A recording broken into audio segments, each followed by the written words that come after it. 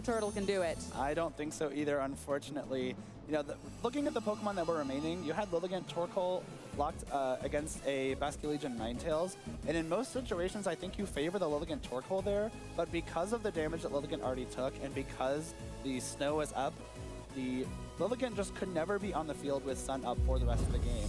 So Shoma, despite, you know, a bit of a shaky start to that game, the sleep on the Farigiraf bought him enough time to position himself in that spot where, okay, yeah, I can force your Lilligant to never be on the field with Sun. I will have the speed advantage with my Basculegion, and in doing so, close out that game.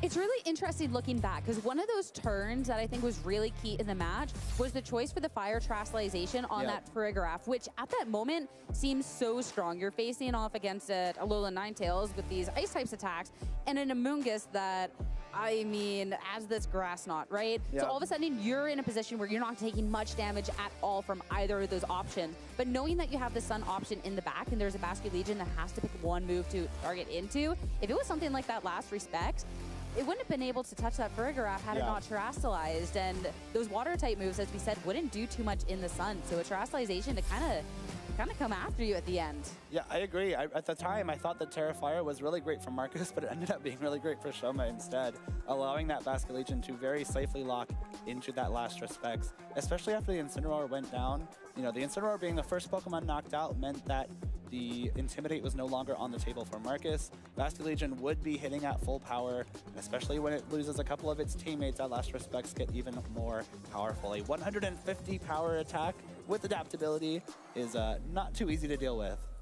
Absolutely not. And I mean, there could have been an opportunity to try and just send the Hisuian Lilligant in on the return the Farigiraf protected, but at that point too, it still would have been a really difficult spot because the next turn you still would have been outsped by that Choice Scarf, and it would have been a Torkoal that definitely has an uphill battle ahead of it. One, it could maybe try it has Eruption, but it's not necessarily locked, right? So now you have to go into this game too and figure out where you want to try and switch things up. Yeah, it's tough, guys, because I think, again, the first half of the game did look really great for Marcus. You kind of have to identify, where did I go wrong? Like, what do I need to fix going into the second game? Do I change up my Pokemon or just change up the way I use them? Shoma immediately will swap up some of the Pokemon led, and so will Marcus. We have the two fighting types, the Hisuian Lilligant and the Annihilate, facing down the Amoonguss and the Basculegion. Again, I really like just starting with leads that will be able to face down that Hisuian Typhlosion.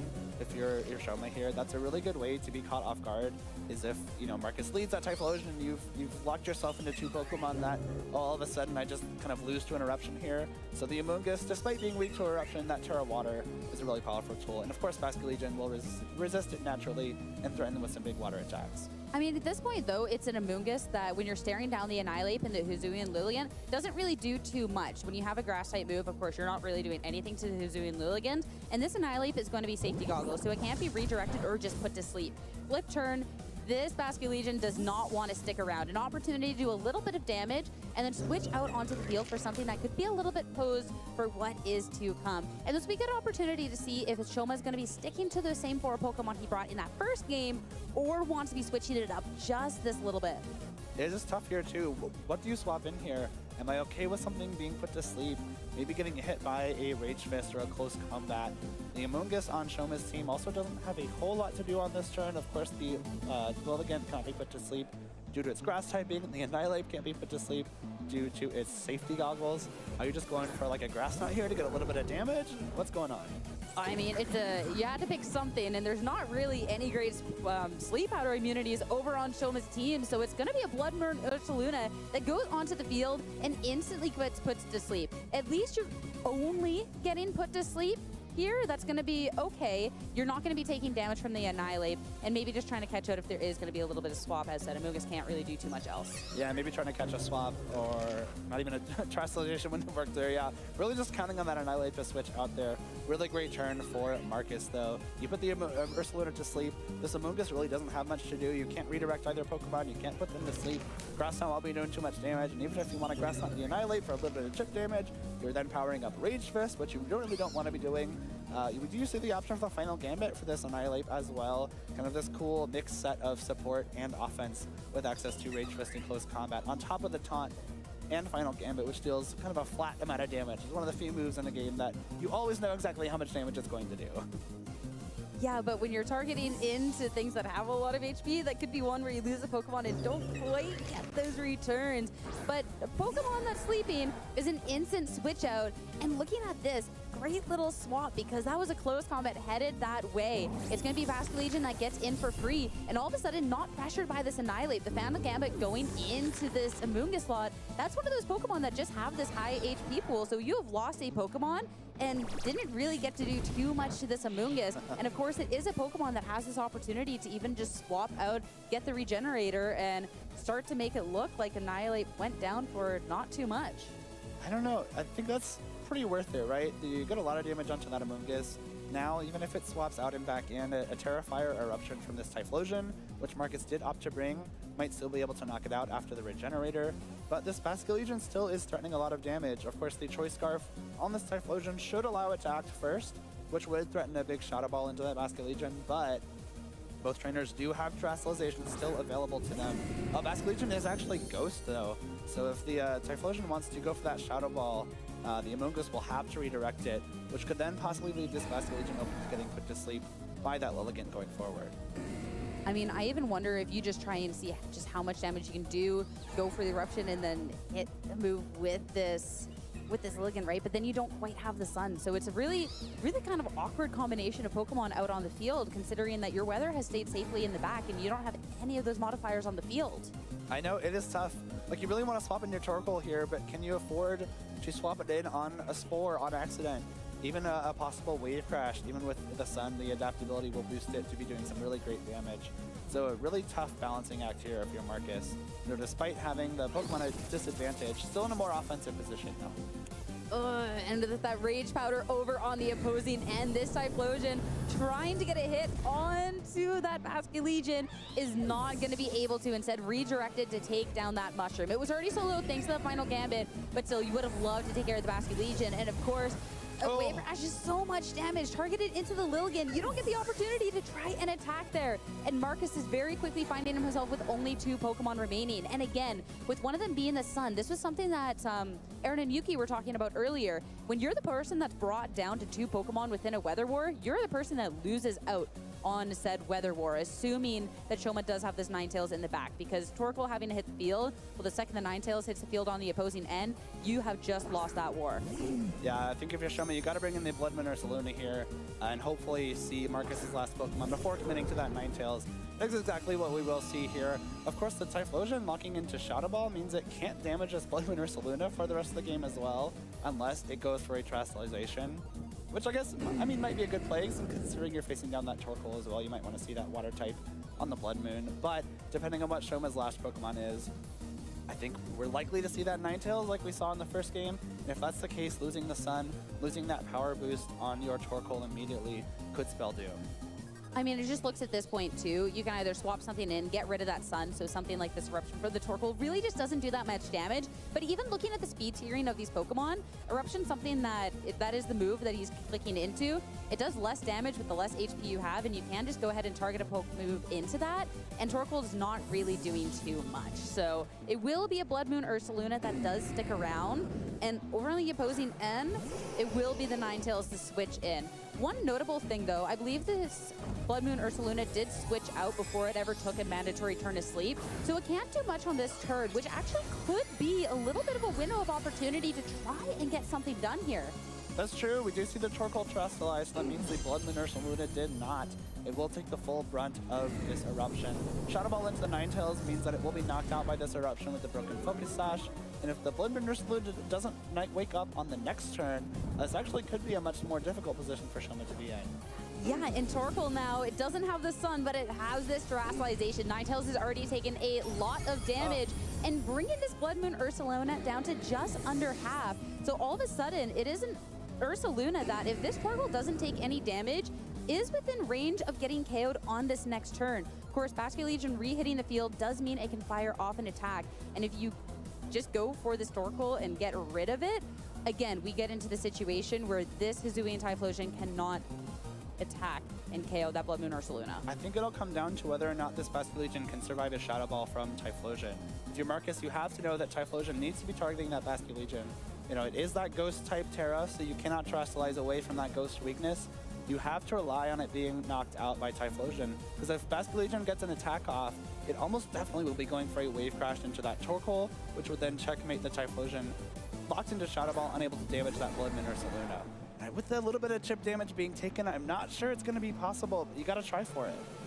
I mean, you got to try, right? This is the Wittenden. This is the last opportunity. What else can you do, right? You got to, give yourself every shot to make it into that second phase of the tournament, and it's going to come down to this turn. All right, 2 Pokemon for each of these trainers. Shoma up 1 in the set. Final opportunity to try and find themselves within phase 2 of this competition.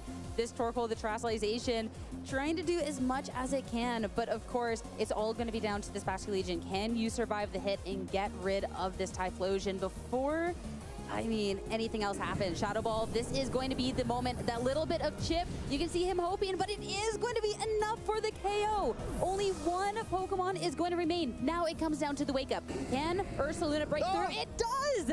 Waking up is huge, and Earth Power into this Torkoal is so much damage, and just a clean 1-hit KO.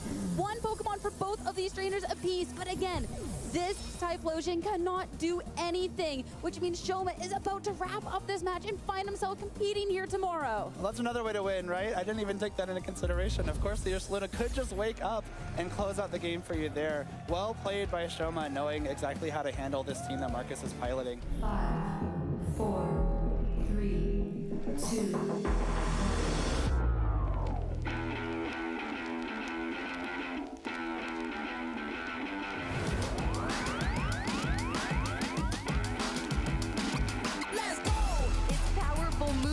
Against it, and then applied with that fairy zone on the Lily. Oh, he's ready to just give up the game. It's over.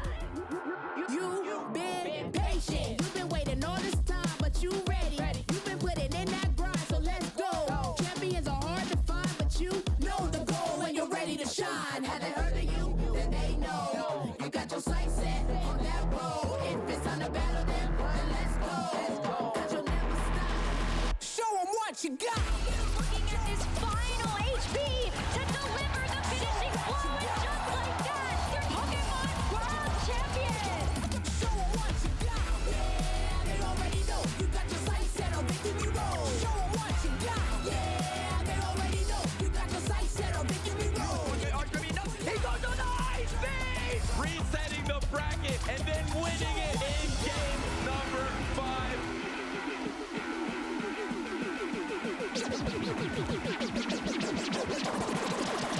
Show them what you got. Yeah, they already know. You got your sights set on Victory Road. Show them what you got. Yeah, they already know. You got your sights set on Victory Road. Put your hands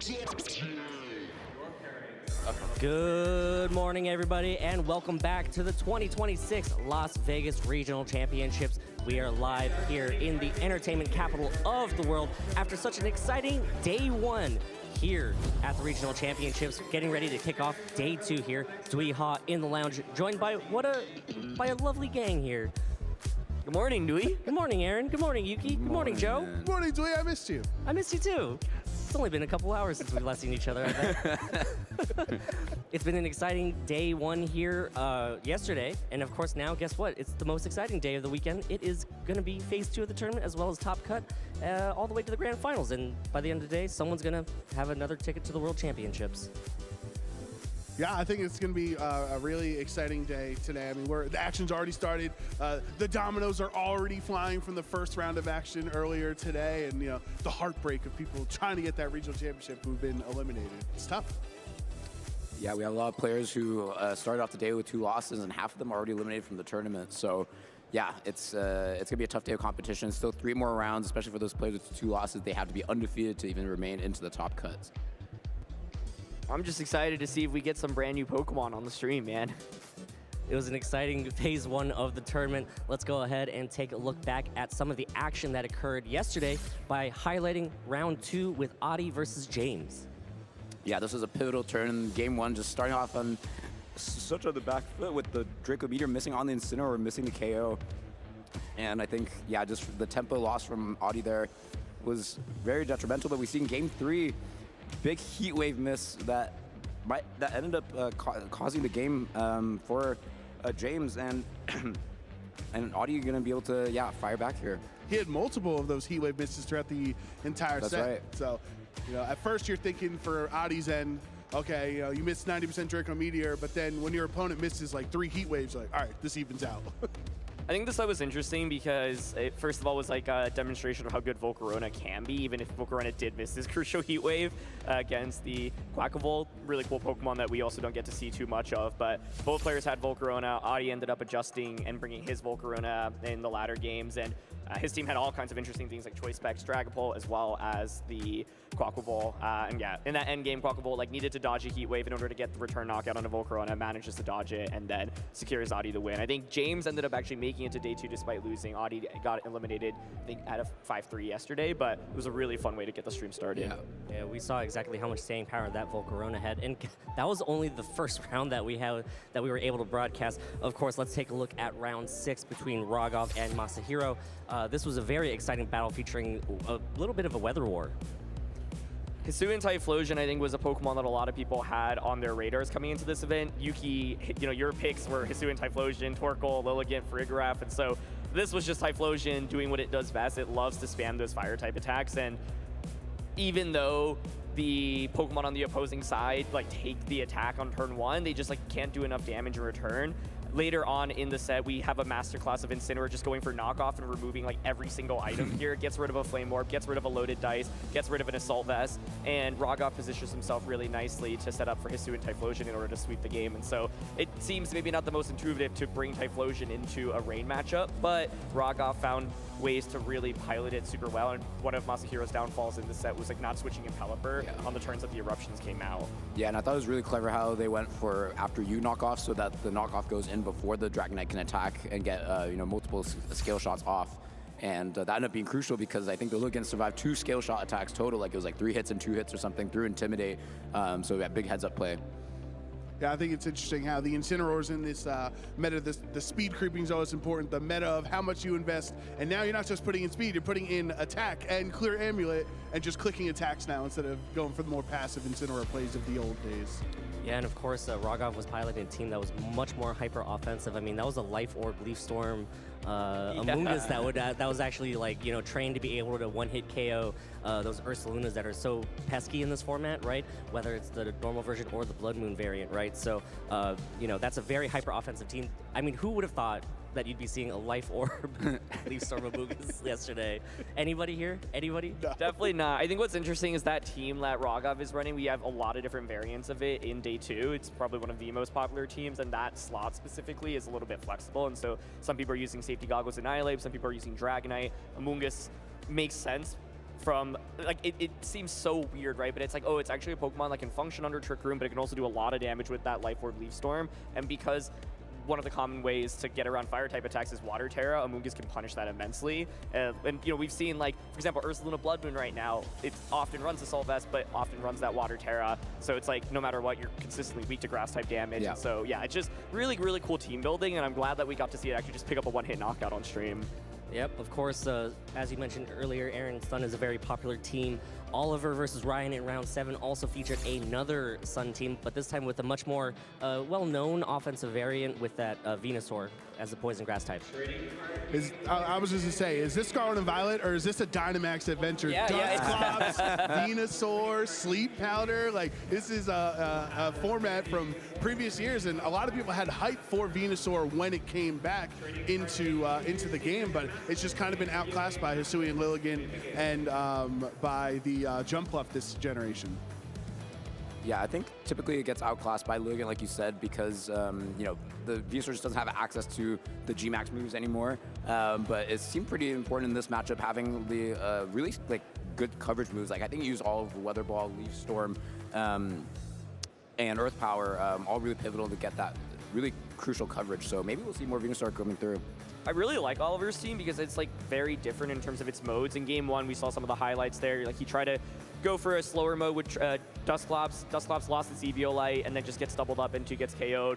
And here we get to see the Venusaur actually just deliver that finishing blow. I think Venusaur is such an interesting offensive option, especially with that Fire Terra as well with Weather Ball to take advantage of the Sun. Oliver had this unique Annihilate Dragonite combination where he basically won the game in one turn in the second game by going for coaching into Scale Shot. I think it's just a really unique combination. You can see here he is still undefeated, 9-0. I believe that means he's one game away from top cut now? One more match away. Yeah. Yep, so these are the updated Masters Swiss rankings after round 9 of Swiss. So these are the current standings right now, and there's a lot of players in this roster that are so strong, right? I mean, you mentioned it before, Oliver Eskelin is, of course, 9-0, and then a lot of players are currently sitting at that, 8-1 spot. They're still on the position of possibly, being eliminated, but at the same time, every match at this point matters. You have to play the best of 3 of best of 3s. Got to win the next 2 out of the 3 rounds in order to make it to the top cut. And I'm looking for those Canadians like Nabji and Ryan Lassetto there, 8-1. See if a Canadian can. We talked about the international players taking a title from an American here, but hey, Canada's the closest, and they could also come out on top. Yep, one name to note there is actually James Evan, who lost his first round, but he's been undefeated since, so he's won 8 straight after that. So world's runner-up, so it's a strong field of players right there. Of course, what are these players playing for? They are competing for the ever so important championship points. These are the points that help determine if you're going to qualify for the World Championships at the end of the season. Yeah, these points matter so much, and you can see how big the jumps sometimes can be, right? Like, getting top 8 at this tournament gives you so many points. Top 16 actually also like a good, decent payout, and so it's like when you're playing in this event in day 2, every win often can like get you into the next threshold, and so you're playing for a lot. And Worlds has just now become more difficult to qualify for. We have slightly more invites than last season, but it's still not a ton, right? Like compared to say a few seasons ago, where I think there was like over 200 Masters from North America that ended up qualifying. 80 is intense, and it's still earlier on in the season, but if you can get a lot of points early on, it just makes your latter months so much easier. And as a U.S. player, selfishly, I'm very happy that we had 3 out of 4 in top 4 Worlds this year being American players. So, yeah, it's still going to be a tough battle, as Aaron said. It's not easy to get deep in these tournaments, as we've seen so many strong players just not even make it into day 2, which is absurd. I was going to say, I think it's interesting that there's only a 25-point or championship point difference between first and second, but it's actually a world of difference, right? Because it's getting that direct invitation. You don't care about the additional 25 championship points at that point if you're already qualified for Worlds. Yeah, well, it's so important, and guess what? By the end of the day, we're going to have a new invitee to the World Championships. Let's go ahead and take a quick look at the top 12 Pokemon from Day 2, or Phase 2 of the tournament. Of course, it's a lot of the common Pokemon that you see, but differences between Phase 1 and Phase 2 is actually that Torkoal and that Farigiraf making an appearance in the top usage in Phase 2. Yeah, someone can correct me if I'm wrong, but I don't know if we've ever seen Torkoal in the top 12 graphic of like any tournament in Regulation H ever. Someone keep me honest. I can't think of it. Does not recall at the top of my head. So yeah, I think all the rumblings that we heard offline were actually true, and not only was it popular, it was also pretty good because it's in Phase 2. So I'm really excited to see how deep of a run it would make. The pesky Incineroar on the rise. Look out, going from, I think it was, 52% up to 60% in Phase 2. And then the Farigiraf that we talked about in the pre-show yesterday, how that's a Pokemon on the rise with all the priority in the format. On that same team that Yuki was highlighting yesterday with all the Sun and the Fire attackers. And I think Farigiraf really poised to do well today. It's definitely not as extreme of a shift, but I also want to call out Volcarona. I don't think earlier on in the format we had Volcarona have this high of a usage. So also more of the rising star here, and everything else looks pretty consistent to me. I mean, yeah, it's not even that much of a shakeup, but again, as I mentioned, the important thing is that the Pelipper has dropped off in terms of top 12 usage for that Torkoal. I think a lot of people here predicted the Sun to come out, and it absolutely is. But guess what? The players are ready to get started here for round 10 of Swiss in Phase 2. We're going to go ahead and throw it very soon, but first, of course, follow us along at Pokemon.com/broadcast. There's a lot of action going on here in Las Vegas this weekend, not just VGC, but also Pokemon GO, as well as Pokemon Trading Card Game, Pokemon TCG. Follow the channels at youtube.com/Pokemon and twitch.tv/Pokemon. And let's go ahead and take a quick look before we throw it to the casters at how this tournament exactly plays out. This weekend, the 2026 Regional Championships are bringing the electrifying action of Pokémon Scarlet and Pokémon Violet to the global stage. Top trainers from across the world have gathered to compete for a share of over $125,000 in cash prizes, travel awards, and the all-important championship points that could secure their spot at Worlds 2026 in San Francisco, California. The journey to the top is a true test of skill and strategy. This two-day event kicks off with Swiss rounds, where trainers face off in best-of-3 matches using an open team list format. In this format, each Pokemon's Terra type, ability, held item, and moves are fully visible to the opponent, making every decision crucial. To advance to Phase 2, trainers need to rack up total match points to exceed the threshold for their division. In Phase 2, the pressure intensifies as the remaining trainers face off in more Swiss rounds to determine who advances to the top cut. After all Swiss rounds are completed, the top 8 competitors, plus up to 8 additional competitors with the same number of match points as 8th place, will advance into an asymmetrical top cut single elimination bracket. Win and you move on. Lose and your journey ends. Only one trainer will rise above the rest to claim the title of regional champion. Who will etch their name into the history books this weekend? And who will punch their ticket to Worlds 2026 in San Francisco? Don't miss a minute of the action. Stay tuned all weekend long to watch the battles unfold live. To stay up to date on future Play Pokemon events, visit championships.pokemon.com. Hello, everyone, and welcome back. Phase 2 at the Las Vegas Regional Championships has begun, and I cannot wait to dive into all of the action. Sierra and Jake to be kicking off the day on the desk. I mean, yesterday was awesome. Some of these matchups we have are awesome. It's going to be an awesome day, Jake. Just so awesome. So awesome. I can't wait. You know, it's second day of the regional championship. Always has some really good competition, and our trainers in Phase 2 are no exception. They fought so hard to get to this point. A lot of them are just one win away from securing their spot in the top cut portion of the bracket, which is a really fun place to be at this stage of the tournament. Yeah, and at the beginning of the lounge, they highlighted a couple of players in their records, but we wanted to dive right into the match. 2 players that are sitting at an XN1 record. It's going to be Ryan Lasetto going up against Joseph Ugarte.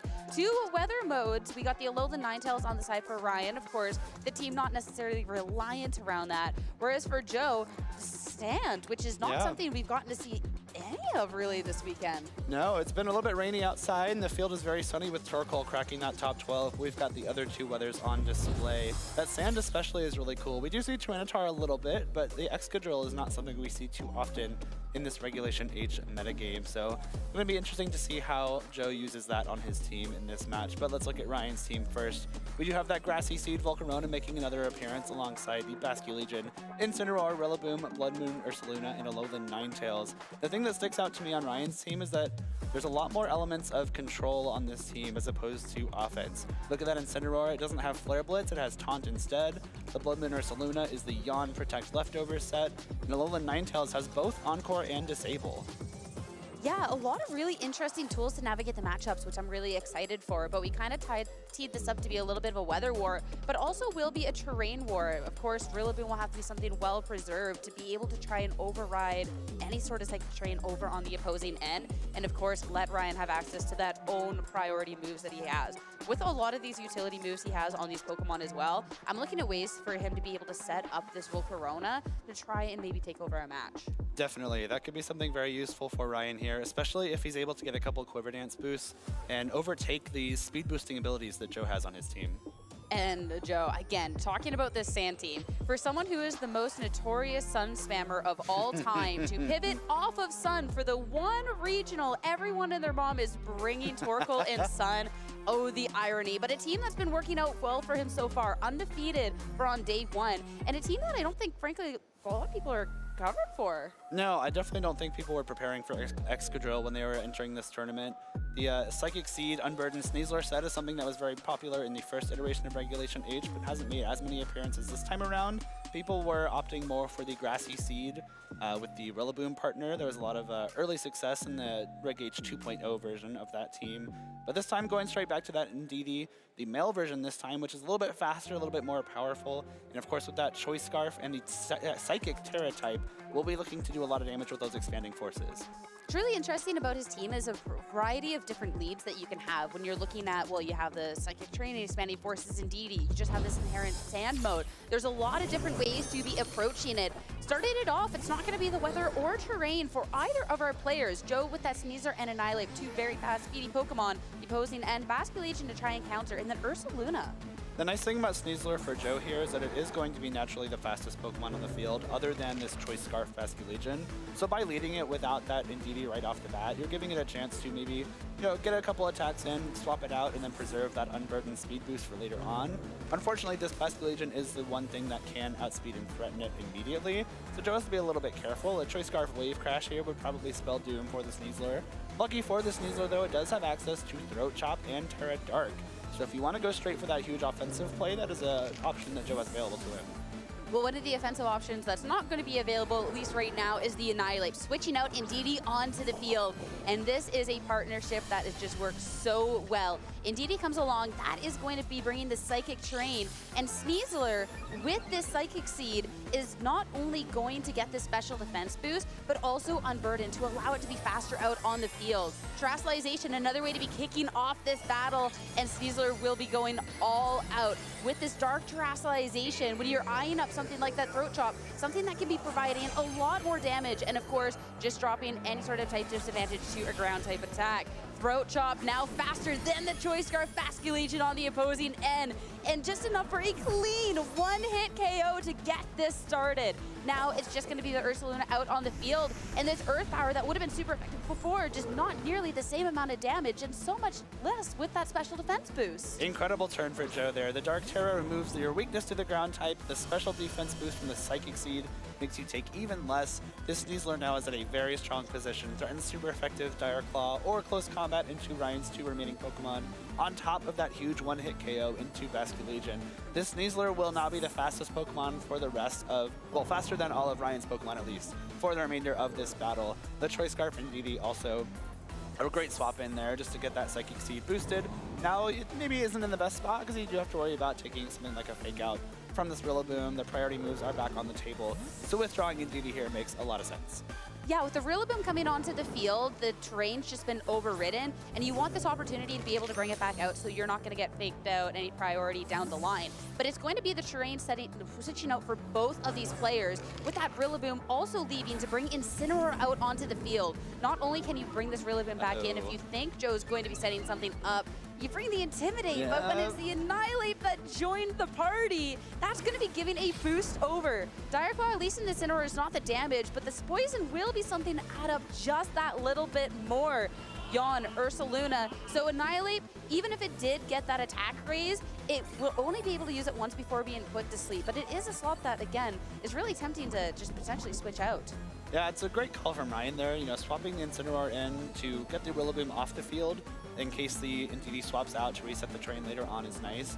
Joe, I think, probably calling that pretty well, getting that Annihilate in to catch the Defiant boost. But Jan covers that very well. If this Annihilate wants to go for an attack this turn, it will have a very strong close combat available to it. However, it will have to be put to sleep at the same time. So if you're Joe, are you willing to trade a sleeping Annihilate for a strong close combat? I think the answer might be yes, right? Like, you get a huge bit of damage off here into Incineroar that cannot protect. You have to deal with a possible Terra Ghost at least, so that could be kind of a risky play. You also have Final Gambit available. You're still at full HP if you want to get a bunch of damage into something like Ursaluna. The Terastallization for Orion could be one that would hurt if he does want to try and make sure he doesn't get hit by a fighting type attack, because then you are still susceptible to something like that Throat Chop on that next turn. You're not going to have to worry about the Annihilate, though. Switching out, it is Tyranitar Weather out on the field. Ursaluna, not necessarily feeling safe in this situation. It's going to protect, and no Terastallization spent for Ryan. Close Combat does come out, but into the protecting Pokemon, Ryan's going to get off easy for this turn. Now Parting Shot, another way to be lowering the attack on this Sneasler. Sure, it's got the speed, it's got the Unburden, but it really just doesn't have the attack at this point. Yeah, down to -2 attack from the Intimidate and the Parting Shot. not necessarily a great place for the Sneasler to be. Lucky for the Sneasler, if it wants to swap out to clear those attack drops, it doesn't really need its Unburdened speed boost anymore, so that is something you can pretty reasonably do. A lot of times, if you get that Unburdened boost, you want to leave the Pokemon on the field as long as you can to take advantage of that speed boost, because if you swap out, it will be cleared. You will not get it back when it comes back in. But Sneasler being so naturally fast will be outspeeding everything regardless. Tyranitar coming in, I think, not necessarily the most important Pokemon in this matchup anymore, but just a nice way to kind of get that Annihilate off the field, clear out that Yawn, and give yourself a chance to bring it back in. As well, specifically bringing in the Tyranitar and opposed to the Indeedee, when Ryan was forced to be switching into that Rillaboom and bring the terrain, it then allowed that Indeedee to maybe switch on this turn, but instead actually just wanting to bring this Annihilate back out. Dire Claw, again, super effective, doesn't necessarily feel like it, and no status either. Annihilate switching in is going to be taking a lot of damage from this Woodhammer, bringing it to about a third of its health, and a follow-up. Blood Moon is going to be enough to finish it off. So one piece of the puzzle gone for Joe, but again, an opportunity to bring in a switch and something like that in DD, get that terrain, and then threaten these super powerful expanding forces could be great going up against this Rillaboom. Yeah, this is a perfect time to bring in that Indeedee. The Rillaboom is already on the field, cannot swap in to take away that Psychic Terrain. And now that this Blood Moon is locked on the field, you want to be firing off those expanding forces. Blood Moon Ursaluna is a very strong Pokemon, but its special defense is not its greatest stat.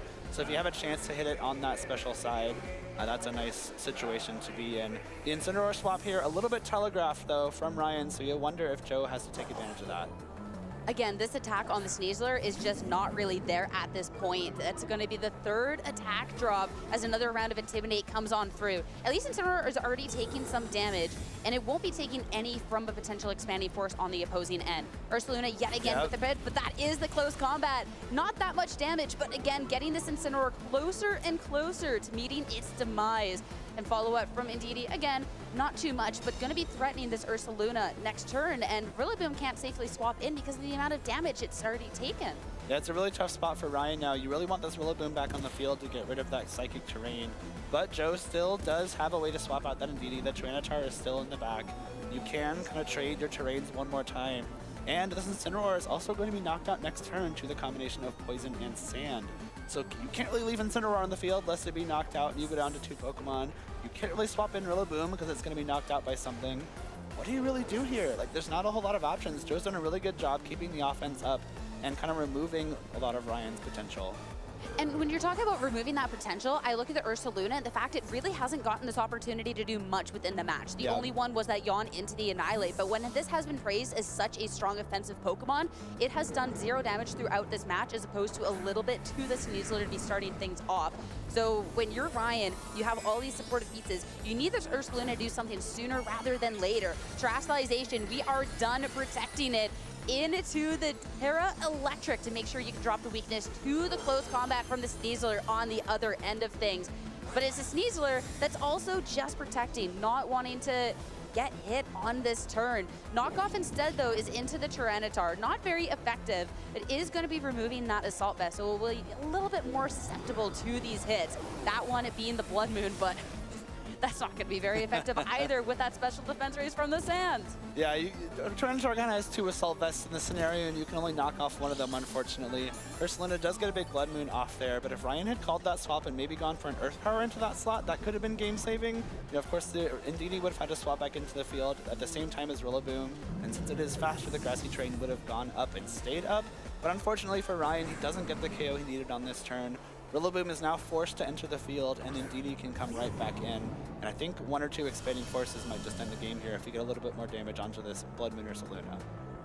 Yeah, with only 2 Pokemon left and that expanding force immunity being gone, that one hurts just that little bit. Again, the Sneasler is just not really doing too much damage, but when the Rillaboom's already pretty low, a Dire Claw, maybe it might take 2, but a Dire Claw and a hit from the Tyranitar could be enough. The Sneasler is about half health, so maybe a Woodhammer into the slot if the Rillaboom can make it past the turn could be a way to try and close it out. But it's going to be a Woodhammer that doesn't have this additional boost when, again, Joe is set on winning this terrain war at any point of the battle. Indeedee, the switch back in Now, Rillaboom's damage with these grass-type attacks is not quite the same. Dire Claw, that is just going to be enough, even with all of those attack drops, to get this KO. And one final Pokemon, sure, it's an Ursaluna with just full HP, but doesn't have enough in the tank to get this done. It will bring it down to a 1v2 at least, but when the Indeedee has the train, Tyranitar can come in, might be just a little out of hand.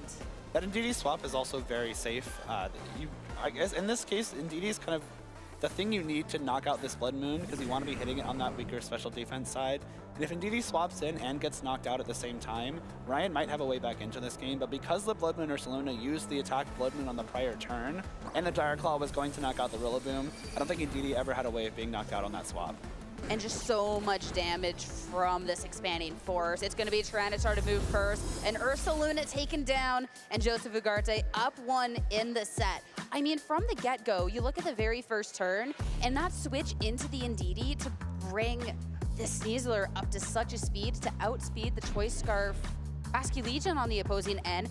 That was a big source of damage for Ryan, immediately gone, and from there, Joseph was able to play so safe, didn't really have to make any calls to just be able to close out the match from there. Ryan was on the back foot from the get-go. That was a big commit on turn 1. Like, let's say, for example, if Incineroar swapped into that slot, you were losing a lot of ground right off the bat here if you're Joe, but making a great call, and Ryan didn't punish it at all, just let that Basculegion go down. And from there, it was just a matter of time until Joseph's offense was able to overwhelm all of the resources Ryan had available to him. Rillaboom and Incineroar are usually a great defensive backbone, but going up against this Sneasler, and of course the remaining Pokemon on Joe's team, they just didn't have enough in the tank to weather that storm and let Ryan win those train wars. We're getting a really big switch up for someone who just won game number 1 in the series, though. We sure are. Yet neither of these two Pokemon made an appearance in game number 1, but Double Steel, Corviknight, and this Excadrill to be starting off going up against Basculegion and Ursaluna. So then how does Ryan navigate this? I don't know, Corviknight's a really strong Pokemon into Blood Moon Ursaluna, especially a set like this that only runs Blood Moon and Earth Power. Earth Power, of course, cannot damage Corviknight, and the Blood Moon will be resisted. So this Corviknight's a nice way to kind of neutralize that Blood Moon from the jump. Starting things off, Basculegion, that's a lot of damage, bringing this Excadrill down to the Focus Sash already. And of course, flip turn, chance to just switch out, and an opportunity for us to see what Pokemon Ryan has in the bag. It's going to be, again, the Rillaboom and Incineroar, this fake-out duo to hit the field, and with it, it can bring an attack drop onto that Excadrill that could be really nice going on into this. Of course, though, when you have a Corviknight on the opposing end, it is going to be distributing that Intimidate right back. Earthquake, I mean, Corviknight's the perfect one to be next to it. That's not going to take any damage, but thanks to that Intimidate, the opposing Pokemon don't take too much damage either. Tailwind, though, now going to be setting the speed up in Joe's favor, and sure, a Yawn's going into that slot, but if you've already got the speed, feels kind of okay to even switch it out next turn. I think Corviknight has done its job so far in this game. Getting that Tailwind up means that the Choice Scarf Basculegion's speed will be neutralized for the next few turns. Of course, the Corviknight taking the Yawn doesn't necessarily want to stay on the field. You got to bounce back that Intimidate onto Incineroar as well, which is always nice. Depending on what Pokemon Joe has left in the bag, I don't know if you can safely Earthquake again, but you also do have access to high horsepower. So if you want to swap in your Indeedee, for example, block a Fake Out from Incineroar, and maybe try and knock it out that way, you could. Yeah, especially with only being on 1 HP, you do not want to get faked out and just completely lose it, but maybe a risk that Joe's willing to take. It's no Indeedee, whether it's brought to this match remains to be seen, but instead this Tyranitar. Terrestrialization, though, Incineroar making sure that it is not going to be taking a super effective hit from something like that high horsepower or an Earthquake if it comes out. Did we get a priority move, though? No, instead, just the Protect. Another way to get past the Fake Out, so Excadrill is not going to be risking its life quite yet.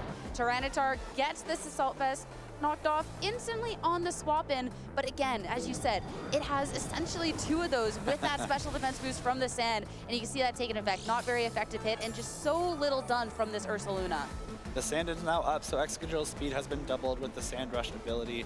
Nothing taking Sand damage other than that Ursaluna, though, thanks to the safety goggles on Incineroar. Now that Tyranitar has come in and the Ghost Terra has been committed from Ryan, that is a very easy knockoff from the Tyranitar into that slot. You either get the KO on Incineroar, you probably get the one at KO on Basculegion, or you can remove the Assault Vest from the Rillaboom. It's a very high value knockoff in this situation. Excadrill just on that 1 HP in a Dream, switching out is Corviknight rejoins the battle. A lot of pivoting, I mean, out from Joe. That knockoff, though, that you talked about with that Terra Ghost is super effective damage, and Incineroar goes down. Again, this Ursaluna, when you're talking about it being such a powerful Pokemon, it's not going to be stacked up against either of these two too well in the match. Earth Power is at least going to be doing super effective damage, but Tyranitar still holds on. Special defense raise, but we're at a point in the match where I don't think that one will matter quite too much, considering it was brought down to so low. Definitely, and this Corviknight now in a very strong position. Just looking at the remaining Pokemon Ryan has left, Rillaboom really cannot touch Corviknight. Blood Moon Ursaluna really cannot touch Corviknight. Basculegion is your best way to hit it, but you have to worry about this knockoff from the Tyranitar. You have to worry about a possible bulk up coming out from Corviknight, a move that not a lot of them run, but Joseph has opted for. In the Tailwind, you might be able to outspeed this Choice Scarf Basculegion, get a bulk up going before it can hit you with a Wave Crash or a Last Respects, and then you're in really good position to kind of stall out this game with Corviknight. Even if you take a Yawn, for example, you get put to sleep, you still get the leftovers recovery, you're not taking the sand chip damage. I don't really think you care if Corviknight goes to sleep here, especially if you can get a bulk up going in the meantime. Yeah, Corviknight is such a difficult Pokemon to take down if you cannot be clicking that super effective button into it. At this point, though, it's just going to be Corviknight on the offensive when you're eyeing up a Rillaboom on the other end. Sometimes clicking that super effective damage button is all you want, and the double up Rillaboom instantly just gets taken down. So Ryan, only 2 Pokemon left to try and navigate this matchup. The Basculegion, he called out, would have to do a lot of work. At least Corviknight can't really safely go for a bulk up. You say like, okay, it can take a turn or two of being put to sleep, but it doesn't have any of those boosts yet. But when Joe still has 4 Pokemon in this match, it does feel safe to even just like swap it out if you want at this point. The other scary thing now is that Joe hasn't revealed his 4th Pokemon. It very reasonably could be that Indeedee. Ryan has to choose what attack his Basculegion locks into for the remainder of this battle right now. If you opt into Last Respects, and the Indeedee is the 4th Pokemon, you cannot damage it. It is a normal type Pokemon, and you won't be able to do any damage at all, and you have to rely on that Ursaluna. Joe has put himself in a really strong spot here once again to guarantee that he wins this terrain war if Indeedee is the last Pokemon, or just guarantee that you have the upper hand in the latter stages of this battle. Corviknight here, again, just not taking a lot of damage. Last Respects is the lock, though. Oh! Last Respects and no respect for Corviknight, taking it off of the field, knowing that it can be a opponent that could be a tricky one to take down, but a 1-for-1 trade. We don't even have to worry about the lock. Knockoff will get the 1-hit KO. Now just down to this Ursaluna yet again for Ryan. It wasn't able to close it out last time. It does get a KO to bring it down to a 1v2, but still in a very tricky situation. This Excadrill now swapping in. It only has that 1 HP, but it can threaten a lot of damage, and we'll finally get to see the reveal of Joe's 4th Pokemon. Assuming the Indeedee, also something that pairs up so well into it, and sure enough, hits the field. This is going to be single target expanding forces up against an Ursaluna that doesn't have that Assault Vest, so I don't even think it can make it through this turn. Might be very difficult. This Excadrill also doesn't have any Intimidates on it. It will be hitting at full power. The combination of high horsepower and expanding force from Indeedee, especially with this Terra Psychic that Joe saved for last, will be very, very difficult for this Ursaluna to survive.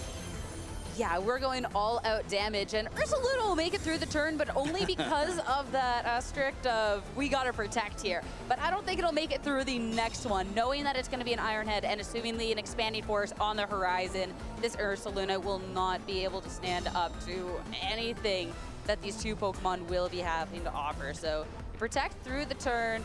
There's no sand anymore, but again, I think these 2 Pokemon, the speed terrain and just the amount of damage potential they have is going to be more than enough to do it. Expanding Force with the Terra Psychic is going to be the first one to kick this off. Single target, and Ursaluna just down to a fraction of health. Iron Head is enough, and in the sunny Las Vegas, it's going to be the Sand team to be coming out on top here. Joseph Ugarte 9-1 in the competition. Really well played by Joe. Just a really nice way to show off the different modes of his team.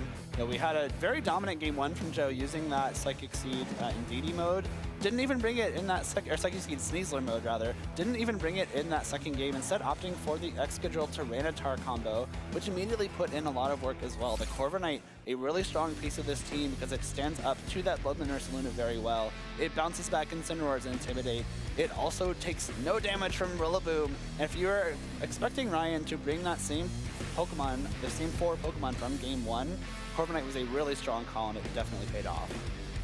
Yeah, and that just shows like the strength of game plans in general when it's Joe that won the first game with a different group of 4 core Pokemon to then be making that switch up in game 2 for something even stronger. Just really calling out how strong of a choice Sand was coming into this weekend. And again, when Sand has not been the archetype that people have necessarily leaned towards, when the Sun has been the way that people kind of navigated, showing that this team does have a place to belong in the current meta. It is funny, Joe being so known for running those Sun teams with Torkoal and Jumpluff, you know, kind of taking advantage of the fact that maybe people are catching on to Sun being very strong and then turning it on its head and say, okay, I'm actually going to use Sand now, which is historically has a pretty strong Sun matchup. And clearly it's been paying off for him this weekend. It's really cool to see someone using a more unique team, a more innovative team like Joe's that I don't think we see too much of Excadrill, Corviknight, Tyranitar too much in this metagame. So really fun to see that paying off here in the latter stages of Regulation H. And I mean, it is a team that he has put some time and effort into. I know the joke has been that he broke up with Torkoal, and then at Milwaukee Regional Championships, we saw the tournament run back with Torkoal that ultimately ended up betraying him as he wasn't able to close out phase 1 of the competition. But it was a Sand team that he's been thinking about and just kind of didn't commit to. And now that Torkoal is gone, even if everyone else likes Torkoal, we're done with Torkoal. Yeah. It's a Sand team that's just showing up at the perfect time. It was the last chance, right? The last regional of Regulation H in North America. If you've got something you've been hiding and you want to bring out for a regional, this was your last shot. So really fun to see that choice paying off. And I mean, this is the team too for the global challenge that he got second at in North America, I believe. So that's also going to be something where the team has shown that it's been strong and proving it again here on the day. For Ryan, of course, the tournament run isn't done. You still have this opportunity to close out. It does mean one more loss and you're out, but for someone of Ryan's skill, we've gotten to see, especially in the Canadian circuit, him be able to top place like a lot of events, including like Vancouver Regionals and stuff. Yeah. That there's the capability here, I believe. Certainly, yeah. We got 2 more rounds of phase 2. Trainers with a 10-2 record or better will progress to that top cut phase of the tournament. So Joe's 1 win away. Just got to win 1 of the next 2. Those are pretty good odds. No caster cursing. I promise. Knock on wood right now. I promise. Yeah. I mean, it's always the stressful part too, because this phase 2 of competition is so incredibly stacked. So you're going up against, I mean, you can go up against regional champions, players that are just top at the championship point circuits at any match. So world champions even. World champions. Our run is not over. But for now, we have an interview. Dewey is standing by with Joe now for a couple thoughts after that match. Thank you very much, guys. I am joined here with Joe, who now is, what, 9-1 after that one? Yeah. So you're, what, 2 games away from cut? 1 game away from cut? Yeah, 1 game away now. So, I mean, being 1 game away feels good, but, you know, you can never, like, you always want to, like, get there first, right, before you're, like, breathing the sigh of relief. So I'm excited that I'm doing well, but definitely, you know, want to keep it up. For sure. I definitely want to talk a little bit about that last matchup. Felt pretty tense. The Ursaluna Blood was, you know, bulky, but you're able to find ways to just like really pin it at the very end game and knock it out. But you went with 2 very distinct modes, your Sneasler NDD combo in that first one, and of course adjusting to Tyranitar Exca in the second one. Kind of, walk us through what made you want to go with those modes in the games. Yeah, so I kind of felt like in the first game that there was going to be more of like a Volcarona-centric game plan, or like maybe like Incineroar. So even though like Sneasler and Annihilate don't exactly fully cover. You have the threat of Final Gambit, right? You have a couple different like options there, and it felt like the best like volatile lead to like make it as hard as possible on turn 1 versus anything. And then once I got a better understanding of like how Ryan wanted to approach the games, then I felt comfortable bringing the Corviknight, because Corviknight's really, really strong on this team. But you know, obviously that's a Terra Fairy Volcarona, so you have to be like careful, because its coverage pre and post Terra can like hit you, right? So. Makes a lot of sense. That game 1, turn 1 felt so explosive. You just got the immediate knockout onto the Basque Legion, rendering his offense a little bit weaker. And so, were you worried about the Basque Legion maybe like pivoting out into Incineroar on turn 1, or were you like, I'm just going to go for it? So I was thinking about it. Basically, like the conclusion I came to when I was thinking about the turn was like the only play I was actually scared of there was Terra Water Wave Crash, because the way I saw it is like, okay, you don't really want to switch in Incineroar because Annihilate's on the board, right? And you have to then commit to knocking it out. So realistically, I was like, in my brain, I'm like, okay, like what's the correct play then? And that was like, the play that he went for was the one that like literally covers for everything except for Throat Chop, right? So I was like, that's why I went for it. And I think normally a Pokemon that doesn't feel super bulky, but you made it look so tanky with that seed. It just kept tanking attacks and staying on the field for so long. Even with all the Intimidate stacked up, it was able to do a lot of damage. And so, yeah, I think one of the things about your team is it obviously has multiple different modes. You're running Sand, which not a lot of people are playing in this tournament. There's a lot of sun and rain out there. Have you played against any of the other weathers this event? Yeah, I played actually 3 Lilligant Torkles in a row, round 6, round 7, round 8. So that was pretty crazy. And since then I haven't played another weather, I guess, unless you count the Ninetales I just played. But yeah, it's been kind of funny because like I feel like the one tournament where I don't bring sun, everyone decided sun was the call, and then like it's just like a Freaky Friday situation. You know what I mean? It's like everyone's like doing the what's it called, the opposite. I feel like in this tournament, which is really funny. Yeah, of course, for those that don't know, Joe, you are one of the most notable Sun players, having won regional championships with it. What made you decide to, switch to Sand and drop Sun? It was, honestly, like, I'm a pretty stubborn person, so sometimes if I don't do well with the team, I'll be like, okay, like, I just got unlucky, like, I can bring it again. But I was kind of, like, thinking about it a lot, and I was like, all right, like, I feel like I'm playing pretty well in these regionals, and, like, I'm not really getting, like, what I think is, like, equivalent of, like, the amount of, like, play, or, like, my play that I'm putting in. And I'm like, also, too, I never really gave this Sand team a chance. Like, I actually did well with it in online grassroots stuff, and I got second in the GC as well, and I'm like, or in NA region. And I'm like, you know what, I haven't given this team a chance. It felt really good in the GC, like, why wouldn't I play it, you know? So I felt like it was, like, worth giving it a shot. And to be honest, I have no regrets doing that. Like, it's actually night and day the difference between using Sun, because when you use Sun, right, like one of the big strengths I think I had with Sun for a while was I was able to, you plan around like the bad luck happening sometimes, or like how do you play around like when something misses. But like with this team, I like that there's a lot of consistency, so you're not planning around like, oh, what if I miss, what if I connect, right? Like it's a little more straightforward. Like in the second game versus Ryan, like I was basically almost immediately able to identify a winning path when there were 3 Pokemon left on Ryan's side, right? Like you can't necessarily do that for sure if you're clicking Sleep Powder, right? So I definitely appreciate the differences, I think, with Sand for sure. That makes a lot of sense. Do you feel like you have a matchup into this Sun team that's really blown up this weekend? I think there's always, because it's Sun, right? So, and I know as a Sun player, right? There's always ways to make it awkward, right? Of course, but I think Tyranitar definitely feels like a really good call this weekend. I feel like it's been really strong overall, so I'm pretty happy with like the team choice for sure. Absolutely. Well, Joe, I know that you want to prep for your upcoming round, so before we go, any final words that you want to say? No, just, I mean, thank you to all my friends, thank you to Sierra, you know, my family who I know is watching at home. It's honestly like, you know, in Pokemon, sometimes I feel like for my performances, sometimes I have like really good like strings of results and then really rough patches. And like, I think it's just me trying to figure out like, once you get to a certain level, I think trying to figure out like where you want to be next, or like how do you improve on like being like solid and not being reliant on a specific team. And I think like this has been a really important year for that. And you know, as much as my friends joke around with me, you know, about like the 5-3s or whatever, like this tournament, you know, when I went 8-0, they were all really supportive. So I'm very appreciative of that, and I'm happy to just be doing well. So.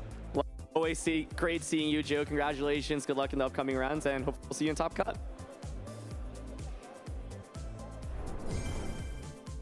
All right, welcome back to the analyst area here. First time today here on our Phase 2. I am Joe Brown, joined by Len for some moral support. And finally, we can get Tyranitar on the stream. I have been screaming from the mountaintops all of Regulation H about how great of a Pokemon Tyranitar is, just in general, and also as a counter to the top meta threats in Regulation H. So Joe having a very dominant performance on stream, and you see he's faced Sun teams multiple times. Tyranitar great into all of the weather setters. Yesterday, we're trying to teach you everything here in the analyst area. Yesterday, we were big on weather battles.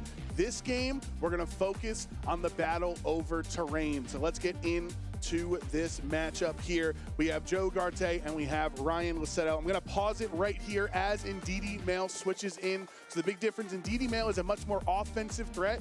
You saw it terrestrialize later on in this series, right? Indeedee Female, much more defensive, much more utility. Indeedee Male going for the offensive. On this turn, he switches it in. So this is important to know from Ryan's perspective. It is very difficult to know what your opponent, who's a top level trainer, is going to do on turn 1.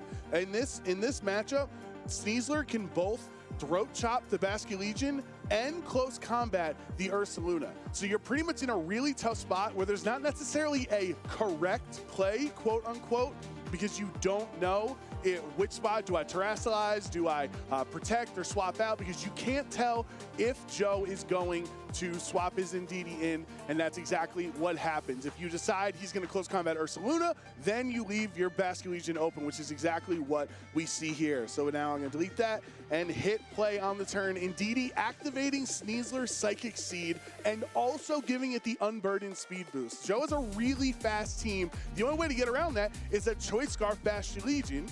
And now, with the Unburdened boost doubling Sneasler's speed, it now outspeeds the Basculegion. So Ryan's one answer into outspeeding Sneasler has been thwarted on this turn. And if you are predicting a close combat into the Ursaluna, now Joe terrestrializes into a dark typing, and you have that dark boost throat chop into your ghost type Basculegion, and just like that, you're down one of your best threats in this game one. You can see with the special defense boost, by the way, that Psychic Seed, a lot of times people think that the seed activations are the Grassy Seed, Psychic Seed are just for the speed boost from Unburdened. It actually helps you there, as Earth Power wasn't even a 2-hit KO in this spot. Okay, we're gonna move in to this is the part about the terrains. So it's very important with Rillaboom here, and then with the Indeedee, apologies for my drawings there. It's very important to have the right terrain up, because there's Grassy Glides and all of these other priority fake outs, things like that Sneasler doesn't want to deal with. And so a lot of times you will see the back and forth of Rillaboom and Indeedee, that revolving door of Pokemon, as we always talk about, right? The same as when you see Pelipper and Torkoal continuously swapping in and out in a weather battle. This is the same thing with the terrain. So one thing I wanted to note here, as Indeedee swapped out, it does let the Annihilate take the brunt of all of this damage. You'd much rather Annihilate get knocked out, as Indeedee is such a more important win condition in this battle. And here's a turn where the Tyranitar switching out. Indeedee comes back in. Now, not only does Rillaboom not have priority anymore, but Rillaboom also does not get the damage boost onto it. So Rillaboom can't go for a Grassy Glide because it would have been blocked by the terrain, which allows Sneasler to secure another knockout in this spot. Ursaluna with the boost there, it had its defenses lowered on Sneasler, so that's why it did knock out this time around. But that's okay, because now, stop the clock, Tyranitar is on the stream. Finally, it's time. Tyranitar, I've talked so much about how great it is in this meta with this Terra Electric, Blood Moon Ursaluna. You get out of your normal weakness to low kick, but you still do really solid damage, in the combination of T-Tar and Indeedee Male. It's going to be enough to secure game one for Joe here. And I think that it really came down to that turn one, and it came down to Joe having the flexibility to keep his Indeedee Male safe, to have the Psychic Terrain winning that terrain battle. So this is the first turn of game two. We're gonna switch it up. We talked about how good Sneasler was. Joe said, thanks, I'll win without Sneasler. Don't even need it in this matchup. And starting with Corviknight here with Excadrill. So the Incineroar coming in to intimidate the Excadrill, but we just got a couple of turns here of setting up why Excadrill is such a threat. So you're gonna get the EQ, perfect target or perfect teammate as flying type for Corviknight to set up the Tailwind, doubling its speed, and bringing Tyranitar in now means that so Tailwind and Sandstream boost means under no circumstance can the Basculegion ever outspeed this Excadrill ever again. And this Excadrill is so important as a Sand teammate. That's why Ryan brought Incineroar to intimidate it. That's why you're gonna see Ryan actually terrestrialize his Incineroar out of his Ghost typing. So that was his thought, was I don't want to get hit by a high horsepower or an Earthquake super effectively, so I'm going to turn into a Ghost type, so it's now neutral damage, and all that does is allow the Tailwind Tyranitar to click knockoff into your Ghost type. So Ryan's put in a really precarious position here, because if you stay a Fire type, you're going to get KO'd by Excadrill, and if you turn into a Ghost type, you get KO'd by the Tyranitar. Joe playing this matchup perfectly, because he's constantly putting the pressure onto Ryan that no matter what decision you make, it's not going to be optimal enough to take out my team here. And now we're gonna have a bit of a playthrough here of Tyranitar picking some KOs, because I'm selfish when I'm making this. I want to see Tyranitar get the knockouts. The double target into the Rillaboom means that now the Indeedee will win the terrain battle no matter what, since Rillaboom got knocked out. Basculegion, as a Ghost type, can't get out of that knockoff weakness, so that's another knockout for the Tyranitar in this set. And finally, it is Blood Moon versus a Terra Psychic, Expanding Force, and the Excadrill, who was at 1 HP the entire game. Literally turn 1 of this game, it lost 99% of its HP to the 99% of his HP to a wave, or to an attack, excuse me, from the flip turn, I believe, from the Basque Legion, and congratulations to Joe. He kept his extra win condition. He invested so much, right? That's one thing I want you to pay attention to when you watch these matches, on what are your win conditions, what are going to help you take the victory away from your opponent. It was important to keep Excadrill around. It doesn't matter if it has 100% HP or 1 hit point remaining. As long as Excadrill has the Tailwind boost, has the Sand Stream up, it's going to move first, and it's going to secure the victory for Joe. So congratulations at this point. Having an incredible day. You know, you'll see when we talk about the Phase 2 graphics, or with the Phase 2 usage, excuse me, Tyranitar continues to perform well, can hit all of those Pokemon very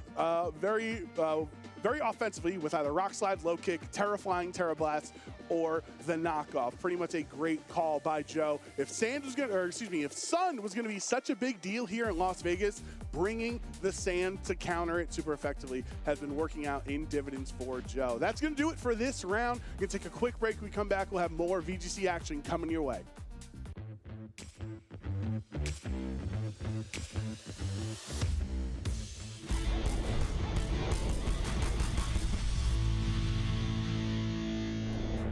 Hello, Pokemon fans, and welcome back to the Las Vegas Regional Championships. So, this is our first ever regional championship here in Las Vegas. And of course, I did my research. I asked around in the local community. I wanted to know who was the best player in Las Vegas. And sure enough, I was pointed to a father-son duo. Ladies and gentlemen, this is Alexander and Anthony Sasso. Anthony, how are we feeling? Very excited to be here. This is kind of incredible, so this is awesome. How are you feeling? Same for me. Amazing stuff, amazing stuff. And this is, again, the first regional here in Las Vegas. What is that like to have a regional in your hometown? So we have a giant Pokemon community here. It is massive. We have a Discord of like 700 members. When it got announced it was in Vegas, our Discord like popped off. It was absolutely incredible. So I think the entire community is very excited. A lot of people who were kind of not playing so much all started playing again. We did massive testing days. I did like a barbecue at my house with my wife. It was incredible. So we all got together, we tested a bunch, and I think everybody here is excited. Hopefully one of us wins. We'll see. Amazing stuff. How about you, Alexander? Are you excited to have a regional here at your hometown? Yeah. Amazing stuff, amazing stuff. Let me know though, how are you guys preparing for the regional championships? I am a little obsessive, so I've been preparing a little too much. Thank you to my wife for putting up with me. So I've just been testing a ton, been using the simulator, mostly with the community though, which has been the best. We have a team at Darkside. Shout out Darkside, they're incredible. I've been testing with Yul, he's sitting over there, but he's awesome test partner. And then he cooks me every time, but we test a lot, and the testing normally goes, I lose and he wins. So. Is that true? Do you normally beat your dad? Yeah. I mean, he did just beat me at the 2K yesterday, and he knocked me out of it, so that did happen.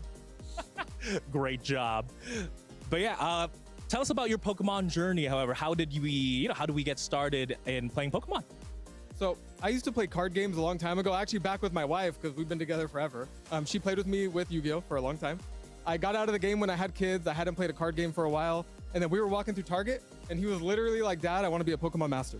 And I was just like, say less. I am so excited as an old competitive player. So can you tell us a little bit more about that? So the deck that I chose when I first started wanting to play Pokemon was the Miraidon EX League Battle deck. Then after that, I just started playing a lot of Pokemon with my dad. Amazing stuff, amazing stuff. You know, I'm sure someday the mom will join us as well, play some Pokemon. Bring her into camera now. She loves Eevee. We have a dog named Eevee. I told her Eevee box is very good right now. It would be a good time for her to play. Very true, very true. With that, you know, again, the tournament's tomorrow. Are you guys feeling nervous at all? I think I'm feeling more excited. It feels like being nervous, but I think in my head, I'm just excited to play. We've been testing a long time. I'm playing Goldango. I'm not just playing it because it's the best deck right now. I've been playing Goldango nonstop, so this is a good time for it. So it is very exciting.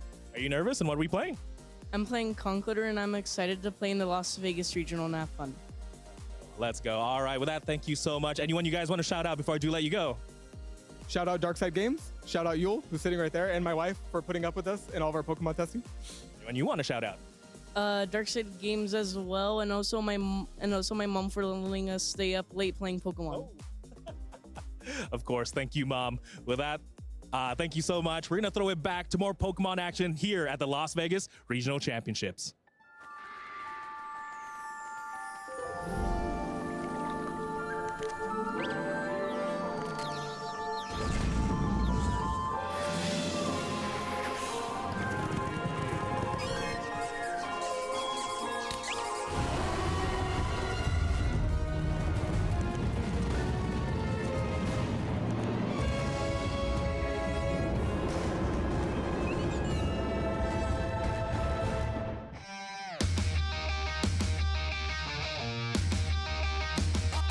I train hard, go hard. I'm a real rock star. Got the fire in my veins, yeah, I'm a go far. I'm a maverick, havoc in my way, high stakes, and I'm dishing out moves. Time to step up through the plate, and I'll battle anywhere. Yeah, I'll step up anywhere. Name the place, and I'll be there. Anytime, anywhere. And I'll battle anywhere. I'll step up anywhere.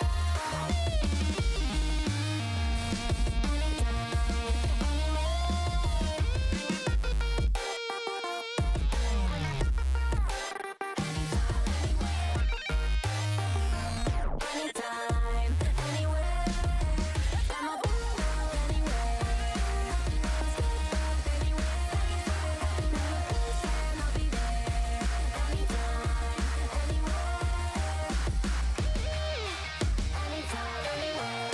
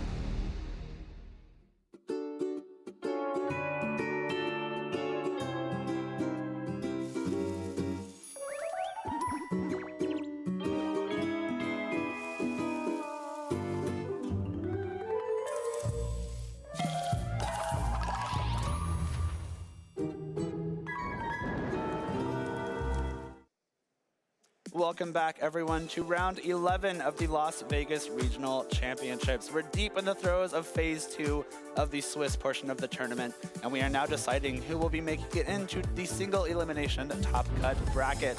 I'm Jake, back with Sierra, and we are so excited to get into the last couple rounds of Swiss here. This is where it comes down to it. The first 10 rounds of the day are all very important, but now is when you can lock your place in top cut. Yeah, Joseph Agarte was talking about it with Aaron where, yeah, you're close, but you still have to secure that spot. And with so many incredible players in the field, that gets to be really difficult. We are done with our undefeated players, though. Everyone has now taken a loss. Of course, individuals at this 9-1 standing are looking to be in great form, be closing things out, but still have to be winning another match, this next match, or one of the two. They got two opportunities to make sure the spot is locked. We will have 4 trainers at that 10-1 record after this round. It will guarantee a place in top cut. and there's going to be 4 of those matches playing all against each other just to see who's going to be those first 4 to make it in. So exciting. Of course, some familiar faces to the stream we've already had this weekend. Oliver, Joseph, Raghav, all players that we are excited to have in the latter stages of this tournament, but of course some other popular names as well.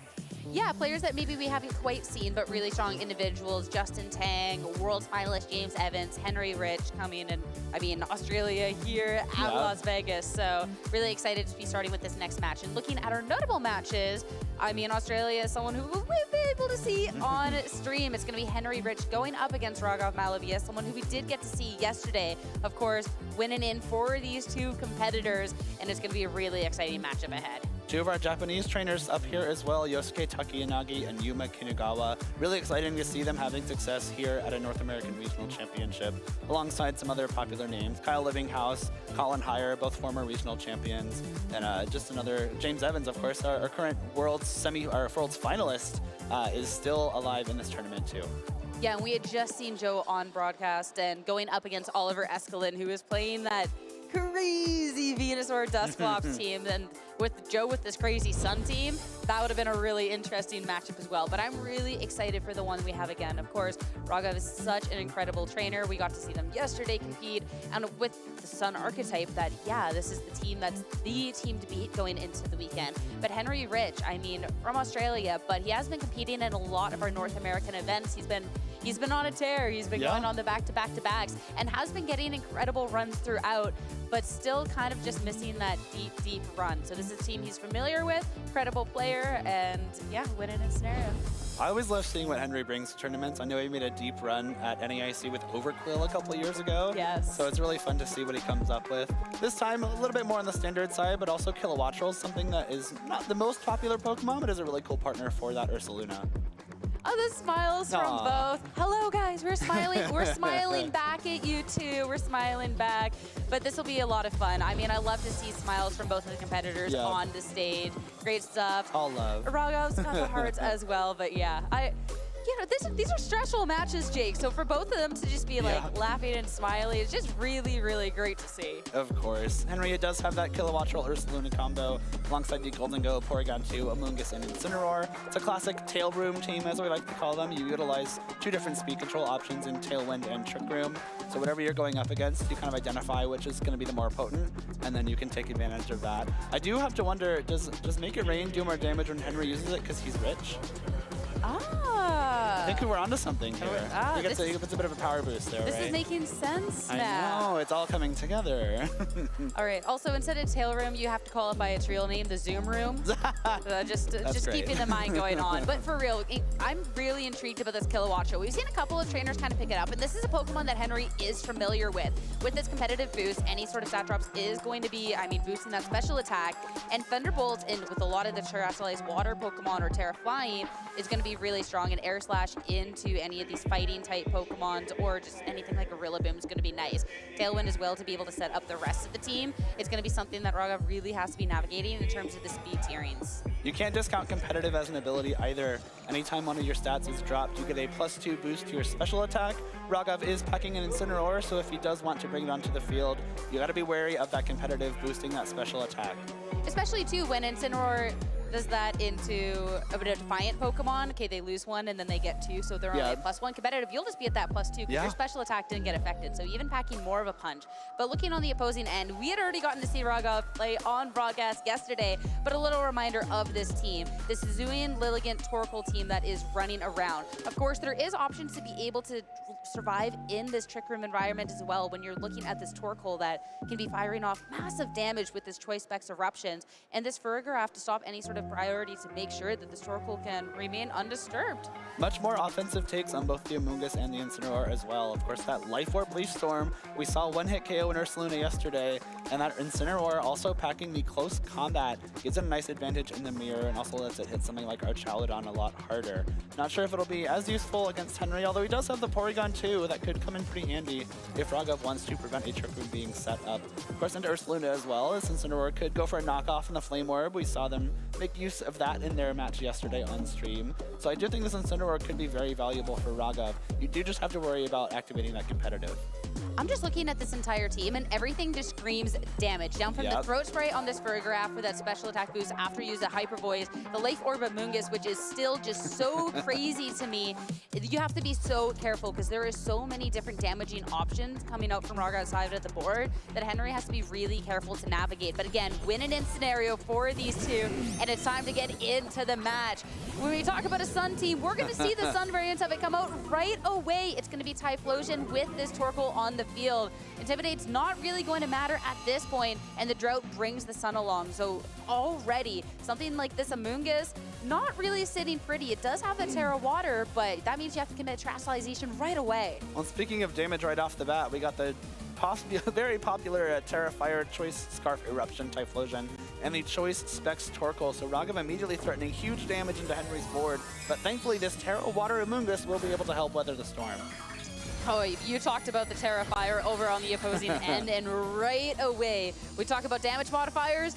We want to get as many of them as possible. Terra Fire to be boosting the damage. You have the Sun as well, but Terastallization in response. When you have this Amoonguss that would surely get cooked and served up for dinner later on, you need to make sure to try and Terastallize out of this weakness. So the Water type is going to be helping it.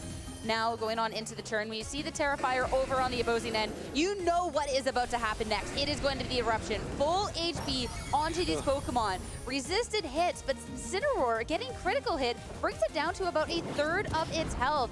And with that Terastallization as well, not just offensive, but defensive as well. Going to be taking neutral hit from the knockoff.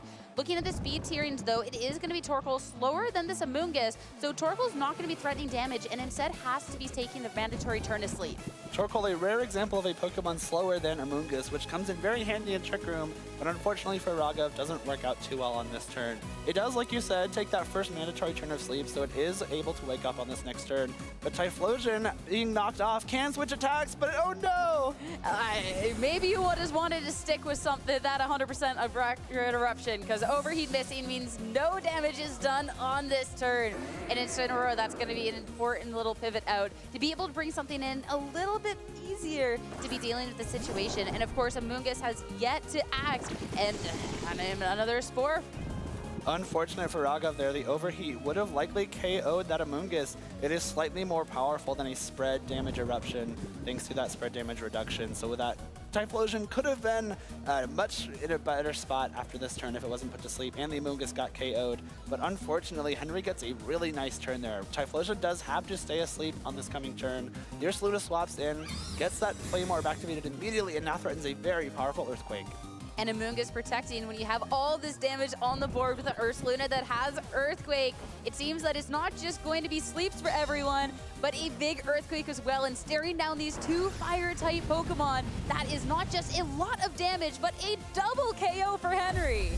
Huge turn there. That just means that this Ursaluna now has halved Raghav's remaining available Pokemon. Raghav now in a pretty rough spot for the remainder of this match, especially if the remaining two Pokemon are a little bit reliant on the Sun. You only have 2 more turns of Sun left to get anything done. A Torkoal being knocked out means that once Sun goes away, it will not be set back up, and Henry still has all 4 Pokemon willing and able to assist in the remainder of this game. Farigiraf and Incineroar are the final 2 Pokemon. I guess Incineroar being the offensive variant and the Farigiraf having the Hyper Voice means they're not totally out of this just yet, but not necessarily the 2 offensive powerhouses you're usually looking for to win a game.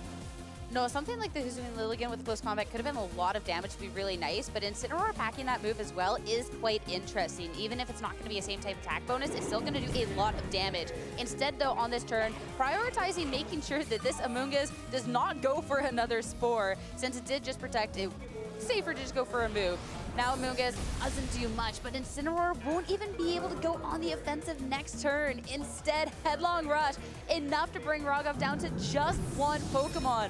And Farigiraf, sure, it is the Throat Spray set. It is built to have a little bit more damage, but that is just not the damage you need at this point. You'll be doing more on the next turn, but still 4 Pokemon to be getting through?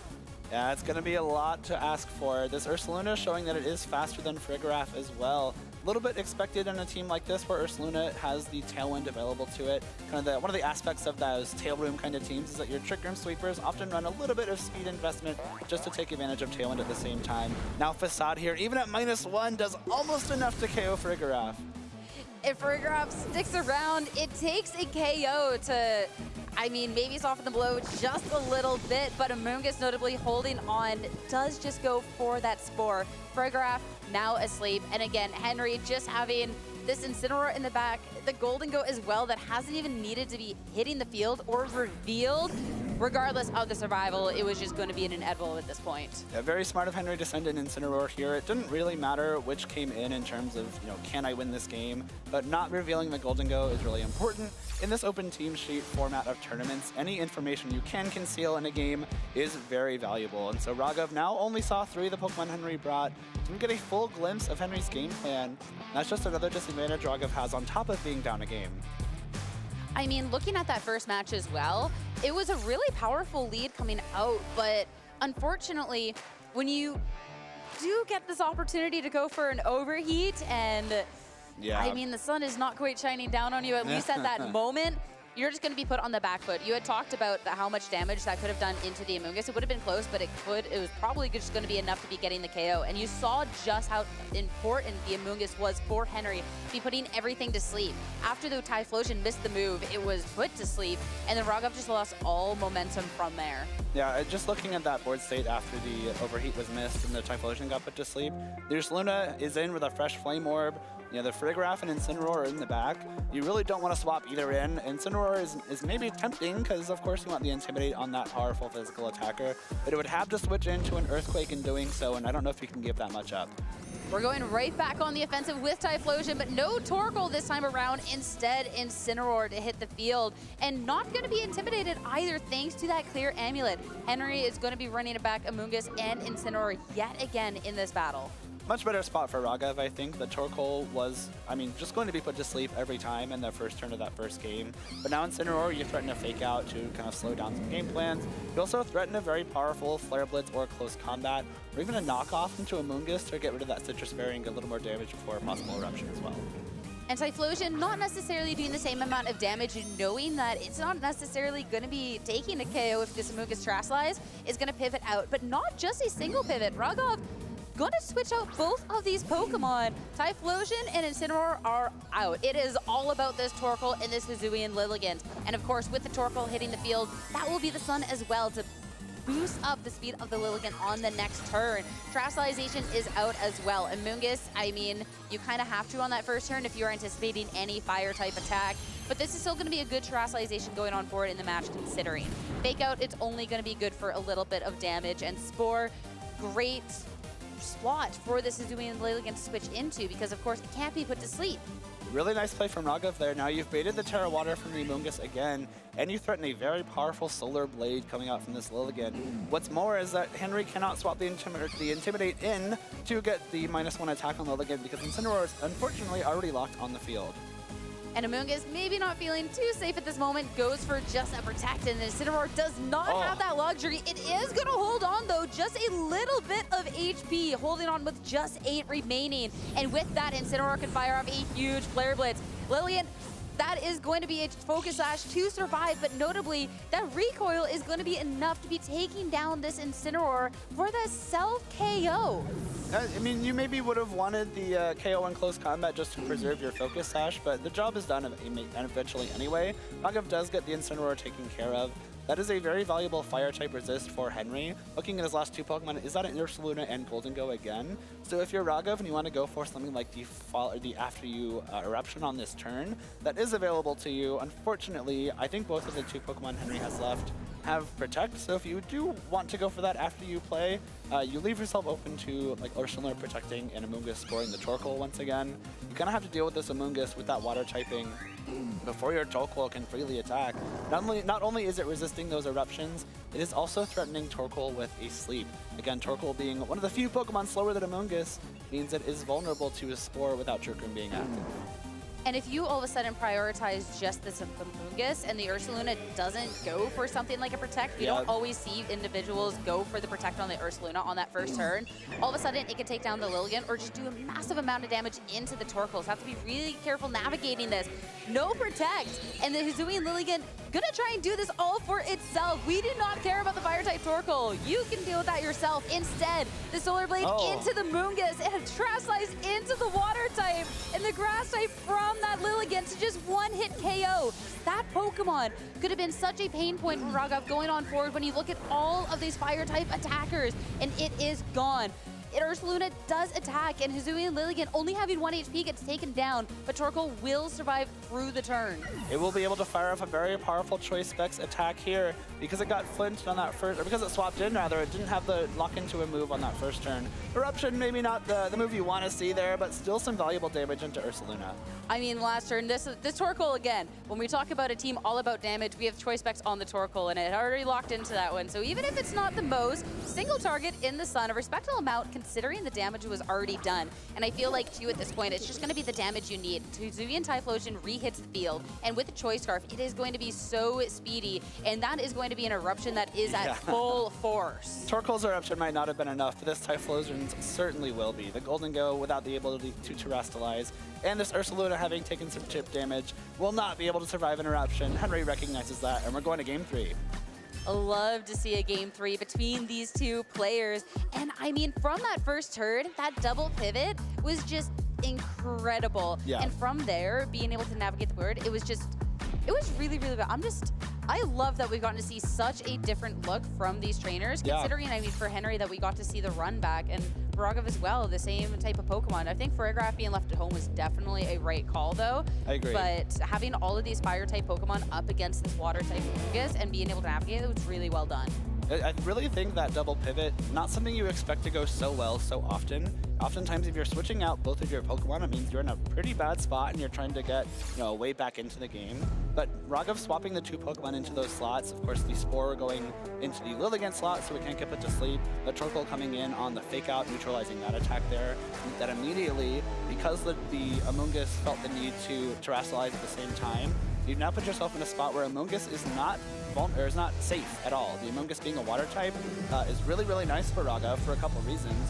One, you can just Solar Blade it for a knockout. Two, none of Henry's Pokemon can terrestrialize for the rest of the game. So despite not doing any damage on that first turn, Raghav put himself in a really, really strong strategic position to then capitalize on the next couple turns with those close combats, the Solar Blades, and the follow-up Eruptions. And it was a Hisuian Lilligant that really quickly in the match was brought down to just that 1 HP, but nothing on Henry's side of the board being fast enough to deal with it. So it was still able to have that survivability to be able to go for something like that Solar Blade, which was just really, really problematic. And of course, for Henry to even bring it down to that 1 HP meant losing his own Incineroar with that recoil damage from that big Flare Blitz, and just losing a Pokemon that could have been really good up against everything, considering it would have resisted a Solar Blade and of course all of these Fire-type attacks. That one kind of hurt. So I'm curious then how you want to navigate into this Game 3. It is really tough. A team like Raghav's keeps you on your feet at all times. You can have a decent start, but if you get one turn wrong, all of a sudden Raghav's team is now throwing Eruptions your way. We do get to see Kilowattrel coming out this game though, and of course the Intimidate next to it means that this Lilligant will already be at -1 attack. If Raghav did bring the Incineroar once again, they've got to be pretty careful about bringing it in on this Kilowattrel. And this is going to be something a lot better posed to be dealing with this Hisuian Lilligant on the opposing end, because yeah, the Kilowattrel does not care about a Solar Blade or from a close combat. But of course, this Typhlosion can again threaten a lot of damage. And Raghav has this opportunity too to even switch out one of these Pokemon to bring that Torkoal in, and you either boost the attack of the Typhlosion or the speed of that Hisuian Lilligant. So a swap is on the horizon, Typhlosion is out, and sure enough, Torkoal joins the field. Bringing out the Sun, of course, is going to be helping boost the damage going on forward. But for this Hisuian Lilligant, with this Chlorophyll, make sure it is extra speedy going on forward. Terrestrialization as well, and into the Ghost type. So when you're staring down this Fake Out from the Incineroar on the opposing end, if it does target into this Pokemon, it won't do anything thanks to this new immunity. And no attempt at it, but it's also just a Sleep Powder Mist. You put so much into this Hisuian Lilligant, and nothing gets done. And it's actually just the double up. So you spent this pivot, you spent your terrestrialization, and this Hisuian Lilligant goes down for free. What would have been a really great turn for Raghav goes sour really fast with that Sleep Powder Miss. The Terra Ghost was a nice call there just to prevent the fake out. And if that Sleep Powder does land, all of a sudden you have your Lilligant and Torkoal on the field, ready to go for those after you eruptions. But unfortunately, the combination of Air Slash and U-Turn, even with a critical hit on the Air Slash too, I think that mattered because U-Turn being resisted by the Ghost type, I don't know if that combination of attacks would have KO'd it otherwise. So really rough start to this third game for Raghav. Fortunately, the Kilowattrel did not get to set up Tailwind, so this Typhlosion still will be acting first. You do have to, commit to this Terra Water again, but Terra Water is now much safer considering this Lilligant will not be threatening Solar Blades. Yeah, because that is the #1 way for Raghav to be able to deal with Henry's team is that Lilligant, and that being gone, yeah, this Terastallization button is probably like the easiest decision you could have made on this turn, and we saw just how little this Hisuian Typhlosion was doing in terms of respectable damage. Another miss, though. That is the danger of these Sun teams, and hitting into the Kilowattrel would have been so nice. Now, Typhlosion brought down to half health, and we had already seen the speed interactions with the Amoonguss and the Torkoal, and yeah, Torkoal fast asleep. Nothing is going right here in game number 3. Kilowattrel put on its dancing shoes this morning. It's dodged 2 attacks so far. That Thunderbolt, a crucial bit of damage into Typhlosion, not only putting it down into KO range for another attack, but now you've threatened this Typhlosion with enough damage that the Eruption will not be doing nearly enough damage to carry forward in this game. Raghav with the heads-up play of locking into Heat Wave on that prior turn just to make sure that you can't get your damage nerfed by that Eruption. But the miss on the first Heat Wave is just too much. This Typhlosion now has been knocked out.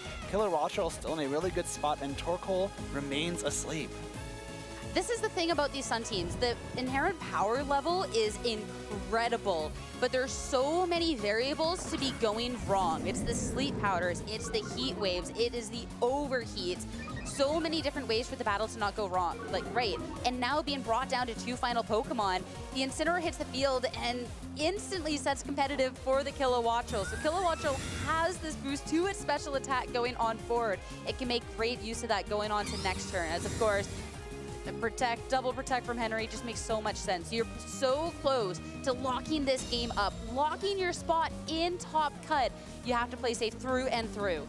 Really tragic turn of events for Raghav in this third game. Just that Sleep Powder and Heat Wave miss put them so far behind. At this point, it looks like it's going to be too much to ask for a comeback here. The +2 Thunderbolt will be doing a lot of damage to this Torkoal, enough for a one-hit KO. This poor Torkoal didn't even get the chance to attack this game. None of these Pokemon from Raghav are really getting this a chance to attack. This knockoff from Incineroar has been the most amount of damage we've seen come out, and it's an Incineroar, again, just put to bed. So for a team that likes those sleep powders, Raghav certainly has been taking a lot of snoozes themselves. And yeah, 1 sleeping Incineroar on the field, a +2 Kilowattrel over on the opposing end. This battle was done from the get-go, but we'll get it be official. Henry Rich 2-1 in the series and on to top cut here in Las Vegas. And you can see it. Henry knows he got a little bit of luck in that game, but these two trainers are so experienced that they know this happens. I'm sure Raghav will be able to bounce back in good spirits still, of course. It's very fair to be disappointed that a game goes that way, but if you're Raghav, I know that you are very capable of bouncing back here. But Henry taking advantage of some fortune there in that third game, displaying some really, really strong game plans too throughout the entire match, will be our first trainer locking their spot in top cut in Las Vegas. I mean, looking back at this game number 3, this is just the Sun players' nightmare. Yeah. And it's the unfortunate reality, again, of this team. The people that have stayed by Sun from the get-go, like who we saw in our last match, it's games like this why he's pivoted off the team. When the team works, it feels so great, but move after move missing out. And even just calling back to that game number 1, that overheat miss again. There is just so many opportunities that Raghav could have been ahead in the match, and it's just, it is what it is. You don't control your full fate when you lock in these teams, lock in these moves, and you just have to accept that at the end of the day. Maybe fitting with the environment around us, that team is a very high-risk, high-reward type of play style. We saw Raghav talk about it a little bit yesterday as well in their post-win interview. It's not the type of team they're used to playing. It's a little bit more kind of risk-reward, feast or famine. Unfortunately, did hit the famine side of it in that third game, but I mean, this team has been doing very well throughout this whole weekend. I think it's a little bit unfair to the team to say it relies on luck to do well, because we can so we can pretty easily say that's not the case. Just happened to see a display of the unluckier side of that team today. It's a team that relies on not getting the worst luck in the world. Exactly. Like, you can probably say about a lot of teams, if not all the teams. Like, but you can miss a sleep powder here and there. Yeah. You can miss an overheat. Right. Missing everything in one game. All right, come that's on. That's a little bit too much. At least, like, if anything, Boneses, it was this match and not next round because, again, there is, after this round, there is still one more opportunity here in Phase 2 to win out and try and get a spot in Top Cut. And Raghav's had an incredible run throughout the tournament so far, and like, you just use up all your bad luck here. Yeah, Get it out of the way. Get it out of the way. Before Top Cut. It's not an elimination match. You're all right. Exactly. Of course, congrats to Henry, though. It's really exciting to travel over to a new continent. Well, not a new. He's been in plenty of these regionals before, but travel over to a different continent, make the trip very worthwhile, making a spot in Top Cut. And got to see a good look at that Kilowattrel. It's a really great showcase of what Kilowattrel can do in this second game, especially once we saw that competitive boost. You're able to one-shot a Torkoal, which is really useful in a situation like that. So it's fun to see how that team played out. We got to see not the Trick Room side of it in this scenario, but not even the Tailwind. I don't actually think he set Tailwind at all. So there's no tail, there's no room. It's just Ursaluna.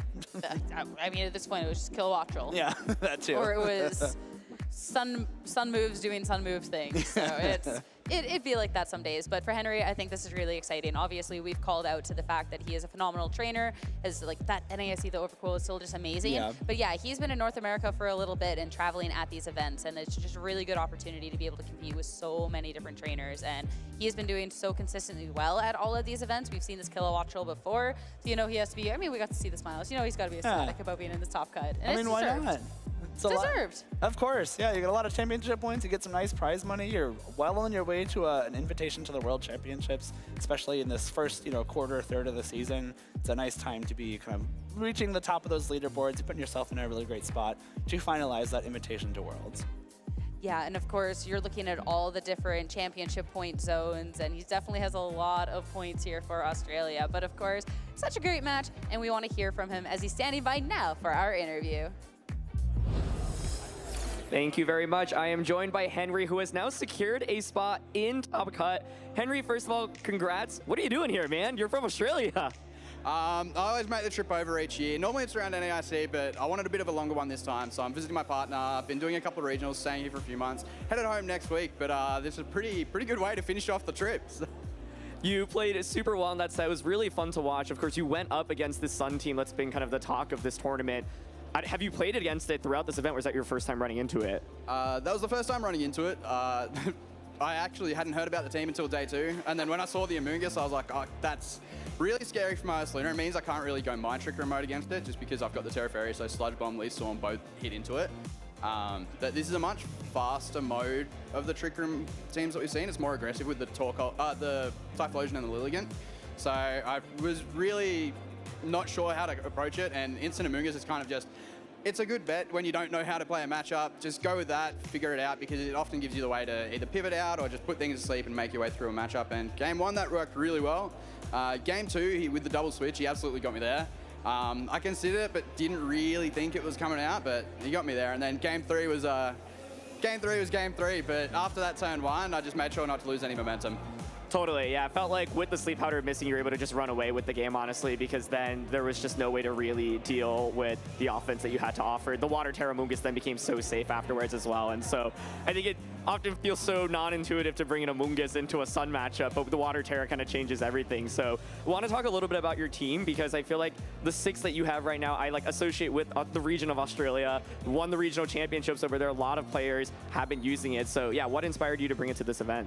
At the beginning of this year's Reg H, I was kind of struggling when it came to teams. I didn't really have anything that I was comfortable with. I wasn't really enjoying building anything myself. I reached out to one of the Australians that really popularized it last year, Dimitri. Came second at Perth with it last year. I was like, hey man, it looks like a super solid team. Would you be down to bring me in on it? And he did, and they've been going through matchups with me, Dim, the whole group there, and I've been running it since the first GC. I made the mistake of swapping teams for Milwaukee. It didn't go as well, so I swapped straight back, and then, yeah, here I am now. But yeah, huge shout outs to Dim and the group for bringing me in on this team, because it's gotten me so many results now, and I don't think I'd be here without their help, so. Absolutely. One of the things that I love about the team is the Kilowattrel specifically, because we'd seen the Amungus, Porygon, and Ursaluna core since Regulation H has started, but I feel like when I saw this team come up about a year ago, it was the Kilowattrel that really stands out. And so how impactful has it been on your team? It's absolutely massive. Like, one of the biggest things on this team is you want to use Ursaluna in pretty much every matchup. Incineroar being on most teams, you don't want to get intimidated, but the Kilowattrel, like that competitive ability, we've seen it with Melodic and stuff in the past, but just being able to threaten those big Thunderbolts, big Air Slashes, you just deter Incineroar so much. And then being able to outspeed Rabombi, being able to outspeed all these big threats, Sneasler, getting either fast Tailwind off, breaking sashes, it's just, it puts in so much work. It's not the prankster that you normally see in like Whimsicott and things, but it just holds that different utility that works so well, and it just really brings the team together. Absolutely love that. Even though you are from Australia, you're no stranger to competing in North America. You actually top cut NAIC a couple years ago with one of probably what I'd say is the most unique teams from that tournament using Overquote, which I thought was super cool. So you were telling me before the interview, this is actually your first regionals cut here in North America. You've gotten really, really close. So how does it feel to finally check that one off the list? It feels so good because, like I said, this is also the first tournament that I've actually won my first round of day 2. I think I've made day 2 at 4 or 5 tournaments here, and round 1 has always been the bane of my existence, but I managed to win that against a really tough opponent, and yeah, being able to finally, instead of being 1 game away, actually making top cut at one of these big US regionals, it feels so good. It still hasn't really kicked in, but I'm looking forward to showing the world what Australia can do. Love, and there definitely is a really strong contingency of Australian players here, you being, of course, one of them. And so, curious, how does it feel to play in North America versus Australia? Does it feel substantially different, or is it just another day? Generally, the days are a lot longer, so you get worn out a lot. I've had a good amount of practice at American regionals now, so I tend to be all right with it, but it's so much bigger than one of the big things, I think, I've probably mentioned it before, but not knowing who your opponent is. Back home, it's such a smaller community where most rounds, you're going to sit down from your opponent, you'll have a chat, you'll catch up because you've seen each other before, met each other before. Most of the people that I play here are either top players who everyone knows, or I've never met them in my life, never heard of them, and you get to have a great conversation with them either way because you're either getting insight from top players, you're meeting new people from different places, because like I've only been to a couple of places around America, but when you're talking, it's always, for me, I'm from this part of Australia, but it's here, there, everywhere, all around America. And like we've got other international players here as well. Like I played against Japan, there's Europe here. Like it's been really cool to see, but yeah, it's just, it's a whole lot bigger. Absolutely. Well, Henry, I know you've got one last round. You've already secured your spot in that top cut, but playing for a bye. So before we let you go, any final words that you want to say? Like I said, massive shout out to Dimitri and the whole group for helping me with Kilowattrel. It's been absolutely amazing. Big shout out to my partner Alyssa, who always supports me, Worms, everyone who helps me with these events, all the other Aussies here that are doing well. We've had a couple made day 2, a couple playing the carp, everyone's doing really well. And a big shout out to my family as well for always showing me the support when I travel overseas. So. Love it. Henry, always a pleasure to see you here compete in North America. Congratulations again, and we're going to throw it down to Joe. Thank you very much, Aaron. Congratulations to Henry. Didn't even have to use the Make It Rain, like his last name says, to win that round there. Congratulations. Moving on to Top Cut, Joe Brown, Sierra Dawn. It's time. The dynamic duo is back. Let's hit the stinger because Oko goes to Las Vegas. It's time, Sierra. That was a fun match. It was a really fun match. I mean, when you have two, especially skilled trainers, with such different, really fun teams. I mean, the Kilowattrel and just the Suzuki and Lilligan Torkoal team. I'm always a Sun fan, so it's always fun to watch. It was crazy. And of course, when you have teams that have so many variables to them, you're always on your toes because you never know what's about to happen. Absolutely. Let's get into some of those variables here. So we're going to start this segment here in game 1. Just have a little vibes as we get to establish. Raghav has a lot of experience. He says type chart doesn't matter because he'll just use his fire attacks, but Henry shows why it's important to have some fire resist with Terra, Water, Amungus, and the Incineroar. Yeah, I mean, this is such an offensive start, and something like this Hisuian Typhlosion with that Trace Scarf, there is a lot of times on a lead with this Pokemon, you can kind of just instantly checkmate your opponent from there. But Amungus going for the Terastallization into the Water type has a really, really key survival, and knowing that you can then shut this Torkoal down with another one of those Pokemon that could really do damage is key. I think this is where it's really interesting, though, because knockoff into the Typhlosion with that Terastallization, there's the survival. But even if the Amungus is, I mean, resisting the hit, it does open up the Typhlosion to switch moves, but then that goes disastrously wrong because even with that Terastallization, an Overheat might have picked that up. Yeah, I mean, it would do a lot of damage if it did any damage, but unfortunately, 15% of the time, Overheat decides not to do anything there. So now in this spot, you do have used your Terastallization. That's something that you can't use that anymore. It can't be prepared for it, but it's time to take a little nap.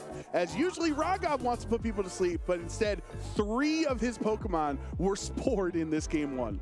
I mean, it was an Amoonguss that you had this means of getting rid of, and then after that, I mean, the spore immunity on the team is that Hisuian Lilligant, which hadn't hit the field yet, right? So it was one of those things where all of a sudden your damage is gone, and when you have the Sun team, you have so many Fire-type Pokemon, you have all of this offense and not as many defensive Terastallizations.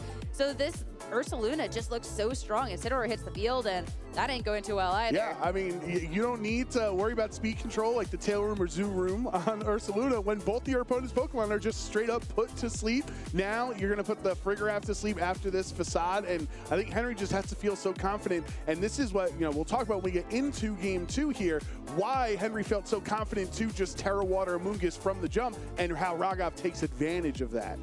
Yeah, especially too, seeing the back 2 Pokemon with Frigoraph, great coverage for if there was something like the Trick Room on the opposing end. We had talked about the Zoom Room and the fact that there could have been a Trick Room coming on out, but the Frigoraph covers that. But then, of course, it didn't do anything. There was no Trick Room, so we get to see it come out in game number 2. Yeah, so this is one thing we want to note. So this is turn 0. I'm drawing a circle there. I'm getting used to it. I'm trying to get better on the telestrator there. It's a beautiful circle. Thank you. All 4 of Raghav's Pokemon are revealed on turn 1. You don't usually see a hyper-offensive team double swap on turn 1, because any turn you're not doing any damage is a turn that, you're going to feel like you're falling behind. But what Raghav really did with those other 2 as we hit play was he baited out the Terra Water when Lilligant was not on the field. He thought eruptions were going to come. Now you're weak to Solar Blade. Especially too, with that Hisuian Lilligant not coming out in game number 1, it felt really, really strong to do this. And it also kind of just felt like a necessity because again, when Amoonguss was such a key piece of this match and you're staring down 2 fire types, you could not have left this Amoonguss by itself, maybe like the Protector, anything, but instead wanting to try and take advantage and going into that water typing. Of course, Lilligant has a great time over here. Amoonguss just gets slaughtered. Right, and that's one thing I wanted to say to the prior turn of Lilligant used close combat, right? Because he was expecting the Amoonguss to protect, and Amoonguss didn't go for the protect, but now this turn again, Raghav has to worry about a protect, decides it's worth the offense to Solar Blade, even if Amoonguss goes for a protect, gets that 1-hit KO there, and now one of the best threats, one of the best answers to those fire attackers has been knocked out. I mean, when you're looking at the Ursaluna just on the opposing end of the field, you have the speed. So it could have been a protect that'd be a little bit weird, but Torkoal will just have a lot of offense as well to be able to deal with it. And you have just so many little pieces of the puzzle. You still have that offensive lead in the back. So I feel like once you got rid of that Amoonguss, even if you do lose other pieces, even if there was a protect, as soon as that Typhlosion hits the field and has the Sun, has those full force eruptions, and the Torkoal, I mean, the Amoonguss like taking a bit of damage at that point because you wouldn't have a strong piece next to it, it would have been fine. Right, so we get into game 3 here, and an adjustment from Henry. He brings the Kilowatt he did not bring in the first 2 games. Remember, Raghav brought Frigoraph in game 1, so it was a possibility. So let's look. I promise that there is an Incineroar right here on the screen. It's just not in the angle that we paused it on right now. So this is the crucial play of the game on turn 1, because he's gonna go for the Terra Ghost here onto the Lilligant, and that made sense from Raghav to play it safe, because you either get faked out by Incineroar, or so what I should say is the Ghost typing gets away from the fake out from Incineroar, and you're now no longer weak to Air Slash. So all Raghav needs to do, if he's going to trick his opponent, is just go for the Terastallization and put Kilowattrel to sleep. It's that simple, Sierra. I gotta look away. I gotta look away. I played a lot of Sun. I know what happens next. It's always the big move, Sleep Powders on turn number 1 that just go astray. Everything's a 50-50, and at this point, you just did not hit it, right? Like, that is, the slow motion, too. No.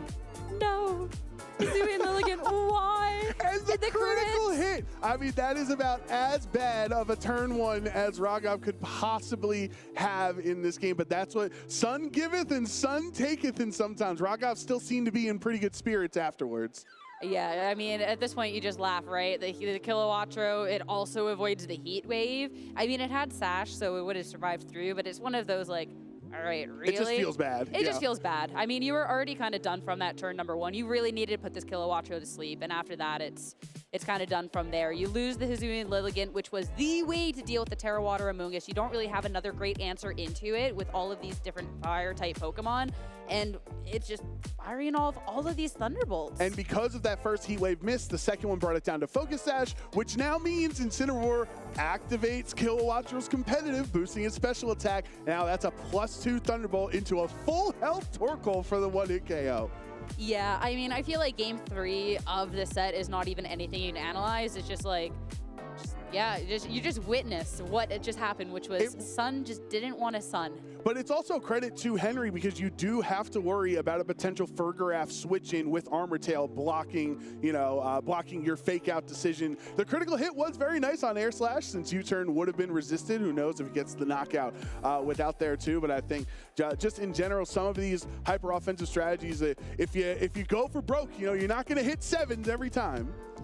Yeah, I mean, it's like that. And even if there was the Fergaraf and the switch-in, if it's still going to be Sleep Powder missed, you still just lose all the damage. And a Fergaraf switch wouldn't have done anything with the fact that Henry just didn't decide to go for a priority move on that turn anyways. It was really, really safe, right? The only thing that could have really caught him off guard, or like you wouldn't have closed the game as decisively, is if it wasn't for the critical hit. But again, it was the Sleep Powder miss that was just absolutely everything.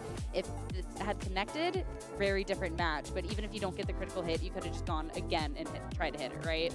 Yeah, and so that was pretty cool. We saw the adjustments, bringing Fergaraf and then, not bringing it, and then for Henry not having Kilowattreo in the first 2 games and deciding to break it out. I think some of those things you can get, especially because I'm sure Henry has faced a lot of Sun matchups this weekend. You can somewhat get into a flow chart state, right, of every turn of, okay, turn 1, I'm just going to do this and this. And we saw Henry do the exact same play on turn 1 for the first 2 games. So it feels like that. So credit to him for making the adjustment to bring Kilowattreo in game 3. Yeah, and I mean, great job on Raghav as well for bringing it into a game 3. That double pivot again on game 2, it's not necessarily the thing you see too often, right? And there is the room for punish, but being able to just take advantage of the fact that he knew Henry would go for a very similar play. Had the Pokemon switch in different slots, had Henry tried to go for a call anticipating a switch, it could have been a Spore into the opposing slot, the non-Spore resist slot, and it could have really switched the mental in there. But Henry plays safe.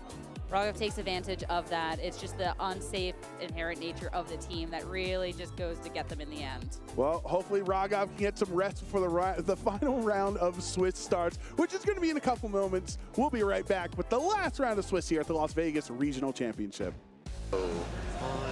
This team looks pretty good. Yeah. You both are on camera now, by the way. So wave to the people.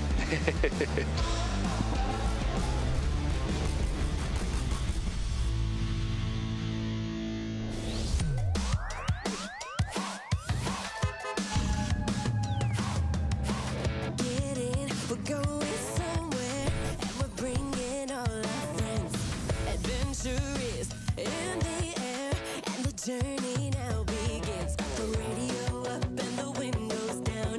Me and my squad will never back down. Gonna show the world how to get that gold. But first things first, baby, let the good times roll. Are you ready? Are you ready? To put the pedal to the metal, let the good times roll.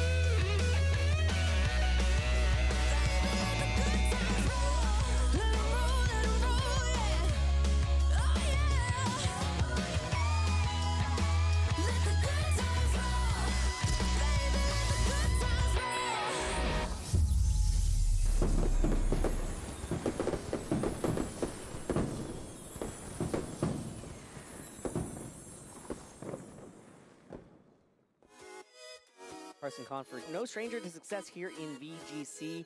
My name is Carson Confer, and I'm from Oklahoma City. I convinced my parents to take me on a 12-hour drive to Fort Wayne, Indiana to play my first regional. I had to weed a lot of gardens to do that one. Starting Pokemon that I would pick is probably Froakie. It was the one I picked when I was like 10 or 12. When I was starting in 2014, this like friend group that we had, they kind of just like took me under their wing, and they were all like a lot older than me. They let the annoying 12-year-olds stick around and kind of taught them how to play Pokemon. Honestly, I tend to get a little hot-headed, so there's been a lot of moments where I was like, okay, I'm done. Most of my friends that I've had for my whole life have been from this game. It kind of always pulls me back in because I'm like, man, I want to see my friends. It won't let me leave. I've got a lot of top cuts. I got top 4 at EUIC one year. My favorite memory is definitely when I won the 2016 Senior World Championships. It was one of the greatest moments of my life. The last time I won a big event was 2018 LAIC. Since then, I've gotten close, but never finished the job. Louisville Regionals, I started out 11-0, and then I kind of had a heartbreaker of a loss in top 16. Was struggling. I was thinking about not even showing up to the tournament. Since coming back in like 2022, I was 0-8 on stream. And when they told me my top 32 match was on stream, I was begging them, please don't put me on. I did win, and that one was a pretty decisive win, so I was really happy about that. Marcus, my top 4 opponent, and we both had the same team. We built it off of what OE used to get top 8 at LAIC, dropped my Dondoza matchup entirely, and focused all on beating the Marco's Sun team that won LAIC. I'm really surprised that like all the changes that we ended up making like so last minute came together into such a cohesive team. You know, finals was pretty hectic with all the misses on Joe's side, and there's a lot of damage rolls. There was really no point where I was like, oh yeah, I won, until like it was basically completely over. I have a really big competitive drive. I come to these and I want to win. Both players are shaking hands, and it looks like the writing is on the wall. Carson Confer is going to be your Sacramento Regional Champion. I was just really happy to win, and I honestly couldn't believe it. It feels really nice to not only break the stream curse, but break it in a very definitive way. My main goal was probably to win a regional. I've been trying for a really long time, and I'm happy that it finally happened. My overall goal playing competitive Pokemon is just to do the best I can. I think it's just the continual improvement aspect. I really hope I win the World Championship this year. You know, we'll see what happens, but I'd love to win again. Winning Worlds and Masters for me would just be that pinnacle accomplishment. I've kind of achieved almost everything I've wanted to with this game already, but I just love competing, so I'm gonna keep trying to do even better.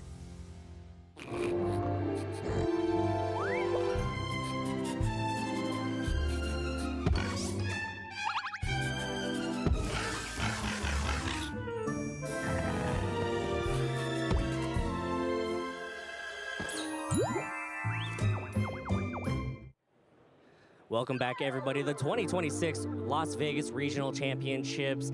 It's been an exciting day 1 of broadcast. It's already been an exciting day 2 of broadcast. Dwee Ha and Joe Brown here in the lounge just to have a little bit of a vibe check. Joe, how are you feeling? I'm doing great. You know, I put it in my contract. Some other diva talent, they want green M&Ms or something. I had in my contract, I want some one-on-one time with Dwee Ha.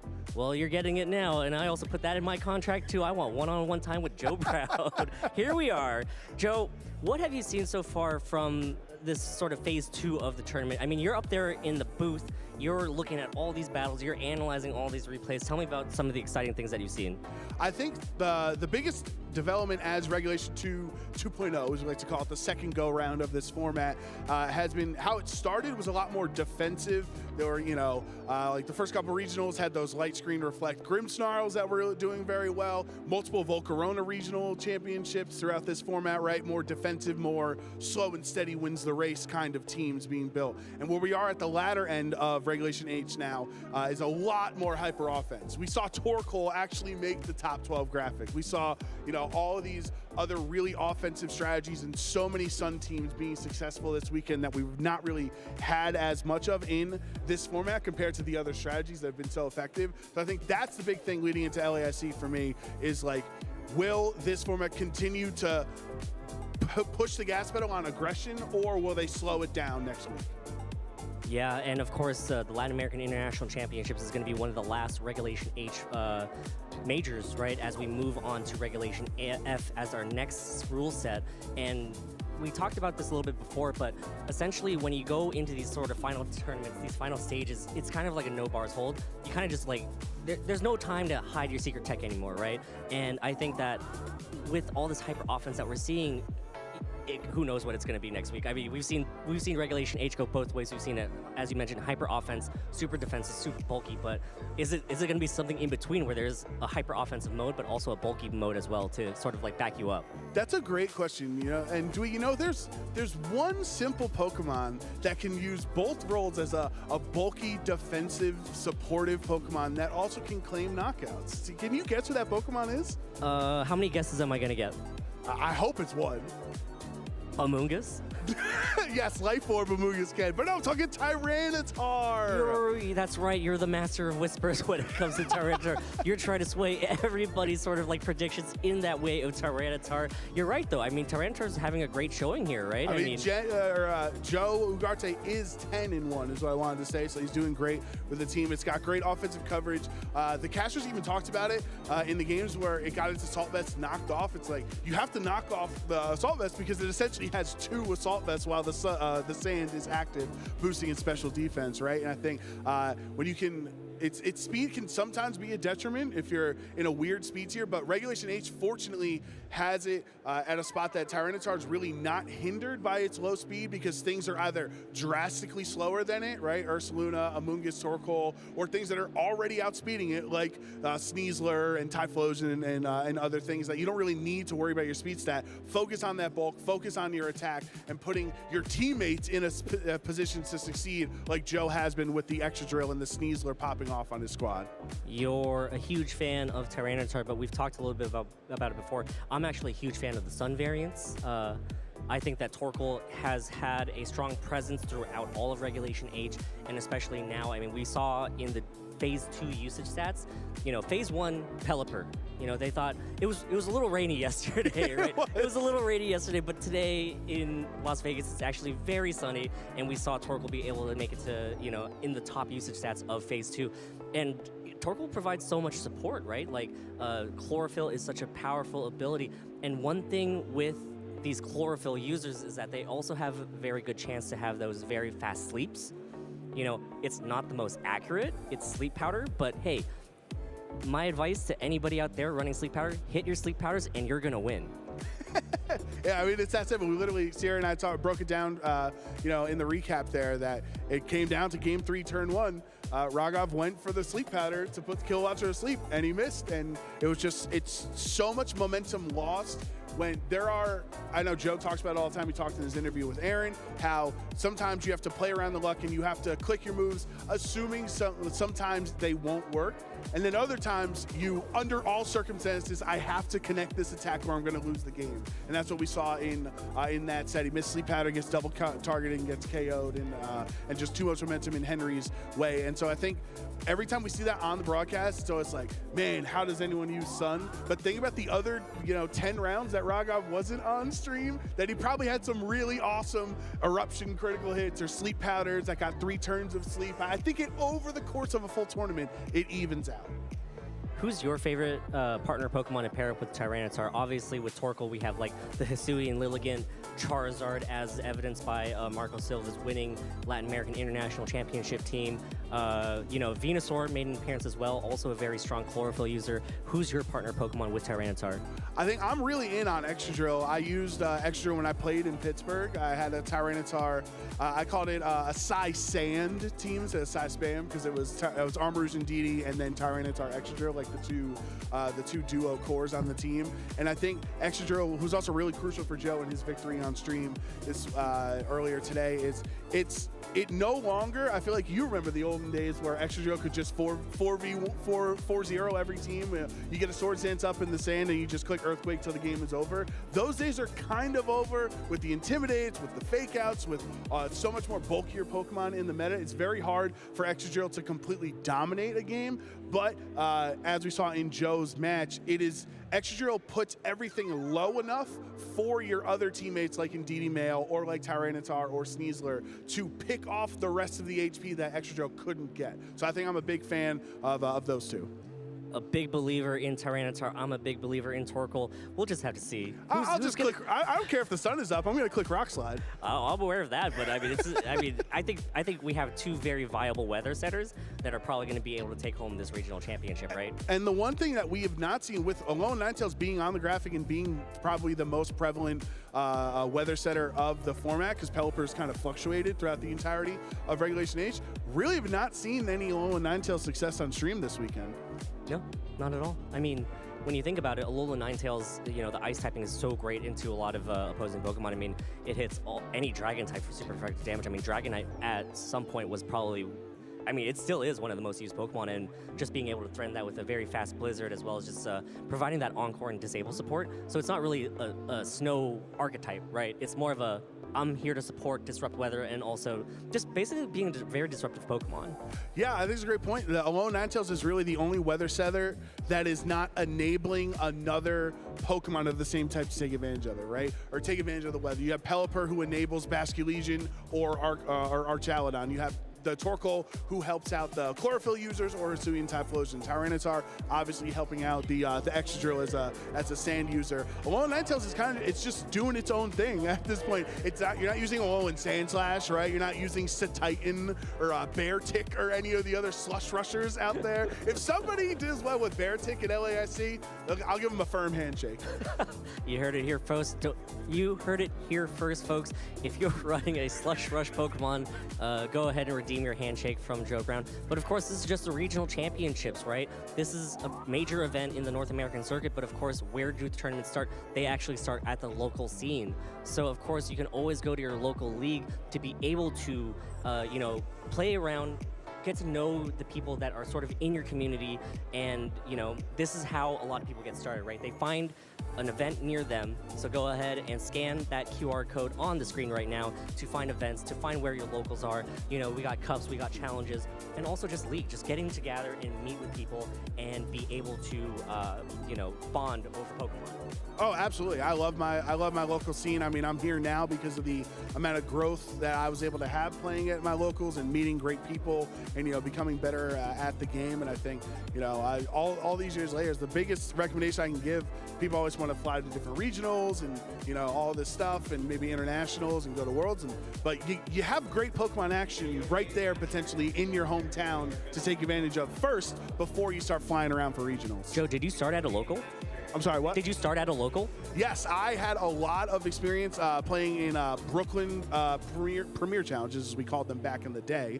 And it was just absolutely stacked. We had, I think one season, I think there was 18 or 19 players that qualified for the World Championships from our tri-state region of our Premier Challenges. And it used to be like every month, you'd go every month, right?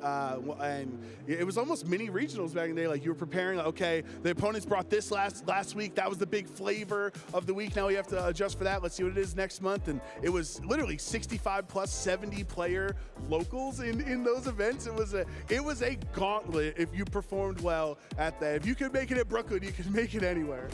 I'm gonna age myself right now, Joe, but Premier Challenges started about 5 years after I had already started competing. So you started off at the locals, I started off at the regional levels because those events just didn't exist for me then, but of course they were still going strong for the trading card game, right? I still remember going to the trading card game leagues when I was growing up.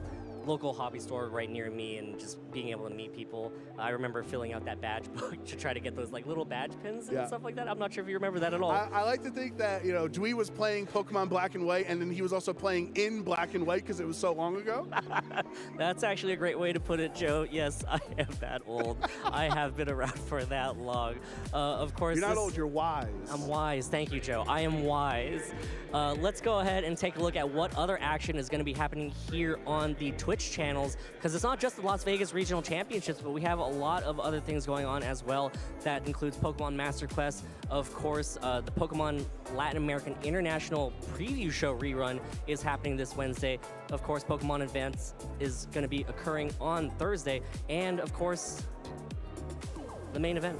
The Latin American International Championships are going to be broadcast from Friday all the way through Sunday.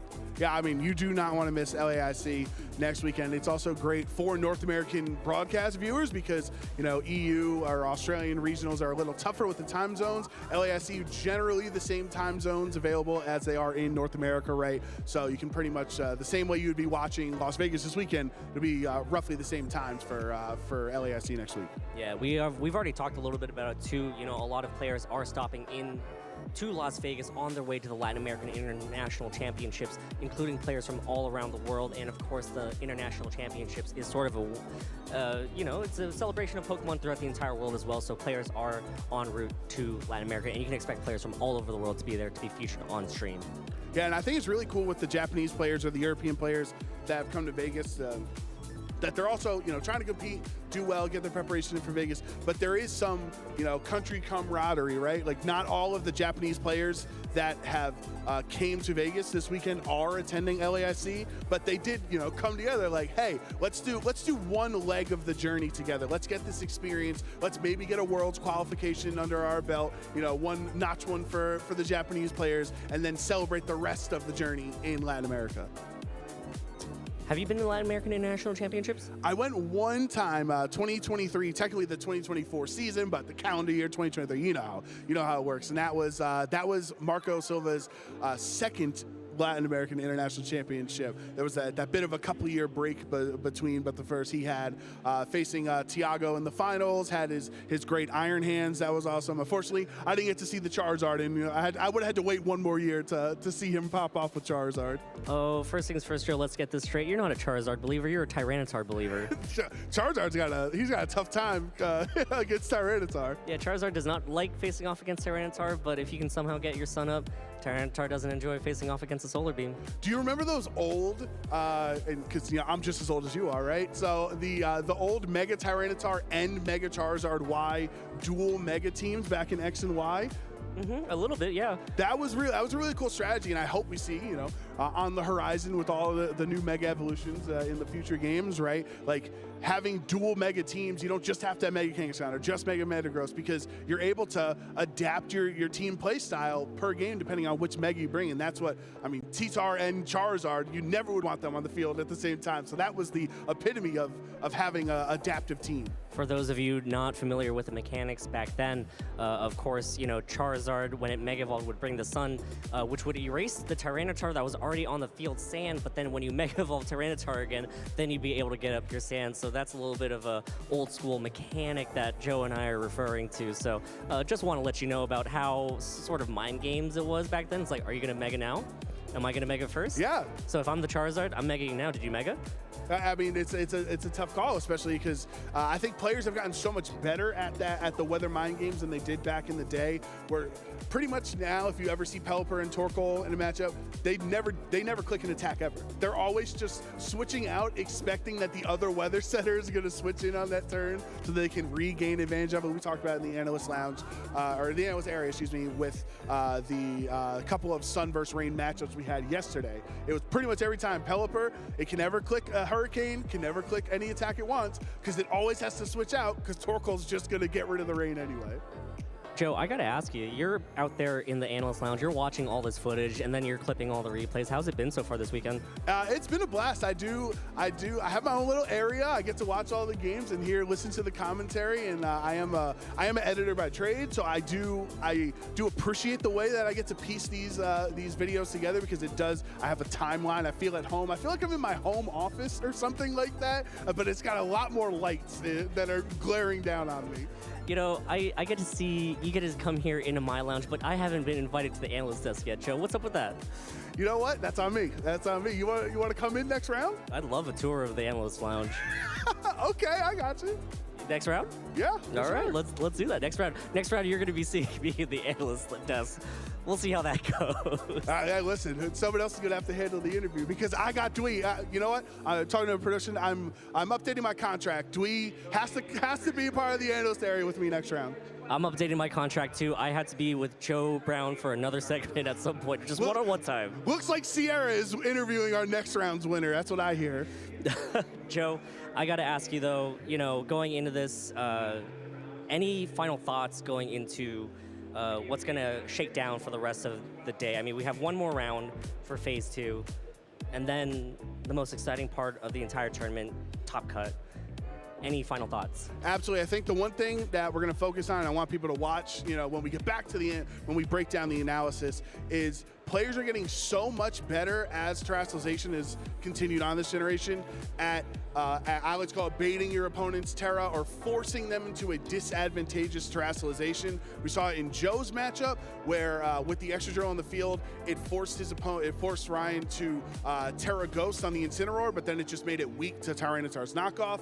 And then we saw in the matchup with Henry and Raghav just now that Henry had to Terra Water because of on his Amoonguss because of all the fire attacks, but that just made him weak to Hisui and Lilligant's Solar Blades. That's the one thing I want everyone to focus on as we get through you know, this Top Cut here, is players' ability to force their opponents to use a bad Terra in a disadvantageous position. Joe doubling down on Tyranitar. You heard it here first. But Joe, guess what? We're getting ready for our next round of Swiss, our final round of Swiss, the round that is going to determine and finalize who is going to make it into our Top Cut. Let's go ahead and throw it to our casters for more Pokemon action and the final round of Swiss. Thank you very much. Welcome back. We are here in the final round of Swiss to determine who will make it into Top Cut. My name's Aaron Cybertron Zhang, and I'm joined by my good friend Yuki as we bring you all the action. And it's going to be a really fun one because we've got three-time regional champion Justin Tang looking to add just yet another championship to his belt. That's right, and we have so many players who are just on the brink of elimination, on the brink of making it to the Top Cut. This is the round to watch. We have so many strong players here that you can see up here. We featured a lot of them, but a lot of them that we still have not been able to feature, such as Dylan Salvanera, Yuma Kinugawa, notorious for his big win in Japan Nationals this year. Colin Hire, a longtime player who has seen success multiple times, but all these players we just talked about, they need to win this round in order to make it to the next stage of the competition. Yeah, of course, 4 players have already punched their ticket into Top Cut: Joseph, Andrew, James, and Henry. James, the World Championship finalist, by the way, started this tournament with an automatic loss because he didn't submit his team sheet in on time. He has not dropped the game. He has literally won every set that he's played in this tournament. He notably also started at the Pittsburgh Regional Championships, I think, with a 2-2 record, and then went on a crazy 10-game win streak there where he ended up making Top Cut. He's using one of my favorite teams in this format, which is this hyper-offense Whimsicott fake tiers team that leverages, you know, fake tiers to set up for attackers like Fighting Terra, Life Orb, Golden Go with Terra Blast. Andrew, by the way, also had a breakout performance at the San Antonio Regional Championships last year where he used Umbreon as well as Scale Shot Scale Shot on the Koraidon, and so it's really cool to see him secure another Top Cut. Of course, Joe, multi-time champion, and looking to, take sand all the way home, and then Henry, we just saw him win on stream representing Australia, giving us some international representation. But like you mentioned, all of the other players at 9-2, they are looking to secure a spot in the Top Cut. They need a win here. Yeah, so far we only have one player that's guaranteed to be in Top Cut who is from the international bracket, but we'll have a lot more that are looking to punch their ticket into the Top Cut here. So as you can see, we'll be featuring Justin Tang versus Will Inabenet, but a lot of other notable matchups here. Yeah, Ryan Luceto, we just saw on stream versus Oliver Escalin. Oliver starting 9-0, going down to 9-2, and almost facing elimination. So definitely wanting to clutch up here and make it into the top cut.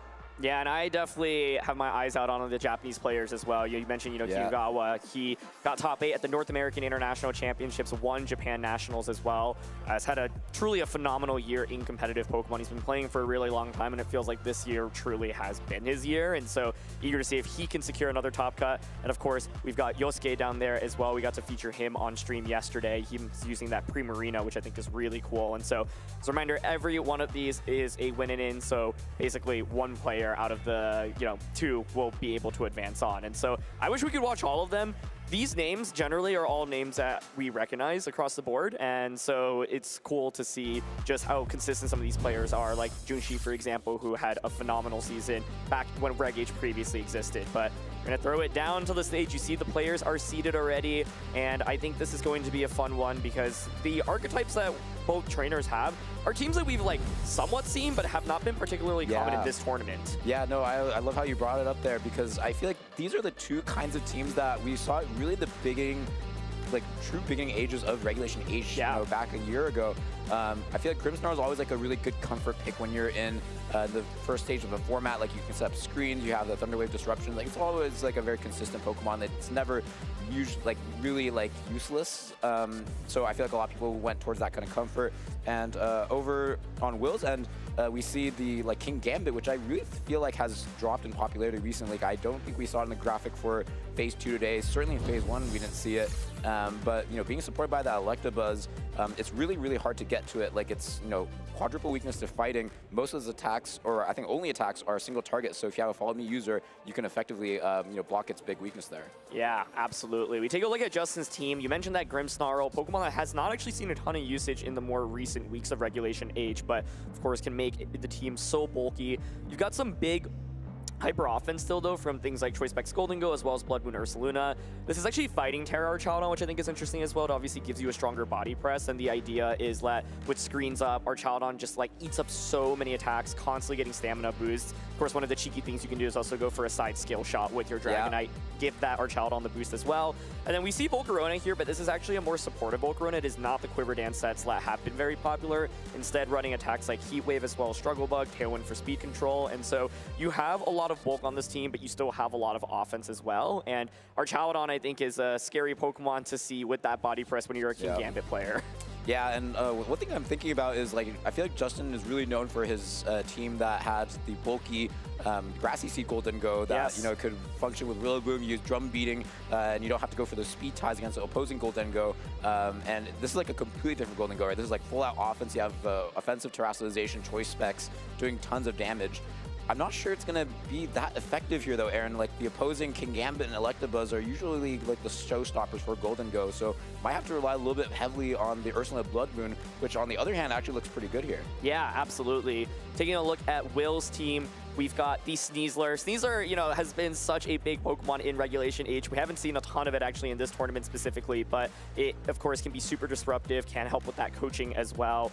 You called out some of the great support options like Electabuzz, for example, and these teams generally just have a lot of offensive options, right? Everything on the team can do good damage outside of, say, Electabuzz. Electabuzz just provides really, really valuable support. Like you called out, I do think Ursaluna is going to be very, very powerful. One thing that can help a little bit against Ursaluna is either redirecting an attack away with Electabuzz so that you trade damage, or the Assault Vest Rillaboom, of course, often forces the Ursaluna to Terra. This is going to be normal Terra Ursaluna, so you are consistently weak to the close combat from Sneasler, so that's one thing to watch out for as well.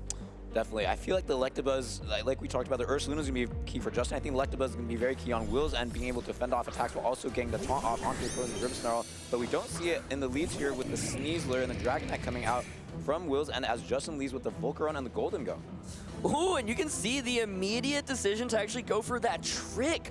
Trick, of course, on Golden Go is a really unique combination where you're not going to click it that often, but it can create really valuable situations. And I love the decision to go for it here, right? Because you steal the loaded dice away from the Dragonite. Of course, that's not helpful for Golden Go, but being able to get rid of it means that the skill shots are going to not be as effective. here we go. It's going to be a coaching to start. So Dragonite's looking a little bit stronger right now. The Volcarona is going to be faster. That means Golden Goal will move next. It'll get the trick off. It'll steal the loaded dice. Dragonite's going to be a little bit harder to execute now. And now Dragonite is going to have to be rolling some dice, but not loaded dice, the fair dice that will not guarantee any 4 or 5 hits from the scale shot. So with the coaching boost, still going to do a lot of damage. Let's see how many hits. Ooh. Whoa, that's 1, 2. Oh, that's a lot of damage. 4. Whoa, with the citrus berry, though. Yeah.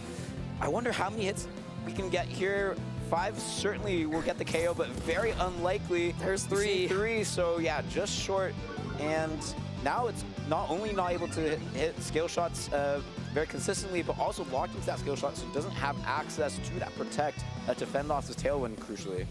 Yeah, and so now you can see Justin locking his moves in immediately, just going for a Heat Wave plus the Make It Rain. Sneasler's in a really compromising situation, right? You're just going to get outsped, and so might want to consider protecting it or even switching it out. The Dragonite might be able to hang on from the Heat Wave plus the Make It Rain combination, right? You no longer actually have that choice specs on Golden Go. Golden Go maybe could have considered going for a Terra here, but no protects, no switches. It's going to be Heat Wave, and it doesn't miss.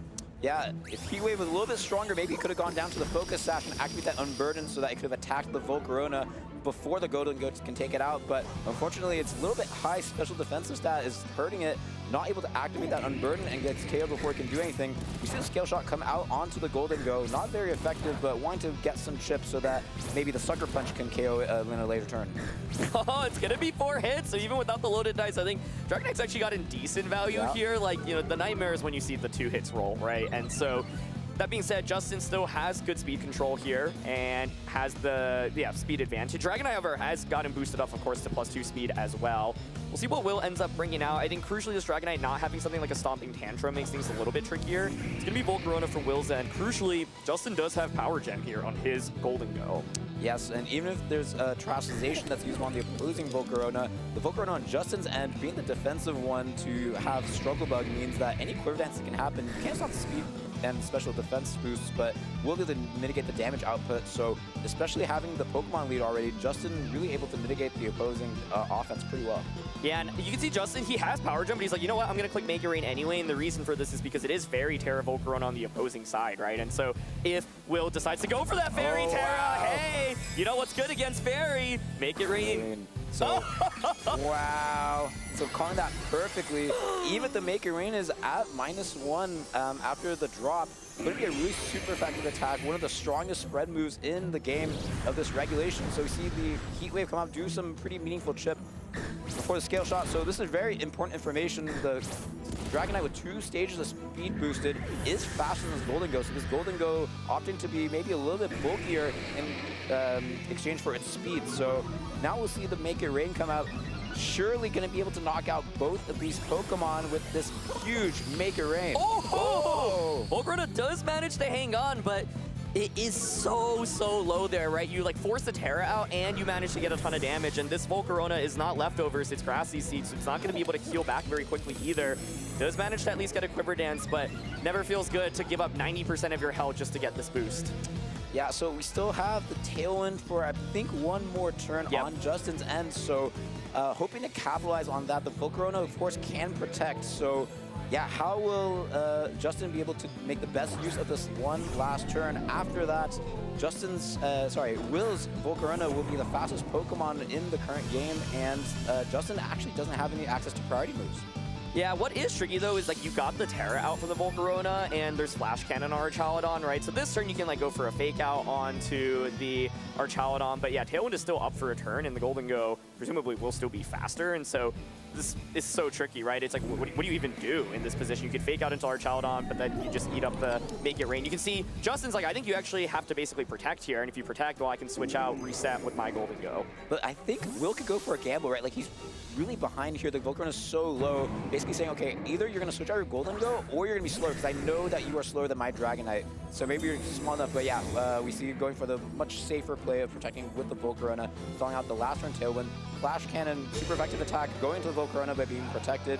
We see the Rillaboom did not go for the fake out, so let's see how it can capitalize on this turn. Going for the high horsepower, doing big damage to the Archaludon. Critical hit. Yeah, I was going to say, that's the kind of damage you'd expect on maybe a sturdy Archaludon that doesn't have that much bulk investment, but yeah, that critical hit, pretty critical.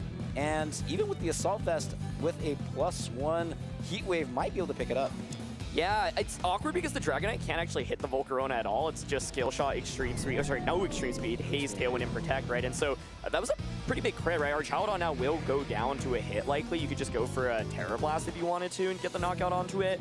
And like Archaludon fainting, Dragonite then can set up Tailwind, Golden Go comes out, but then Volcarona can protect the subsequent turn. Rillaboom can get a high horsepower off into Golden Go, and suddenly maybe Will's back in this one. Grassy Glide here on a Dragonite will of course break the multi-scale, and it is going to be that Fairy Terra Blast boosted. Where's it going? Okay. The Dragonite. Okay, I didn't expect that. Well, let's see if the KO does get the KO on the Dragonite, but this is the Pokemon that could not touch the Volcarona, Aaron. I wonder if the Archaludon is able to pick up the knockout onto this Volcarona with the Quiver Dance +1 special defense, but that's not enough, and it goes down. Yeah, I'm kind of surprised to not see the target into the Archaludon there, because by committing to this, you know that your Volcarona is going to faint, so that means you are willing to play a 2v1 with Archaludon plus Golden Go, but this Archaludon is now healing back as well, and I don't think a high horsepower is going to get the knockout there, so I felt like Will kind of needed to go for the KO onto Archaludon there. Yes, you accept that Tailwind goes up, but then I thought like the Rillaboom maybe could pull it off.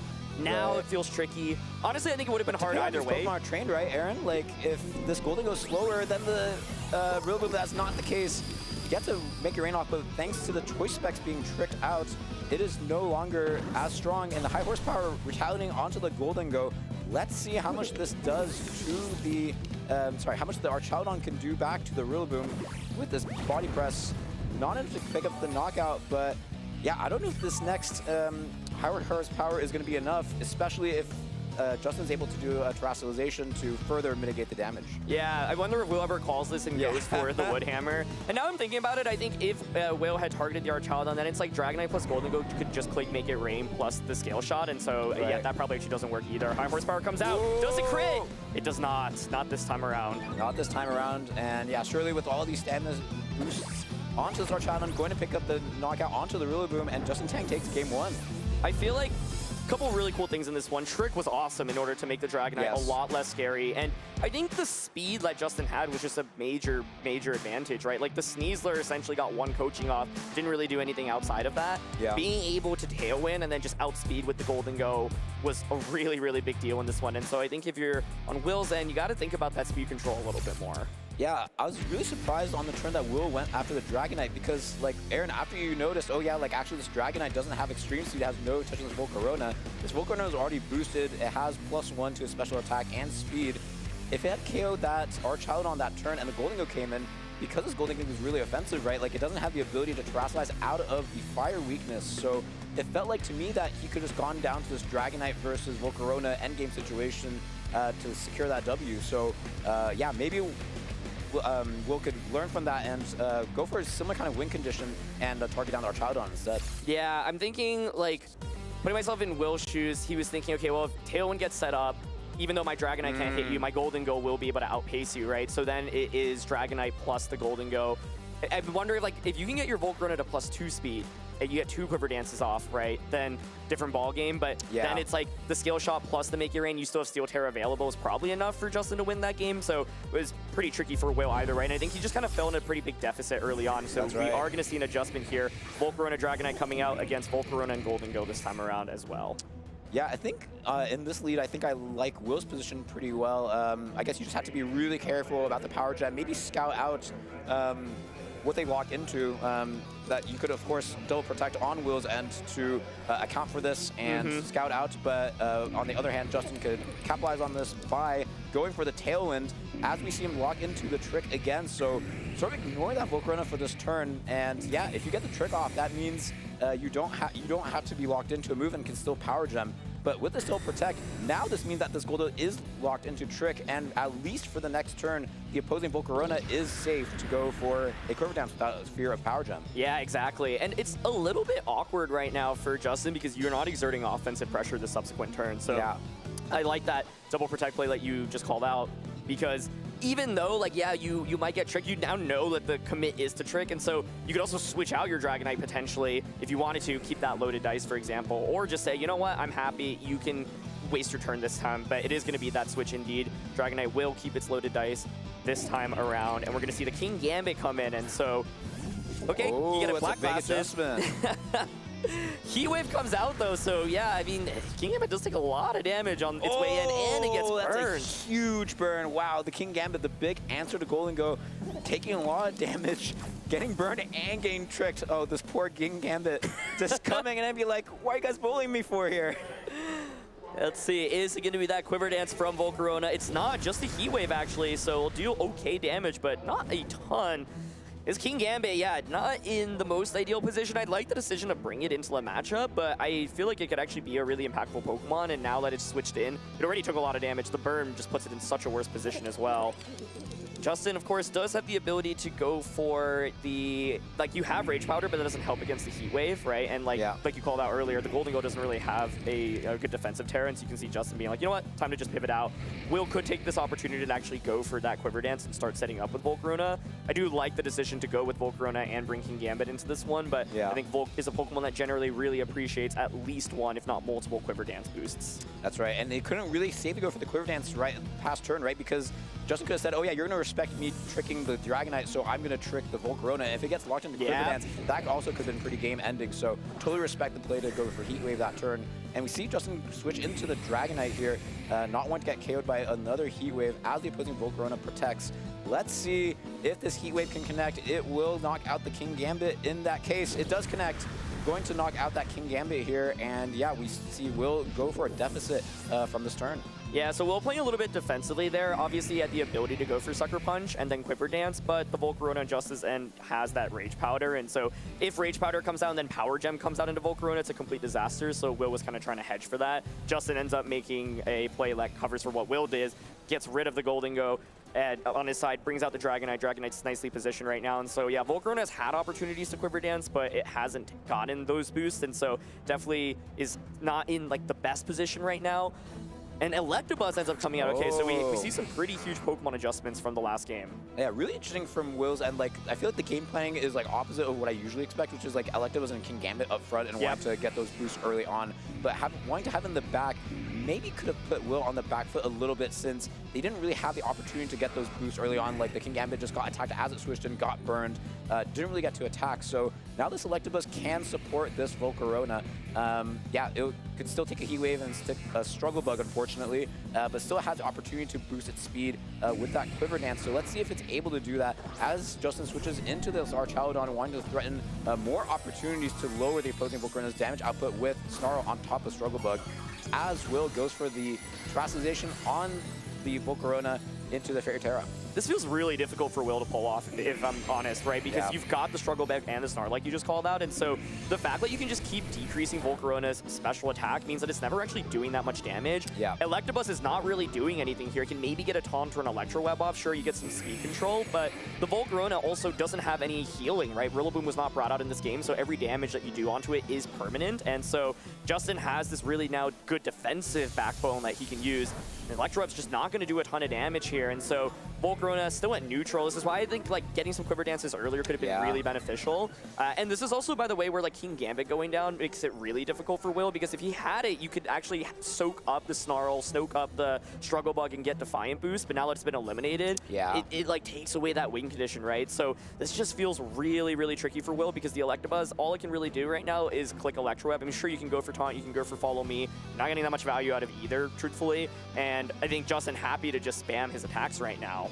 Yeah, Aaron, I love how you pointed that out, because I feel like on these kind of setup teams, you're really like susceptible to these kind of debuff moves like Struggle Bug and Snarl. So I think King Gambit is like a way to like check that, right? And say, okay, if you want to do those kind of things, then I'm going to boost my King Gambit. So no matter what, I'm going to have a Pokemon that's boosted. But because that King Gambit went down so early, they don't have the opportunity to, basically say, now you can Snarl and Struggle Bug as much as you want. So with this Follow Me, able to redirect any single target attacks, but I don't actually know if that's what Justin wants to do, Aaron. Like, he probably just wants to keep Snarl, Struggle Bug, like, what are you going to do? That also, unfortunately, affects Electabuzz's damage output as well. Exactly. So, yeah, just, like, that deficit in the Pokemon count really early on not only, prevented Will from being able to, you know, have the Volcarona boost more freely, but also, just not able to close out the mid game here. Yeah, I wonder if Will switched in that King Gambit early on to try to eat up a Struggle Bug and was trying to bait it out, but instead just eats up the Heat Wave. It's like a complete disaster. Even without the burn, right? Like, it still would have just done so much damage to King Gambit right away. And so he took a risk there. It did not pay off. Because we could have seen Electabuzz come into that slot earlier, right? But yeah, now it like, sure, it goes for Follow Me. But like you said, I think Justin's happy to just keep clicking Struggle Bug and Snarl. Like, Heat Wave comes out, but look how little damage it does, Yuki. Yeah, maybe a burn could have like extended Will's mileage a little bit here, but we see the Citrus Berry being eaten by Justin, and like you said, all damage is permanent on the Volcarona on Will's, and then yeah, that Moth is like, hey, how come you get to have a berry? I want some too. Oh, and a critical hit, to boot, so but wow. Yeah, this is also one of those situations where like Rillaboom's Grassy Torrent would have been so impactful because you'd be able to heal it back this chip damage, but like even doing 5 to 10% every turn does add up, and like Electabuzz has lost 60% of its health at this point, right? And all it's done is click Follow Me a couple of times, and so yeah, I finally saw the Flash Cannon lock here, but either way, it's just like Will's just never doing enough damage. Even if it was just one Pokemon snarling or Struggle Bugging, it already just mitigates Volcarona's damage. Yeah, exactly, and it's like, Volcarona, like I mentioned, it normally wants one, if not multiple boosts, and this is like the complete opposite for it. So yeah, the Electabuzz can be really handy, but not against these spread moves. It keeps going for Follow Me. Well, I mean, Justin did click Flash Cannon, I believe, right? But it's still like, Volcarona's gonna need a crit. No, and a miss. Yeah. Oh, no. But still connects on the Archaeodon, no critical hit and no burn. So I totally respect what Will's doing. He's basically saying, okay, I already got one speed drop on both of your Pokemon, and since your Struggle Bug and Snarling me to infinity, I'm okay with not clicking the Electro Web anymore. It's very negligible damage. I'm going to Follow Me so that in case you go for more aggressive moves like Flash Cannon, I can still eat it up. And then maybe if Will can get a couple lucky Heat Waves with a critical hit, I think he's actually not in a terrible position because then the Dragonite can come in. Both the Volcarona and the Archaeodon should be slower than it, so could have a comeback. But yeah, let's see if this Heat Wave can do it. No critical hit and no burn. So I think time is really ticking for Will to be able to get a critical hit, and I think that was maybe the last turn that he had the opportunity to do that. Yeah, now Justin just gets this double knockout likely. Dragonite comes out, but it's not going to be able to do enough. And I think like this game highlighted why Struggle Bug and Snarl can be such valuable moves on Volcarona or Archaeodon. Like, being able to stop setup is such a big deal. Volcarona is actually one of the top setup Pokemon coming into this tournament. And Justin made it look so useless, right? And so I think for Will, if he wanted to leverage the Volcarona, he needed to get a couple of boosts earlier. And unfortunately, King Gambit going down just meant that it was not able to really stop this combination of Struggle Bug plus Snarl, which is like super free to go for. And so I really like how Justin kind of positioned himself for it. And he's going to secure yet another top cut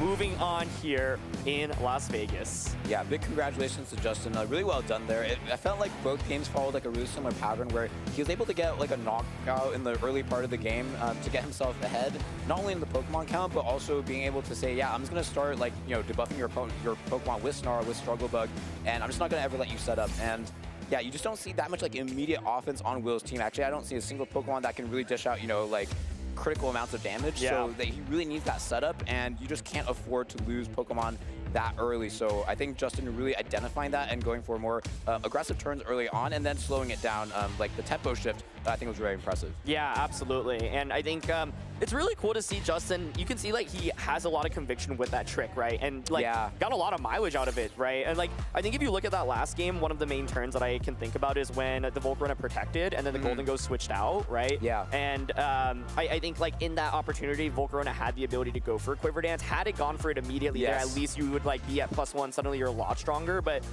Will basically, unfortunately, was not able to get any damage off with Volcarona before it was at like negative special attack, right? And so, yeah, it's like the nature of his team often requires you to get a couple of boosts to really get going, and Justin just did a good job having offensive pressure to also scare away the Volcarona. And then I think the Power Gem is such a big deal here because even though we didn't see it, the existence of it and Will knowing that Power Gem exists meant like he had played in a different manner, right? And so in game one, he went for Fairy Terra because he's like, oh, well, you have Power Gem. It's 4 times super effective. How are you not going to click it? And Justin's like, nope, I'm just going to go for Make It Rain. Ends up being, you know, perfect for him. And then in game two, I think Will got a little bit spooked out by Power Gem once again, opting for the Protect option. Doesn't end up coming out. And yeah, the Volcarona just was, funnily enough, kind of countered by Golden Ball on the opposing side. Yeah, it's really interesting with these choices of Pokemon because, you know, Golden Goat's like, yeah, okay, Make It Rain, no-brainer, Shadow Ball, no-brainer. Trick is like very like helpful, as we've seen multiple times this tournament. Actually, you know, taking away the loaded dice has been instrumental. So you have like one lost slot left, and I remember we were looking at some matches yesterday where the lack of Power Gem actually really hurt. Like you don't have the ability to damage Incineroar, and this, you know, ever rising popularity of Volcarona not being able to threaten it was really like hindering one of the matches we talked about yesterday. But on this side, you know, I don't think he actually ever clicked Power Gem. I think that's the crazy part. He never actually clicked Power Gem. Exactly. But the threat of it alone made the opponent make, you know, really, really uncomfortable moves, and Justin was able to capitalize on that in both games. So I think these really small like details of teams actually has huge impact, even if you don't actually click it. Yeah, it's such a big deal, right? Because if Power Gem didn't exist, like sometimes people run Protect on that move slot instead, because then into the Trick Room matchups, you can Trick and then Protect. No need really for Protect in a matchup like this, where I think Justin has a lot of bulk if you're up against Trick Room. Like Grimmsnarl can set up screens. So good. Exactly, and like Volcarona can struggle bug the special attackers, or Chowdon can soak up damage as well. And so with Volcarona also rising in popularity, like this is like the nuance that can exist in VGC, where it's like even a single move choice can make or break some matchups. And like I think if you don't have Power Gem there, the Volcarona matchup suddenly becomes so much spookier because you just have to kind of call it right immediately. But like you said, Power Gem wasn't clicked, but the threat of it means that Will has to respect it, and Justin was basically able to get the better end of it, calling that steal the Fairy Terra in game 1, and then being able to just like deny Volcarona any boosts. And oh, I mean, I guess I got a boost, but then I just like, quickly went down with the Snarl pick plus the Struggle Bug combo. And so I think for Will, it's like if you wanted to counter what was coming out, it's like King Gambit needed to come out a little bit later and not eat that heat wave. Maybe you give up something and then bring in King Gambit. But I believe we have an interview ready with Sierra and Justin, so let's hear from our 3-time regional champion. Thank you so much, you two. I am here with Justin Tang, who's now in Top Cut. He is winning some matches. I mean, strong victory. Like, how are you feeling? Feeling great. It's been a hot minute since I won a stream game, so I'll take that. And my third Regulation Age Top Cut in a row, so I'm very happy considering the circumstances of my team choice for this week. As many have known, I've been a kind of a team stealer, a team repeater. I repeated the same team my last 2 tournaments, but decided to try something different for once, playing Grimmsnarl, Volcarona. Mons I've used before, but not in this way. And really happy to give this team its first Top Cut result. So yeah. So talk to me about the decision then to bring the team going into the weekend, considering your past with your team stealing and everything else. Why this set of 6 heading into it, switching it up? So I think the last leg for the team was definitely for Pittsburgh. I felt a lot of the games I had were a little uphill, and then during that time, the Frankfurt team that won started doing crazy well, which is basically, well, I'm not going to say the teams were super similar, but it's still Rillaboom, Goldango plus setup. And also that team is pretty much a better version than what I had before. And I had my fun with Rillaboom, Goldango. I didn't want to play standard balance. With my team choices, I usually like to pick something that's good versus all versus the common stuff in the meta, while being unique enough where not everyone will have game plans into me. Like, I had friends who've used this in terms before, but I think this, I think overall people don't know how to deal with Grimmsnarl and all these other monsters with such high stats. And I must say, I can't believe it took me this long to lose Ursulaudon. I never used his Mon before, and it's insane. It's been really good this entire run today, so yeah. We're at near the tail end of Regulation Age. You're finally discovering one of the first Pokemon people thought was good. Is crazy. Yeah. I feel like that sometimes. I want to go back to something you said at the beginning of this. You said it's been a hot second since you won a stream match. So does that add any extra level of nerves when you're in this win-and-in situation? You know your record as of late on stream hasn't necessarily been the most positive. Do you just get in your head at all, or is it just business is planned? I don't know. I got my own head. I mean, definitely I got my little head a little bit when my Pittsburgh set. I think I had a mostly positive lead at first, and then I didn't execute it well, and I got limited in top 8. And then I lost in Monterey side stream, and then I lost in Worlds. But a lot of it was kind of bad RNG or maybe a slight misplay.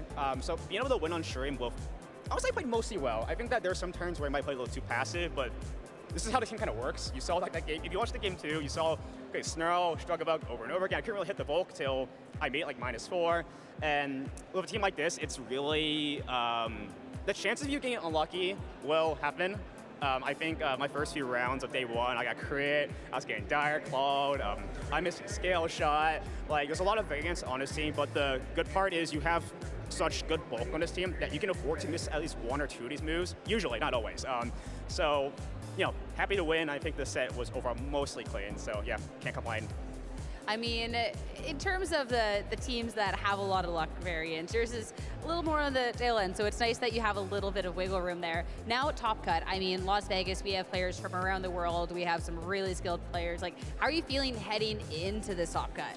It depends on how much Lilligant is in Top Cut, because I was looking at day 2, and I wasn't very happy looking at day 2.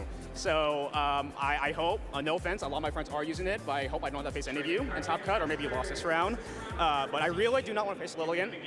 If there's nothing like that, I do think my, I think I have an overall pretty decent, like, I guess, schedule all around. Like, I never pulled any, like, rough matchups, and I think for Cut, hopefully that stays the same, so yeah.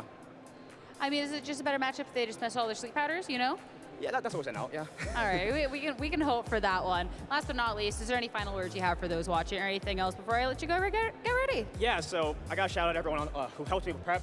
Shiling for finalizing team, giving me it. I wish I helped them a lot sooner. Like, I felt like I helped with the prep, but I definitely couldn't have done it without everyone. These guys have been working this team since like the last month. They've been having multiple results in the GC, and top do finish in Paul and Louis in Europe, and it's been great working with them. I'm really happy I could make the team proud for everyone. And shout outs to also William for helping out with the prep for this tournament, and Chanjun. And don't know if I'm missing anyone else, but all my friends were supporting me, doing sets, countless helping and stuff. And yeah, I don't even know. Everyone. Shout out to everyone. Shout out to everyone. Yeah. So you at home, you're a part of everyone that Justin Tang is shouting out right now. Justin, thank you so much for chatting. Best of luck going on into Top Cut. As for now, a great match, a strong match, and now we have the Joe Brown beatdown, throwdown. I don't know what it was. We have the analyst desk now to talk a little bit more. So close, Sierra. Welcome to the Joe Brown breakdown here. I'm joined. It's your boy, Dweeha.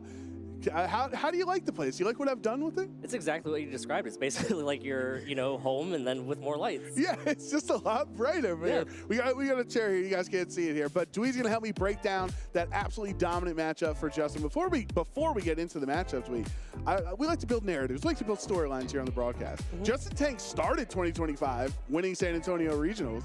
Is he gonna end 2025 winning Las Vegas?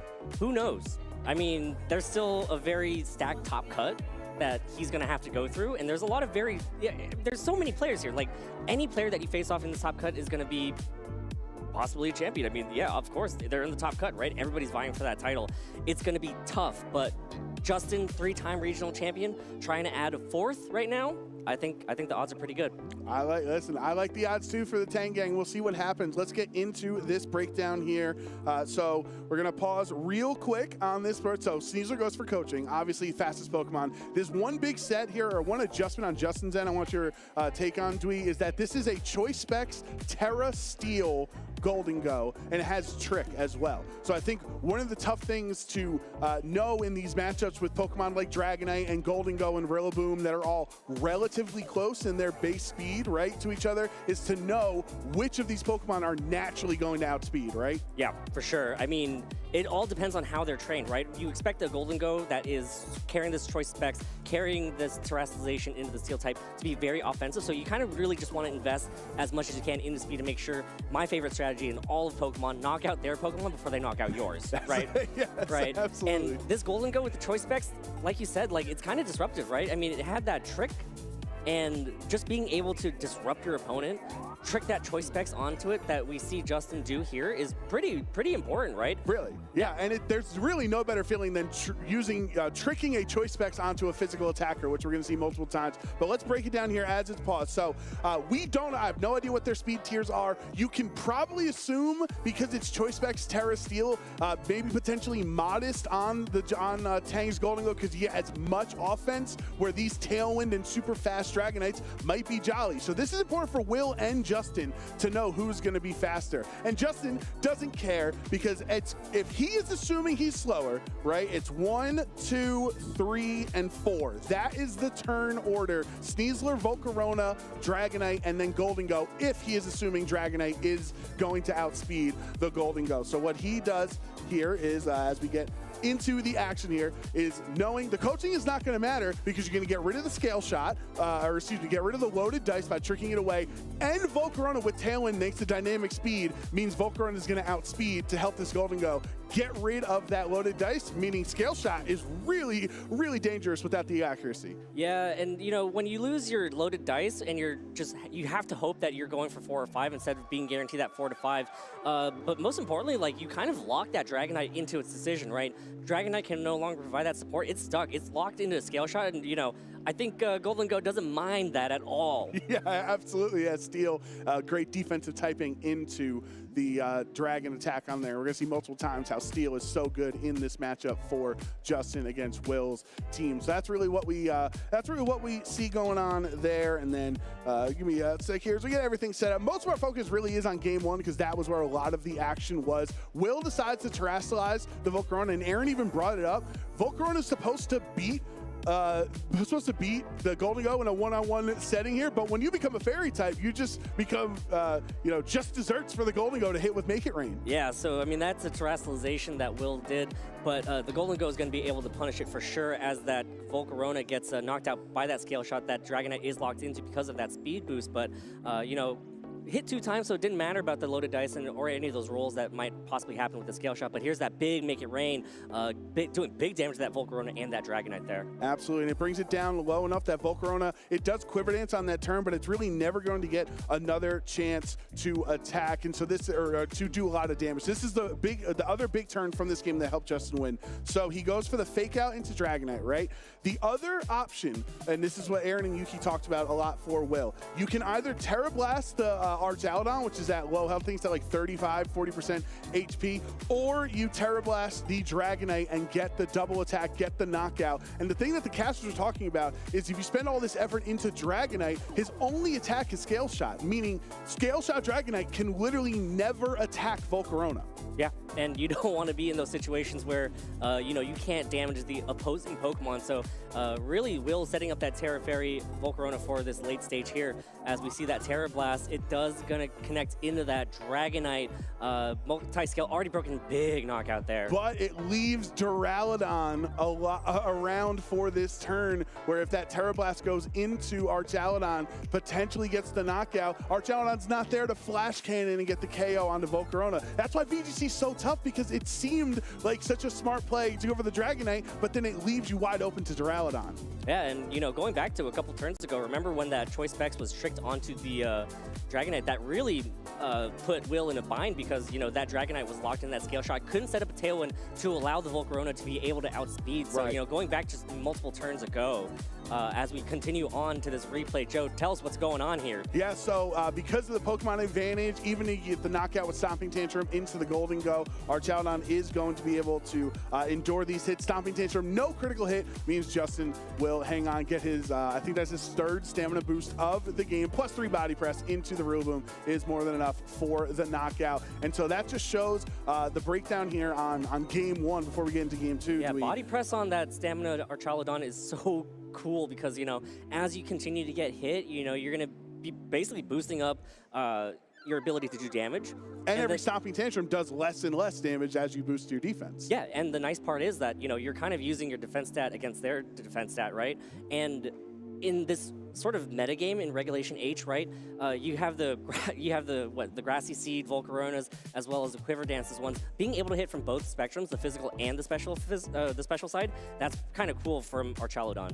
Right, now, so we get into turn 1 of game 2. So I already advanced into the switch here. So you can see the King Gambit swapped in, right? And I think this is just a moment that Justin is reading his opponent. He has the confidence, and he knows that the Golden Go is in a really great spot with the trick. Will was terrified of a Power Gem into either Dragonite or Volcarona. And so obviously with your Steel type, you're gonna resist the Power Gem. And what all this really does is allow you to get punished by the Heat Wave switch in onto your Steel type that also burns King Gambit, and it gets even worse from there, because now King Gambit is tricked with the Choice Specs, meaning it's only ever gonna get to choose one attack to lock into. And if you lock into Sucker Punch, it's so easy to play around that, right? Every time you Sucker Punch, you can click Quiver Dance or Tailwind or anything else so that King Gambit never attacks.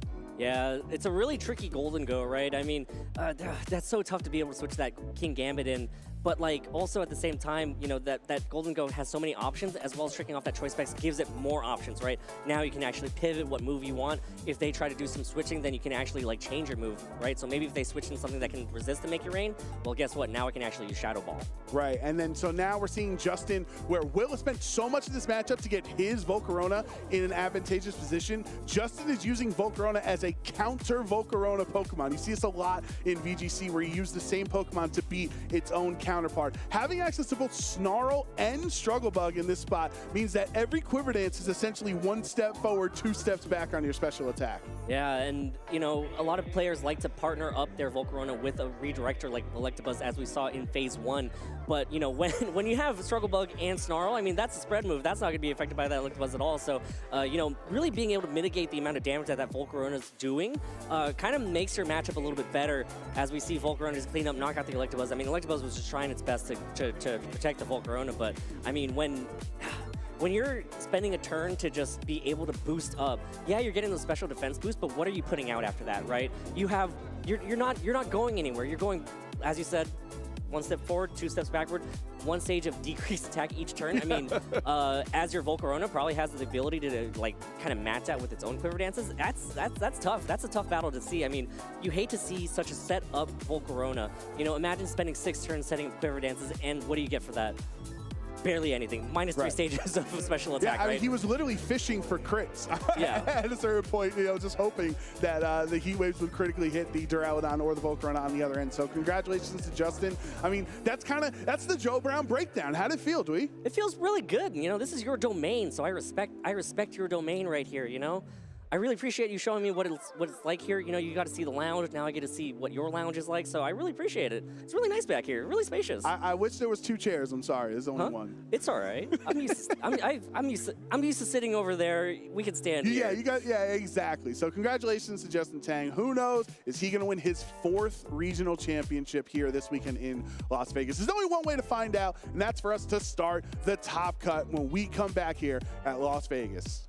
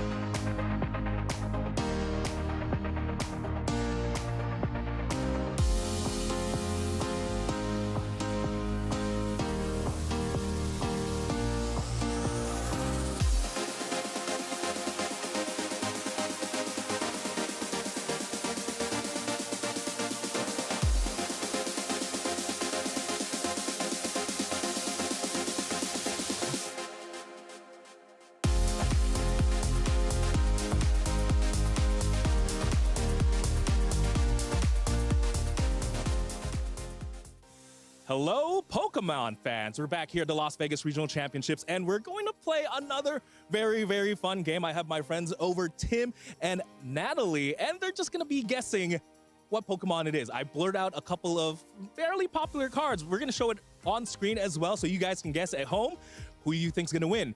All right, reveal the first cards. And who is this? Just go. Okay. Is this Mega Gardevoir? It is Mega Gardevoir. Just raise your hand or speak out first. You guys are competing. Yeah, you guys have the exact same cards. All right, flip to the next one. I don't know who was first. Definitely me. What was it? What was it? Sarlage. It was Sarlage. You guys are too good. Maybe I should have made this a little bit harder. Okay, reveal the next one. I got that one. Mega Absol AX. It is Mega Absol. All right, I need to be faster with my hands. Do I get bonus points because that's the Mega Absol Alt Art? Ooh, okay, very specific. What is the set number? Okay, don't ask me that one. So no bonus points. I'm sorry. That's just the rules. All right. Flip over to the next one. It is Draklo. It is Draklo. Natalie got that one first. All right. 1, 2, 3, go. It is Teal Mask Ogre Pond. Natalie said that one first too. Tim, you gotta catch up. This one's a little bit tougher. It's I did choose a very weirder art. All right, let's go ahead and flip to the next one. Flareon. It is Flareon. Tim's got that one. I'm not keeping track of score. Hopefully you folks at home are. But we're all winners here. I think I just have a couple of more, maybe one last. And 1, 2, 3, go. Wow, okay, that is Pidgeot. I probably should have made this harder, or maybe not ask Pokemon professionals for my game, because you guys did an absolutely amazing job. Let me know who won at home. I wish I was keeping track. These folks were just blazing fast. Thank you so much. Anyone you want to shout out before I let you go? Just shout out to everyone I've met over the weekend. It's really great to meet some fans and stuff, you know, take some photos, sign some stuff. Shout out to my YouTube channel as well, if you guys want to check that out. Oh yeah, shout out to everyone who's watching, who's supporting me, who's listened to me rant about Pokemon over the past few weeks. In terms of stuff I do, you can find me on Twitter at Natalie M, followed by 4 9s, and then you can also read my articles on TCG Player. Amazing stuff. With that, we're going to throw it back to more Pokemon action.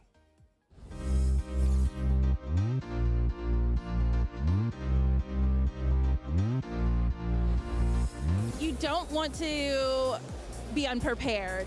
Definitely study the venue, definitely study the game that you're playing, watch past streams. Don't just decide, hey, I'm gonna book a flight and fly and not know anything. God, one thing not to do before a tournament is second guessing yourself and changing your team at the last minute. You gotta trust your instinct and hope that the practice pulls you through. The big advice that I got whenever preparing for this event is to not change your deck last minute. You want to go with something that you're comfortable with, that you know the matchups with. You've been practicing with it for a while. So if you're going to switch your deck, then it's going to be probably last minute, and you're not going to know your matchups really well, because at the end of the day, TCG, this is a card game and we're all here to have fun. So go with the deck that you're most comfortable with and the one that you're going to have the most fun with. 2 things not to do before a tournament. First, don't leave packing your bag or packing everything up to the morning of. You're going to forget something, you're going to be rushing, you don't want to do that going in. And the other piece is don't go in without any prep. You got to make sure you're prepping, you're taking your time, trust your guts. Also, last minute changes don't always work. I would say just don't stress yourself out, don't psych yourself out, do your prep, but don't be too nervous. Always show up to have fun, have a good time, just go out there, do your best, and yeah, just don't be too stressed. Something not to do before a tournament is not check your deck size. Make sure you have 60 cards, make sure all your sleeves are fresh. I've heard so many horror stories about people forgetting cards before their round, getting deck checked, and getting penalties from not having correct sleeves. So just be really careful. I don't want it to happen to me. I don't want it to happen to any other players as well.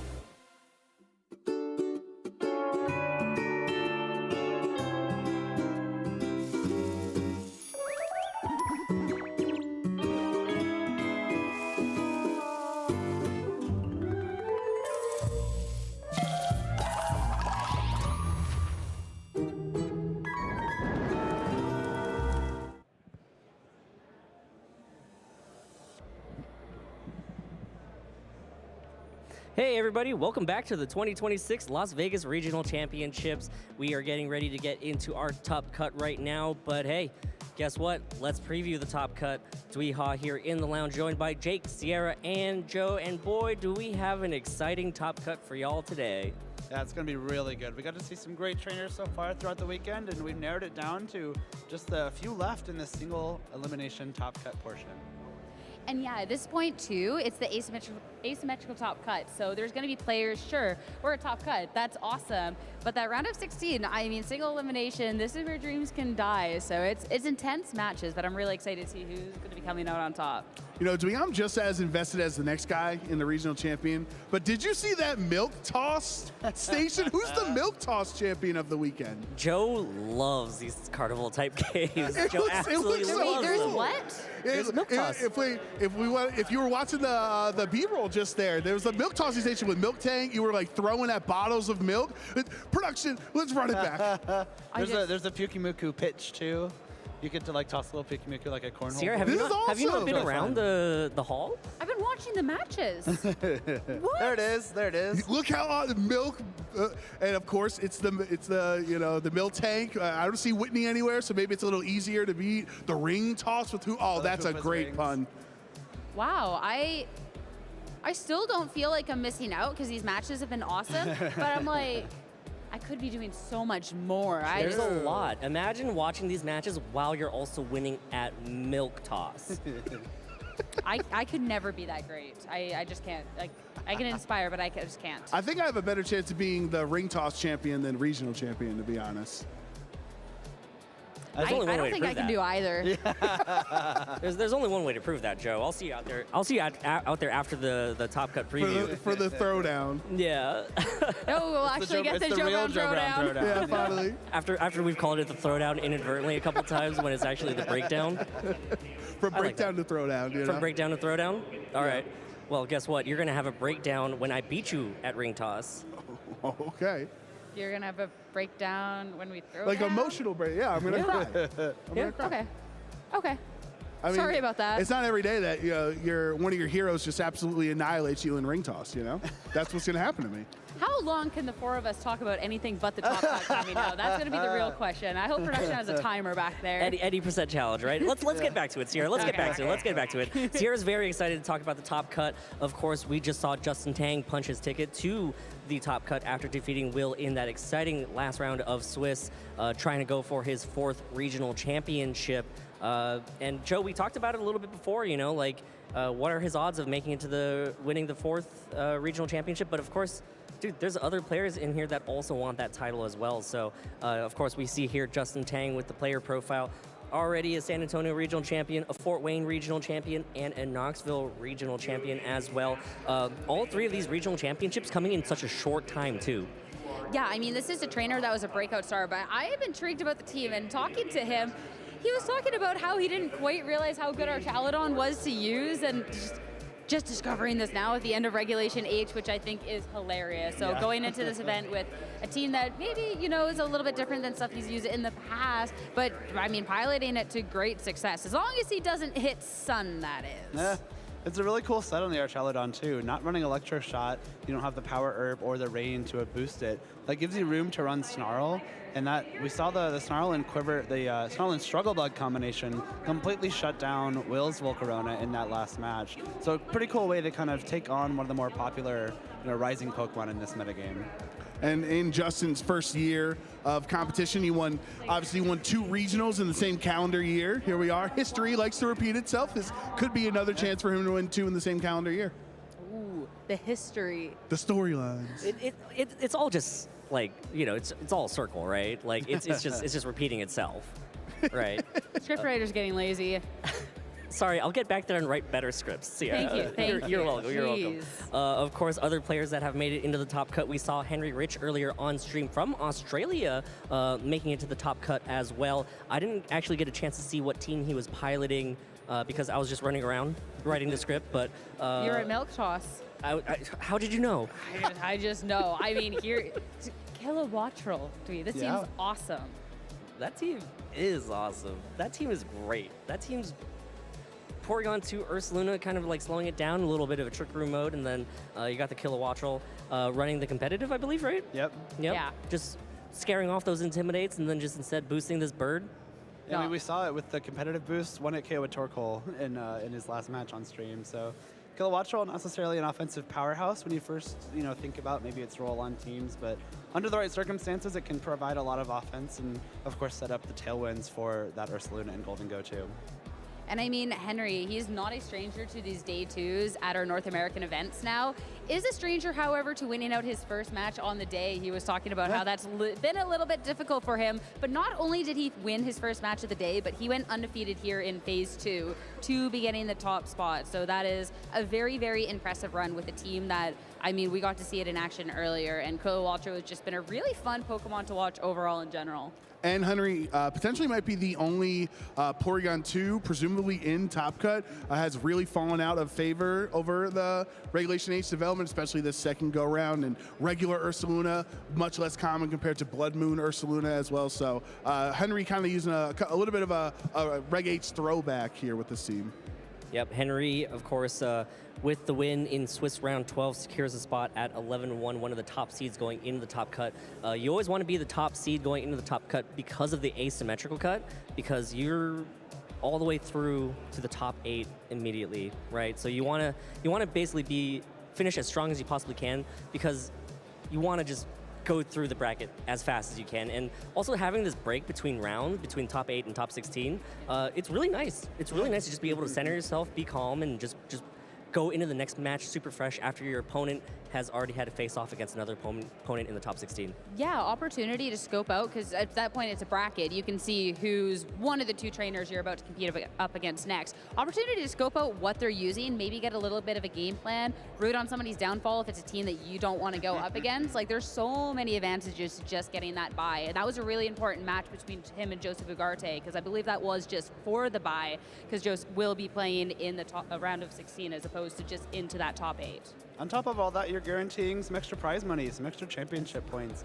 Really important bump in both of those things, going from top 16 to top 8. So it's so nice to just be able to guarantee, you've got that exposure to kind of the top table already. You get some extra rewards, and you have to win one fewer match to make it all the way to the championship.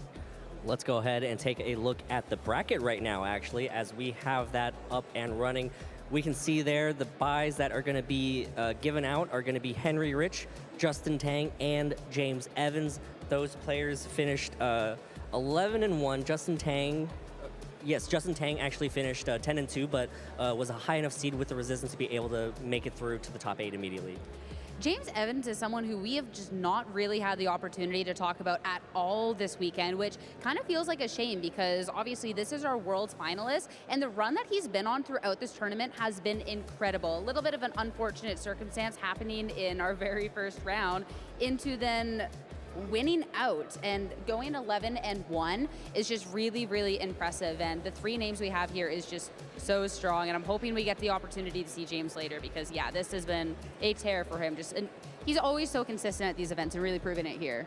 And I really am excited for the bottom half of this bracket, too, with Zachary Weed, Andrew Figueres, and then Carson versus Colin, because they're going to run into some pretty big heavyweights in that next round in top 8 in either Justin Tang or Henry Rich. So I feel like the asymmetrical round is very difficult, because there's so much pressure. You want to make it into top 8, and you feel so alleviated from that stress, and it only gets harder the more you win. Yeah, we have a couple of matchups between former regional champions in that top half as well.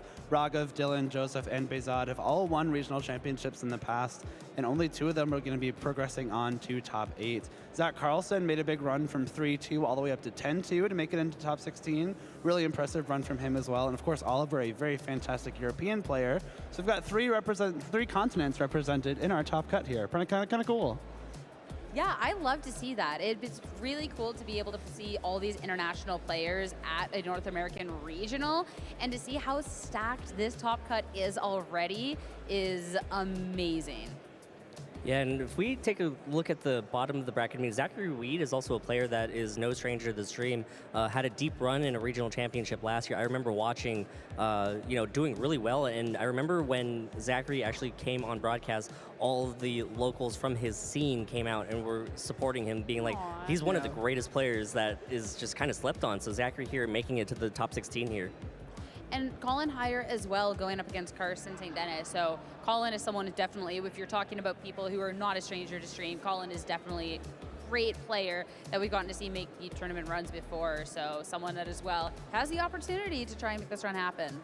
Carson, I believe, also a very successful senior player a few years ago. Maybe took a little bit of a break after aging up to Masters, but now has made it into top cut of a Masters regional again. So a really great player that will be facing up against Colin, who I know has been, doing consistently well over the last couple years, but is very hungry for to add another regional championship to his resume. I also don't want to jinx it, Dwee. I don't even know if I want to say it out loud, but like, No, the caster curse is real. I don't but know. like, could you imagine next round if it was Ugarte versus Escalin? I don't want to jinx it, but that would be so awesome. Why? Why? Why would you do this? Because I think with my heart, Sierra, and it's kind of what my heart wants to The see. caster curse. I don't have that much power. You do not realize. Dwee's the scriptwriter, not us. No, That's true. That no, is the true. caster. Joe Brown. Listen, Why? Sierra, Joe Brown and I, we had a little chat earlier about, the power of Tyranitar versus the power of Sun. Joe, we've seen him on broadcast. He's bringing the power of Tyranitar. Oliver bringing the power of the Sun. So, I mean, that's kind of the matchup between me and Joe right there. I just can't believe you're just trying to. You're trying to become the scriptwriter and change the I'm trying to stories take right here. Dwee's job. Yeah, you're trying to change the stories. I'm just telling you, with the caster curse, you have no idea how many interviews I've started writing for the person I thought who was going to win the match to then watch the most unfortunate level of just critical hit, miss, something happened, to then they lose, and that interview's never been seen. They've lost the match. I'm telling you, it's real. Okay, forget what I said. Let's go back to the milk toss battle talk. The real battle out here. There are a lot of Torkoals in the top cut, right? There I mean, is. Yeah, there Even are a lot. phase 2, the Yeah. 19% is incredible because, yeah, within this regulation, we actually don't have milk toss. But no, like, I mean, Torkoal making the graphic is crazy because we talked about how much sun is here at Las Vegas, and I just didn't anticipate it would be that much to where we'd see Torkoal on the graphic. Like, way to go, Torkoal. And the varying sets too, right? Like there is the eject pack version that Joe was so synonymous with. You either overheat and switch out or get intimidated and switch out. But then there's also the charcoal sets, which are a little safer. It's a choice spec sets, which are even more damage. I like that Torkoal. It's not just one set dominating. It seems like there's multiple ways to use its viability. Yep, there are 3 Torkoals in the top cut. There's 1 Tyranitar, and the other teams have no weather setters. No Ninetales at all. Rain is done. Oh, wow. Yeah. We're done with rain, guys. Las Vegas hasn't been done with rain. It's actually been raining a lot here, but we're only yesterday. done with Only it. yesterday. But see, as Joe and I talked about earlier, the sun's out now. Sun's out now. And it's a desert, so the sand. Perfect. Yeah. My special defense feels better already. Yeah? Your special I see you have a vest on right now. I got it for. You're really cosplaying right. You're really cosplaying right now. I have a vest on right now. I didn't even think about that. I got to protect myself from those moon blasts or make it rains or anything like that. Just Blood Moon or Saluna, just in general. Yeah, exactly. I don't want to get hit by an earth power or anything. I'm going to pose a question to the 3 of you. We saw the bracket. What are your predictions for this top cut? And yeah, it might kind of like be on the line of the caster curse, but don't worry, I'll put it in the script. I'll put whatever you want in the script. Who's gonna whisper in my ear and who's gonna influence how the script's gonna be written? Jake, I'll start with you. What are your predictions for the top cut? I'm going to put my faith in Colin. I think Colin has wanted it for a while. I know he's very capable. I think I'm going to be rooting for my friend Colin to win this one. Sierra? Don't make me do this. Joe? Do I mind game it here? Do I go opposite? Do I say Bezod's gonna win now to cover my bases? Because how deep does the caster curse? Is it the last thing you said, or is it every kid? Because if I say Bezod wins versus Joe wins, Biased caster over here? This is crazy. I am biased when it comes to Tyranitar gamers like Joseph Ugarte. Doubling down on the Tyranitar. You know what? Sue me, Sierra. My bad. Personally, I think, Sierra mentioned it earlier, James Evans, world's runner-up, 11 straight victories. He's basically on a tear right now. He's got that momentum going for him. I believe in James Evans. But hey, guess what? The casters are ready. The players are seated. We are ready now to get started with our top cut. So we'll go ahead and throw it over to Aaron and Yuki as we get into this exciting top cut. Thank you very much. We are nearing the end of this tournament. The best players have advanced on to the top cut, and this first round is going to be such a fun one because we are featuring 2 regional champions. Yeah, this is very exciting, and I feel like we talked so much about weather this weekend. It was like, oh, it's like really sunny in the Mojave Desert. Oh no, there's some rain coming down, and now it's very sandy, just as the Mojave Desert was intended for. And we have 2 regional champions here. Not facing a weather war here as we might have expected previously. It's going to be a mix-up on the Como team. I don't know, this is the Rabombi variant that we were more used to recently, having more of the Porygon core. Yeah, I think I look at like the Instant Amoonguss, Porygon, Golden Go, and I'm like, okay, yeah, we've seen that since day one, but then you've actually got the Choice Scarf Basculegion. It's been a very popular pick in this format, not commonly seen with that core. And then Como as well, not a common Pokemon at all, but it is a Pokemon that I feel like comes out every now and then and picks up some big surprises. It's even won a regional championship not, you know, like a while ago. Joe's team, I think he's been kind of maining this team for quite a while now, and it features just like two very prominent duos in Tyranitar plus Excadrill as well as Indeedee plus Sneasler. We actually saw, you know, Tyranitar plus Excadrill win regionals as well, and like all the weathers have won, I believe, a regionals in Regulation Age, so it's fun to see kind of how it ebbs and flows, but I'm really interested in Como specifically because we don't see that very often. Joe, of course, rocking some unique combinations, but he's also got this really powerful Annihilate. The Annihilate is so nice because normally if you want to beat Tyranitar and Excadrill, you want to Intimidate it with Incineroar. Annihilate is like, thank you, give me that Intimidate, I'll get a Defiant boost and I'll just KO you with close combat. It also provides immense support thanks to the combination of Safety Goggles and Taunt, and this Corviknight's a bulky Pokemon, can just stay in the field for a long time and set up with Bulk Up. Yeah, I love how you piloted both those Pokemon because those are the ones I want to talk about. Like this Annihilate just feels like the perfect counter to these like slow teams, right? It can't be faked out. It gets boosted by Incineroar coming in. You have Taunt to shut down any of those Spores and Trick Rooms that might annoy the otherwise hyper offense on this kind of team. And then on the Corviknight, I think it's pretty interesting because at least the flavors of sand I've seen with Corviknight usually have like the Psychic Seed, so they become a little bit bulkier on the especially defensive side to compensate not being able to do that with the bulk up. But we actually see the leftovers here, so maybe Joe opting to want to switch out in and out with this Corviknight a little bit more. But looking on Bizad's side, I think one thing that's interesting with this Como's moveset, I think, you know, Clanging Scales and Protect it typically has, and it has a coverage move in Flamethrower Aura Sphere, but some players like to have the Clangorous Soul, the mini version of the Z move that we were used to back in the days, to boost all of its stats in exchange for 1/3 of its health. Doesn't have the option here, but opting to have a little bit more coverage in its moves, which is pretty interesting. And yeah, on top of that, we're rounding out with the very popular Basculegion with Choice Scarf that I don't know if we've seen that often until Regulation 2.0 that started this year. Yeah, I think a big nature of this matchup will be actually how this Basculegion is piloted. It's really interesting because it can provide a lot of offensive pressure, but we've seen Joe beat Basculegion with Choice Scarf actually on stream already. Yes. He went with Indeedee Sneasler and basically just went for Dark Terra Throat Chop, KO'd Basculegion before it could move. So the Choice Scarf is nice, but when either the Sand is up or if the Unburden is activated, you will be slower than like Excadrill and Sneasler respectively. Incineroar is also a really important Pokemon to pay attention to in this matchup because it is very, very good if you're up against Indeedee, if you can bring it in when Tyranitar and Excadrill are both on the field. It is very bad if the Annihilate is out on the field because then you give the Defiant boost. And so I really have my eyes out on both of those and how Bizad will be able to pilot them. So we're going to get started with this first one. Both of these players are regional champions looking to get another championship. It's going to be Basculegion and Golden Go here to start with Annihilate and Indeedee on the opposing side. Yeah, this is interesting because I think we were talking before this match. It's like, okay, is Bizad going to want to go for the Trick Room mode from the beginning? Because if he does, this Annihilate is really good. But if he doesn't, it's actually really bad, right? Like this Rage Fist is super effective technically against both these Pokemon, but it's just not a very powerful attack if you don't have any of those stacks. So this Annihilate feels a little bit like dead weight here. So the Indeedee, yeah, pretty like good to Basculegion because it's faster, but you're not going to be threatening any kind of Oko pressure, even if you go for that Terra Psychic. So I would say that Joe is a little bit on the back foot here, and I would be curious to see how he can reposition and see if Bizad, on the other hand, can capitalize on that.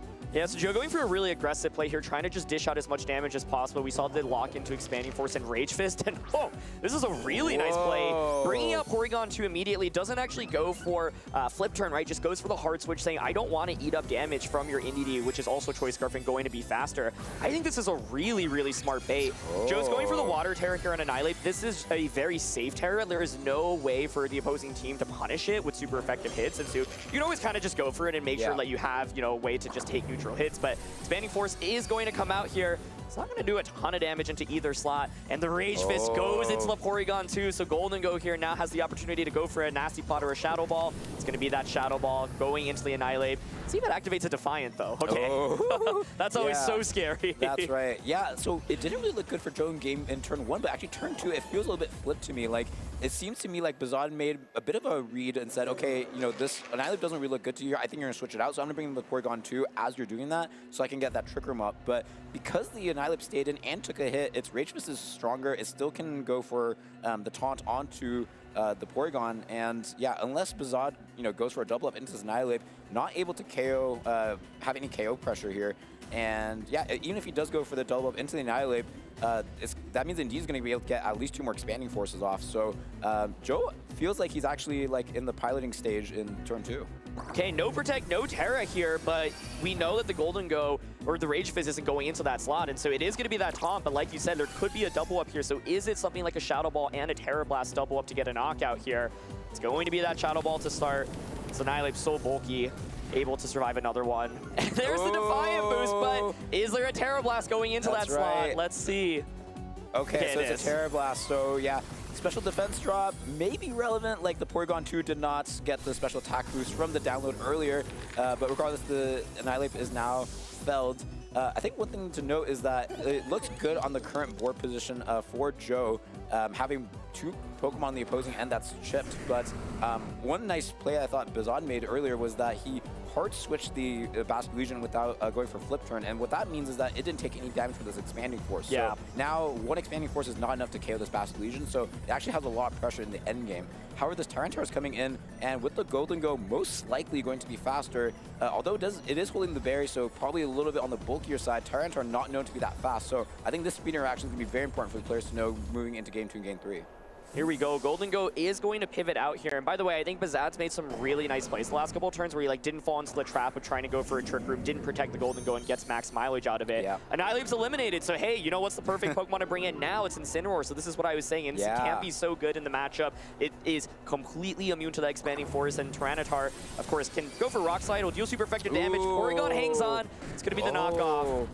So manages to knock out Porygon 2, but Incineroar does manage to come in for free, doesn't eat up a Rock Slide there, and now you get some offensive repositioning, right? You can just bring out that Basque Legion. That is threatening a very powerful Wave Crash now, right? You could just bring it out, Wave Crash and knock off.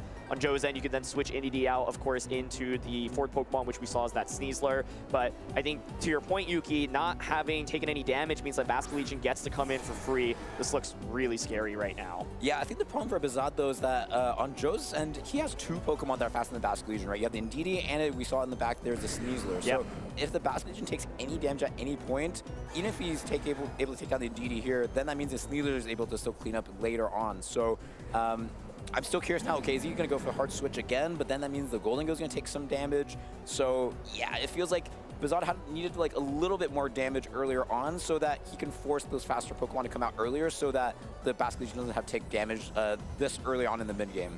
Yeah, and one of the things about Basque Legion as well is that when he goes for that Wave Crash, it eats up so much damage and recoil. Recoil plus Sand means you will certainly be 1 hit away from getting knocked out. And so Joe is going for that play that I was talking about, which you switch out the Indeedee into the Sneasler. And so it's like, okay, if you Wave Crash, you can KO Tyranitar, but then you eat up a lot of recoil, and suddenly, like you said, there are 2 faster Pokemon. That being said, if you can reposition this Incineroar and you get it into an endgame with Sneasler plus the Indeedee, it can be quite decent. The thing is, you're just not having 1-hit KO pressure onto the Sneasler. So it's going to be the flip turn lock here. I like that a lot. That does so much damage, and this is a way to basically do a lot of damage, but also not get your key Pokemon damaged. Yeah, so Bazad able to accomplish both, get some damage on the board without taking any damage in return. So able to call out Joe's play there perfectly. Now I'm wondering, what is the speed interaction? Okay, so the Tyranitar is faster than the Incineroar, so able to get that KO first. And now, yeah, the Basque Legion is facing down 2 Pokemon that are faster than it and doesn't have access to Protect thanks to the Choice Scarf. So, yeah, I think Joe, starting off in a more passive position in turn 1, but able to turn it around. Okay, so this is interesting because Incineroar now has no ability to pivot out and back in, right? So no more Intimidates, which can go a long way. Basque Legion does come back in, but it's tricky, right? The Sneasler here does threaten with that Throat Chop. You can see Joe's I'm going to just protect here. I don't think I'll get an attack off with Tyranitar. If you let me, I probably just win the game off of it, right? And so he wants to get to an end game where, like you said, he just has the 2 faster Pokemon in the Sneasler and the Indeedee, and then just try to, get a double up and knock out the Basque Legion. And so the flip turn was nice, but I think Incineroar not being able to pivot out there puts it in a tougher position. And the knockoff there was saying, if you stay in with Indeedee, I can just win the game off this by knocking out the Indeedee, but Joe makes a really good play anticipating that, and I think it was actually crucial that he pivoted out into Sneasler in that spot. The other play I was thinking that Bazad could have gone for would have been like Water Terra Wave Crash into like the NDD slot, but that's like a really difficult play to go for, right? And so it's going to be the Terra here actually onto the Incineroar into Grass Terra, which is going to help defensively from a close combat. Yeah, so with this terrestrialization on the Incineroar, that means it actually is susceptible now to the Expanding Force. So I was thinking, okay, maybe Bazad's win condition was to like take down the Sneasler and then win the 1v1 versus the Indeedee. Not able to go for that anymore. And as we see Bazad going for the KO onto the Tyranitar with the Wave Crash, taking some recoil, probably not going to be put in range of either Sneasler or Indeedee's attacks, thanks to his pretty high base HP. And yeah, I wonder how this 2v2 is going to go. The Sneasler is lowered attack thanks to the Intimidate, but with both of Joseph's Pokemon being faster than Bazad's, going to be able to knock out the Basculegion with a double up. Yeah, exactly. I think what Bazad was hoping for there was for Joe to just go all in and go for a close combat or a throat shot that turn and say, look, by going for Grass Terra, you can't knock either Pokemon out with a one-hit KO. And so if you go for that Flare Blitz KOs you, it's a 2v1 against Indeedee, I should win the game. But like you said, now you've gotten rid of that immunity to Expanding Force, and so Joe can just lock it in very easily. And so I don't know, it's like not Assault Vest on the Incineroar either, so it feels difficult for Incineroar to be able to pull off like a 1v2 because the Basculegion here will just faint before it gets to move, right? Because you're up against two Pokemon or faster. And so I don't know, can Incineroar tank all these attacks? Probably not. Throat Chop's gonna come out, doesn't get the one-hit KO, but we know the Expanding Force will finish it off. How much does Incineroar take from this? Oh, it's so much damage, that's too much damage. I was going to say, yeah, with the Basculegion surviving, that means the Expanding Force is still going to be double damage with these spread moves that they are. And the single target, then you're able to take less damage, and we get the burn, which is, not going to be too impactful thanks to the sand. But, yeah, it seems like we're able to close out this game with Joe taking it, but yeah, it felt really close. I wonder if the Incineroar hadn't terrestrialized the previous turn, the Incineroar may have been able to win the 1v1 against the Indeedee, especially since we see how much the Flare Blitz did. You know, as long as the Incineroar had at least 1 HP without the sand, is able to like get through and win the 1v1 against the Indeedee. So let's see how we adjust into game 2. Yeah, I think Bazad had basically went for 2 different plays to like try to win the game on the spot. The first was, trying to knock out the Indeedee with a knockoff, and then the Sneasler did end up switching in. And then the second was going for the Flare Blitz into the Sneasler. And Joe made like the perfect play both of those turns, and I think if he doesn't make that play, he actually could just lose the game on the spot, right? If your Indeedee feints that knockoff and you decide to stay in, then it's really, really tough. And so, yeah, I think like this was a really fun game to watch, honestly, where Bazad found plays that I think would work most of the time into, like other possible plays that Joe would make, but Joe just covered for it super, super well. And I think one of the key speed interactions, like you pointed out, is the fact that Indeedee and Sneasler are both faster than the Basculegion. And so a Basculegion, like ideally it wants to get 2 Wave Crashes off. It only got 1 off into this one, and it had to go for it into Tyranitar because Tyranitar itself is actually quite good into the team as well. Yeah, so we see, what could we go for the adjustment here? Like, I think Bazad might have to go a little bit more aggressive and, like, call out Joe again. Like, are you going to leave with the Annihilate or are you not? Because if he's not going to leave with the Annihilate, then the Porygon 2 is, like, really good, right? Like, you can get the Trick Room up pretty uncontested. Like, it's a very bulky Pokemon, especially if you're supported by Intimidate. With no Annihilate in sight, like, the Intimidate is actually very, very strong into most of Joe's team. And once you have the Trick Room up, then you can threaten Spores. You have a lot of recovery options. So, like, Joe cannot afford to let Bazad go for that. But then again, if Bazad says, I know you're going to lead Annihilate again to be safe, and leads, something more aggressive like Basculegion and Goldengo, even Como, Joe's going to be on the back foot. So at that point, maybe Bazad says, okay, I'm not going to go for the hard read that you're going to switch out the Annihilate, I'm just going to keep attacking. Here we go, game 2. It's going to be Goldengo and Porygon here versus the Tyranitar and Excadrill. So some very classic duos.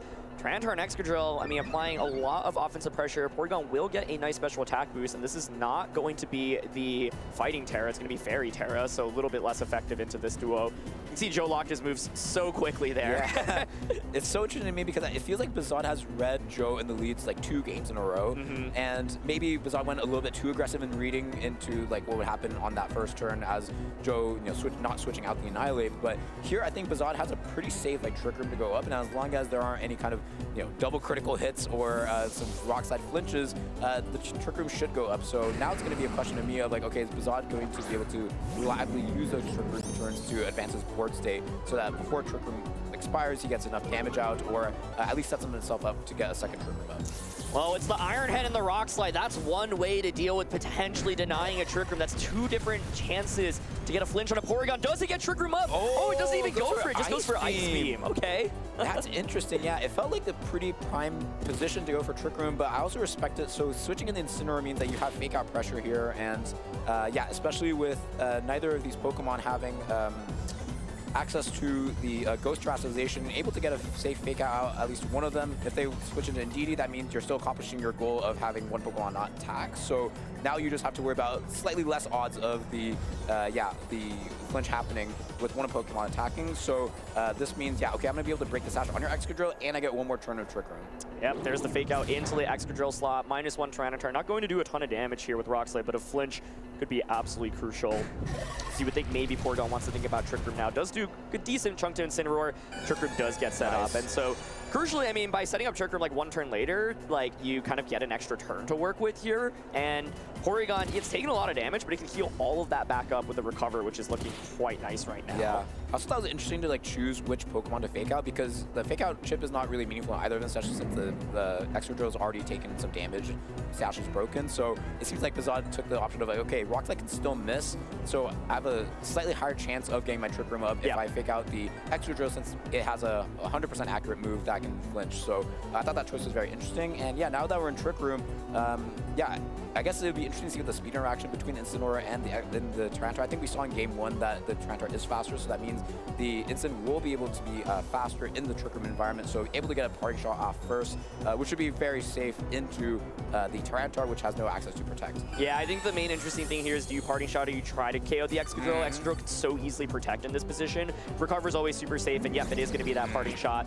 It's like tempting to try to Flare Blitz Excadrill, but then you just lose so much value if Excadrill protects and a Rock Slide comes out. So I like Joe's play here. He's saying, you know what, I'm going to attack, you set up Trick Room, but I think you have to respect this possibility of Protect. So let me get some damage against you while the Trick Room is actually up. Golden Go is actually coming in, but pretty risky. Yeah. Yep. Oh, goes for the knockoff. It is at -1 thanks to Intimidate, but still doing a ton of damage and getting rid of the recovery option in the Wiki Berry. Went for the high horsepower, big connect, and despite the Intimidate, able to KO the Goldengo. So yeah, that was a pretty aggressive play from both players, but it's working out for Joe here. It was an amazing turn by Joe, right? Trick Room was set up. You feel like Bazad's in the driver's seat, but Joe's saying, look, I know at least Tyranitar guaranteed gets this knockoff off. Your Incineroar is so low. Knockoff's super good into Golden Go. It's good if you bring out the Basket Legion as well, right? And so kind of covered for everything there. It's a disaster because Golden Go probably was like, okay, I mean, I can eat up a knockoff. It's not ideal, but it's still fine. And it's Basket Legion in the back. This is just incredibly awkward now, I think, for Bazad, because you've also set up Trick Room. That's maybe why he was a little bit hesitant to go for that Trick Room on turn 1, knowing that you have Choice Scarf Basket Legion in the back. And things are looking kind of tough right now, right? Yeah, like the Excadrill is still going to be faster, but you can KO that with the Porygon 2 anyways. Like the real problem here is a Tyranitar, and this Tyranitar is going to be able to move before the Basket Legion. We see the Excadrill being swapped out for the Annihilate, so wanting to leverage that a little bit later into the freeze? Game. I think Bazad recognized, okay, I might need a freeze in order to be bailed out here. Going for the Rock Slide, which is interesting, not getting super effective damage onto either of these Pokemon, maybe wanting to get a flinch on the Basket Legion, but we see the Flip Turn come out, doing some pretty good damage into the Annihilate, and switching back into the Incineroar, going to boost the Annihilate here, so now there's a lot of pressure to get through this Annihilate on this turn before it can get some big Rage Fists off, or some fighting moves off here. But again, like, there's just no solution to the Tyranitar in Trick Room, Aaron. Yeah, and that turn, by the way, felt kind of crazy because it was like Tyranitar didn't go for the knockoff. There wasn't the Terra from Basket Legion either. And then it's also a flip turn instead of something like a Wave Crash. But yeah, I think like Joe advances his board state quite nicely with this, right? You get the Annihilate in, and I think the Porygon does like redden with Fairy Terra Blast. So this turn you could fake out into Tyranitar, Fairy Terra, and go for that Terra Blast. Joe, however, does have the Water Terra available on Annihilate, and so I think with the Water Terra, it maybe survives, but yeah, it seems like he's not super confident on that, so he's gonna just pivot it out. He's probably thinking, okay, if I get Annihilate in a situation where Trick Room is over, is probably pretty decent here. Right. And Tyranitar is still looking really scary right now. Yes. Didn't take any damage, and if it were flip turn into that slot, it'd be different. But yeah, like you said, Tyranitar is the real threat right now. Even though it's been intimidated, even though it's 8 up the parting shot, it's still able to do damage here. Yeah, this Tyranitar's job is not to do damage, it's to stick around and say, okay, I'm going to be the wall of your Trick Room. Like, you are not going to get enough lethal damage onto me before it gets put down, and as soon as the Trick Room goes down, I'm going to prevent you from getting it up again. So we see the Translation coming out here onto the Porygon 2, going for the Fairy Translation, a little bit less so of a defensive Translation, more of an offensive one, trying to get the Terra Fairy, Terra Blast out onto both of these Pokemon that were susceptible to super effective damage here. Going onto the Extra Drill, so really good switch from Joe, taking this and being able to survive, which is a huge, huge survival, meaning this knockoff goes into the Extra Drill instead, meaning the Tyranitar still has its special defense boost from the Assault Fist and the Sandstorm. And now we know that the knockoff is actually going to Porygon 2, so you can remove that Eviolite. It's just so scary, I think, for Bizod, because like the Incineroar is so low, Sand does expire, but there's actually that Corviknight waiting in the back as well. Okay, so like you can say Joe's taking a little bit of time to think right now, right? But he's like, okay, I can bring out Corviknight. The main thing here is there's no steel type attack on Corviknight, so you can't just go for like an Iron Head, which would be really nice. Sand has expired, so like Terra Blast actually also does decent damage, but I don't think it'll knock out the Tyranitar. It's going to be the Annihilate coming back in right now. Yeah, so as good as it looks for Joe here, actually after Trick Room expires, the Basculegion is so now going good. to be the fastest Pokemon in this current match. Like, thanks to the Extra Drill going down from that double up earlier, there is no Pokemon that can take advantage of the Sand Rush, and this Basculegion is going to be the strongest Pokemon. So to me, it's going to be a key of like, are we going to be able to see the Translation come out earlier from Joe's end? Because if you do, then it's going to be a lot easier to figure out, okay, am I going to lock into Last Respects? Am I going to lock into Wave Crash? And the problem, though, on Bizod's end is that both these Pokemon have taken a lot of damage. So even if the Basculegion is really fast, it only has single target attacks. Yep. If Joe is able to maintain the Pokemon count much higher, then it doesn't really matter if the Basculegion is the fastest Pokemon. So we see the more defensive pivot coming out, not wanting to lose the Tyranitar just yet. And we see the Terra Blast come out. Which Pokemon does it target? Oh, it targets correctly. Is it going to get the KO here? It is, so that's a big knockout for Bizod. Now that means Joe's down to just 2 Pokemon, and surely with Last Respects, able to get some damage. Flare Blitz, big read to the Corviknight switching in. That's a ton of damage. Wow, so yeah, doing a good job of taking advantage of the last turn of Trick Room. And yeah, Bizod looks like he's back in the driver's seat. Yeah, totally. Like the game feels like it's completely flipped, right? Yes. I think Joe was maybe hoping for a Terra Blast into the Tyranitar slot. One thing that I wanted to call out was like I felt like Tyranitar maybe could have knocked out Incineroar while Trick Room was still up, because then you force the Basculegion to hit the field while the Trick Room is still up, right? But this is the perfect position for Bizod in the sense that Trick Room is stalled out. Your Basculegion hasn't even taken any damage yet, right? And so, like you said, now you have to make the decision on to Terra. But I don't know, I feel like this is too difficult, especially Flare Blitz. Like for Incineroar to have gotten that much value when it was at like 5% of health is absolutely unbelievable, right? So felt like Joe had really good control of the game, but the Trick Room is pretty difficult to play against, and Bizod gets some multiple turns correctly. Getting that flip turn under Trick Room and not taking any damage was absolutely wild. It's so mental. Okay, it's going to be the Tyranitar going for that Flying Terra, but now that means you are weak to the Ice Beam from Porygon 2. So we see the Basculegion lock into the Last Respects, going for that big read from Bizod, getting that huge knockout. And yeah, wow, Corviknight is the last one standing here against both the Basculegion and the Porygon 2. Going for that bulk up, but just a little bit too late. Even with all these boosts, you have such a small amount of HP. Either of these Pokemon can knock you out as the Porygon sets up Trick Room. And yeah, I think that might seal it for Joe in game 2. Yeah, I was thinking Last Respects Ice Beam there, but because it was Trick Room, if the Tyranitar did not go for the Terra there, I think like Tyranitar then might actually be able to just pull off the win, right? And like, imagine it was like you, end up not Terraing there, you get the knockoff, and then you like roost with Porygon 2. And so that was a really subtle, crazy endgame as well. But Bizod took some major risks in this one, and it paid off really, really well. I think it does speak to Trick Room can be very powerful into Joe's team. game. I thought this game was in Joe's favor, especially after Golden Go just went down, right? He made that really, really nice call, but not knocking out that Incineroar, and then Basculegion coming out just as Trick Room ended. Basculegion not taking any damage when it was out on the field while Trick Room was up, allowed Bazad to carry home this one. Absolutely, and something I was thinking about is like, okay, why did Bazad go for that hard read there, right? Because like Joe could have said, okay, I know you're going to try to read me, so I'm not going to terrestrialize, and that could have ended the game, right? So it's like, why did Bazad have to go for that read there?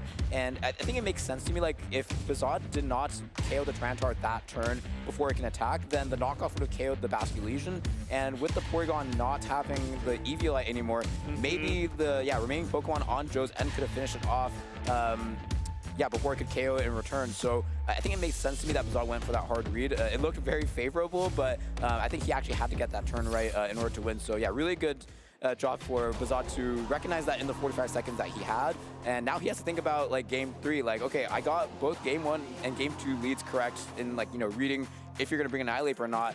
Now he has to do that one more time. That was such a fun endgame to see him like maneuver through that, right? Like, and man, the Incineroar getting the Flare Blitz off into like Corviknight, like what a dream scenario. So I thought Incineroar was like not going to really provide much value left in the game, but Joe ignores it, and Bazad gets so much more out of it. So let's see, game 3. I think one of the trickiest things about Joe's team is there's so many different combos that you can go with. It's going to be... go back to game 1, Basculegion and Goldengo versus the Annihilate and the Excadrill. So it feels like Bazad has outled Joe again. However, the Excadrill makes a big difference here. It cannot be one hit. It cannot be KO'd in one shot by the Basculegion and can retaliate with a very, very strong ground-type attack onto the Goldengo and can even move before both of those Pokemon if the Tyranitar switches in. So, yeah, it seems like a bit more uncomfortable for Bazad here. Might not feel as good as he did in Game 1, Game 2 in the leads.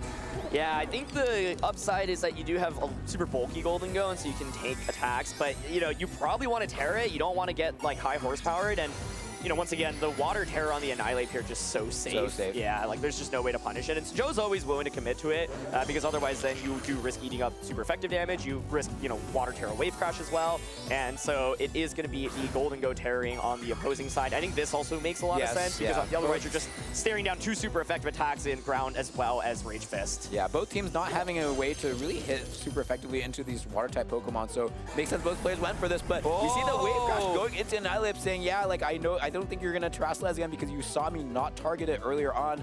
And wow, going for the Rage Fist this time. And it whiffed earlier, but now it's going to be a super effective attack, doubling the power thanks to that Wave Crash attacking it first and getting the huge knockout to the Basculegion, which ended up proving very clutch into the second game. And now the Excadrill is going to be able to fire back with the high horsepower. Let's see if the Shadow Ball is going to be enough into the Annihilate. Nope. Yeah, with that more defensive variant with the Berry instead of Life Orb proving not as beneficial here as Annihilate stays on the board and able to threaten with the taunt as the Porygon comes in. I think if you're Joe, you're really happy about that turn. Like, Basculegion to me is maybe the scariest Pokemon to go up against on the opposing side, and you just got rid of it and didn't even lose a Pokemon for it. And like you called out, this taunt really safe. These Goldengos, they're bulky, and they often want to click Nasty Plot, but what's working against Bazad right now is that you don't have any boosts, right? Like Shadow Ball, Make It Rain in this current position, not super strong. Yes, you could go for that Nasty Plot, but then you're still going to be slower, and the threat of taunt is also so scary, right? And so, yeah, I think Bazad was really, really hoping to not see that Water Terror come out or see the Rage Fist go into the Goldengo, but instead just loses one of his key pieces early on. Yeah, so we see Joe switch into the Tyranitar, not wanting to lose Excadrill just yet.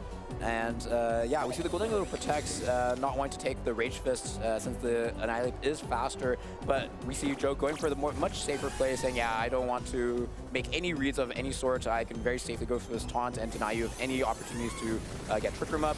We see Annihilate go down, but I think Annihilate did its job. Now the Porygon has no opportunities to recover or to set up any kind of speed control for Bazad's end. So Joe's, like, yeah, going down to 3-3, but basically has a speed advantage for the rest of the game. Exactly, yeah, and so Tyranitar, like, yeah, it doesn't love eating up Make It Rain, but it's also okay. It's Assault Vest, and you're not up against, like, a Life Orb or a Choice Specs Goldengo. So Entity hits the field, now able to click that Expanding Force really freely. So the question I have is, is Incineroar in the back, right? If so, you could obviously pivot Incin in. It's pretty good defensively. And excellent, yeah, place to pivot an Incin here. Exactly, so That's the main question, but then you still have to deal damage is the thing, right? Like, and that's what's really scary because Golden Go is not exerting one-hit KO pressure here. Like, a Make It Rain's not going to knock out either of these Pokemon unless maybe you get a critical hit, and so it still feels a little bit tricky. You could also stay in and maybe go for like an Ice Beam or a Terra Blast, get some damage off, but then Porygon eats up so much in return, so it is going to be the pivot here. We would expect to see Incineroar, but let's see. Yeah, I think none of the other Pokemon besides Season would want to take this Expanding Force, so yeah, it makes sense for Incineroar to come out here, going to land that crucial Intimidate onto the Tyranitar and have the immunity into the Expanding Force. So yeah, I think this Incineroar probably not going to take too much damage this turn, so it's going to be a matter of, okay, how much damage does Porygon do?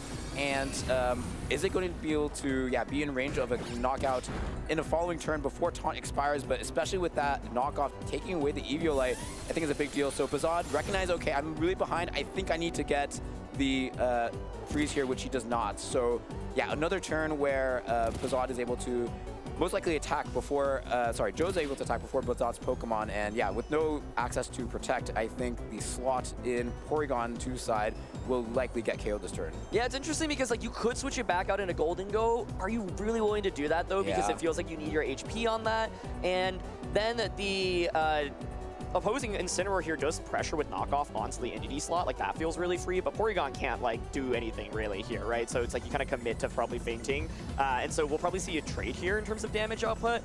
Then the end game gets interesting as well. Like, the thing is, Incineroar, like, is then going to be stuck on the field against an Excadrill. That doesn't feel super good here. And so I think Joe recognizes, I actually want Excadrill to make it to this end game. I'm not going to make any pivots. It's just going to be Expanding Force and Rock Slide here. Yeah, so with this Expanding Force, no Eviolite, Porygon 2 is going to go down. So I think we see the same situation in Game 1 where this Incineroar is not able to switch out. So this Excadrill is going to be able to attack with full power for the rest of the game. That's a lot so much of damage. And yeah, knockout coming into the Indeedee. Good knockout for Bazad, but it might be a little bit too late. That critical hit most likely not going to matter. And yeah, this Excadrill is going to be able to come in doing a lot of damage unintimidated. Yeah, super well conserved, and I think like the fact that it is Focus Sash intact and hasn't been intimidated means that it should be able to just seal up this game. Really, really good conservation, and I think the turn one was just absolutely huge. I have one thing I want to wonder is, Aaron, is do you go for Earthquake? I would. Because I don't think you yeah. want to risk the high horsepower missing, right? Like, yes.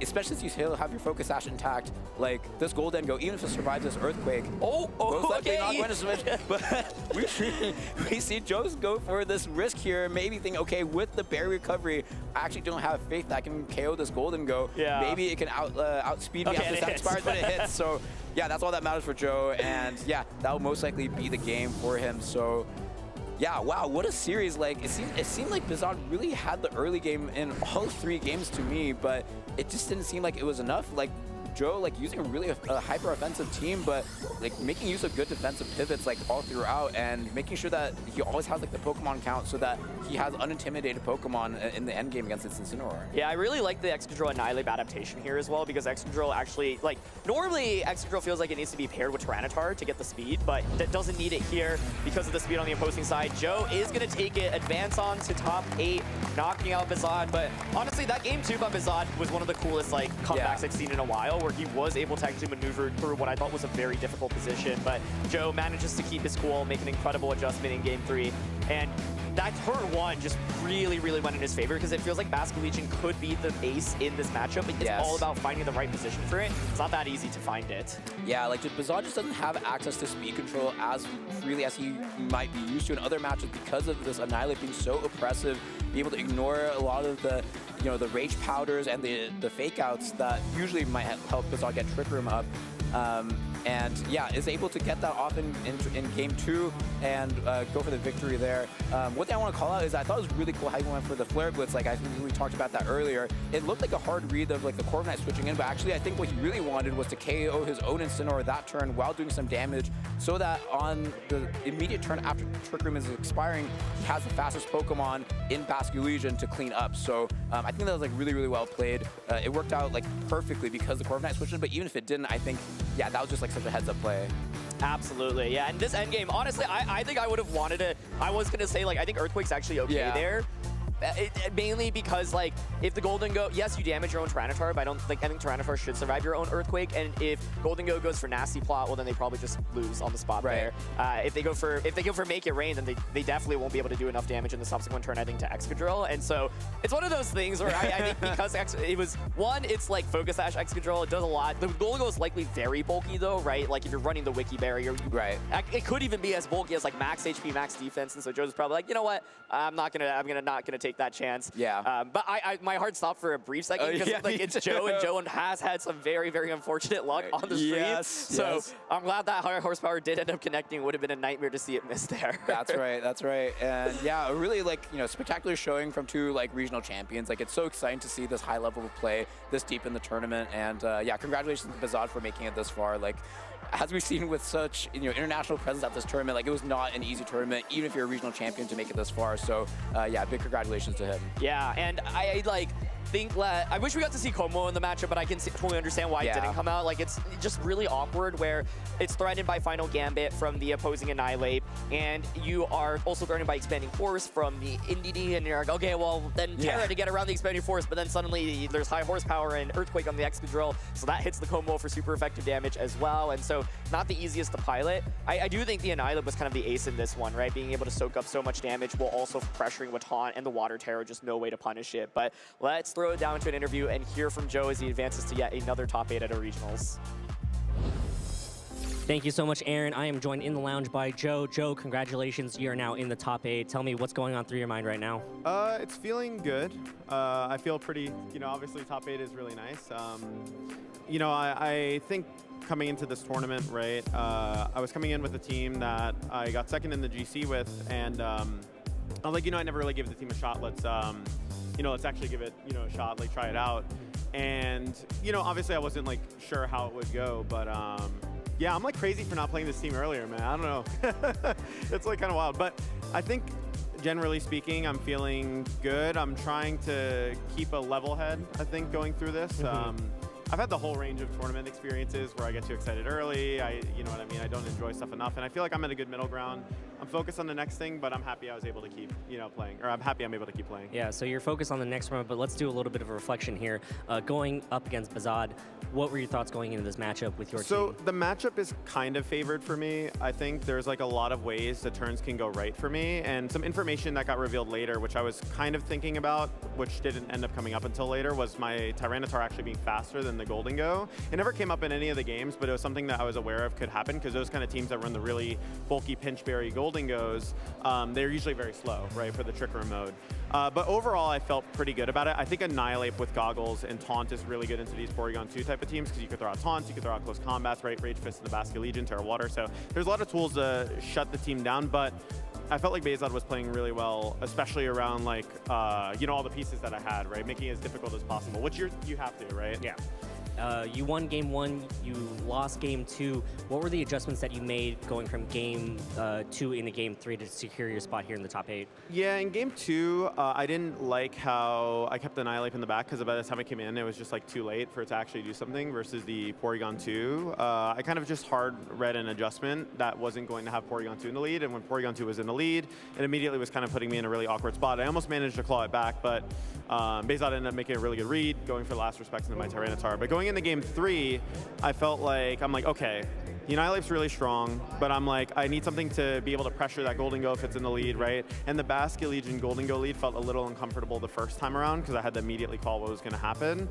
But having the Sash Drill in the lead, especially knowing the Golden Go slower, right, it gives me a bit more leverage on turn 1. So I felt like I was able to capitalize off of that a lot more. Yeah, going into some of the final turns, the casters believe that, a safe play for you would have been to just Earthquake with your Excadrill to be able to pick up the knockouts for the final 2 Pokemon, but you went for the high horsepower instead. Did you feel like there was any risk and the possibility of a high horsepower miss, or? There definitely was. To be honest, that probably was like the stronger of the 2 plays, just to like guarantee it. I was like paranoid that like for some reason the Golden Go was going to end up being like faster than like my one of my guys basically. But I think in hindsight, yes, the Earthquake was probably better, but you know, it's fine. Like, Okay, so you weren't necessarily worried about the Earthquake not being enough damage or anything like that? No, You like really wanted that single target. I knew it would be strong to lock up the game. It was more so. It was like a couple. I can't exactly say why, but like it was a couple things that I was like covering for basically. All right, Yeah. gotcha. Thank you so much, Joe, for joining me in the lounge. Before I let you go though, and prepare for your top 8 match, any shout outs? I mean, shout outs to my friends, my family. You know, my mom texted me and she sent me a really sweet message after I interviewed the first time. She was like, you know, you make me so proud, like whatever, and I really hope you do well. And it like meant a lot, you know, it like really brightened up my day. I think I had just like gone off of taking a loss or whatever. So Mom, if you're listening, I love you very much. Thank you for tuning in and thank you for supporting me. I really appreciate it. I mean, I wouldn't have even gotten started, like my first regional I went to was when I was like basically too young to like have money to go and my mom took me. So I still remember that. So thank you, Mom, and I love you. So sweet. Thank you so much, Joe. Again, I'm going to go let you prepare for your top 8 match. We're going to go ahead and throw it over to Joe Brown for our favorite segment of all time, the Joe Brown Breakdown. Take it away, Joe. There we go. It's finally time for the Joe Brown Breakdown. Thank you, Dwee. Congratulations to Joe. I'm joined by Yuki Zaninovich as Joe Ugarte moving on into the top 8. I mean, you just came off of Castanet. That was a crazy back and forth between Joe and Bizad. Yeah, I was holding up this Tyrantar here not to only show the Tyrantar pride, but also to hide my tears as I was hearing Joe's speech. That was just so sweet to acknowledge his mom. And yeah, I think this is what it's all about, just, you know, shouting out the people that have an impact on your life and, you know, encourage you to play Pokemon and be your best. So that was really, really sweet. And yeah, what a game. Like, it was so crazy. Like, I thought that Bizad had the rewrite every single game. Like, you know, when the Annihilate was there, he didn't bring his Porygon 2. When the Annihilate wasn't there, the Porygon 2 came, and like, he just got it right every time. But Joe just able to like maneuver so well and, you know, make some crucial reads, and it really worked out for him. Yeah, absolutely. So let's get into our action here, because this is best of 3. We got a lot of stuff going on. So I'll pause it real quick here, Yuki, on this turn. So we already saw the Terra Water out of the Annihilate, as you guys mentioned. There's no super effective attacks on Bezad's team that can hit the water type in there, so it makes a lot of sense. But on this turn, with the Porygon, I think one of the things that Joe has to worry about with such a fast team is the potential Trick Room, right? Yeah, but thanks to this, Annihilate being here, yes, it translates to water, but, you know, it has no threat of being fake outed because there is the psychic terrain, and since it's still on the field while the Porygon's on the field, this Porygon just doesn't have any access to recovery or Trick Room, which is just crucial. Like, as soon as you get that Porygon down to, you know, the orange gauge, and doesn't have access to be able to recover that, it means that Bizad just doesn't have speed control for the rest of the game, and really just has to rely on the Basculegion in order to do that big damage before Joe's Pokemon get to move. However, since it only has single target attacks, with Joe maintaining a good Pokemon count, it just wasn't enough for Bizad in this first game. Yeah, really smart play by Bizad to take advantage of Joe's worries for Trick Room by anticipating the taunt and double targeting to knock out his Terraslash Pokemon. Now here we are a little bit later into the game. This Incineroar obviously is great into Indeedee. While it is a dark type, we're going to see when it Terraslashes later on. But one of the issues for Bizad's team here is just there's just so much offensive pressure from Joe, and the speedy Tyranitar, fast P-Tar gets the knockout. Yeah, that was very important since that, the Incineroar could have attacked before it, and it's very interesting because the Incineroar sort of creates like a damage vacuum, in that like the Incineroar, since it intimidates the Tyranitar and immune to the Expanding Force, it's able to make sure that slot doesn't take that much damage, but because the slot next to it is already damaged, Joseph can just say, okay, I'm just going to keep attacking his partner, and yeah, like the Incineroar not taking damage, I don't really mind because I'm just going to take care at the very end when you can't switch out anymore, and my Extra can just come in with full power. Yeah, and then on this turn, it's important when you're playing an offensive team like Joe is here to take your damage where you can get it. You saw the Basculegion flip turn out on the turn. It's a ghost type. The only other Pokemon in the back is a Golden Go, who is also a ghost type. So you know that on the switch in, no matter what, with this fast Tyranitar, you're going to be able to get the knockout with a knockoff. Yeah, so Joe able to close out pretty cleanly with that Tyranitar, again, going for that knockoff. As you said, just so many Ghost-type Pokemon and chip Pokemon like the Porygon 2, is a pretty strong combination, especially with this Incineroar Terraslizing into the Grass type. That was very, very critical for Joe to close this game out very safely, because now he didn't really have to rely on any kind of like close combats and have to fear any kind of 1v1 between the Indeedee and the Incineroar. Right, exactly. So once you get that Tyrant, or excuse me, the Terastallization out, now the Expanding Force can do a lot of damage. All right, so we're going to switch into game 2. This is one where Bezod wins, so we'll take a little focus on his team here. I think these first couple of turns, while Joe was getting intimidated and he was trying, one of the best ways is to mitigate the offense that Joe can bring out. And Joe just kept trying to go for flinches, as we'll see here, to try to stop the Trick Room with Rock Slide and Iron Head. Yeah, when there's Rock Slide, there is a way, and yeah, if you get outled like this, then I totally respect Joe going for that. But yeah, Bezod taking advantage of that, not only by setting up Trick Room, but doing it a turn later. I talked about this earlier in the game itself, but I think it's really a heads-up play to attack first, make sure that the Sash has gone on the extra drill so that you can get knockouts a lot easier in the Trick Room, and then also delay the Trick Room so that you have more opportunities to attack and maybe worry a little bit less of having to set up Trick Room again in the end game. What we did see here was a huge heads-up play from Joe saying like, okay, I think you're going to go for recover. I think you're going to go for the read that I'm going to protect my extra drill, and I'm going to double into your slot with the Incineroar and make sure it gets KO'd so that you have less resources in this Trick Room environment. Right, and credit to Bezod to come back from that read, because obviously it worked out for Joe in that favor, but they're still under Trick Room, and this is what I want to focus on. The Terra Fairy on the Porygon 2. A lot of times, you know, back earlier prior formats, we would see a lot of Terra fighting. Right now, we're going Terra Fairy because there's so many dragons and dark types that you can try to hit in this format. But this is a offensive use of Terastallization on a defensive Pokemon like the Porygon, because you can hit both of them, you know, pretty well here. Obviously, it's resistant on extra drill, but he's a pretty frail Pokemon. But I think Bezod, basically this whole set, his ability to go for offense when Joe is expecting defense is why it was such a close set. Yeah, absolutely. And the defense of Joe here was actually really phenomenal, because I think there was an Annihilate in that slot beforehand, so could have KO'd it. And Bezod could have easily also just, you know, doubled the Tyranitar instead. But yeah, making that correct prediction meant that both attacks went into the extra drill instead and able to stall out the Trick Room a little bit easier. So it actually came down a lot closer. Like, it seemed Bezod was in the lead for a little bit, but in the end, I think he had to make a pretty hard read as we see the Porygon 2 get the KO on the Annihilate in the last turn of Trick Room. And yeah, this is a very, very notable play by Bezod, going for that Flare Blitz when the pre-existing Tyranitar wouldn't have taken that much damage from it, saying, okay, you might switch in your Corviknight, and I want to do a big damage in that case. And if you don't, I want the recoil from the Flare Blitz to KO it myself so that Trick Room's just about to expire. I want my Basculegion to be in ASAP. Right, and exactly so. The Corviknight, which was an adjustment for Joe, it was also swapped in on that turn because Joe had been intimidated twice and parting shot by the Incineroar. So he was -3 on the Tyranitar. That's why he had to switch out that turn to reset the attack stat, which left the Corviknight very vulnerable. So lift up the plushies. It's a Terra flying a Tyranitar. But now you don't resist last respects. What a call by Bezod. Yeah, Bezod respecting the Terastallization from Tyranitar with the last respects, proving very critical, because if that Tyranitar had survived, it could have KO'd the Basculegion first, and with no Eviolite on the Porygon 2, it might have been a little bit shaky for Bezod to close out. All right, so we're going to get into the first turn of Game 3 here. Both of these trainers are going to go for the Terra Water on Annihilate and the Golden Go, and I think this is really important because obviously there is the Basculegion on the other hand. Joe has to worry, like, where is the Wave Crash going? Is it going into Extra Drill? Is it going into Annihilate? And as we said, how safe it is to Terastallize for Joe with the Annihilate. He goes for the safer play, and the Wave Crash is resisted.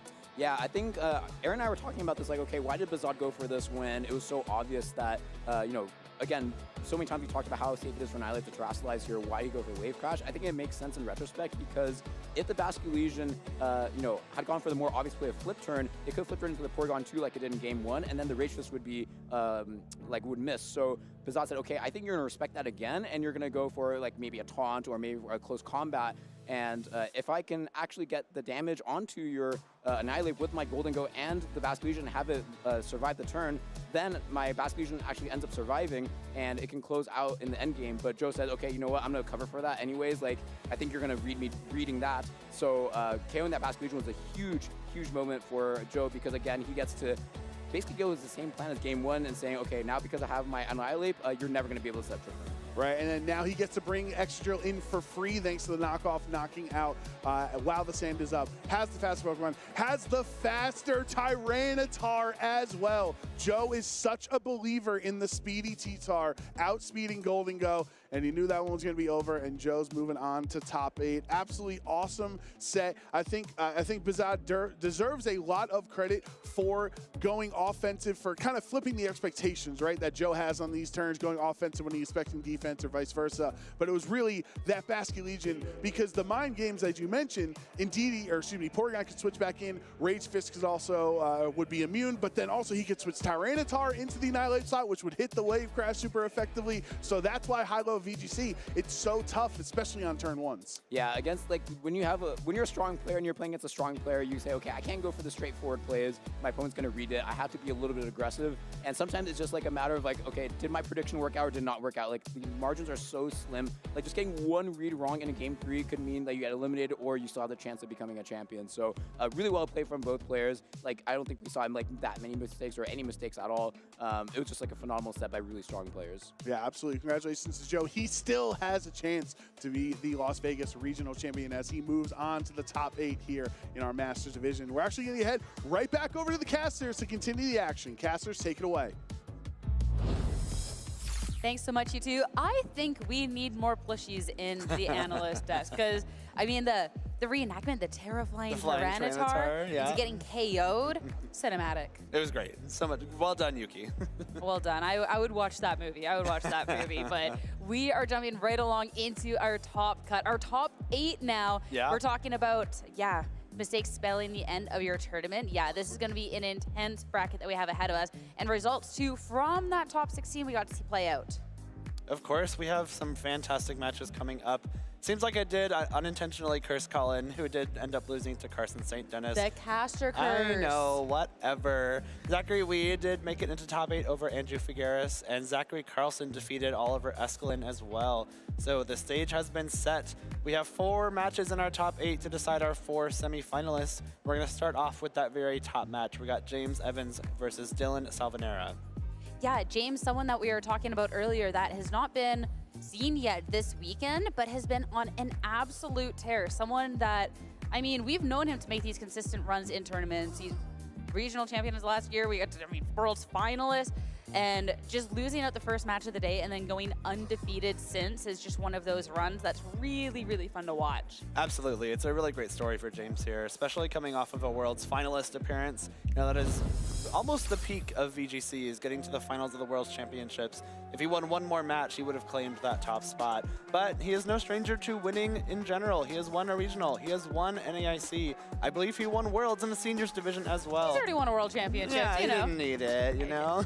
But no, he's got a really strong chance here, and he's got all the momentum in his favor. Yeah, a regional champion face-off with Dylan Salvanera, also have claimed a regional title back in 2018, and of course, no stranger to these consistent runs at regionals as well. Piloting a Kilowatt we've gotten to see a couple of times on the day, notably by Henry Rich. So a team archetype that you know has been proven to be really strong at this tournament, but eyeing up James's end of the board, these are just like the pinnacle of Regulation H Pokemon. And I feel like we got lied to earlier. There is a little rain here. The clouds might have come back in. This Pelipper is going to make it a little bit drizzly, but this is a really cool team. It's some notable combinations of Pokemon that are pretty well known in this regulation, but the way that James has trained them and the way that he's, you know, kind of arranged their move sets might be a little bit different than you'd expect. 6 Pokemon there: Whimsicott, Basculegion, Pelipper, Archaludon, Goldengo, and Incineroar. But we have Basculegion with adaptability despite Pelipper being there. We've got the Choice Scarf on Pelipper that's kind of made a resurgence lately. And we have the Terra Blast, Terra Fighting, Life Orb, Goldengo. Pretty cool. I love the Terra Fighting on the Goldengo. I think that is so fun. But I want to talk about the Pelipper and the Choice Scarf, because sometimes we get to see a little bit more of a supportive set. But here, you pick your one move and you are going to go speedy fast with the move. And something like a Hurricane in that rain, having that 100% accuracy and just a great type with that flying in general into this field is nice. And something like this Icy Wind gives you a mode of speed control, which means you don't necessarily have to be bringing Whimsicott for that Tailwind. Pelipper can do it all by itself. I really like these Basculegion and Archaludon sets as well. These are the 2 move sets and abilities you would expect to see on these 2 Pokemon when there's no Pelipper on their team. So this gives James a lot of flexibility. He can still get maximum use out of his Basculegion and his Archaludon if he doesn't want to bring Pelipper to a given game, but if he wants to get, an extra power boost on the Liquidation or the Aqua Jet, an extra use of Electro Shot beyond the Power Herb, Pelipper can come along and provide some additional offensive pressure too. Looking on the opposing end of the field, talking about the Pelipper and the Basculegion, there is definitely a way to be handling it when we look at the Kilowattrel and its current place within this metagame, having just great type advantage into it with something like that Thunderbolt, and just being pretty speedy itself, and of course having Tailwind to enable its partner Pokemon is really nice. A Pokemon as well with that competitive. We saw how impactful that was in an earlier set, and with an Incineroar over on James' end of the field, you have to be so careful with any sort of drops to the Kilowattrel, including even a drop with the Icy Wind into the speed, right? You cannot let this bird get set up. Definitely not. There's a lot of Pokemon that really don't want to be taking that Thunderbolt from the Kilowattrel on James's team. If you remember Henry's team from earlier, it looks very similar to this. We have the Ursaluna, Incineroar, Amoonguss, Porygon 2, Golden Go, and Kilowattrel. You have the Assault Vest on Incineroar. I think that's a Assault Vest Incineroar mirror in this case. Both of them are holding that item. And that very powerful Ursaluna with the Guts and Flame Orb will be looking to do as much damage as possible with those facades. I think in this case, this is probably a matchup where you might want to lean more into that Trick Room mode. And when Henry was using this team earlier, it wasn't necessarily the best option in that matchup, but since James's team is so fast, I think the Trick Room, Porygon 2 plus Ursaluna might be a strong combination here. Especially looking over at the team, not a way to really shut that down from the get-go if looking at that Porygon 2. Porygon 2 has so much bulk thanks to that Eviolite. And Whimsicott for James focuses instead on something like that fake Tears to be able to get the drops as opposed to something like it on to just shut things down, right? So do have to watch out for the twisting of dimensions to make all these speedy Pokemon kind of go to waste. But it's time to get started with their first top 8 here in Las Vegas. Right away, it's going to be speeder modes for not just one, but both of the trainers as Kilowattrel and Incineroar for Dylan, and of course that Archaludon and Basculegion for James. Kilowattrel already in a good spot, able to threaten a big knockout into that Basculegion. It does have its Focus Sash handy to protect it, and the Archaludon also has its Focus Sash in the form of Sturdy available to it, but Incineroar might want to use Fake Out into that slot, make sure that no Electro Shots get going this early in the match, protect that Kilowattrel from an attack of its own. Kilowattrel doesn't maybe not necessarily motivated to set up Trick Root or the Tailwind just yet, because you do have the option to have your own Focus Sash, maybe survive one attack and set it up later. And there's a good case for just getting some offense going right away. Getting rid of that Focus Sash can be pretty important. Not going to have to worry about an attack quite yet, even so you do have the Focus Sash to allow you to at least survive the first hit, as instead still Dylan wants to focus on the speed to follow up. Power Herb from Archaludon is gone, and when you're eyeing up the Electro Shot, something you want to be a 1-turn attack here and not a 2, that certainly hurts. So yeah, you'll get to complete the first part of the attack, you get the special attack raise, but you won't deal damage until next turn, and that means something like this Incineroar does manage to stick around, taking this hit as well. Great play from Dylan there. Getting that knockoff going before the Power Herb means that this Archaludon is stuck. You cannot swap it out. You can't change your mind here. You are locked into that Electro Shot on this turn. So Dylan can very well take advantage of that. The Incineroar got some good damage with knockoff as well. Flare Blitz may be enough to pick it up, especially in combination with an attack from that Kilowattrel. If you're able to knock out this Archaludon before it can get that Electro Shot off, that's a big swing in the first part of the game. Aqua Jet into the Incineroar. Make sure that nothing like a Flare Blitz can be there, as Incineroar instead is going to be KO'd thanks to the priority move. So a great way to be able to shut things down, but it does mean that you are not doing damage into this Kilowattrel, not even bringing it down to Focus Sash. Quite interestingly, not enough to just pick up the KO naturally, but there we get to see the Electro Shot. That one will bring Kilowattrel down into that Focus Sash. Only 1 HP of remaining there. 1 HP remaining, but that is enough for Kilowattrel to stick around. The Ursaluna will now hit the field, and this is a great position for it. We have 2 things that are very, very low on HP. Well, 1 thing very low on HP and 1 thing weak to Earthquake. And so now this Ursaluna might have the chance to attack before having to protect itself, to get that Flame Orb activated, to get that Guts ability going. And if you can, spend more turns of your Ursaluna attacking and not protecting, I think you're doing a pretty good job here. Especially too when you eye up the Kilowattrel and just how much damage it can do to your team, knowing that you have the Pelipper in the back as well. Even if Dylan does have the speedier board state, you do have this priority move to pick off that last little amount of damage. That, however, means that you are doing no damage into this Ursaluna with the Basculegion, which would otherwise be so threatening if it doesn't go for something like the Terastallization. So big decision to be making here. Archaludon is a more free to switch things up since it's already completed the Electro Shot, so now it does get to protect. Little bit of HP, one onto the Kilowatt Troll, so just gonna do that last little bit to be cleaning it up.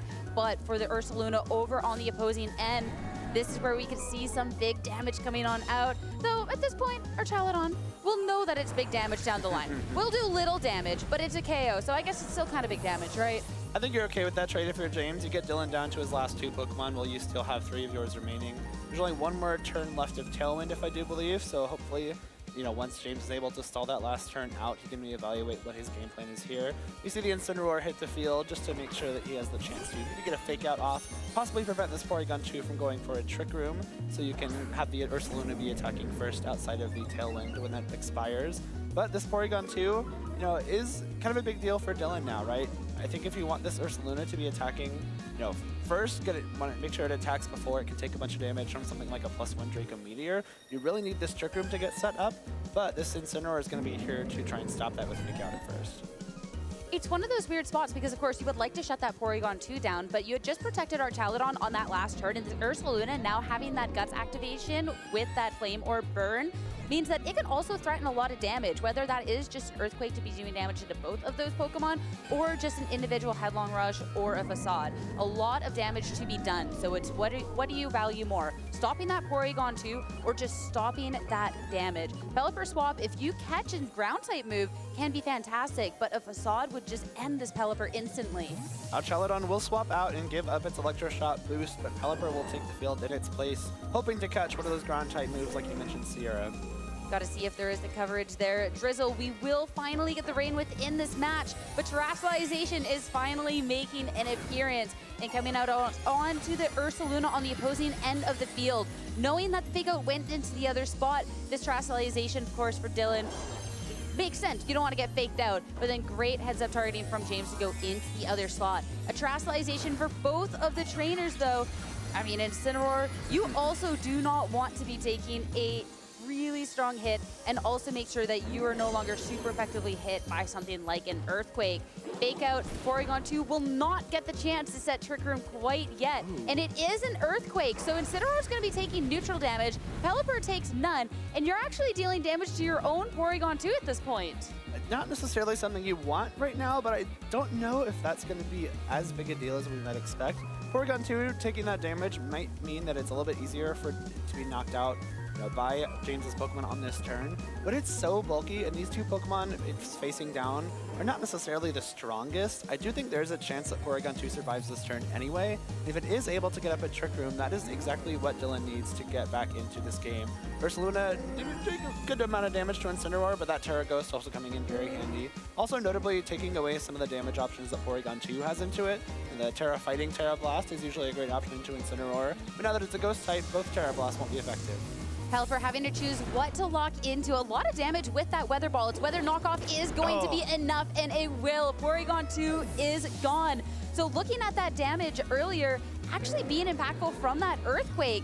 Now it's going to be Ursaluna all by itself. Single target move this time around, enough into the Incineroar. But we'll have 2 Pokemon on the field to face off against this lone Ursaluna. And 2 Pokemon, well, at least the Pelipper is going to be super fast. Something like the Weather Ball packs a punch. And our Chaladon certainly appreciates the rain. With the rain up, Electro Shot is back in play. It is 100% accurate, will be boosted, you know, by that rain. And the Ursaluna no longer being a ground type thanks to that Terrestrialization means you have 2 very strong, 100% accurate special attack options here in the form of Electro Shot and Weather Ball. So those 2 attacks should be able to clean up this game for James, who really expertly made his way through that Tailwind and then prevented the follow-up Trick Room from the Porygon 2. When you're playing against a team like Dylan's that relies on those speed control options, that's the right way to approach it.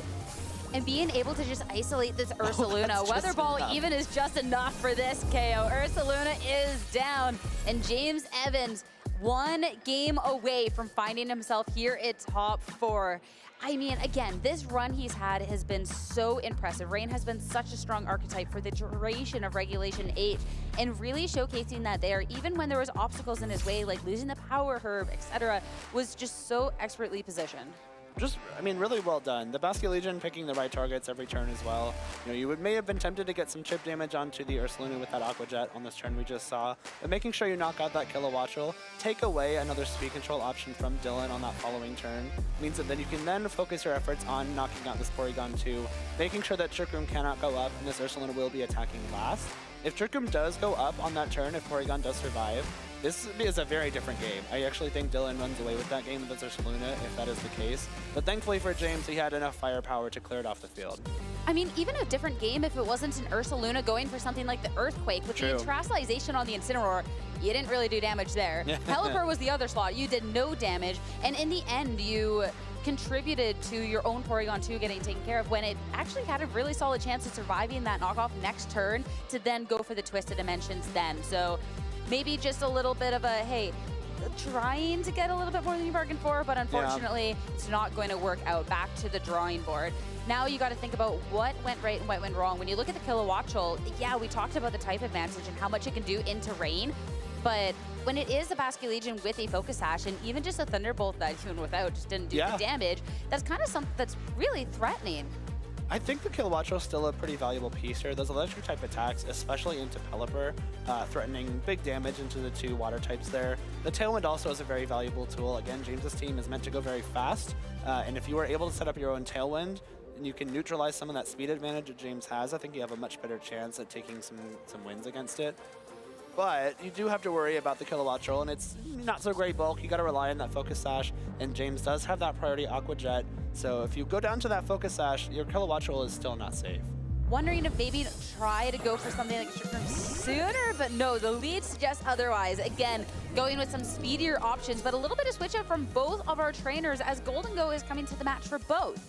It is, as a reminder, James is not running Nasty Plot here, so he will be going immediately on the offensive with this Golden Go. Dylan does have the Nasty Plot set, and they are both holding Life Orbs. And with that Life Orb, I do believe those Golden Goes will easily be able to knock each other out with an unboosted Shadow Ball. So there's a chance we see some Golden Go speed tie action here. Don't know how they're trained, of course, but the speeds on these Golden Goes could be very important. And something notable as well is our Chaladon was kind of stuck with Electro Shot after a knockoff, and no Incineroar on the other end means that it's a lot safer on this turn and eyeing up the Terastallization. It's going to be really interesting if we do see something like Terastallization come out on Dylan's end. When you are eyeing up that Golden Go v Golden Go with the Shadow Balls and not necessarily wanting to go into the speed ties, you could try and go for a defensive Terastallization instead. Our Chaladon, though, might be the only one to Terra and into this electric type. Again, this is going to be something built for damage. This powered up Electro Shot is likely going to be enough to one-hit KO Dylan's Golden Go if that is the case. Tailwind will let this Golden Go attack first, though, and it will be a Shadow Ball into James's Golden Go, which should be a big knockout. Yeah, Golden Go is down, critical hit as well. And the Terastallization being on the other Pokemon, you definitely need this damage because you would like to get this trade. Golden Go, of course, a little bit of HP gone because of that Life Orb. You might need every little ounce of it. Electro Shot now. Power Herb is still there, so you get the special attack raise. You have the Terastallization and immediately can try and trade the Golden Goes 1-for-1 on this turn. Targeting down. Will it be just enough here to take it? It will. So each trainer losing a Pokemon here. And each trainer preserving their Focus Sash or effective Focus Sash in the form of Sturdy on this turn as well. Kilowattrel and Chaladon not taking any damage. Very important for both trainers because they will guarantee themselves at least one more attack's worth of safety. The Incineroar and Basket Legion need backups for James here. Basket Legion, again, something that is very, very valuable here. You have that Focus Sash to protect yourself from a one-hit KO. The Incineroar might be a better swap here just to make sure you're preserving that Sash. Maybe keep it around for a late-game Aqua Jet or even last respects. But of course, this Chaladon, now at +1 special attack, we see there's no Pelipper this time around, so there are no more Electro Shots for the rest of the game. And Ursaluna hitting the field. When we saw an Earthquake, that was a detriment with the partner Pokemon having taken damage. Paired on the field up to with this Kilowattrel is such a better spot because when you're staring down an Chaladon that has used the Terastallization into the electric type, well, now you're still taking a super effective hit. The Incineroar as well doesn't really fare too well. At least you get the attack drop, but still there's a lot of damage potential here on the board for Dylan, though the Ursaluna, that maybe comes a little bit more on the next turn. Well, the attack drop on the Ursaluna is nice, but you also did just double Kilowattrel's special attack, and you're a little bit afraid of those Thunderbolts even more now. Ursaluna, of course, liking this position a lot more. There are 2 ground-weak Pokemon sitting in front of it. This is probably another scenario where you can pretty freely go straight for that damage without having to protect yourself, get that Flame Orb activated. In the combination of attacks from Ursaluna and this +2 Kilowattrel, probably enough to KO either of these 2 Pokemon. Well, Kilowattrel wants none of it in Protect. There is an active Fake Out available on the board, so it will just be for both. Makes a lot of sense. You get past the turn of Fake Out. One thing that is going to be nice, that Dylan does have the Tailwind, so for James, this is a turn of it essentially wasted, so only a couple more turns for Dylan to really have that speed priority. You also get a little bit more of that information. Draco Meteor attempted targeted into the Ursaluna, but now the damage that the Ursaluna is going to do, it's not just protecting past the Fake Out, the burn is really going to help it get this damage. It is interesting Dylan opted to go for that double protect play and not use his Terastallization. You know, both of these 2 Pokemon are Terra Ghost. Could have been an opportunity to, go Terra Ghost, make sure you get damage out while your Tailwind is up, and then possibly, keep using those Tailwind turns later on. On the other hand, if you do kind of stall out your own Tailwind to an extent, you can probably set up a second one with this Kilowattrel after it ends. I think this coming turn is going to be the second to last turn. I think there's 1 extra turn left. So you do have a little bit of ways left to go. But this Ursaluna now, with the Guts boost, will threaten even bigger Earthquakes into these 2 ground-weak Pokemon. I mean, when there's still so much damage potential on the board, protecting just safe so you don't find yourself on the wrong end of something like a Draco Meteor. Now the first little bit from damage from Kilowattrel, the follow-up, Archaludon is gone. Incineroar holds on by just a little bit, but that's all of a sudden 2 Pokemon done for James, and Incineroar that's not necessarily quite there. And yeah, you're still not even getting the trade onto something like the Kilowattrel when it had that Sash still there. I do like that knockoff, though. The knockoff on Kilowattrel has put it in range for Basculegion to knock it out with an Aqua Jet, which I think is a really important play for James to make there. If the Kilowattrel comes out of that turn with its Focus Sash still intact, I think this one is all but doomed. But now that you have this Kilowattrel in Aqua Jet range, your own Basculegion still has its Focus Sash as well. You've put yourself in a spot where, depending on Dylan's last Pokemon, maybe you can knock out Kilowattrel here with the Aqua Jet, and then potentially threaten this Ursaluna with either Liquidation or Lashra Specs if it Terastallizes once Tailwind ends. You just love to deal with Dylan's final Pokemon, though, and this Incineroar doesn't have too many turns left. And Incineroar, of course, a Pokemon that normally doesn't have Protect, and this one especially can't be an Assault Vest. So Basculegion can stay safe, wait out this last final turn of Tailwind, but Incineroar doesn't quite have that luxury. And again, nothing to stop this Ursaluna from doing a spread damage attack. So Incineroar, there is never the option to try and escape. It's going to be taking that last little bit of damage in its Basculegion in a 1v3 when there's so much damage from this opposing Ursaluna and a Kilowattrel that is so threatening as well. So yeah, you can go for the Aqua Jet, but you're still going to be brought down to your own Sash by that Ursaluna, and then there's still that 4th Pokemon. Yeah, this is going to be really tough for James here. Of course, you do need to Aqua Jet this Kilowattrel. Yeah, if you leave it alone, it will bring you down to your Sash, guaranteed with that Thunderbolt at +2. Kilowattrel is knocked out, and Ursaluna will have a chance to swing here. But between this Headlong Rush and whatever is left in the back for Dylan, it's going to be really tough for James to get through this one. I mean, just impossible at this point. Ursaluna, I mean, unless with Basculegion you hit a million Protects in a row, so this Ursaluna gets KO'd by its own Sash. There's no anything here. Porygon 2 hits the field, something that realistically is just not going to get KO'd by this Basculegion anyways. And when you do have something like the Ice Beam, there is a way to be able to hit it. It's not just going to be those normal type attacks. So Ursaluna can get taken down here, doing a lot of damage with this Liquidation, but you already had so much damage taken before. Ice Beam, Porygon 2.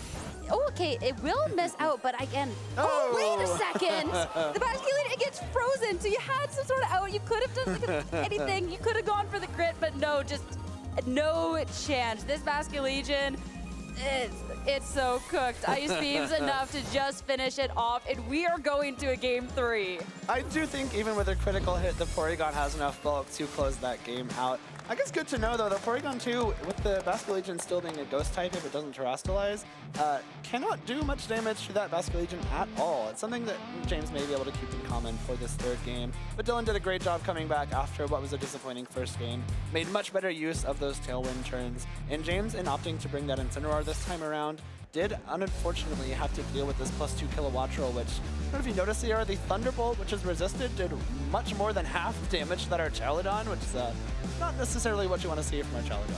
It was a lot of damage. I mean, there was a couple of different things that you did not want to see if you were James going on in this match. That first turn was just devastating. A Kilowattrel that goes for that Tailwind, and all of a sudden, if there is any Speed War, you just instantly lose it. You instantly get KO'd. You have used your Terastallization. Sure, you go 1-for-1, but you kind of had to commit a little bit more than Dylan did, and it was something that later on into this match was really difficult to navigate. You had the speed up against you. Your Pokemon just weren't doing the damage. Vascular Legion, just for insult to injury, getting frozen. So going into this game number 3, have to be aware. If Dylan just gets the speed, something like the Golden Ghost and stuff, it's a tough bring. It's a tough ask for James. It is, and that's kind of how Dylan's team goes, right? If your Ursaluna is attacking first, great, you're winning. If your Ursaluna is attacking second, looks like it's a little bit more difficult. So if you can maintain those speed advantages for longer, much like Dylan did in that second game, you're going to have a much better time against James's team. He does have the Icy Wind on Pelipper and the Tailwind on Whimsicott, but he's not been opting for either of those options. We saw the Pelipper not even brought at all last game. Whimsicott hasn't been brought to either game. So if you want to rely on stalling out Tailwind from Dylan's side, you got to play a little bit safer until it runs out. Well, getting into game number 3 here, of course, to try and secure their spot in top 4. Right away, James is going to be bringing the rain into Las Vegas. Pelipper and Archaladon, Kilowattrel, and Incineroar. So you have this opportunity offense, a lot of pressure from the get-go. A lot of pressure, and this Terra Ghost on Pelipper might come in very handy here. Will allow you to not be faked out, not take any damage, and be able to fire off a very powerful Water-type attack in the rain with that Choice Scarf. The Archaladon here as well is threatening good damage with these Electro Shots. Just, are you willing to give up your Sturdy for the potential of an attack on this first turn and risk getting faked out by that Incineroar? That's a tough one, too. I mean, you can't get faked out, but then the Incineroar, like, both these Pokemon are going to take a lot of damage. Of course, the Incineroar for this, for Dylan, is Terra Grass, but then that leaves you open to something like a Hurricane down the line, which also wouldn't feel too great. To start things off, though, Pelipper, you definitely don't want the Fake Out going into this slot, so it will be the Terastallization into the Ghost type. The only one, though, and instead Fake Out is the other slot, so Terastallization maybe not mattering quite there. Thunderbolt, okay, so this will be good. It means you do survive this hit. Muddy Water is next, and so much damage. Kilowattrel brought all the way down into Focus Sash, and a lot of damage into this Incineroar. A lot of damage into Incineroar, but looks like there are no accuracy drops, which is great news for Dylan. You do take a lot of damage, but you do learn that Kilowattrel is still faster than this Choice Scarf Pelipper. So now you have the freedom to go straight for another Thunderbolt into that Pelipper, either get a knockout or get some damage on whatever comes in. This Archaladon, though, still in a pretty good spot. You haven't used up any of your resources just yet, other than giving up the Sturdy. But the Incineroar taking so much damage from the Muddy Water means that Electro Shot should be able to take a KO here while you are getting yourself prepared for what is a possible Tailwind.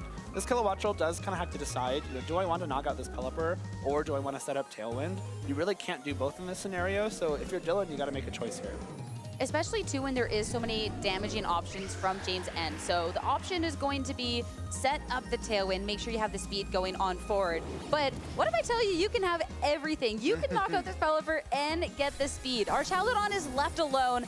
Pelipper gets taken down, but it does mean that James has this choice here with the Archaladon of what Pokemon he wants to take down on this turn. Both have taken so much damage. And again, Electro Shot with this rain will be able to instantly fire off an attack, and it's no question on whether it will be enough to be picking up a KO at this point.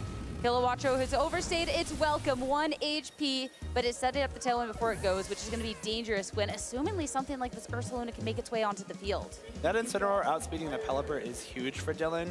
Now, the Pelipper with the Choice Scarf, you might expect to be pretty fast. Unfortunately, Pelipper, not the fastest Pokemon naturally, so even with that Choice Scarf, it does struggle to get some of those speed benchmarks that you might want. And the Incineroar being able to knock it out before it can go for Muddy Water means that Dylan gets to preserve this Incineroar, you get to knock out the Pelipper and bring James's Pokemon count down 1. And of course, you force this Archaladon to do some more damage with that Electro Shot. If the Pelipper got the Muddy Water off, that would have been a double KO in James's favor. And Archaladon still would get a special attack boost from Electro Shot. Even if it fails, it's like a 2-turn move, and the first turn of it is the charge up. The second turn is the damage. If the damage fails, you still get that boost. So it's really good for Dylan that you got that knockout, because you forced James to give up something instead of just taking 2 knockouts. And this is a really tough spot, though. You have used up terrestrialization for James, and Dylan hasn't. And when you have this Ursaluna on the opposing end of the field that has this ghost terrestrialization, a fake out to try and stop it to make sure it's not doing damage isn't quite safe. And Dylan does just have the option to go ahead and protect. Makes it so something like a fake out into Incineroar is a little bit more tempting. You try and call the protect out, double hit into the Incineroar, a way to try and maybe even the score just a little bit more. Yeah, it's really tough here. Dylan, with this Ursaluna, now is in control again, but does opt to protect it this time. Wants to get that Flame Orb activated before leaving it vulnerable. It doesn't want to get faked out. It wants that Flame Orb, and you see the little pop-off from James. Incineroar gets faked out, and Electro Shot, again, it'll instantly get this power up. Another raise to its special attack, and will go ahead and be able to hit a Pokemon right here, right now. Ursaluna has been left alone, and Incineroar is taken down. Only 2 Pokemon remaining here for Dylan.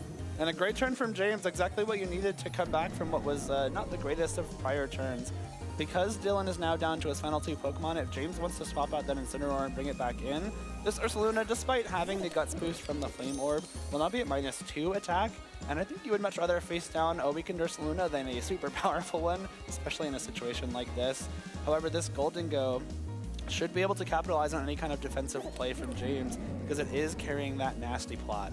Might be a little bit risky to Nasty Plot in front of this Archaludon, but if you do predict something like an Incineroar swap out Archaludon Protect, a Nasty Plot's a great way to punish that. Otherwise, you already have the Life Orb, you're already doing a ton of damage already. You could go for something like a Headlong Rush into Shadow Ball to guarantee damage into either of these slots. But it's still tricky, right? If you get one turn wrong here, Archaludon with the 2 special attack boosts, I believe has enough to knock out either of Dylan's last 2 Pokemon. You got to play so carefully. There's 2 more turns of Tailwind for Dylan to have that speed advantage. And part of that playing carefully is preserving this Incineroar a little bit for later. Of course, it was one of those Pokemon that can't protect, and Basculegion will be hitting the field instead. Protect from Golden Ghost. So Dylan's also trying to preserve pieces of the puzzle here, wanting to try and save this this turn, but just going to be a protect a piece. The question is, what did this Ursaluna do? I'm thinking an Earthquake, and yeah, sure enough. So these Steel Pokemon are safe. Basculegion on that switch-in, though, is going to be taking some damage and lose that Focus Sash now. How much damage? It's going to be enough for it to be KO'd on that next turn. Now the question becomes, do you want to swap out your Archaludon and give up those special attack boosts so you can bring it back in and likely be the fastest thing on the field after Tailwind ends? Or are you willing to give it up to let your Incineroar have a free swap on the next turn so you can go for a fake out and then an attack with this Basculegion? It's going to be very tough. This Golden Go and Ursaluna are a very, very powerful combination. And since that Basculegion's Focus Sash was broken on the Earthquake, depending on how this Golden Go is trained, it might be able to just knock out the Basculegion with a Shadow Ball before it can attack. Which, I mean, if you're this Basculegion, you really want to be getting those attacks off. A Liquidation into Ursaluna or a Lastro Specs into Golden Go. Most likely a knockout here. But also, Dylan does still have Terrestrialization available to him, too. That's the dangerous part. This is a make or break turn within the battle. We got to see that eye up priority. Okay, no Terrestrialization here. It failed at a double protect, not the damage there. Critical hit would have been so nice to get this KO, but no, instead, Basculegion tries to go on the offensive, doesn't get the KO. Archaludon misses the double protect. So the make or break and everything breaking here for James on this turn. Now Archaludon is just gonna be taking this Headlong Rush, and that is going to be it. There's only the 1 Pokemon left and one that won't be able to close out this match. Incineroar will do its best, but unfortunately, I don't know if it will be enough here. The Aqua Jet did a lot of damage into the Ursaluna, though. Actually, you know, now that I think about it, this actually could be a win for the Incineroar, right? The Ursaluna now is very low thanks to that Aqua Jet. Tailwind has run out. I think if Incineroar is faster than this Ursaluna, the damage it took from Aqua Jet plus the defense drop from that Headlong Rush could mean that either a Flare Blitz or a knockout will knock out the Ursaluna. And then this Golden Go is now at, you know, I guess it has the option to go for those Nasty Plots, maybe get some extra damage going. But its Terrestrialization being the water type means it can't give itself like a resistance to knock off. You have to maintain that neutrality. So I don't think this is as straightforward as it might look. Despite the Pokemon advantage here, James has the opportunity to still win this game. I mean, there's always the option of Protect on the turn, which could be where it gets a little bit more dangerous. and you're losing the super effective button up against the Golden Go thanks to the Trastalization that has been saved until this moment of the match. Ursaluna, it will be the protect, trying to make sure that you can keep as many of the puzzle pieces around. Golden Go as well with the nasty plot. So talking about something that doesn't necessarily hit super effectively into the Incineroar, wants to try and do more damage. Knockoff into this Ursaluna is devastating. You needed to get this KO to have an opportunity within this match, but now still going for another chance is the opportunity for Golden Go to be able to go for the 2-hit to try and get that KO. You might even need to go for another nasty plot. Yeah, here we go, up to +4 special attack. With that Assault Vest and its typing, Incineroar is resisting all of the attacks. Knockoff does come into Ursaluna, we get that knockout here, so it's gonna come down to just Golden Go versus Incineroar. This +4 Golden Go, can it do enough damage into the Assault Vest Incineroar? That is going to be the question. It has the Life Orb. This is time, make it rain, single target. Incineroar is holding on past the hit. Now you'll be able to go for this Flare Blitz, try and take down this the knockoff into the Golden Go. Not going to be the damage there though. You got one more attack with the -1 from Make It Rain and the loss of the Life Orb. Will it be enough? That's going to be the question, and it will be Incineroar. It goes down, and it will be Dylan Salvanera to be moving on into top 4 here in Las Vegas. Well played by Dylan to take down a very strong trainer in James, ending that huge momentum, that run of a bunch of matches won after starting the day 0-1. But unfortunately, James's run does end in top 8, and Dylan is our next semi-finalist here in Las Vegas. What an insanely crazy set though, and so close. On paper, it looks so strong, this Golden Go, and like most notably the Ursaluna going up against this Incineroar, but that one turn of targeting into the opposing slot as the Ursaluna protects, Golden Go starts getting really, really set up. But that's just the call to make, because if you do not try and go for that Ursaluna, you lose the game on the spot. Like, that is an insane call to try and make. But yeah, playing it so great at the end. The second nasty plot too, that one, that could have been dangerous, but it will be one that works out. I think it was necessary. If you don't get that up to +4, I don't know if 2 Make It Rains will knock out that Incineroar, especially considering after your first Make It Rain, you're going to lower your special attack one more time, and you're going to lose your Life Orb thanks to the knockoff. So that was a really smart play from Dylan there to protect that Ursaluna, make sure that James has to keep focusing it for one more turn. Because like you said, Sierra, if the Headlong Rush goes off there into the Incineroar, you just lose. Like, you cannot let that happen if you're James. Yeah, it's just game done from there. And I mean, even if there was going to be the survival from that Golden Go at the, not the survival from the Golden Go, from the Incineroar after that Life Orb and the drop, it would have been one where you're hitting into a Pokemon that's already lost the item, so you would have been relying on a critical hit. But yeah, such an insanely close match at the end, and yeah, I mean, 2 regional champions, James with his list of accomplishments. You knew it was going to be a good one. Of course, and it really was. I love that we got to see another showcase of this team that Dylan's running alongside Henry Rich. It's a really cool team. I love the way that you're able to use the Ursaluna in both Trick Room and in Tailwind. I actually don't know if we've seen it in Trick Room yet with these teams. I don't know if Henry used it either, but the option's always there. I'm sure it's been very useful for them throughout this entire tournament. It's there, That's why that's the difficult team to go up against, the Zoom Room. It can be either or of the options. And you have to take it into account both at all times, right?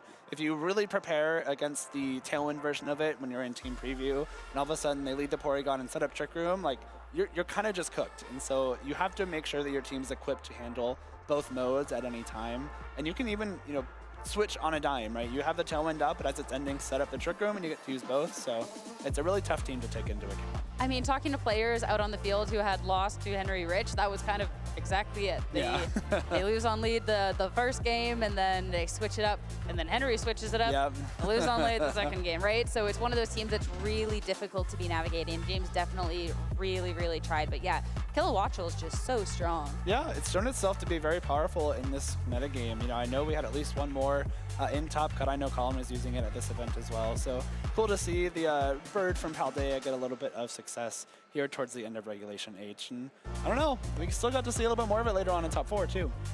Yeah, the fact that there is multiple Kilowattrels within the Top Cut still remaining, it's not necessarily the Pokemon. We've seen some Kilowattrel, but it's not the one that I would have necessarily had on my list of Pokemon that could be winning the regional championships and might be changing my tune real soon. Yeah, we'll see. It's got at least a 1 in 4 chance here. Yeah, exactly. Which then it just makes it a 50-50 because it either wins or it doesn't. You're sounding a lot like Joe Brown right now. I mean, it's just math. That's a good point. It either does or doesn't. I don't know, whatever. We don't need to get into that argument right now. I mean, we're going to have some insane matches still up on the day. That is only our first player to stamp his way into our top 4. We still have 3 more top 8 matches to go. Absolutely, and they'll all be really great too. I don't know which one's coming up next just yet, but doesn't really matter. They're all going to be fantastic, and we get to see some really good Pokemon coming up too. I mean, looking at the caliber of the top cut bracket, it was something that it doesn't matter which match is coming up next because they're all really, really skilled. And Truly. even if it was a player that is more relatively unknown, the fact of making it to a top 8 of a regional shows that you are more than capable of winning a regional. You're a strong player, and then the match is still going to be exciting because then that's somebody's story being told and being written. Absolutely. As we're watching. That's crazy. Yeah, it's so cool. This Vegas regional was really stacked too. A lot of people came out for our first regional event here in Las Vegas, and getting to the top 8 of this event is no easy feat by any means, especially when you consider that the Latin American International Championships are next week. A lot of trainers are using this event as their kind of tune-up for LAIC, so we'll get to see how it turns out. I mean, getting top 8 at a regional is no easy feat, and neither is top 4, but now we have our interview with Dylan, our first top 4 player, standing by. Thanks, Sierra. I am joined in the lounge with Dylan. Dylan, congratulations on making it to the top 4. Let me ask you first things first. How are you feeling? Oh my gosh, dude, I am so elated right now. Just making it a top cut run, and especially one this deep in the top 4, and especially at a regional this stacked. I mean, like obviously, I just took down James Evans, who was the this year's world's runner-up, and you know, being able to accomplish something like that means a lot to me, and especially since I've been trying to chase I've been trying to break the mold a lot, and make it a top finish ever since I won my regional back in 2018. Can you tell me a little bit, once you saw the pairings of you versus James Evan, what went into your mind as well as what you thought about the matchup?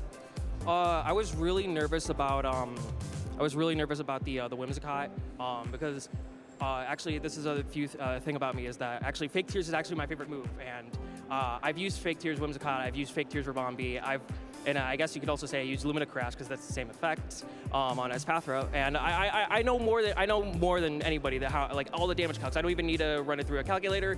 I just know that you do -2 special defense and then a strong special attack, and then anything is getting, you know, knocked out. You lost game 1, but then you made adjustments to come back in games 2 and games 3. Can you tell us about sort of the adjustments that you thought about to go into game 3, as well as what you thought James would do going into games 2 and game 3, basically? I mean, my game plan into going to that game 2 is that seeing that he did not bring Whimsicott and he wanted to lead like Archaladon, Basket Legion, Archer, things that would be slower than my Golden Go under Tailwind or Ursaluna under Tailwind. I thought that like usually my mindset into these teams is like when they present me with 2 Pokemon that kind of have like you to get like a little chip, or like in this case Arch with Sturdy, Basket Legion with the Focus Sash. Sometimes all you need to do is just click Tailwind, make it rain, Tailwind, Earthquake, just sack it off, and then bring in the sweeper, the other one who didn't just take the hits and whatnot.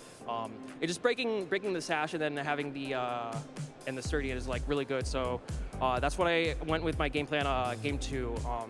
I did kind of just make like a hard read that he wasn't going to Terra Fighting the Golden Go, and I went for a Shadow Ball.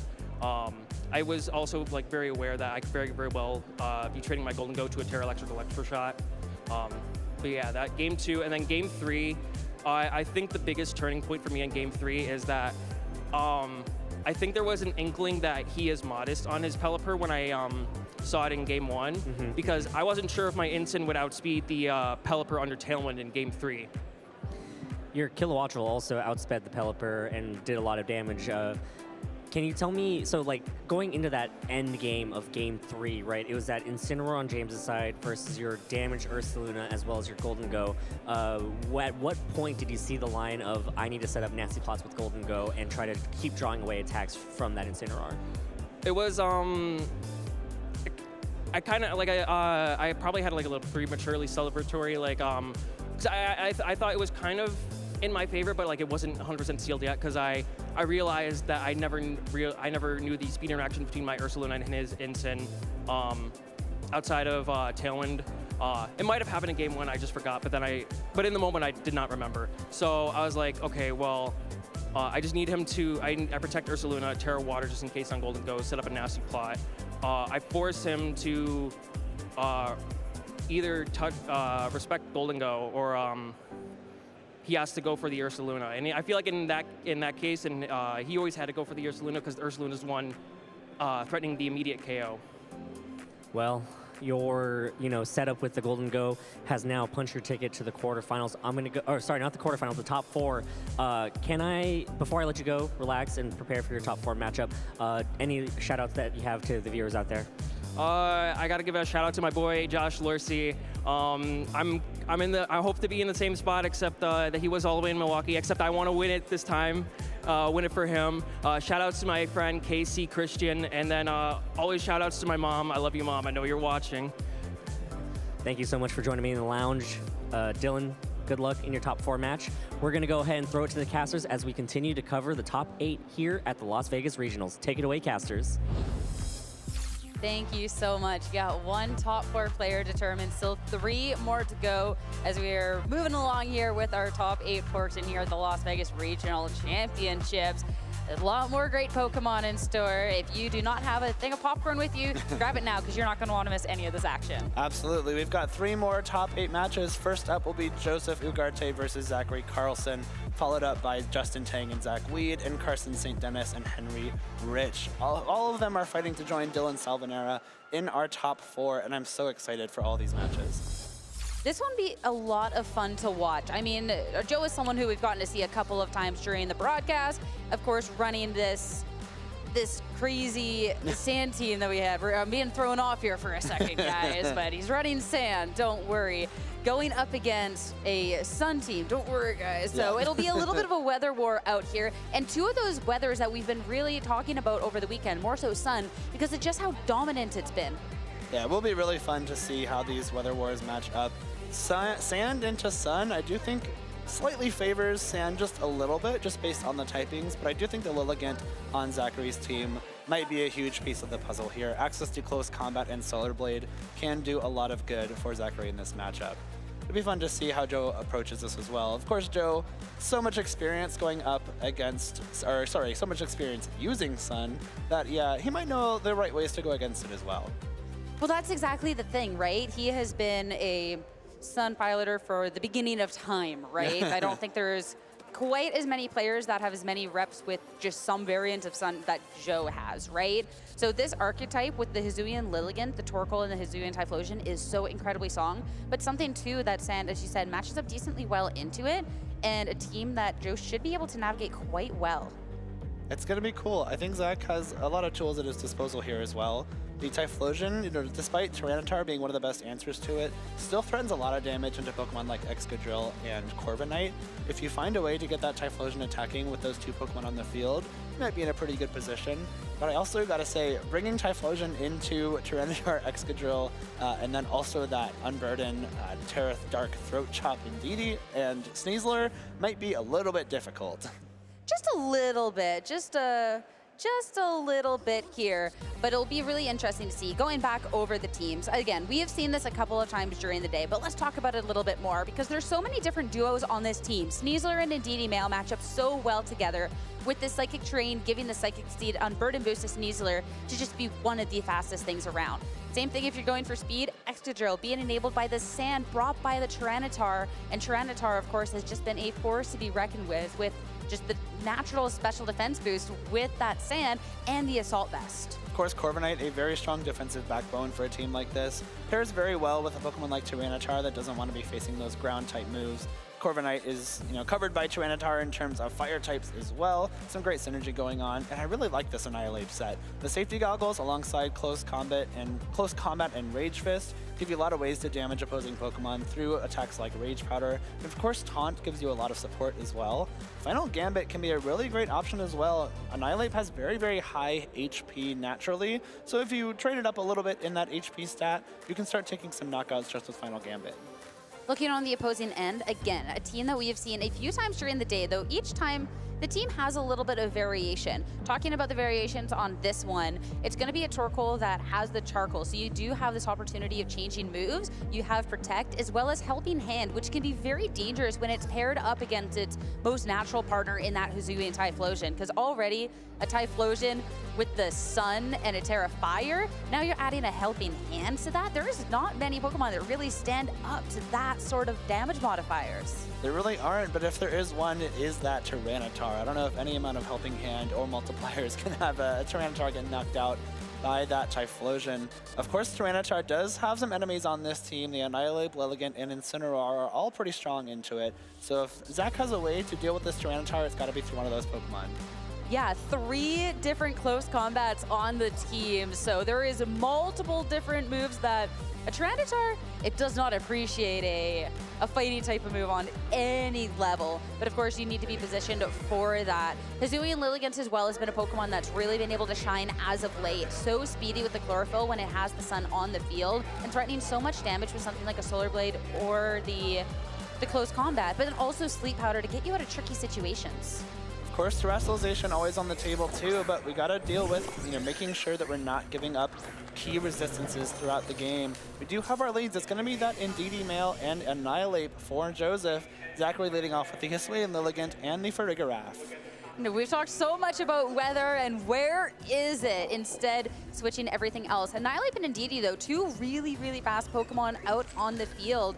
And bringing the terrain as well, I mean, there is just no priority to be found anywhere. Expanding Force 2, this Lilligant doesn't necessarily fare too well up against it naturally. But this Farigiraf actually in a pretty good spot here. Will resist this Expanding Force coming out. Will bring Lilligant down to its Focus Sash as well. But Lilligant will have the chance to attack. It will. 1 HP left on this Lilligant, so it can try and go on the offensive, and that will be a close combat into the Indeedee. And Indeedee is not going to have the luxury of sticking around. That is just a clean KO to get rid of it instantly. Now Annihilate still gets its opportunity to attack, but it either takes down a 1 HP, or I like this, Taunt. A way that this could go awry is if you knock out that Hisuian Lilligant, and there is a Trick Room set up, but instead, Zachary's going to be ahead of it. That Psychic into Annihilate. Wow, what a double KO to kick this off. Huge start for Zachary there, taking advantage of that Psychic terrain. Farigiraf not always known for its offense, but on Zachary's team, we do have the Throat Spray. It's probably safe to assume it is trained up in that special attack. So between that training, the boost from the Psychic terrain, that Annihilate goes down alongside the male Indeedee, getting knocked out by close combat in 1 hit. What a great start for Zachary here, who will now have the chance to get this Hisuian Lilligant. I guess the Chlorophyll boost will be able to get the speed going faster than the Sneasler once again, I believe. And of course, if you do want to swap that Torkoal in, you will get the Sun up, remove the special defense boost from the Tyranitar for the rest of the game, and more importantly, not allow your Lilligant to get knocked out by 1 tick of sand. Yeah, this is where the weather becomes really impactful, because when you are the trainer that all of a sudden is brought down to 2 Pokemon, you do not have that luxury of moving Pokemon around anymore. And you're fairly forced into the Terrestrialization with this Tyranitar, because again, the close combats that we had called out that are going to be so detrimental to it, which then of course leaves you open to just getting selected by something like that Farigiraf later on. The Terrestrialization and the second turn of the battle, and of course we'll get to see that flying type Tyranitar come on through to make sure the close combats aren't going to be doing too much. No swaps either way though, so this Lilligant will be knocked out at the end of this turn at the very least. We will see a Terrestrialization match, though it's going to be that Farigiraf from Zachary, not wanting to take a super effective knockoff. Wonder if Joe tried to see through that, maybe went for a Rock Slide instead?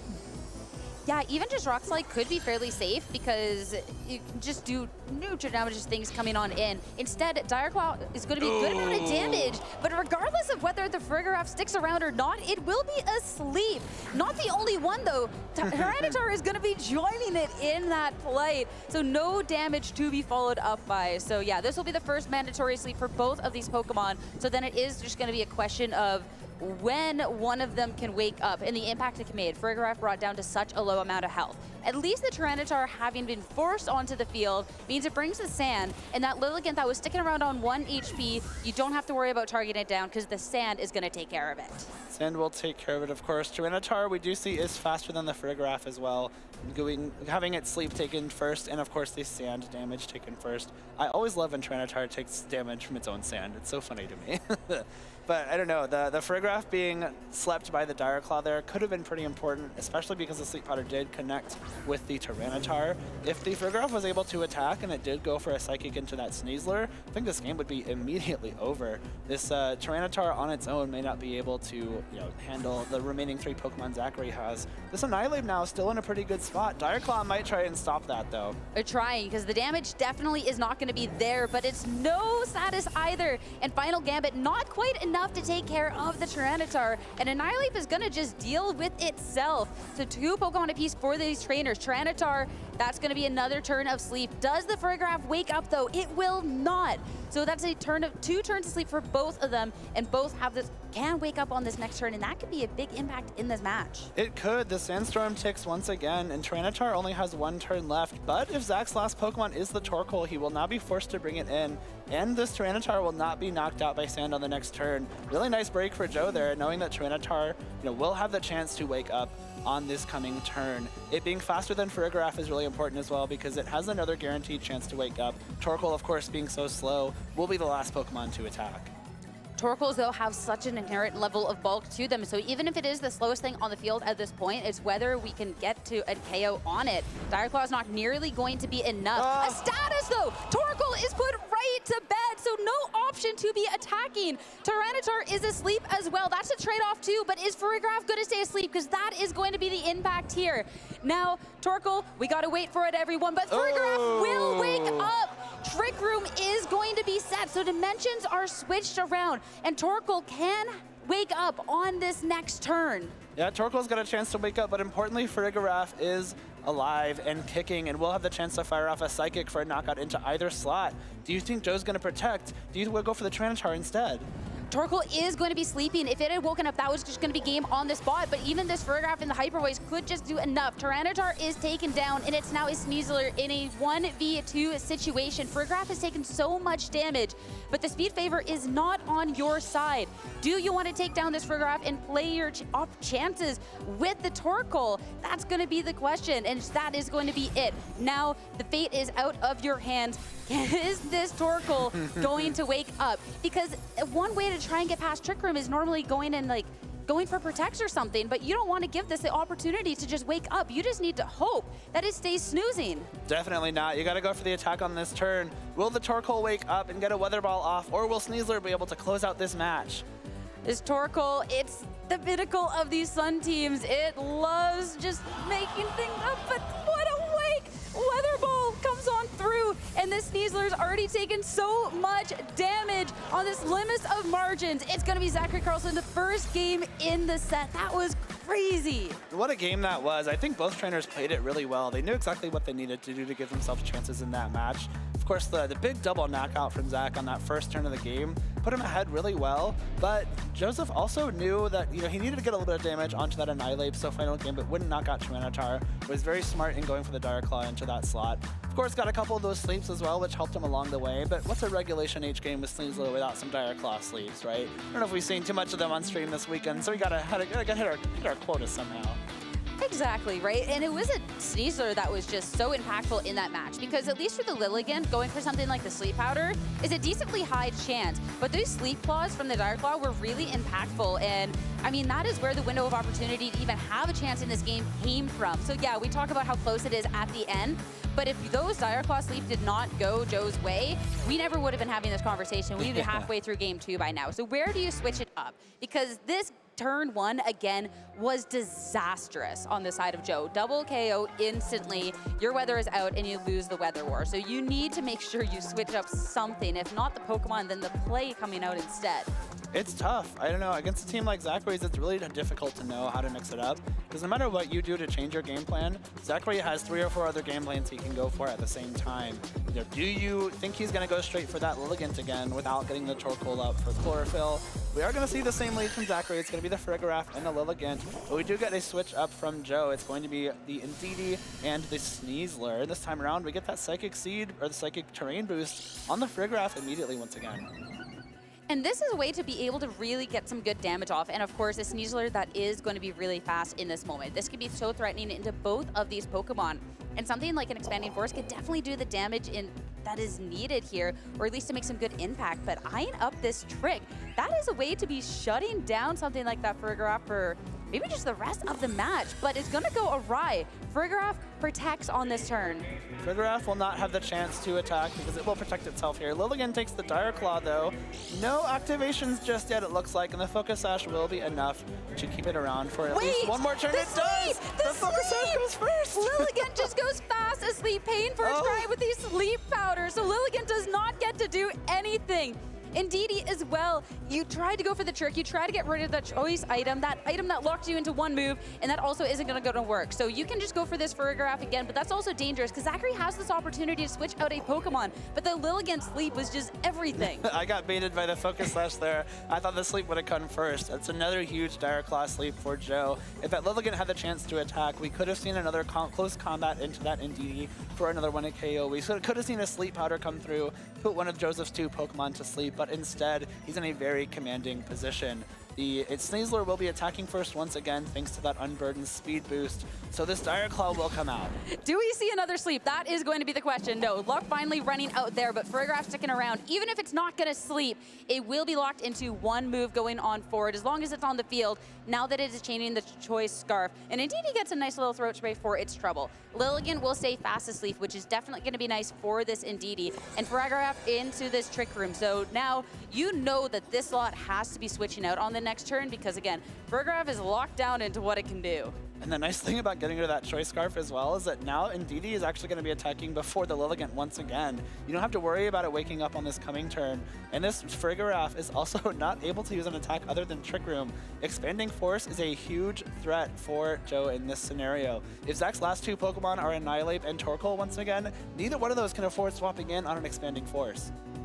That's exactly it, but again, Joe just has to not target down into the Raghav, and it sticks around, and it can just undo the Trick Room if it does try to stick around, right? And it has such a lot of health. It will stay around though. Lilligant's taken down, but it did look like it was a double attack coming out from Joe, so maybe we do just get to see a double KO, and then the last 2 Pokemon hit the field in this Trick Room situation. Close combat into the Raghav will do it, so now we'll get to see the slower Pokemon in the Torkoal have an opportunity to shine. But at this point, is it just a little too late? I think it might be, especially if Joe does have that Tyranitar once again. Zachary now forced to reveal his next 2 Pokemon, his last 2 Pokemon. It will be that Torkoal, so the sun will go up. But if the Tyranitar is looming in the back, the Sandstorm will take precedence. Of course, the Annihilate is there to threaten the Tyranitar with a close combat, so it's not all doom and gloom just yet. We do get this turn to go for some very powerful eruptions. The lovely part about this Indeedee, though, after you get rid of the Choice Scarf, it does have Protect as well, so you have the opportunity to stall out at least one turn of Trick Room here.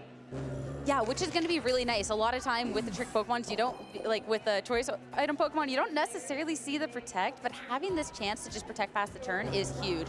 But as well, when you're eyeing up a Torkoal, you don't really want, you just kind of want to shut down out. We're going to try and get ahead of it and just win this Weather War outright. This is where Zach could have made a call and try and target in. Yeah, looking at the camera, if this is a close combat into this Tyranitar, that could be momentum to try and even things up just a little bit more.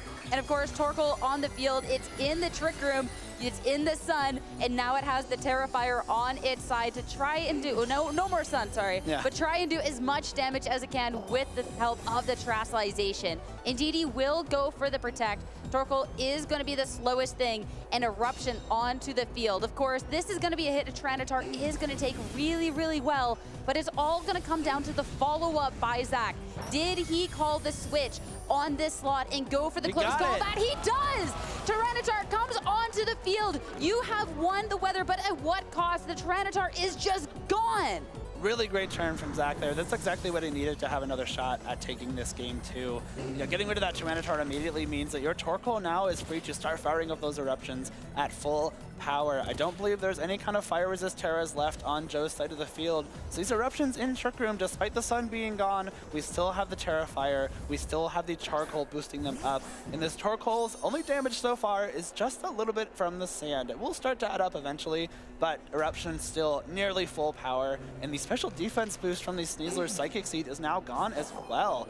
So, you have to respect wanting to get the Tyranitar in immediately, but you have to wonder, would it have been smarter to get it in after a knockout so you don't risk that double up? Yeah, that is the tough thing here. And with the Indeedee having gone for the Protect on the last turn, not safe to necessarily go for the double, so not going to go for it. Now this Indeedee is going to be taking a lot of damage. Sneasler, stay safe. Indeedee down to just a sliver of health. Since it is slower though, it can go for the Expanding Force, and that is huge. Annihilate is just taken down. Torkoal survives just a little bit, but that is going to be the damage needed. The KO gone, so that you can close out this match. If Annihilate had stuck around, that could have been a really big KO to trying to swing things, but that is going to be enough to probably just close this out. Torkoal had taken so much damage. And you know what saved that Indeedee there is probably that sand damage. Of course, the sun being gone lowers the power of the eruption, and Torkoal taking a little bit of damage means that eruption is just slightly less powerful. It's like a sliding scale, right? If your Torkoal's at full HP, it's at full power. If the Torkoal's at 75% HP, it's at 75% power. So taking that little bit of chip damage from sand, even though you lost your Tyranitar, was all the difference. And now this should be a wrapped up game for Joseph with this Focus Sash Excadrill. Yeah, Torkoal knows. Torkoal knows. At this point, there's no damage to be done. Sneasler, just for the fun, is going to get the double protect as well, as Joe can, of course, play this safe. Excadrill doesn't even get to protect because there's nothing really to protect from. But yeah, Torkoal just on a little sliver of health. It'll get to stick around for one more turn, but yeah, that was crazy. That is the impact the one turn of sand had on this match. Talked about maybe this Tyranitar going out onto the field and it maybe being a little too soon, but it was that switch in, that little bit of damage that was able to try and help Joe in the end. So Torkoal goes down, Joe ties up the set, and we go to a game 3. What an exciting set so far, and it's a really cool way to see how these two teams are interacting with each other. I don't know that I expected the Tyranitar switching into a close combat and immediately getting knocked out, but still having the game-winning switch was on my bingo card, right? You get that one turn of Sand Trip on Torkoal, and that's all you need. But it was just enough here. The trick into the Farigiraf was a really cool play here. You know, as the Farigiraf went for Trick Room to try and set up the speed advantage for its teammates, and Indeedee at the same time made itself slower, which allowed it to get rid of that Lilligant before it had the chance to wake up, and that brought Zach down to his last two Pokemon here. Of course, this Tyranitar on the swap, getting cleared out immediately, but Indeedee just barely able to hang on and fire off a game-winning Expanding Force. Yeah, the Tyranitar switching in onto the close combat could have been losing for the game, and there is the world, depending on rolls, where yeah, maybe it could have been the play that loses you, but hey, it works out in the end. That's all that matters. No harm, no foul, and we get to go to a game number 3.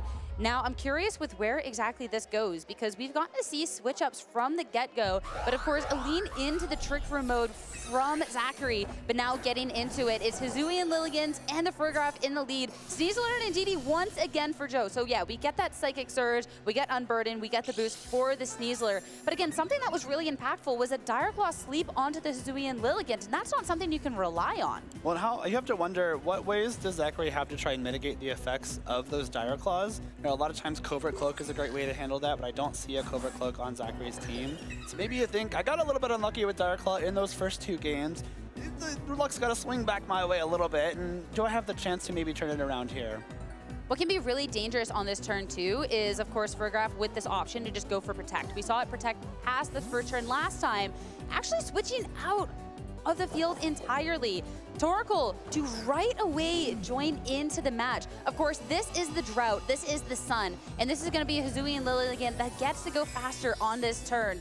Terastallization first too, onto the Sneasler, try and make sure into this dark type that it could have done more with the Throat Chop, but again, damage that maybe not necessarily with the Farigiraf having left. Still a little bit scary here. If the Indeedee gets to use its Expanding Force on this turn, it could be devastating, but Solar Blade will come out first instead. Yeah, and of course, this is going to be just an instant move thanks to that sun, and Indeedee won't even get the chance to go for an Expanding Force. A quick KO to be starting off this match. Now, Throat Chop coming out from Sneasler, targeting down into that freshly swapped in Torkoal, and it just takes that hit so well, and you've now opened yourself up to being super effectively hit by something like a close combat, and Tyranitar can't save itself from that fate either with the Terastallization being spent. But the sun is now gone. The Sneasler will once again have the speed advantage with that Unburden. If Zach wants to preserve this Lilligant and Torkoal to have that combination of Chlorophyll once again, he probably has to swap both out here. If Lilligant stays on the field, it might get one attack off thanks to that Focus Sash, but if it does take a Dire Claw, for example, it will just be knocked out by the sand afterwards. So it is going to be Torkoal preserved. Annihilate is hitting the field, but no swap on the opposing end. Lilligant, of course. Direclaw brings it down to Sash. Is there going to be a status? We're happy to see. Focus Sash activates first. No status, though. Close combat into the Tyranitar. Another one-hit KO from this Lilligant. The crowd collectively holding its breath there to see after that Focus Sash activation. Lilligant will go down to the sand, but you are more than happy with that if you are Zachary. You got 2 massive one-hit KOs with that Solar Blade and close combat, which will bring Joe down to his last 2 Pokemon. I believe we saw it was the Excadrill once again. And if you do want to bring that Torkoal back in, if you're Zachary, that could mean your Annihilate has the speed advantage. Annihilate in a really great spot here as well. This Sneasler doesn't have a great way to damage it. That Terra Dark Throat Chop will be your best option, but this Annihilate is very healthy. This Excadrill's got to deal with losing its Focus Sash if it gets, hit by 1 attack.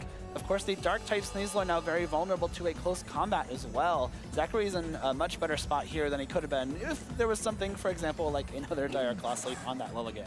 Hey, where there is a Sneasler with a Dire Claw, there is a way. Always. So it's a tough one to have to rely on, being down to 2 Pokemon. Torkoal protecting past this turn, so Annihilate is the one that's trying to make the impact here. Dire Claw's coming out, you gotta go for it. The damage is not there, but the status isn't either. Annihilate, Rage Fist into this Excadrill, doing just over half damage, and high horsepower trying to target down that turtle is doing nothing. So Joe quickly losing any sort of momentum in this match. Another opportunity for the Dire Claw, but this, if you don't get something here, I think this is going to be a clean sweep here by Zachary. It's got to be this turn. Dire Claw's got to get a sleep or a paralysis into a full paralysis or some combination of events that will prevent this Annihilate from attacking. But Zachary instead will go for a terrestrialization of his own. Looks like it's going to be that Torkoal. I mean, Torkoal protected last time, and if you get the opportunity to attack, just trying to make sure you do all the damage you need with an Eruption to close this out. Dire Claw first, again, Annihilate. Will it be a status? It will be paralysis, so it's a chance it might not attack. That we'll have to see, but high horsepower, it's going to be a miss. Torkoal still sticking around. The luck is just not on Joe's side. He keeps getting these Dire Claws, but the paralysis, the Annihilate still breaks through. High horsepower misses, and Sneasler, it's all by itself. The Terrifier on the Torkoal, the Sneasler is all by itself, and Weather Ball will be enough. Sneasler is already taking so much damage in such an insane set. Okay, it holds on 3 HP, but it's just not going to be enough. You gotta go for the Dire Claw once again. Where there's a Dire Claw, there's a way. All right, Torkoal, is it gonna get status? No, and Annihilate still attacks. Zachary Carlson, 2-1 to move on here into top 4. What a crazy match there. That was so much fun to watch. We got some nice Dire Claw shenanigans throughout the entire match, but Zachary Carlson comes out on top. A really expert way to play that match, sticking with the same leads all 3 games, but playing them very differently. It's a great way to show off that a team like Zachary's, a team that we've seen from a bunch of players use this weekend, has so many options that are all very difficult to account for all at once. This Lilligant is very powerful. You often see these chlorophyll Pokemon as support, like Jumpluff, for example. You often see it running no attacks at all, but Lilligant, we saw one-hit KO that Indeedee twice over the course of 3 games with Solar Blade and close combat. Of course, on this turn, getting a crucial one-hit KO into this Tyranitar as well. And I mean, that terrestrialization on turn 1, Joe put a lot of effort in trying to get rid of this Farigiraf, but of course, terrestrialization being then spent, it was really impactful for later on in the match. The Tyranitar goes down, the Hisuian Lilligant just got so much momentum, and even trying for some Dire Claw shenanigans near the end of the game. I mean, don't hate the player, hate the game, right? You have to. Exactly, but for a series that was full of the Dire Claw sleeps, just getting the paralysis at the end, and of course the Annihilate still being able to break through an attack wasn't just enough. And like the high horsepower miss on the Torkoal, the Dire Claws, it's like, okay, you're fishing, right? But the high horsepower miss on the Torkoal feels bad, because that one is, that's not the highest chances to be missing. I know, and it's just the cost of using high horsepower. Very powerful move, but in those very small chances that you do miss it, it can be a little bit detrimental. But kind of a fitting way to send off Regulation H at the regional level, I think, seeing Sneasler do some Sneasler things once again. I was thinking of the poetic of, again, in a field full of Sun, finally, because Sun has not necessarily been the most common archetype in this format. It's always been Rain. Yep. The one event that Joe drops Sun, he goes on this run with Sand and then gets knocked out in the end by Sun. But Ice needs still an incredible run, being able to make his way to top 8, just second at the Grand Challenge in North America. Top 8. That is definitely something to be very, very proud of. And on the opposing end for Zachary Carlson, I mean, what an insane run so far. And if my memory serves me right, I don't have the best memory, don't but I'm pretty sure these two players played at Charlotte, like 2023 Charlotte, with Zach winning. Ooh, okay. So I was kind of, don't quote me on this, but I'm fairly certain. So it's cool to see them paired up against each other and in such an important match as well. Huge congrats to Zach, I believe. Again, not the best memory. I think this is his first top 4 at the regional level, which is a huge accomplishment. A really difficult field here in Las Vegas, and taking this new team that's been making waves here at this regional championships, bringing it all the way to top 4. I want to say he's the furthest this team has gotten so far. He might be the best user of it at this event and still has a couple more matches to play. Which is so incredible. And I think, don't quote me on this, I think we have our interview ready now. So let's go hear from him now that he's made his way to top 4.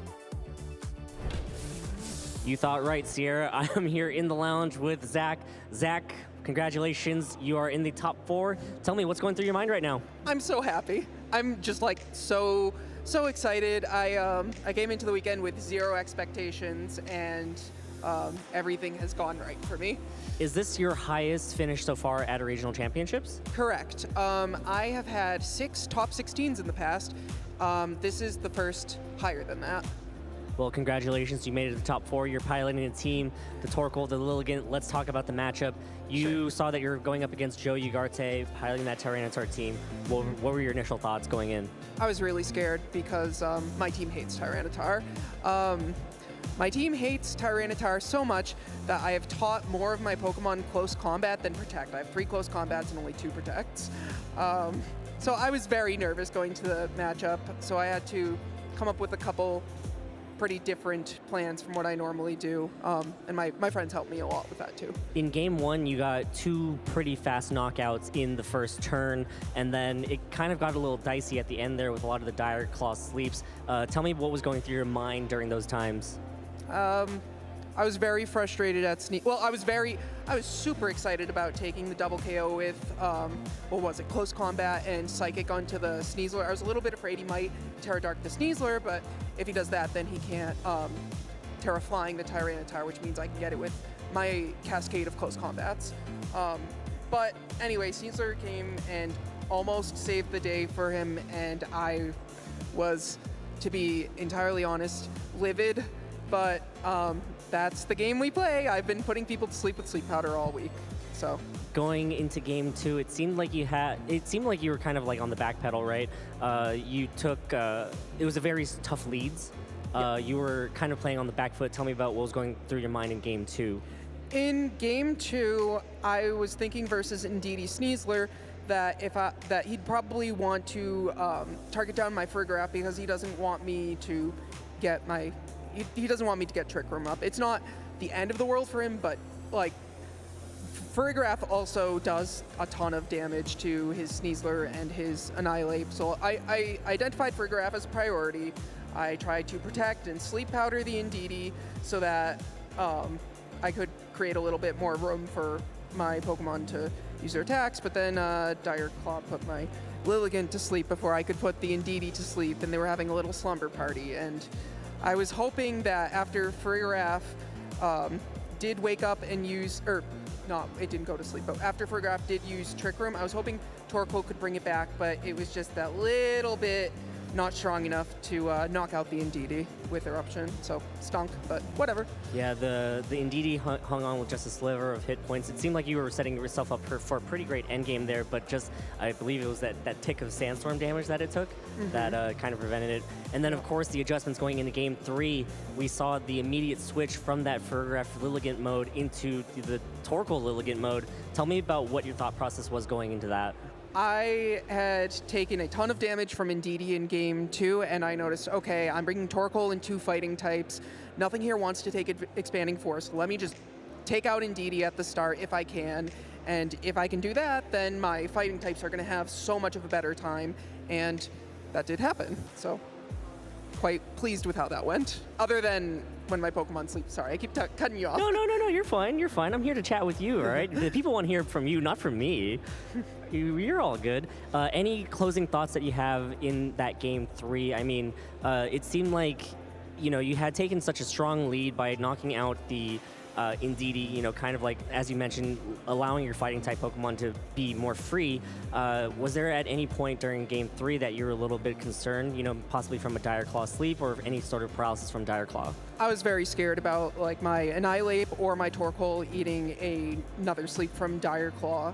And I was also a little bit nervous that at the end he might be able to bring it back with his Excadrill, because if I get a couple of Protect turns wrong, then he ends up in a situation where he can just Earthquake my Torkoal and my Farigiraf, and I believe I had Terra Fired, so I could have been knocked out by Earthquake.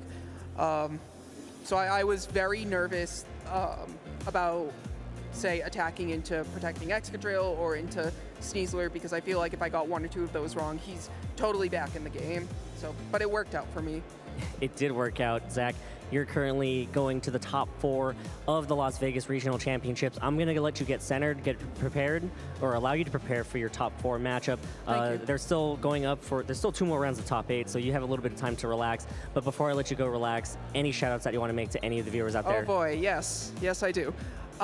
Most of all, biggest shout out of all is for my boyfriend, Montana, who is also an extremely talented player. I introduced him to VGC 5 years ago, and he has grown so tremendously. He's won regionals, he got top 4 at Worlds this past year, and he's always helping me out. It used to be more me helping him out, but these past few years, it's more him helping me. And he's always there for me, and I appreciate him so much, and I love him. And I would also like to thank all my other friends who helped me prepare. My friend Carson Confer kind of did a lot of the work figuring out the team. I worked together with him and Marcus Dion and Chuppa Cross and Montana.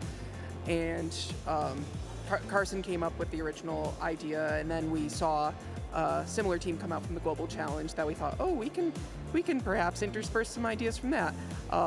Which turned out to be Aaron Trailer's team, who, once he discovered that I'm using Sun, he ended up helping me a lot as well. So thank you to Aaron, and also to Alex Underhill and Raghav, who helped me during the tournament because they also used Sun, and they were able to help me with my game plans. And all of my other friends, who, even the ones who were not involved in the team building process, I appreciate you a lot. I appreciate always hanging out with me. Thanks Clayton and Pedro and Jake and Trista and all my besties. I love you guys so much. Congratulations, Zach. You are in the top 4. Let's go ahead and... Wait, yeah. Can I have one more? Yeah, go ahead. I'd also like to thank, this is a little bit of a weird one, but my employer, I work for a husband and wife who used to be TCG judges for many, many years in Gen 3, Gen 4, Gen 5, and they're always super supportive of me going to tournaments, and I think they might be watching right now, so thank you very much, Laura and John. Of course, you can have any shout out that you want, Zach, so of course, you can stop me anytime, but Zach, again, congratulations, you're in the top 4. We're gonna go ahead and let you relax, and of course, let's go ahead and break it down even further by throwing it over to Joe Brown for the Joe Brown Breakdown.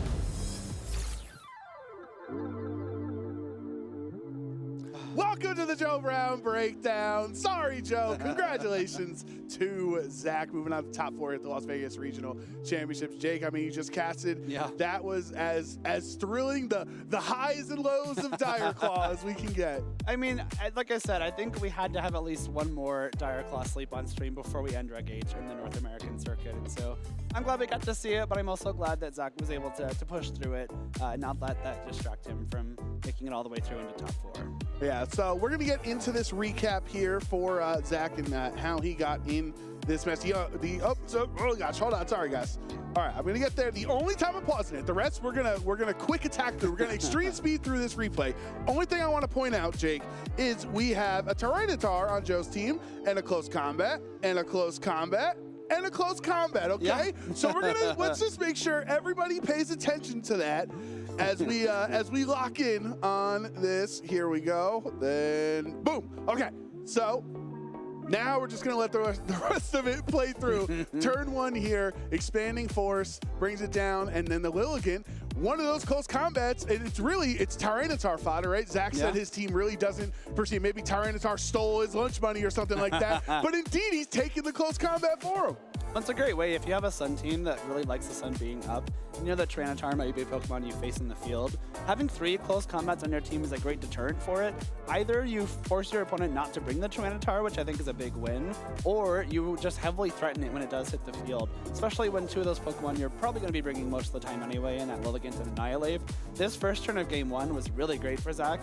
The close combat KOing the Indeedee, not something I expected off the top of my head. Perhaps I underestimated Lilligant's attack stat, but the Psychic Terrain giving the Frigoraph enough power to KO the Annihilate in one shot puts Zach way far ahead in this first game. Yeah, I mean, anytime you can take 2 KOs on 1 turn is absolutely tremendous for you. Now's where the fun begins for Joe, because he knew Fun if he is had a to. word. Yeah, hey, listen, some people have fun in this way. There, you get the sleep. Lilligant actually laying Sleep Powder. That would have been disastrous for Zach if Sleep Powder missed, as you got Dire Claw slept.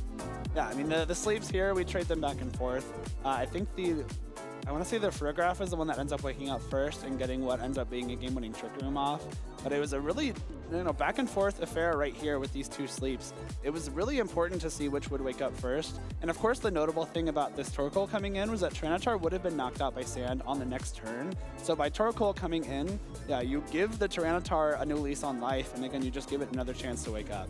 Right, so now you have the Torkoal getting slept as well. 2 for 2. That's just how it goes sometimes. You have Terra Fire on the Frigoraph as well. And you brought this up because the sun was up, Tyranitar no longer knocked itself out from its own sand, but T-Tar stays asleep all 3 turns. Frigoraph wakes up on that 3rd turn and sets up Trick Room. Also, the fact that the Frigoraph has Hyper Voice here is really important. I kind of missed that in the end of Game 1 during the cast, but there was the potential for a 50-50 of does the Sneasler protect itself from Psychic, but with the Hyper Voice, you guarantee the knockout into the Tyranitar. It doesn't have to protect with the Assault Vest, and you get some damage into Sneasler, which then now allows Torkoal to wake up and finish it off. So really now, here we are on turn 1 of Game 2, and Lilligant has a Grass type, can't get put to sleep by Spore or Sleep Powder, but it can by the Dire Claw. That's something I think a lot of people aren't really expecting to put a Lilligant to sleep like that. Well, yeah, it's a Grass type. Grass types can't go to sleep. Everyone knows that. That's one of my favorite things about Grass types. Exactly. Nah, but just another really rough start here for Zach. Again, thanks to that Dire Claw sleep. Lilligant follow-up knockout from that Expanding Force. And again, I mentioned on the cast, the really cool thing about tricking away the Choice Scarf here is that as Trick Room goes up, this Indeedee was able to attack before Lilligant and just not give it the chance to wake up at all. And of course, you get this damage into Frigoraph as well. The knockout onto the Frigoraph as Trick Room went up, actually a really good thing for Zach, when he didn't have to spend a turn swapping that Frigoraph out. But ended up not mattering too much as the Sand Tick on this Torkoal allowed the Indeedee to just barely survive the eruption on this coming turn. Yeah, and it was a really cool play by Zach to expect Tyranitar to switch in, because so many times, like 9 times out of 10, if Torkoal enters the field, Tyranitar will swap in no matter the context, right? Yeah. So Zach not playing passively, just goes for the close combat in what was the expected play on that turn. And now you've got Trick Room, or you've got your Terra Fire, Torkoal set up on the field, trying to do damage, but all Tyranitar needed to do was just take care of that sun, because if the sun was up, Indeedee would have been KO'd, and you don't get the Expanding Force in response. And that was a crucial turn. I think Zach was still in this game until this Indeedee survived the eruption. If it had been knocked out, you still have the Annihilate and the Torkoal, at basically full power, able to take on this Sash Excadrill and the Sneasler.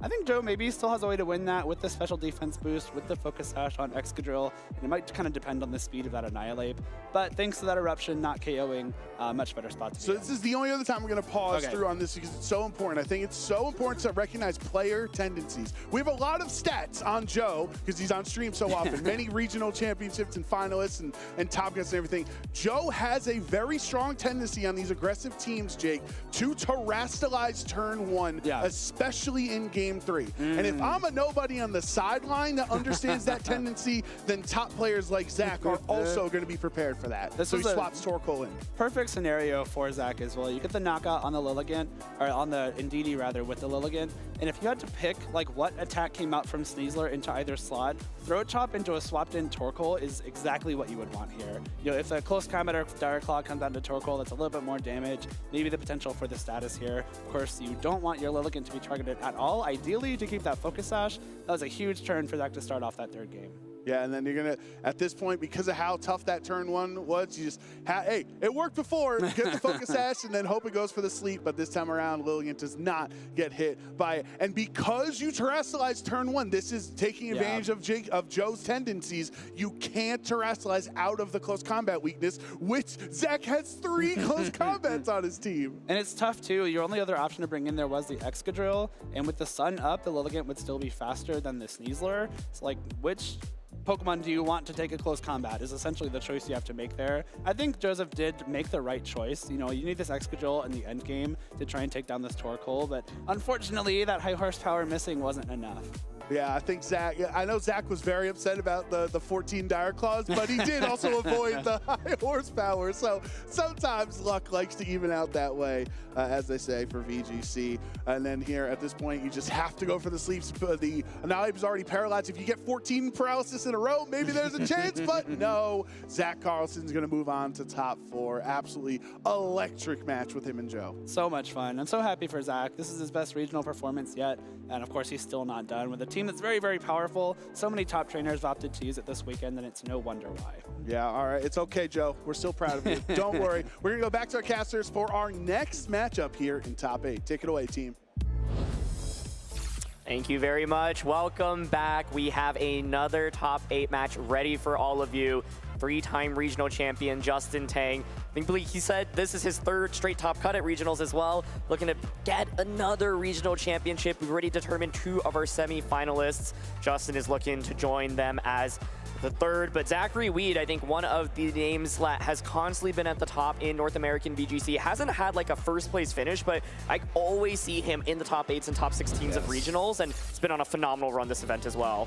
That's right. Yeah, it's really impressive to see the consistency that Justin Tang has, which feels weird to say because he's really a relatively new player, right? He's started in like Scarlet Violet era, but like attended his first regional and then won that one and then won another one the same season. Like usually like when you have like newer players, they're like, okay, maybe you get a little bit lucky and you have a really good finish in the first one, but like in Justin's case, like it's very consistent, right? Like even though he's a newer player, he's very, very consistent, and especially even in this like new season for 2026, like already top cutting every regional he's attended, like it's very, very impressive.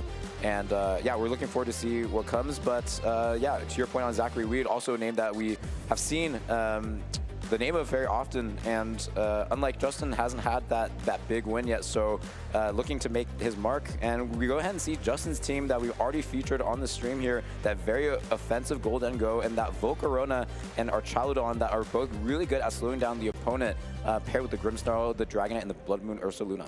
Yeah, it's a strong mix between offense and defense where you have a ton of burst damage from Golden Go and Ursaluna, but you also are so tanky with Pokemon like Volcarona and the Archaludon. Grimmsnarl, we haven't seen Justin bring it out so far yet, but of course does provide the screen support that is very, very popular and really good with defensive Pokemon. But Zachary's team, on the other hand, has the classic Fake Out Brothers in Incineroar and Rillaboom. We've got that Grassy Seed Acrobatic Sneasler as well, able to turn into a flying type with Terra, do a lot of damage. Swords Dance King Gambit, and the Common Adaptability Basculegion. Perhaps the most interesting part about this team is actually that Life Orb Alolan Ninetales. Normally you see the Focus Sash item on it, but with Life Orb, you threaten with a ton of damage. It's a Pokemon that's very good into Dragonite, which is on Justin's team. Yeah, and something we talked about before this was how 5 out of the 6 Pokemon on Zachary's team are all physical, so they actually cannot do too much damage to Archaludon if it gets set up with its stamina, and actually Justin has the option to set up his own stamina with the Scale Shot, so that's definitely something to look out for. On the other hand, the King Gambit is actually looking pretty good into most of Justin's team, especially if it goes for that Fire Terastallization. Ursaluna is the only Pokemon that can do super effective damage, so let's go ahead and see what these players open up with. We see Zachary go out with the Ninetales and the King Gambit as the Golden Go Dragonite comes out over on Justin's end. Yeah, so one thing about the Golden Go on Justin's end is we saw him use Trick continuously in the last stream match that he was on, and Trick is a really nice move because not only do you steal away an item, then it gives you flexibility on what move to go for afterwards, right? So Golden Go's in this interesting position right now. Ninetales also is threatening with a ton of offense into that Dragonite, right? I think Ninetales is actually such a pivotal Pokemon in this matchup, but it often can only get like one really big attack off because it's not the bulkiest of Pokemon, and so Zachary, I think in order to win this set, will need to have good play with the Ninetales specifically, especially because of that point you called out where like this Archaludon otherwise might be too difficult to deal with. And so we actually see Justin going for defensive play here. And yeah, Trick into King Gambit just means that it shuts down any Swords Dance shenanigans and it gets around the potential of a Sucker Punch. And so I really like this play because now you have two things that resist the Blizzard and the King Gambit's not going to be able to do very much. We go to see the Protect on the Ninetales not wanting to take a Make It Rain and be knocked out without the Focus Sash. We see the King Gambit not take the bait and not go for the Sucker Punch here. Going to get hit with the Trick first, so that means no Swords Dances options, or especially if he does, then he'll be stuck with it. Countdown Cleave, so perhaps reading that move from the Golden Go, but it survives. So yeah, despite having the Choice Specs item, we see even with the HP stat that is very bulky, so perhaps this is something that they trained for, especially with no Black Glasses anymore. The King Gambit's offensive prowess is reduced, and also does not have the option to go for a priority move anymore. Yeah, nice play by Zachary though. Does not get caught in the Trick Trap, right? If you go for Swords Dance there, then you are just in a really tough position and gets a ton of damage. This Fire Terra generally pretty safe as well. The Ursaluna that Justin has on his team is really scary, but Justin actually didn't bring it in this matchup, and so this King Gambit might pose to be a pretty big problem. Blizzard's going to come out here. Golden Go doesn't have the ability to protect itself, and it just ends up fainting here. So I think Zach is off to a strong start. My question is, you know, will Heat Wave in return get the knockout onto Ninetales? Yeah, Ninetales not really known for its defensive prowess, but did it miss? We see a miss on the Ninetales. Big miss. King Gambit able to resist that attack, so definitely, I think from Justin's perspective, wanted to see it go on the other side. And thanks to the Fire Terastallization, no threat of Flame Body here. So Volcarona eating its berry, going back to about half of its health, but I think Zachary is very happy with how that turn played out. Yeah, I am curious because this Volcarona is not exactly like a super offensive set based on its, you know, items and its moves, but Ninetales also isn't the bulkiest of Pokemon, and so Ninetales being able to stick around for an extra turn is a really big deal here, right? It means you can get another Blizzard off, and King Gambit, yeah, it's got the choice specs, but it's happy to just click Kowtow Cleave anyway, right? And once again, without that Ursaluna Blood Moon in the back, you're not threatening it with super effective damage with an Earth Power, and so Ninetales actually pivoting for Protect here, saying, look, I know that I can buy some time with the Ninetales, and it's really good with the Dragonite. Let me try to KO your Volcarona right now, but Volcarona crucially goes for that Tailwind, and now the speed advantage definitely in Justin's favor. Yeah, and we see the Archaludon with the Flash Cannon into the Ninetales. Zachary saying, this is my only special Pokemon on my team. I need to keep it, so to finish off your Archaludon at the very end. We see the Kowtow Cleave come out onto the Volcarona, get the knockout, so yeah, Zach still on his leads, whereas Justin is back down to his last two Pokemon, both being pretty susceptible to Ninetales' attacks, so I think Justin really needs to take advantage of these 3 Tailwind turns. But now you've got the self-scale shot Flash Cannon in play, right? And so it's like Archaludon in itself feels like it actually 1v4 Zachary's team, so I think what Zachary needs to do is probably switch out the Ninetales right now and conserve it for the end game. I think setting up that Tailwind means that Dragonite will be able to move before the Ninetales. It won't eat up that Life Orb Blizzard, and so this was the win condition you talked about, Yuki, coming into this one, and yeah, so Zachary recognizes, okay, Ninetales is literally my only special attacker. I've got to save this for after Tailwind ends. Rillaboom going to be the Pokemon to come in, so I think what Zach will probably want to do these next couple of turns is target down the Dragonite slot, get rid of that, get into an endgame with Ninetales. But even though Justin's down 2-4, still not in a terrible position. Okay, it does. So we see Scale Shot happen, so we're going to see a lot of animations of the attack going through and the stamina activating, so guaranteed to hit at least 4 times, meaning the defense will go up by 4 stages. I think this is the 4th hit here. I think Justin crossing his fingers for no critical hits here, and we see the 5th hit happen. So it is up to +5 in its defensive stats. So Body Press going to do a ton of damage now. We see Dragonite loses defense, which is definitely relevant here with the Kowtow Cleave being thrown over by the King Gambit. Flash Cannon not as strong of a move compared to the Body Press now, not doing too much damage to Rillaboom, and we close out to see the Dragonite getting hit by the Kowtow Cleave. Yeah, and so Rillaboom now hits the field, obviously has Fake Out available to it. The Body Press from Archaludon obviously will do a lot of damage here as well. I think with Fake Out active, you have to respect something like Fake Out plus Kowtow Cleave in a Dragonite, so if you want to protect to get around that. And then the Archaludon here can freely launch a Body Press, right? And so it feels tense right now. I think the lack of ability to go for a Sucker Punch makes it a little bit better for Justin, but he is potentially like one more Kowtow Cleave away from getting knocked out, right? So first question I have here is, do we see Fake Out into the Archaludon? Yeah, I think the Fake Out does go into the Archaludon, so able to boost its defense one last time to max defense. So, yeah, we see it flinch. Which way does the Kingambit go? It goes into the Kowtow Cleave into the Dragonite, so wanting to respect it, potentially not going for a Protect. And now, yeah, I think this is the one turn that Justin has, like, you know, full power on the Archaludon, able to attack with the Dragonite. Neither Pokemon on Zachary's end able to protect, so I believe this is also the last turn of Tailwind. So, yeah, this is the last turn for Justin to really take advantage before the Ninetales can come back in and do a ton of damage. Yeah, and I think what's tricky here is you have the ability to, double up onto the Kingambit very safely. Rillaboom's actually going to pivot out. That allows you to reset Fake Out, but yeah, it's like at best you could maybe go for a Wood Hammer. And it's actually going to be the Sneasler as the last Pokemon. That's a big one because you get that Unburden boost, meaning that even with Dragonite skill shots, you'll be able to outpace it, which is a really big deal because even as Kingambit goes down, next turn you can bring out Rillaboom, Fake Out into the Archaludon, and then angle to knock out Dragonite the subsequent turn, right? And so we're going to see the skill shots come out. Kingambit's going down this turn, but I think Sneasler being able to come in for free here is a really big deal. That's right. So, yeah, force shots, defense going down even more for Dragonite, but as you said, with the Sneasler having the Unburden boost, it is going to be able to outpace it as the Tailwind expires this turn. So now it's Zach's turn to have a bit more of a proactive stance here. With the defense boost, defenses down on Dragonite, definitely going to be susceptible to an attack from the Sneasler. So now my question is, okay, does Archaludon, is it going to be able to do the 3v2? Yes, yeah, exactly. And the other thing I'm thinking about, it's actually Ninetales out first. I was thinking Zach could go Rillaboom there and then like Fake Out Archaludon and just Dire Claw to Dragonite. Dragonite protects, but then the next turn you could just go for another Dire Claw. So I was actually kind of surprised to not see that. This now means that Dragonite, well, yeah, I guess you're still facing down the Dire Claw. So he's going to go for the Protect, but then like Protect into Flash Cannon is a play into Ninetales. You can Protect Draco Meteor as well. And so does Draco Meteor get the one-hit knockout onto the Sneasler? Like probably not. So it's going to be the Protect Flash Cannon Hover. Right. We'll One see. thing that's notable is that Sneasler's typically not known to be a bulky Pokemon, but actually this situation, it's actually very bulky, right? It has the Grassy Seed, that's right, and the Body Press is going to be resisted by the Sneasler, so even if it's at +6, I think the Body Press might not be enough to knock out the Sneasler. So let's see both players protecting the Dragonite and the Ninetales respectively. The Sneasler going for the Dire Claw, trying to get that KO onto the Dragonite. Let's see this Archaludon, where it is targeting, is going for the Flash Cannon into the Ninetales, so both players basically just having a moot turn here. I don't know. I think Justin, does he go for the double protect? Yeah, maybe, honestly. Like, it felt like in either scenario, which it's Rillaboom or Ninetales out on the field, you kind of have to go for it, but he's actually opting for Tailwind. This means you can Tailwind Flash Cannon. Yep. But you're just going to get outsped by the Sneasler, right? Like, Dire Claw, unless the Sneasler is, like, super slow here. Right. Yeah. I don't know what way you could be training your Sneasler for that to happen, so we'll see how that goes. But we see the Ninetale being switched out, so Zachary noticing, yeah, like, I know you're going to focus on my Ninetales because that's going to be the only one that can do a ton of damage to my Archaludon. Yep, Dire Claw going to pick up the Dragonite at -2.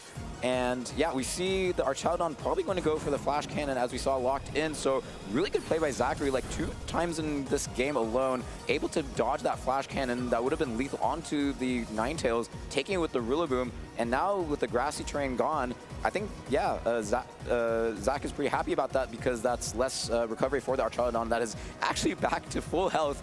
I don't think we actually realized this, but even though it took 5, scale shots and a Fake Out, it is back to full health. Yeah, it is interesting because, like, not one Blizzard isn't going to do it, right? So it's going to be Fake Out Close Combat. How much does this do? That's actually a pretty good amount. Yeah.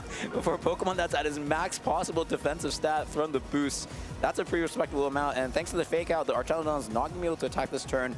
Just a really excellent timing for Zachary to bring in the Rillaboom to shut down the grassy terrain for the Archaludon to not be able to recover anymore and have access to that Fake Out. Yeah, I also really like the decision to go Rillaboom there because, like you said, there was the potential of a double protect, and if Dragonite got it and you lose your Ninetales, you actually probably lose the game. And so, really, really well played by Zachary. Sneasler's just going to protect itself here. You get a free high horsepower.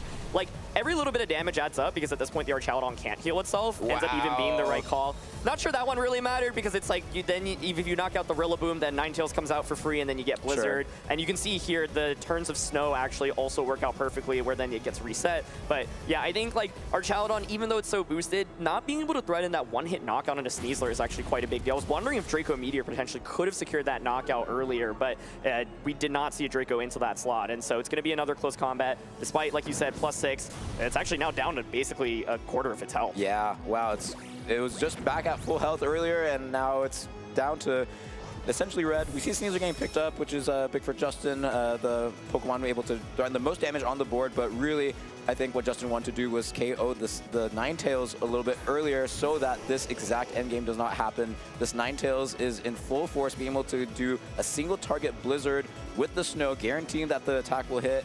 And I think it's going to be Zachary to take this first game, as we see, oh, maybe not a forfeit. Oh, we see the forfeit locked in here.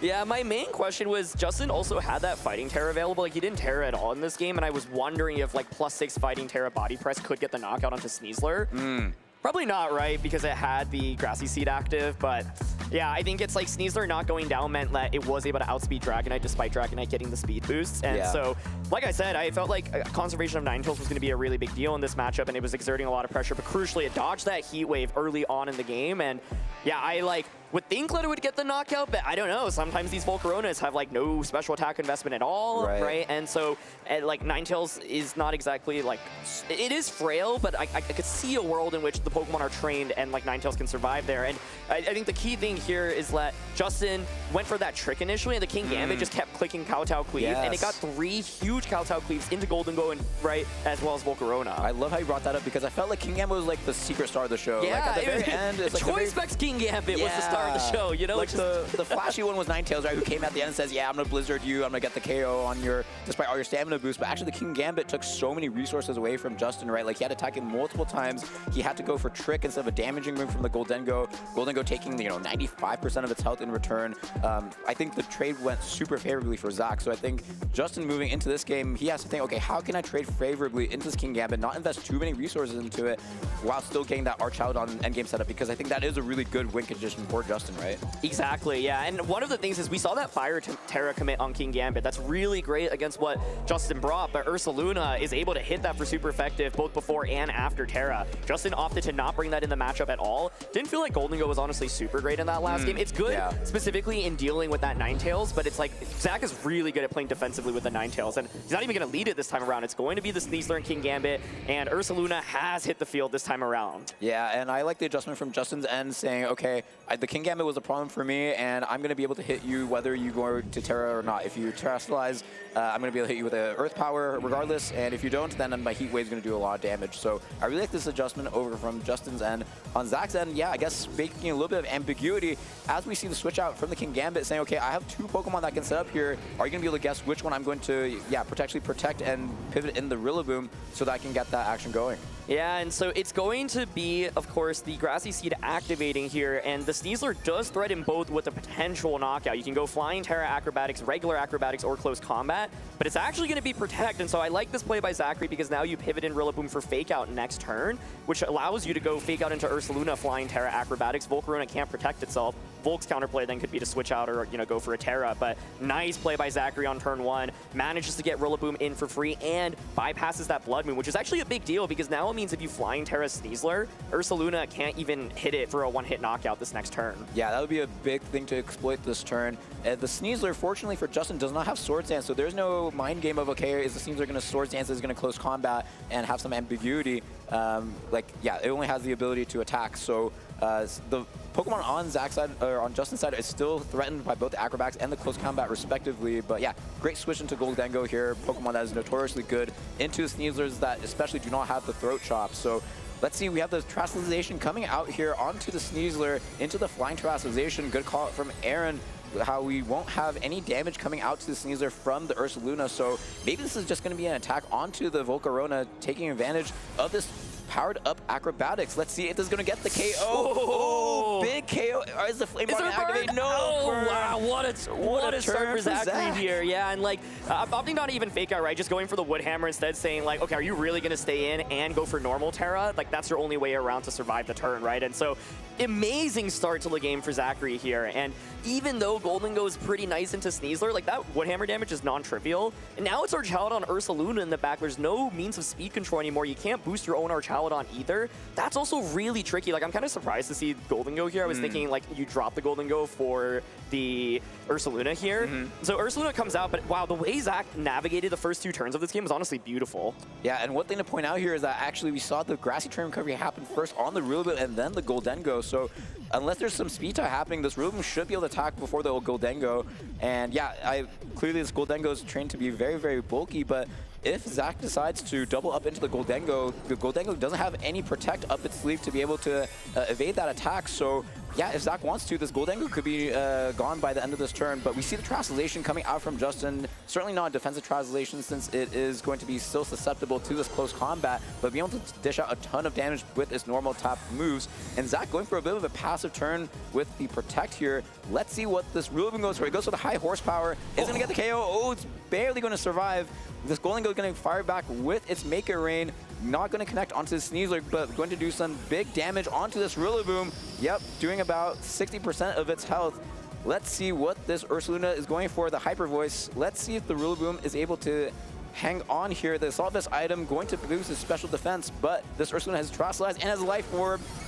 Oh, and it's out of here. Gets the knockout, but it's a really safe play by Zachary there, right? High horsepower always guaranteed to do so much damage to the Golden Go, even if you Terra it, because it's a Terra Steel. Like you called out, knowing that you're faster with Rillaboom means you can make that play with good confidence. And Zachary says, I'm going to protect my Sneasler because I know I'm not necessarily like going to knock out your Golden Go, right? I have to double up to get the knockout, and I also want to bait out an attack from Ursaluna. Baiting out both the attack and the Terra, really big deal. King Gambit now hits the field. That's pressuring with the Sucker Punch into the Golden Go slot, right? So you can obviously just Sucker Punch Golden Go, close combat into the Ursaluna. Then if you're Justin, you may want to go for a Protect with Ursaluna or bank on surviving in close combat and switch out into Archaludon like he's hovering right now and try to get the knockout onto one of these 2 Pokemon. So let's see if Sneasler's just going for what should be the safe close combat onto Ursaluna. First of all, does it get the knockout? If not, does Zachary double up into it? And it is going to be Sucker Punch, okay? So going to be evaded with the switch out here.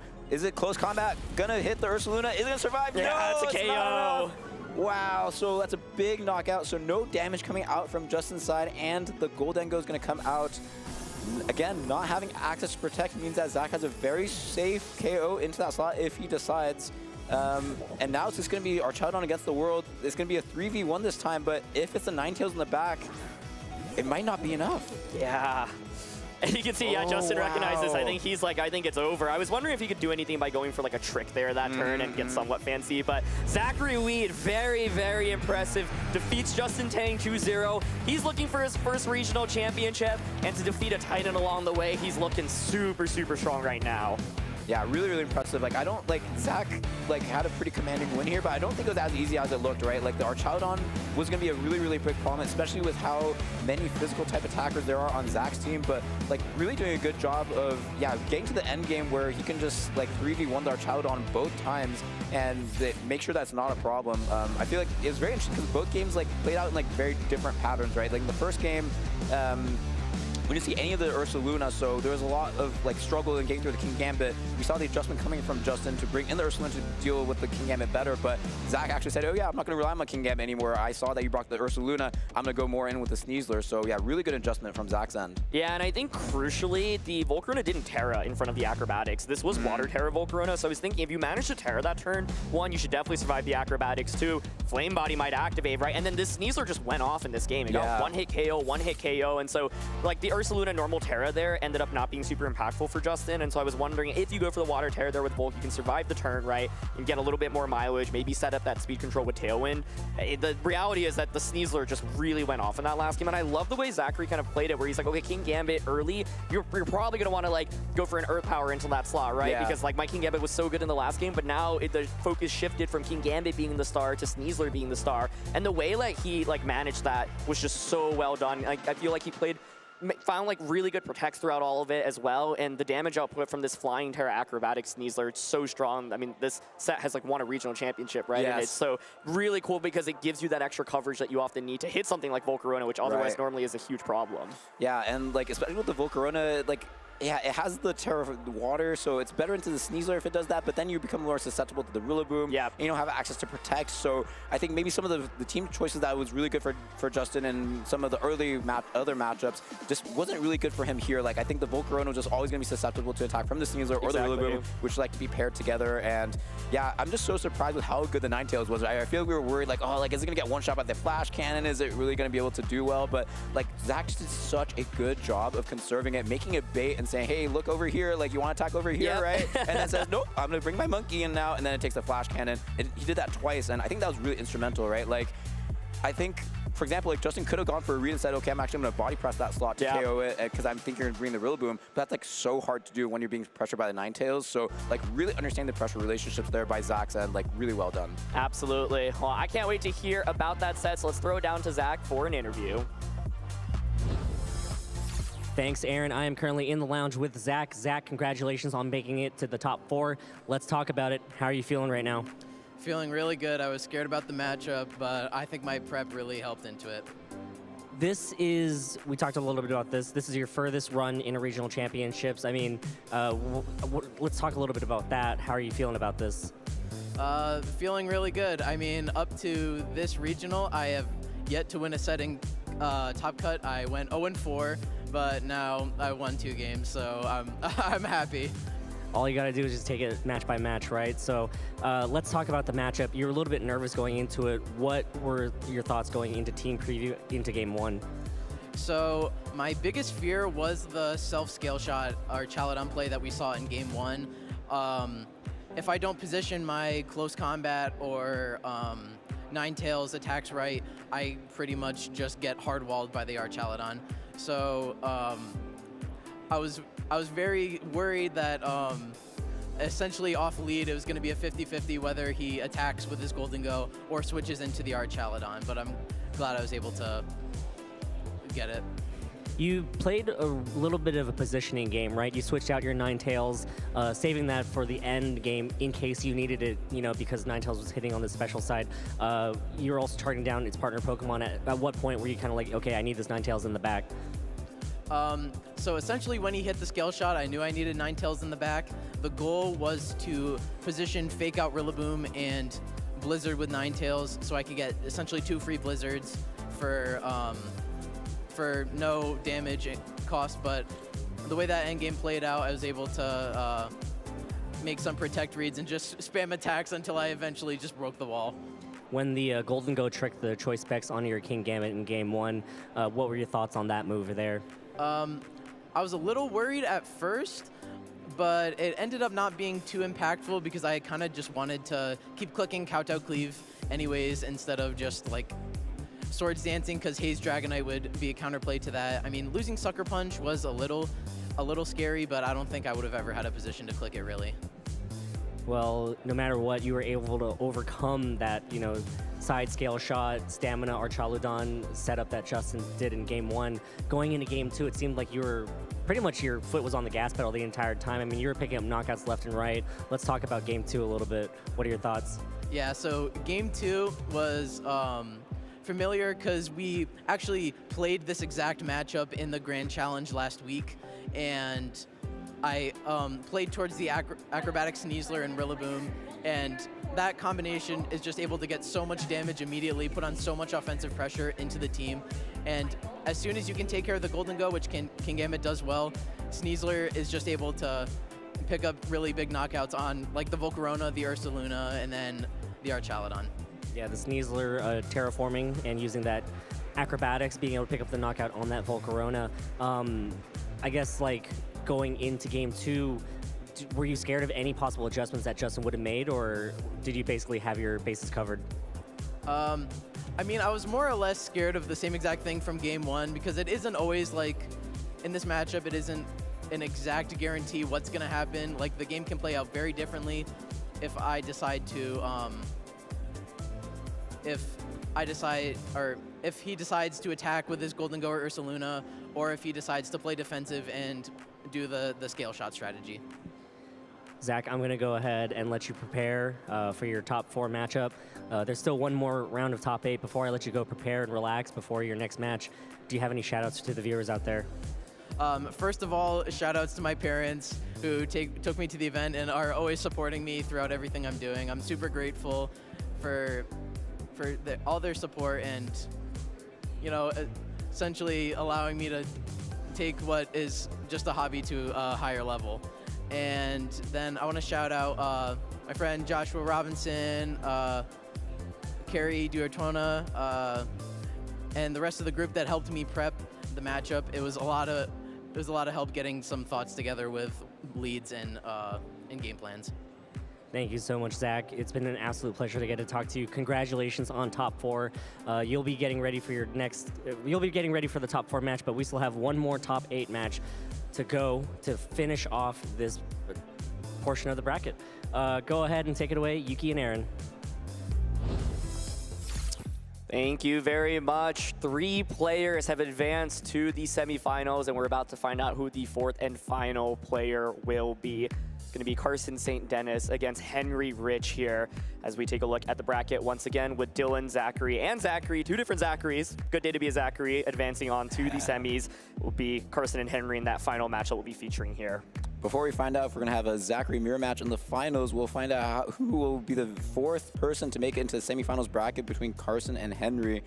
It's very interesting looking at these teams here, Aaron. Like, I think one is like a very, very established team. I think we'll see very soon. Henry's using the team that was won in the Brisbane Regional Championship, actually on the home turf for Henry by Kaito Ori, the national champion of Japan in 2023 with the Kilowattrel Trick Room team. Over on Carson's end, we see something a little bit more unconventional. We see the Whimsicott Golden Go that looks like more hyper offense, but we actually see a lot more standard Pokemon and the Ursaluna without any Trick Room. And also very interesting to me that we see Carson having a lot of results from the earlier days in 2016 and 2018. And yeah, might be coming back into the game recently. Yeah, it's really cool to see Carson playing again because I remember seeing them win US Nationals in 2016 in the seniors division. That was almost a decade ago, and I don't think I've seen them play too much in the more recent years. And so I love it when people, take a break from VGC, come back and show that they've still got it here. And as you said, got a really fun team. And Henry, of course, invading North America. He's top cut both regionals and internationals here. And he's looking to get another championship title. You see, both of these players have won major tournaments before. And like you mentioned, this team, we saw it win a regionals over in Australia recently, but it actually was first formed like over a year ago by an Australian player. And so it's cool that even though the metagame's evolved a lot, it continues to still be really relevant, and that Kilowattrel's a star. But taking a look at Carson's team, you've got aggressive offense coming out from Tailwind, Whimsicott being able to set up things like the Dragonite Golden Go, the Ursaluna. It's pretty interesting to see Ursaluna outside of Trick Room, right? There's no Trick Room potential for Carson. That Incineroar set, really interesting because it's running Protect and Clearing Amulet as well. Yeah, this Whimsicott reminds me of something we see in Regulation G, right? It has like the light screen, Encore, like just really going for control rather than offense, whereas I feel like in Regulation H, like since the power level is overall much, much lower, you need to, kind of boost the damage output with like fake tears. Or even tickle sometimes, but it's a very defensive Whimsicott, which is very interesting to me. And yeah, I love how you point out the Ursaluna because we also see Ursaluna on Henry's end, and both players have access to Tailwind. However, Henry has access to Trick Room, so I don't think it's actually very clear which Ursaluna is faster. Like, it might be possible that even though Henry has a Trick Room option, he's relying a lot more on the Ursaluna in the Tailwind mode. So I think that's something to keep an eye out for. Also, the Incineroars having both players having Incineroar, I think it'd be interesting to see the speed interaction there because I think we will see some fake outs happening, especially from Carson's end wanting to prevent the Trick Room going up on Henry's end. Looking at Henry's team, I think it's very similar to what we've seen when Brisbane's side. One thing I want to call out is the terrestrialization on Fairy. Also on Carson's team, they're both Fairy, and typically it is the Ghost terrestrialization wanting to reduce the damage or eliminate the damage from the fighting weakness while also being immune to fake out. So the Fairy terrestrialization is very interesting to me, but also makes it more susceptible to the Golden Go on both teams. Absolutely. I think the thing about Henry's team is you normally need to commit to like one of the two modes. Like, do you want to go a Tailwind route? Do you want to go a Trick Room route? Trick Room theoretically feels like it could be quite powerful here, but then you do have to worry about like Golden Go on the opposing side setting up a nasty plot, and then suddenly like Make It Rain is just so strong because like Ursaluna, you can't defensively tear around at you. In fact, if you Terra, you're just going to be even weaker to it, right? And so Carson doesn't have Taunt on the team, but you do have Encore on that Whimsicott that typically is used as a pretty nice way to potentially deal with Trick Rooms. And so yeah, I think Kilowattrel has honestly been a really, really impressive Pokemon throughout the course of this event, and I wouldn't be surprised to see Henry commit to it at least in one of the games. But we are going to get started here with our final top 8 match And there it is. Kilowattrel and Ursaluna out immediately against Golden Go and Whimsicott. Yeah, so both players going for a really offensive lead, leading their Tailwind attackers as well as very strong Pokemon that can take advantage of the speed control. Kilowattrel, objectively the fastest Pokemon in either player's team, but Whimsicott with the Prankster ability, able to set up the Tailwind before the Kilowattrel. So I think it's going to be interesting for me to see, okay, is Henry going to prioritize getting the Tailwind up in exchange for the Focus Sash, or is he going to be playing a little bit more defensive? I think Carson definitely on the first turn has more of the edge, but we see the Tailwind come up from the Kilowattrel, so Whimsicott conserving that Tailwind this turn. We've seen Earthquake come out from the Ursaluna, going to do super effective damage, but without the Flame Orb, not going to pick up the knockout onto the Goldengo, but very, very close. Now Carson going to be able to fire back with the Moonblast onto the Ursaluna, and with the Goldengo going for the Make It Rain, is the Ursaluna going to take this? Oh, it does! Big survival and a critical hit on the Kilowattrel.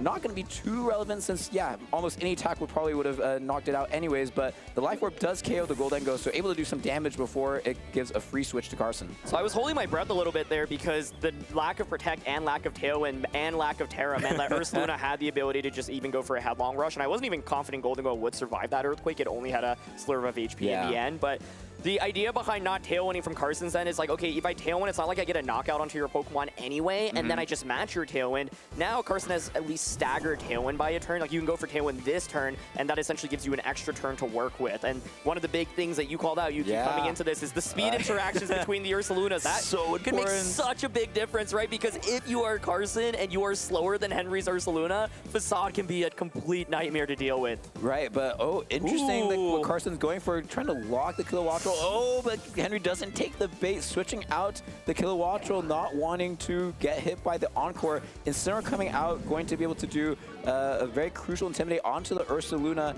So yeah, I guess now we won't find out which Ursaluna is faster as the Ursaluna protects on Carson's end.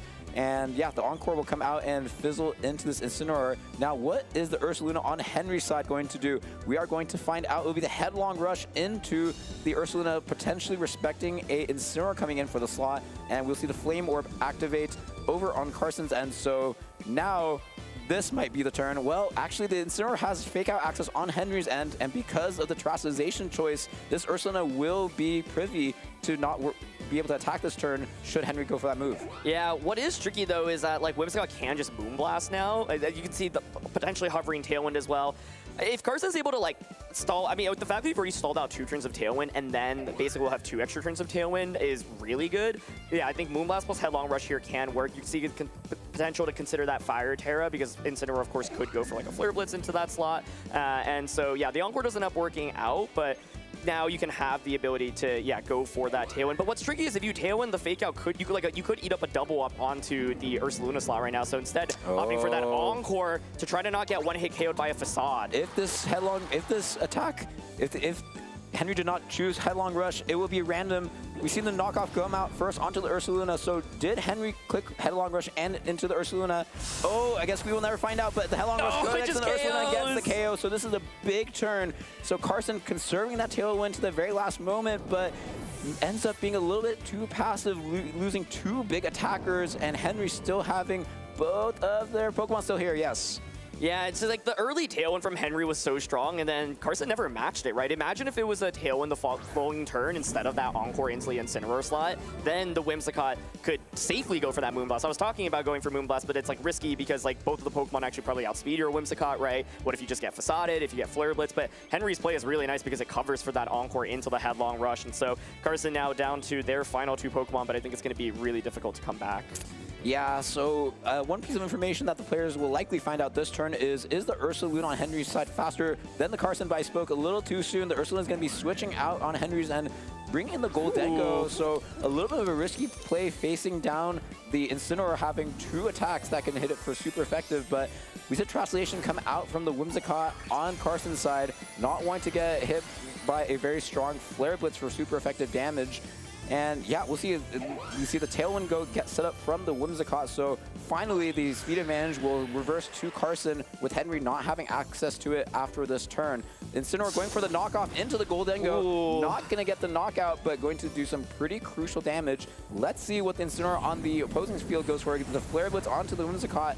Not even enough for a 2-hit knockout. So yeah, let's see if the knockoff of the following turn could potentially be enough. But yeah, it seems like Carson's coming back into the game here. Yeah, I was going to say, even though Carson is down 2-4, I think like getting that huge knockoff onto the Golden Go and now being able to Moonblast to finish off basically everything that's not Incineroar is a huge deal. Fire Terror was absolutely huge there as well. Golden Go goes for a Protect here, so I think the idea is let me Protect, let me knock off into your Whimsicott. I don't think this one will KO, but then like another one maybe will, right, if you get 2 off. And so it's going to be the Moonblast into the Golden Go slot as we see a knockoff into Incineroar here. It's not a lot of damage, but the damage certainly adds up eventually. No more Assault Vest either, so those Moonblasts will be more powerful. Knockoff coming out of the return, and it does not get the knockout. So Carson is still definitely in this one, but your Whimsicott can't protect itself, right? And so it will feint to one more attack. And so Henry here could just go for yet another knockoff. I think what he wants to do is stall out the Tailwind, then get Ursaluna out. Golden Go goes for a double, doesn't get it, but I think it's one of those situations where you might as well because there's nothing else to go for.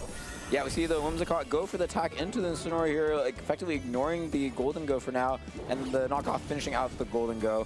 Yeah, it seems to me like if the Incineroar on Henry's side was a different Pokemon, then the 2v4 dream could have come true for Carson, but I just think that Carson has a little bit too few tools to deal with Incineroar, but the big survival from the Whimsicott on 2 HP, and Henry able to pivot out the Incineroar for more fake out pressure into the following turns, but yeah, it still feels like the toolkit is a little bit lacking this late in the game. But Yuki, there is one thing, I'm trying to think if it makes a difference. So the Incineroar has Protect, and that means Ursaluna is going to feint from Burn. And it has Clear Amulet, so this unique Clear Amulet and Protects it might be what Carson needs in order to keep himself in this game. There's one turn of Tailwind, so you can always fake out the Whimsicott here, right? And even though it's got Covert Cloak, it's just low enough, it's going to feint. Instant here can get an attack off, and then, oh man, like Carson might be able to do this. Let's see, Kilowatts will Protect. You'll be able to Tailwind the next turn, right? So Ursaluna will definitely end up being faster. Fake out knocks out the Whimsicott. And I think Henry might be okay here, but I felt like the Ursaluna, if I remember correctly, was like 1 burn turn away from fainting. And so that like is actually really, really detrimental. Knockoff now into the Incin. Gets rid of, well, the Assault Vest has already been gotten rid of, and so Tailwind expires, but it is a full HP Incineroar. Like, I don't know, I think it could pull it off. That's true, yeah, this Kilowattrel, I don't think its competitive has been activated, so not going to have its true potential unlocked here.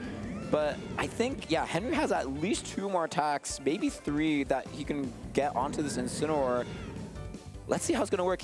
Henry also has the ability to switch out the Ursaluna, saying, yeah, you know what, I know you're going to be able to stall it out with the Protect, so I'm just going to sacrifice it and then, you know, create a turn where I can fake out in the following turn so that my Kilowattrel can get 2 big attacks off. So, yeah, that was a great call from Henry, saying, yeah, I know you're going to target down my Kilowattrel. That's a big threat here, so I'm just going to sacrifice my Ursaluna that you can stall out anyways with your own Protect. So now the Incineroar gets 1 more attack off and has the U-turn, so yeah, great play from Henry. Now he has the opportunity to go for a fake out and attack, and then another attack the following turn. Yeah, this Protect actually just makes such a big difference. So if you're up against the standard Incineroars, like the Ursaluna should just be able to guarantee the game, and the Clear Amulet's been adding up as well, right? Because in a world in which you didn't have Clear Amulet, this Incineroar would be at like -2 attack already, and so yeah, this is what I was saying. Like, it's going to be an interesting endgame because Kilowattrel will get a Thunderbolt off or an Air Slash, and you know what Air Slash can do, Yuki? It can flinch, and I think if you get a flinch, you probably just win the game off it. I think you always need to Protect here, right, to make sure that you don't eat up fake out damage as well as the Thunderbolt or Air Slash. But man, it felt like Henry had really good control of the game, but the Fire Terra perfectly timed on Whimsicott and this unique Clear Amulet Protect combination, keeping Carson in it. So let's see. Gonna be Tailwind here. Nice play to ensure that your Incineroar will be faster. So I'm guessing it's gonna be, you know, we're gonna see an Air Slash here and a knockoff. And we'll see if Air Slash manages to flinch. Yeah, Aaron, do you think the odds were better? Thunderbolt, Air Slash with Thunderbolt comes out, going to do over half. So yeah, definitely going to be able to. Ooh, that's a lot. That's a lot. So slowly getting chipped down. Okay, so wow, the Kilowattrel will knock down Henry. Definitely having the speed advantage for this turn. So I think Carson will have to go for a double Protect. That's probably going to be their win condition here.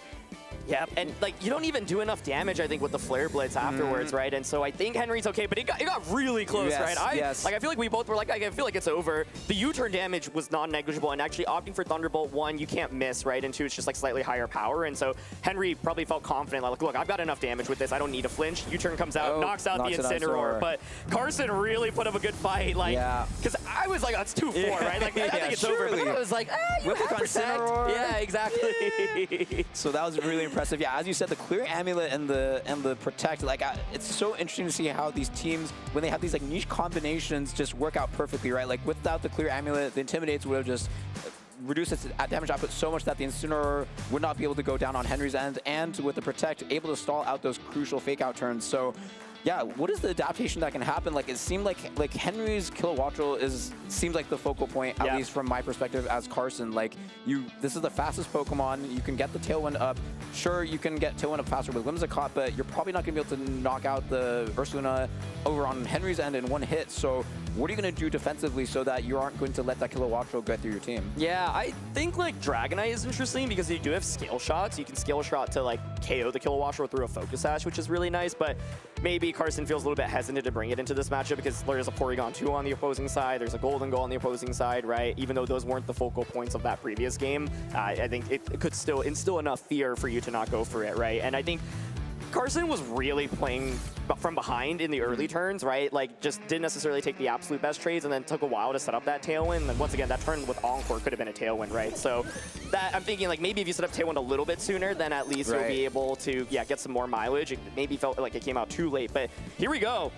Now another speed interaction that we are desperate to know is which Golden Go is faster. On this turn, it seems like Carson, if he wants to, could have his own Golden Go be faster, but on following turns, we aren't sure about that. And yeah, this is a very high test turn, so no Protect, no Terra, yeah. Let's see what's gonna happen. This Golden Go should surely move first. Shadow Ball coming out to Henry's, and with the Life Orb, probably going to be able to knock it out in one hit. So Henry down with the count on Goldengo immediately, but the Kilowattrel has the opportunity to match a Tailwind. Let's see if it goes for it. It does match a Tailwind, so yeah, the speed advantage is on Henry's side, and Kilowattrel should be faster than both these Pokemon. However, there is the Encore pressure. Yeah, I think Carson in a much better position than previously. Incineroar ends up coming out here, and so of course it's a Assault Vest Incineroar, probably one of the absolute best Pokemon you can have into both of these, but you do lose a Pokemon and not get much mileage off of it, right? And so like you said, there's the threat of the Encore next turn into Kilowattrel. Kilowattrel obviously could switch out.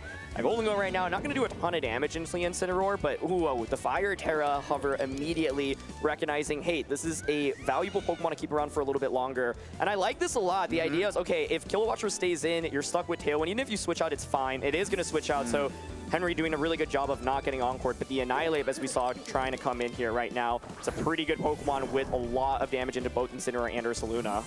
Yeah, I love this play from Carson because it feels like the opposite from the first game, right? Like Henry was the one who was able to get the first knockout on turn one onto the Golden Go and really able to keep up the offense. And this time it's Carson who's able to get the knockout onto the Golden Go on Henry's side and is playing a little bit more defensively immediately. Like it seemed like Carson played very defensively a little bit too late. But now he's saying, okay, like I reduced your Pokemon count. My Whimsicott defensively is doing pretty well here, and yeah, whiffs the Encore onto the Ursaluna, but the U-turn, being able to pivot for Henry, get a Pokemon that is pretty fast in the Kilowattrel, will be able to advance his board state pretty far in this Tailwind Mirror match. Yeah, I think what's interesting here is like you can't protect with the Annihilate, right? And so you can always like Air Slash into that slot.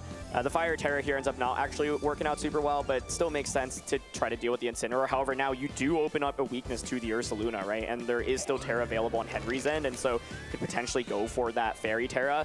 Fairy Terra looks good this turn, but then is a huge liability into Golden Go afterwards, and so that's something to think about as well. Like, is that trade-off worth it? Do I think I'm actually going to get knocked out by a potential combination of attacks like Moonblast Close Combat, for example? So we're actually just, oh, okay. Oh! This is going to be crazy. We see the Whimsicott switch out, going into the Incineroar, wanting to reduce the attack of the Ursaluna, but in exchange, the Kilowattrel will be boosted thanks to the competitive ability. Let's see what's going to happen here. There's a lot of offense coming out on Henry's end, and is this...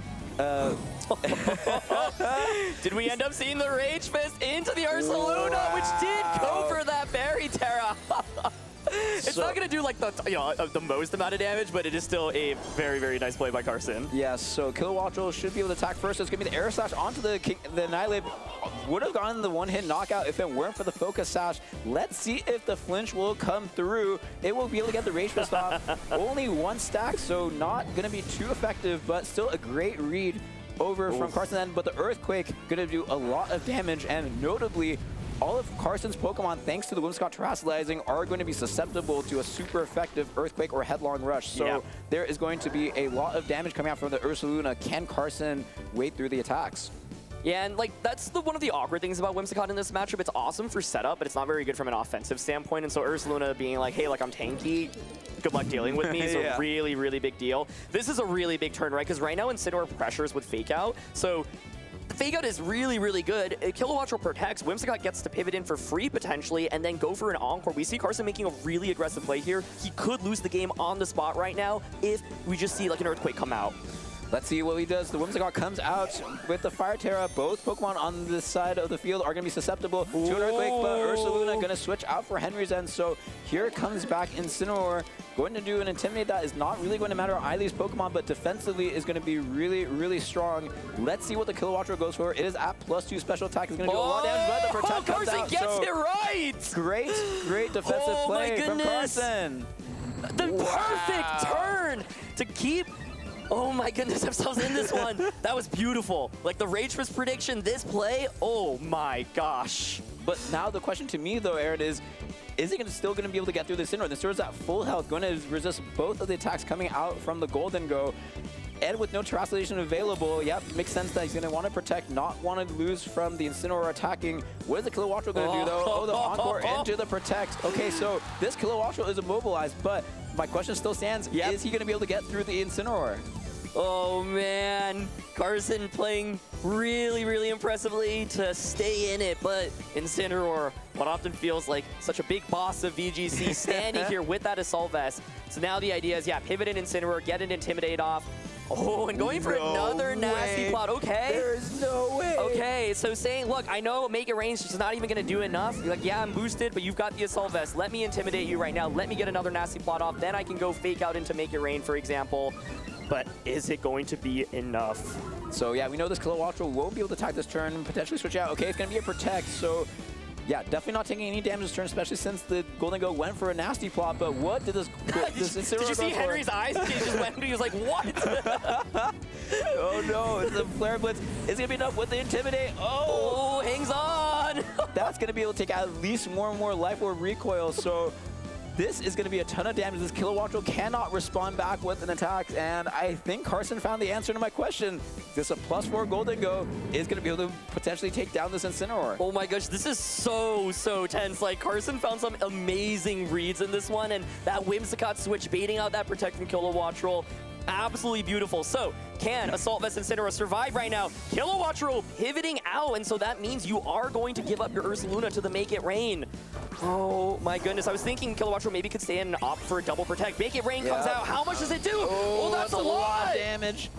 So can the attack coming out from the Incineroar on Carson then knock out this Incineroar on Henry's end? If so, I think even with the Focus Sash still intact for the Kilowattrel, it will not be enough for Henry. Here we go. Golden Go eats up that Life Orb damage. Flare Blitz moves first here, gets the knockout onto the Incineroar. And it's a 3v1 critical hit here. Does Incineroar end up fainting from the recoil? Now is my other question. It was really, really low. Close. Oh, it's at 5 HP, okay. So wow. Yeah, especially with Kilowattrel not having access to spread moves. This 3v1 is looking really, really good for Carson, although all his Pokemon seem to be in the red. I mean, I'm assuming Incineroar is faster than the, like, Kilowattrel under Tailwind. It's going to be Protect here on the Incineroar. Interesting. Did Henry call it and target the Golden Go down here? You see a Thunderbolt going into the Incineroar. Carson very, very happy about that. Surely this will lock it up here as the Shadow Ball comes out and gets the Kilowattrel down to its Focus Sash. Wow, that was huge, right? I was thinking if you target the Golden Go down, Whimsicott comes out. I guess that you then go for Tailwind plus knockoff, and then with Tailwind set up, you probably are good anyway. But absolutely insane game here.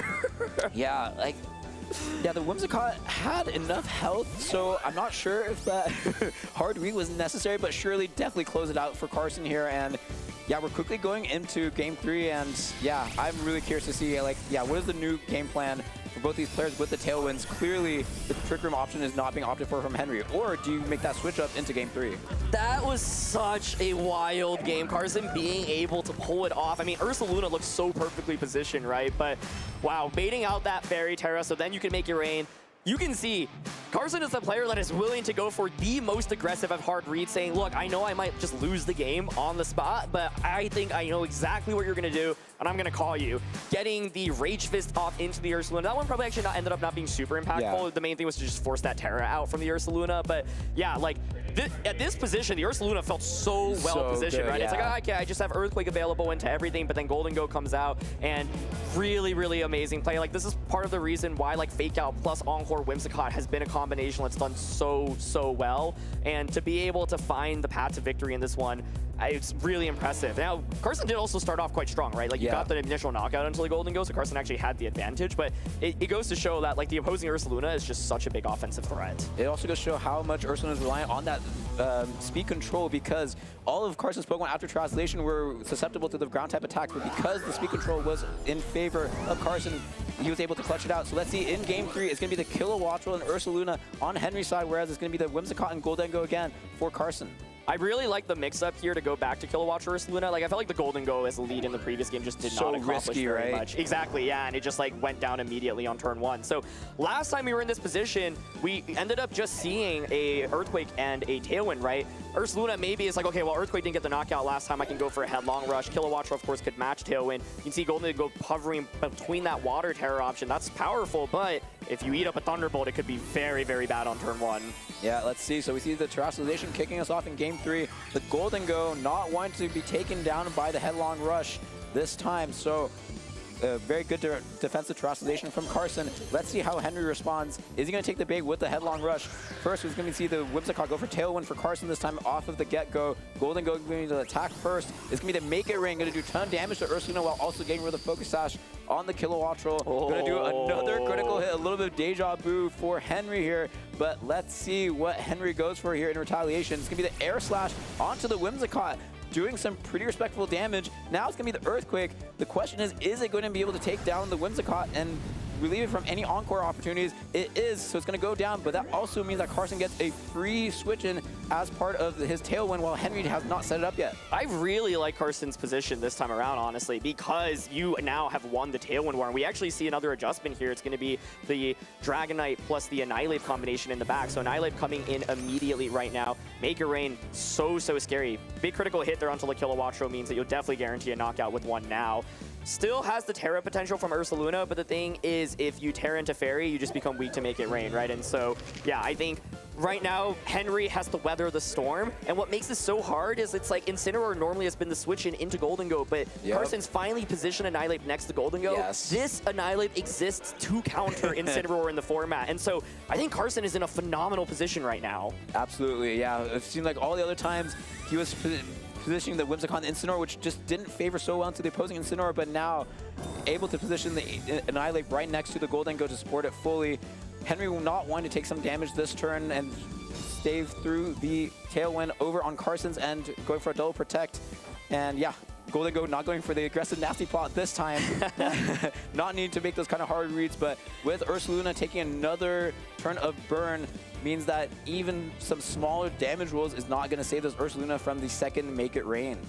Yeah, so Henry is like really trying to stall out Tailwind, but it's difficult because now this next turn, you're going to have to eat up a lot of damage, right? Both Pokemon just protected, and so like you could try to make a defensive switch, but what is that defensive switch even going to be? You see the Rage Fist locking again, so Incineroar could come out, and because we know it's not a close combat, but like that's still a read, right? Because like Henry doesn't know that. So Kilowattrel is going to be the first to switch. Golden Go, that's a really good switch in here to keep Henry in it. And Ursaluna switches as well. Okay, and is it Incineroar? Yeah, if it's Incineroar, it will be able to take the Rage Fist pretty well. Going to, yeah, strictly increase the damage output over on Carson's end thanks to the Defiant. So, yeah, let's see what happens here. Totally makes sense to conserve that Kilowattrel, but yeah, really good switch. Positioning Incineroar into that slot, being able to mitigate the damage from the Rage Fist, not doing damage. And of course, the Make It Rain going to be resisted by both Pokemon on Henry's end. So really good defensive switching on Henry's end. And thanks to Terrestrialization on Carson's end, the Fake Out is definitely active for Henry. Yeah, I think Carson's still in a good spot, though, especially as we see that final Pokemon. It's that Dragonite. What will be absolutely crucial is if Dragonite can get a scale shot off before Kilowattrel hits the field again. The idea is right now Henry is playing towards let me stall out your Tailwind, then I'll be faster. But if Dragonite says, hey, I know my Tailwind's about to expire, let me get a little speed boost, then Kilowattrel just gets absolutely destroyed by the loaded dice scale shot Dragonite. And so it's been really tense. I think Henry made the exact plays that he's needed to stall out those first 2 turns of Tailwind. But this Annihilate is still looking pretty scary, right? Focus Sash intact. Rage Fist then is my question. Will be able to knock out the opposing Golden Go. Golden Go could, play defensively, go for Protect here. Carson knows, that could have been a close combat into Incineroar, but it wasn't. 3 good defensive turns by Henry Rich here to keep his dreams alive. Incineroar here, gonna go for the knockoff. Remove that Focus Sash now on the Annihilate. Yeah, I was thinking, okay, if there's an option for Henry to pivot that turn, then he would have the opportunity to have the Kilowattrel in before the scale shot goes off. But actually, this turn, Dragonite going to be able to go for the scale shot very safely, like you said, being able to attack the Incineroar who cannot protect, being able to get the the speed boost first so that the Kilowattrel can be attacked before the Tailwind is set up. So really good heads up play from Carson's end, and it seems like the speed control will remain on Carson's end even if the Tailwind expires. Yeah, I think the key thing here is Carson was just trying to get out this Terra this entire time. But you can see him celebrating here. It's going to be that flying Terra Golden Go. But I think what he saw, it was a scale shot into that slot. Close combat into Incineroar, gets the knockout. If scale shot connects, that'll be it. Let's see here. The Incineroar is going to be knocked out from that close combat, boosted by its Defiant ability. Can the Dragonite take Carson into the top? Oh, it's going to be the Maker Rain first. Doing a ton of damage, going to knock out the Annihilate here and get rid of the multi-scale from Dragonite. Going to reduce its special attack, but all eyes on this Dragonite. Is it going to connect its scale shot? Let's see. Yes, it connects! Big connect. Can 4 still do it? Oh, I don't know about 4. It probably has to be 5 here or critical hit. It's going to be 4. Is it going to? I think Carson still's probably feeling okay about it. Like, could be worse. Golden Go does get to come back out now. Oh my goodness, this is so tense. Yeah, so with the Dragonite having access to extreme speed, unlike others, and with Kilowattrel not being able to Terrasilize into the Ghost type, so Dragonite can sort of, pick which Pokemon it attacks, but now I think we still have the mystery, which Golden Go is faster. Oh man, okay, so we're seeing the, Protect on Golden Go, just try to survive for a little bit longer and then try to just knock out Kilowattrel here, but Kilowattrel, of course, then can go for Protect for itself and then Golden Go could retaliate, right? But it's a -1 Golden Go, so I don't think a Maker Rain or Shadow Ball is going to knock out the Dragonite. Kilowattrel does go for Protect though, so, this back and forth, offense versus defense has been so fun to watch. Kilowattrel protecting, Golden Go protecting. It's going to be the Ice Spinner there into the Kilowattrel. Carson knows, I could have targeted the Golden Go there, but it's just such a hard read to make, right? And Nasty Plot comes out. Yeah, so Henry recognized, okay, my Golden Go's already at -1 from the Maker Rain. I cannot KO the Dragonite unless I get a critical hit, so I'm going to go for the Nasty Plot here. But now what does he do? Does he go for the double Protect here? On the Kilowattrel, like, Henry still has to get right which Pokemon Carson is going to target with the Dragonite, so the double Protect fails on Henry's end. Dragonite going to target down the Golden Go. Let's see what this Kilowattrel does. Is it going to target down the Golden Go? If it targets down the Golden Go, Henry might still have a chance here. This is so intense. Every one of these games in this set has been absolutely amazing. Thunderbolt does go into the Golden Go, so it'll get that knockout. 2v1 now. So with the Ursaluna over on Henry's end, heavily chipped, it will definitely go down to most likely an Ice Spinner even from the Dragonite. So the question is going to be, which slot does Carson target down? Because he has the option to... he locked it in immediately. He's like, you know what, I'm just going for it. No, Protect comes out. Okay, it all comes down to, can Dragonite survive an attack from the Kilowattrel? It's likely going to be that Thunderbolt. Will Thunderbolt be able to get the knockout right now? Henry could have protected there. He doesn't. Thunderbolt comes out. Does it get the knockout? It does not. No process. And with no access to, and with the Dragonite being faster than Kilowattrel, this should be curtains here. Dragonite going to get the Ice Spinner onto the Kilowattrel, KOing it and sending Carson into top 4. That was the set of the tournament so far for me, Yuki. Every single game, absolutely phenomenal. the way that Carson made the adjustment to go for Dragonite and Annihilate in Game 3, I thought was really smart. And I love just the way that Carson adjusted his playstyle throughout the course of this. Like, he was taking crazy, crazy risks, I feel like, in the earlier games, whereas I think in this final game, he was actually playing a little bit more straightforward, especially because he had the advantage. But Henry found all the right defensive plays to stall out that Tailwind, making things a little bit trickier. And in that end game, it was literally just this mind game that his Ursaluna protects there. Exactly, yeah. You likely just win the game there. So, felt like one of those like 50-50s, and it ends up working out in Carson's favor. I love seeing how fast Carson locks his attacks in as well. He didn't even take time to think about it. He's like, I'm just going for it. I'm going to target down your Ursaluna. Yeah, wow. And like, it was like, I just love seeing the progression of Carson's like adaptations, because in game 1, it looked like really, even though it looked kind of close, it's still like, the fact that he didn't go for Tailwind basically at all seemed like pretty like critical in his defeat in game 1. And then game 2 he adjusts, and then game 3 going for a lot more safe plays, bringing the adaptation with the Annihilate and the Dragonite like you talked about. Like, I just loved seeing like how he slowly like, you know, figured out the matchup and like incrementally just made more and more optimal plays. Yeah, that was absolutely incredible. And then getting this call right in this end game.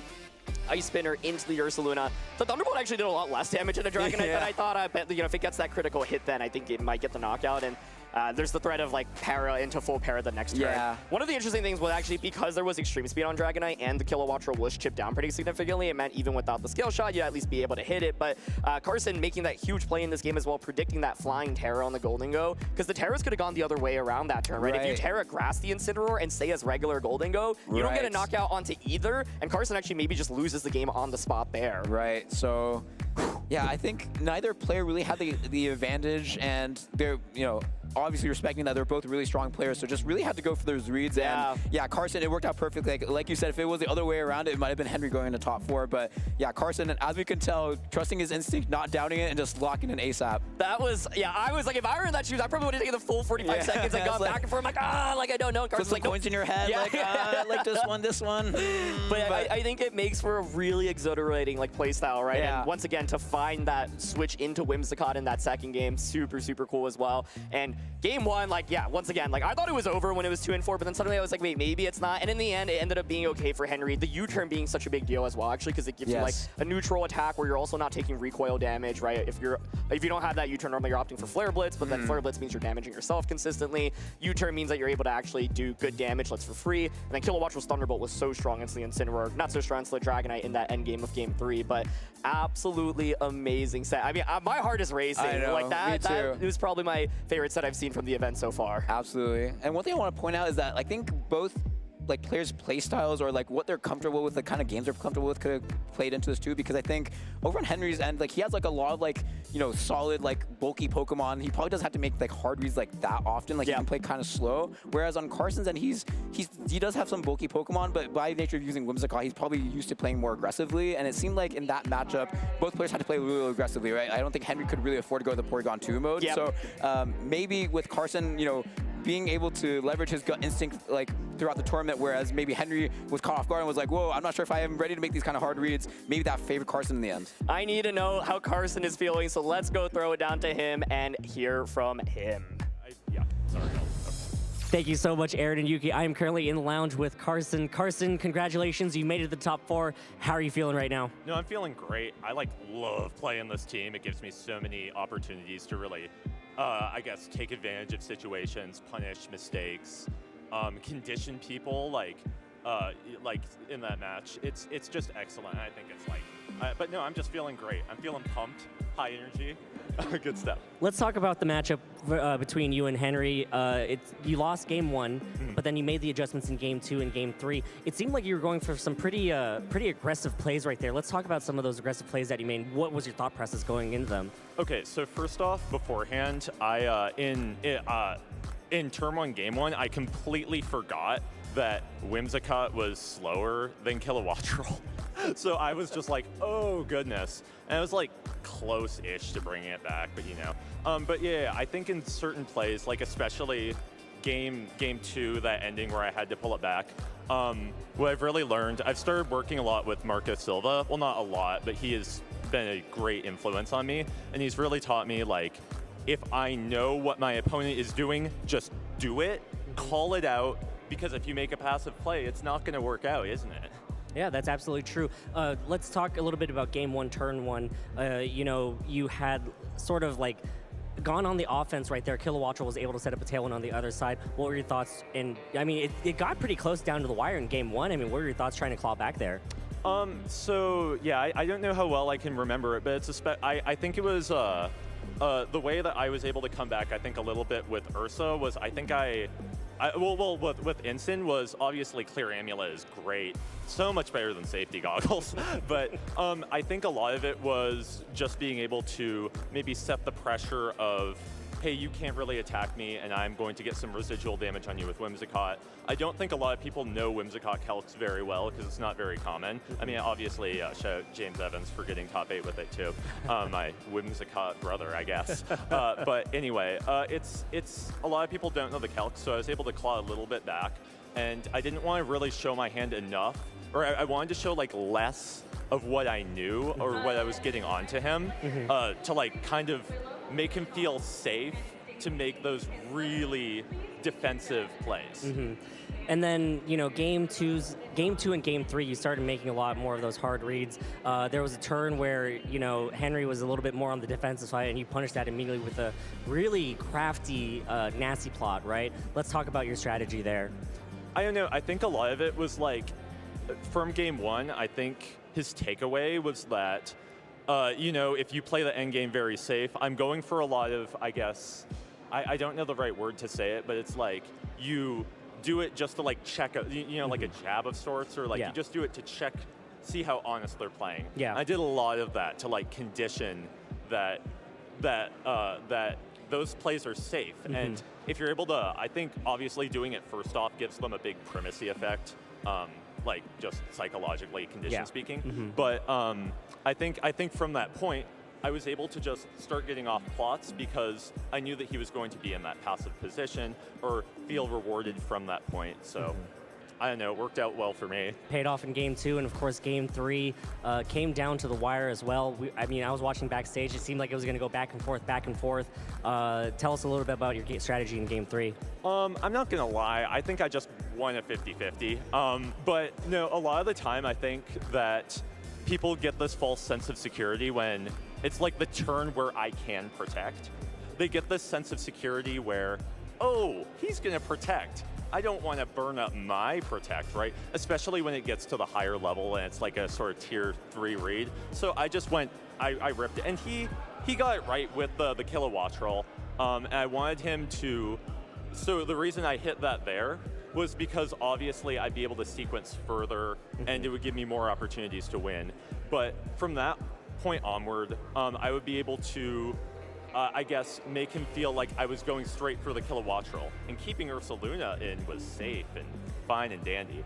Gotcha. So something that the commentators were talking about was like the Ursaluna, obviously there was a chance that Ursaluna would protect that turn, but instead you just went straight for it. I mean, was there any doubt in your mind?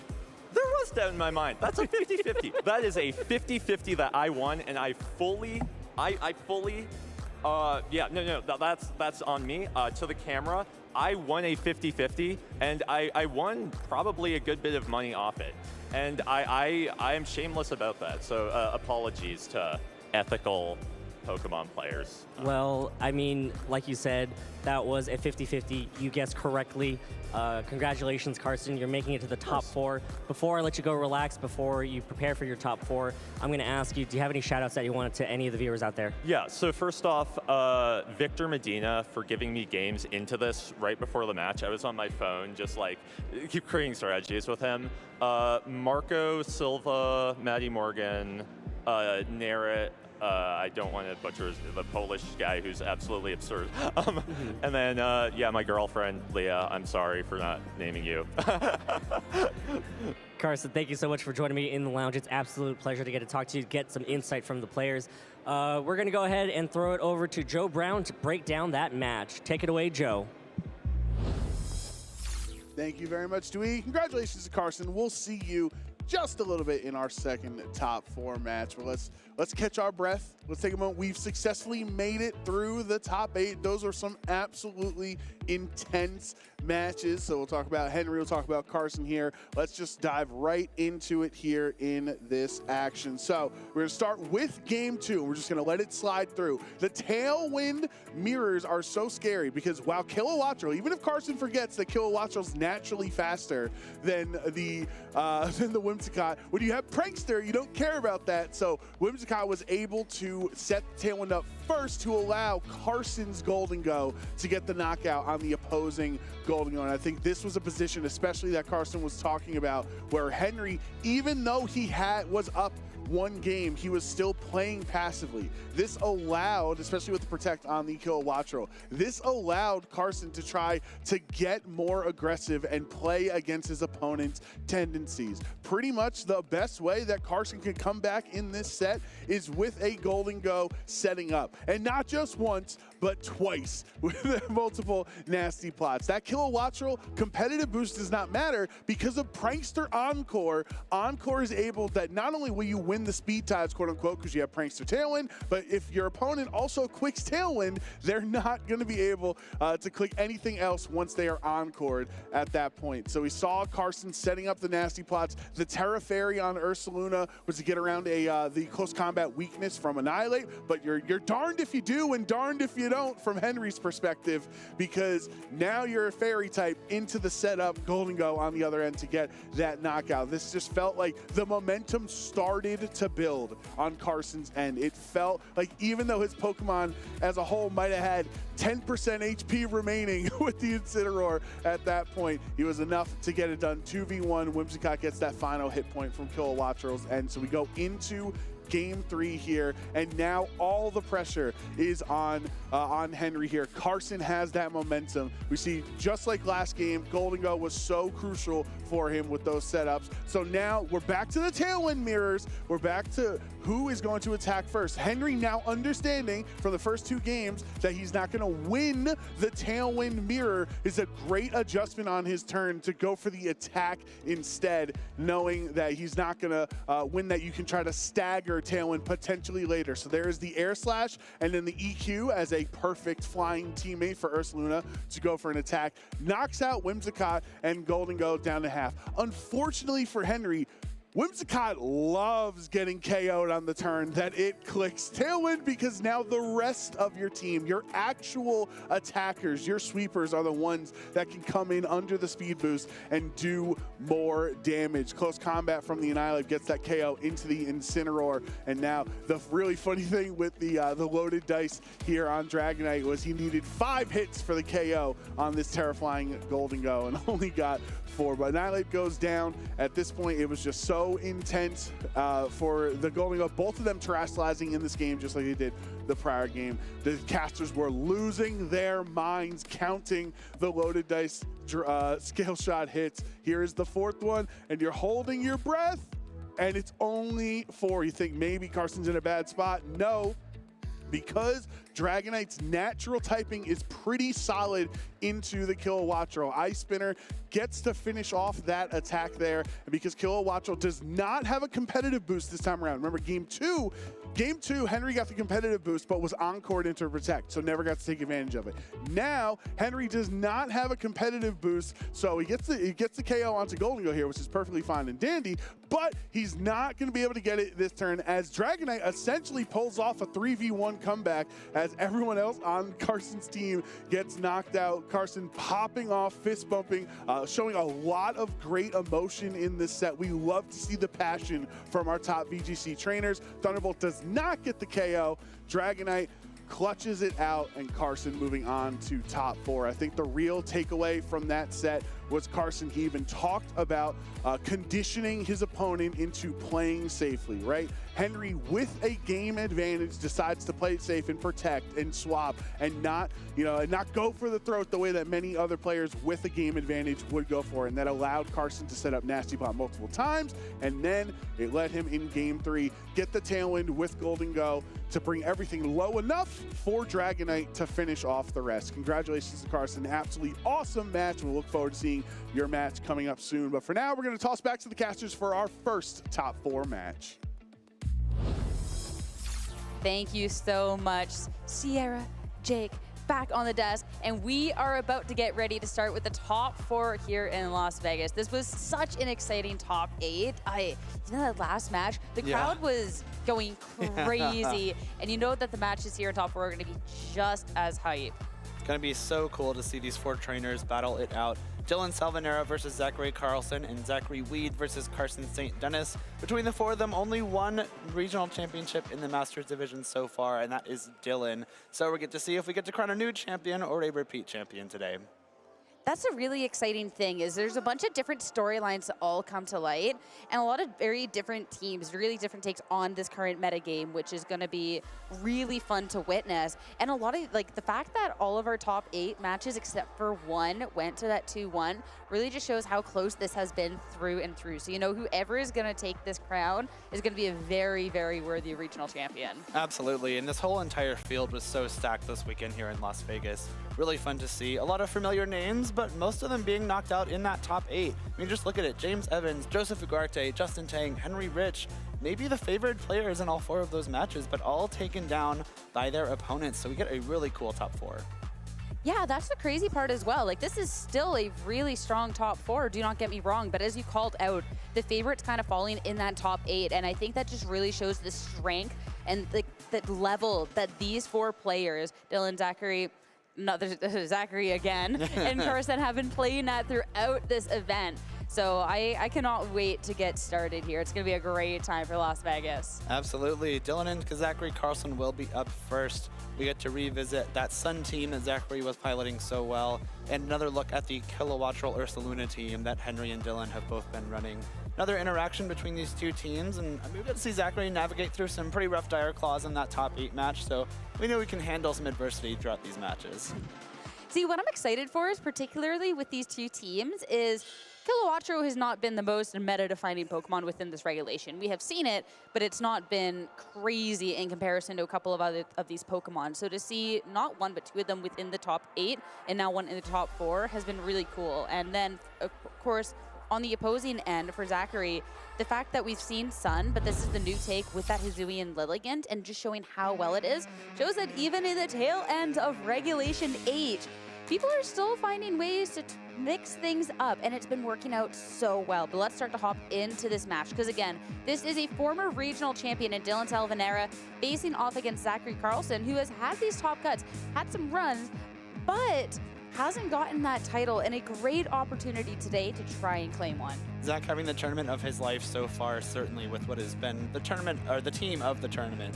Yeah, of course, this is a very, very offensive take on Sun. A lot of times with Sun, we would see the eject pack Torkoal. The chlorophyll user would be that jump fluff that doesn't have any attacking moves. But this time around, we have the offensive Lilligant. We've got the offensive Torkoal. We've got the offensive Farigiraf, not something we see too often at all, much less on Sun teams. But it will have to go up against more of a balanced style team with Dylan here. Remember that he runs the Ursaluna, Incineroar, Amogus, Porygon 2, Golden Go, and Kilowattrel. That tail room, that zoom room with the focus on the Ursaluna. Thank you, zoom room. let's make sure to get it right. But I think that is the part of the team that has been really, really strong. The Kilowattrel, not just the Tailwind, but those Thunderbolts have actually really added up throughout the tournament, and that competitive boost as well to make sure that something like the Incineroar can't safely swap in. And of course, Porygon 2 is just so inherently bulky. It's just been working great in a Trick Room environment. Maybe when there's a Torkoal on the opposing end, that's not something you would necessarily want to go to, but it also enables you to have options if Zachary tries to go for something like a Trick Room, considering the Farigiraf on the opposing end. We've also seen Amoonguss be pretty important into these Sun teams, ironically. Of course, a Grass type maybe not the best option into a team, firing out eruptions from 2 different ends of the speed spectrum. But the Amoonguss with that Terra Water can be very powerful into those fire type Pokemon. Of course, you have something that can absorb sleep powders from Lilligant as well. And with the Pollen Puff, you can try and keep your teammates healthy after some pretty powerful eruptions. But Amoonguss is always a little bit of a tough bring. We've seen the Solar Blade from Lilligant be very powerful.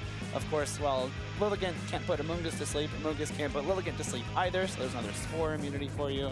And it's going to be interesting to see if this Lilligant makes another appearance here. I wouldn't be surprised. We got Porygon, we got Ursaluna, 2 things that don't love taking close combat. Same with Incineroar. Solar Blade can be really important here as well, too.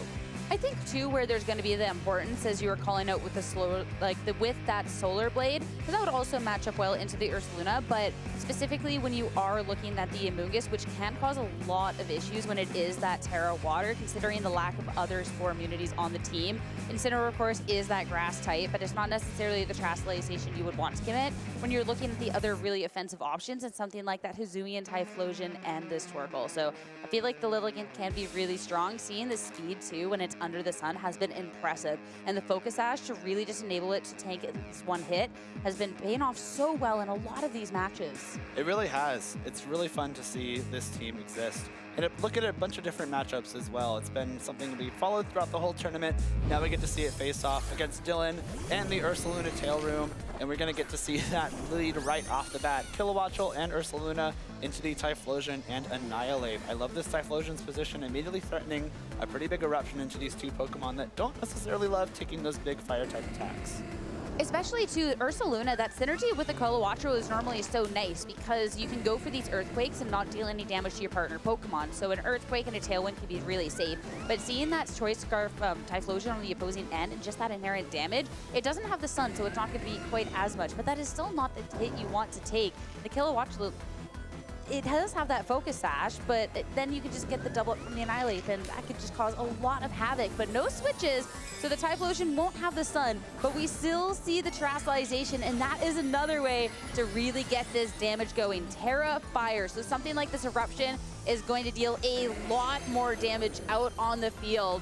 Now, Ursaluna doesn't want any part of that for Tech to just survive on through. It's only going to be the Kilowattrel to take the hit, but as called out, it has that Focus Sash and will be able to survive this Terra Fire full HP Eruption down to just 1 HP. Of course, it wants to be setting up that Tailwind for its partner Ursaluna going on into the next turn. But as Zachary doubles it up, it will be a Kilowattrel that only gets to Tailwind before it gets completely taken out. Rage Fist, sure thing. Annihilate only needs to do one thing of HP. Kilowattrel goes down, but I'm looking at this Ursaluna, and under Tailwind, that seems pretty okay.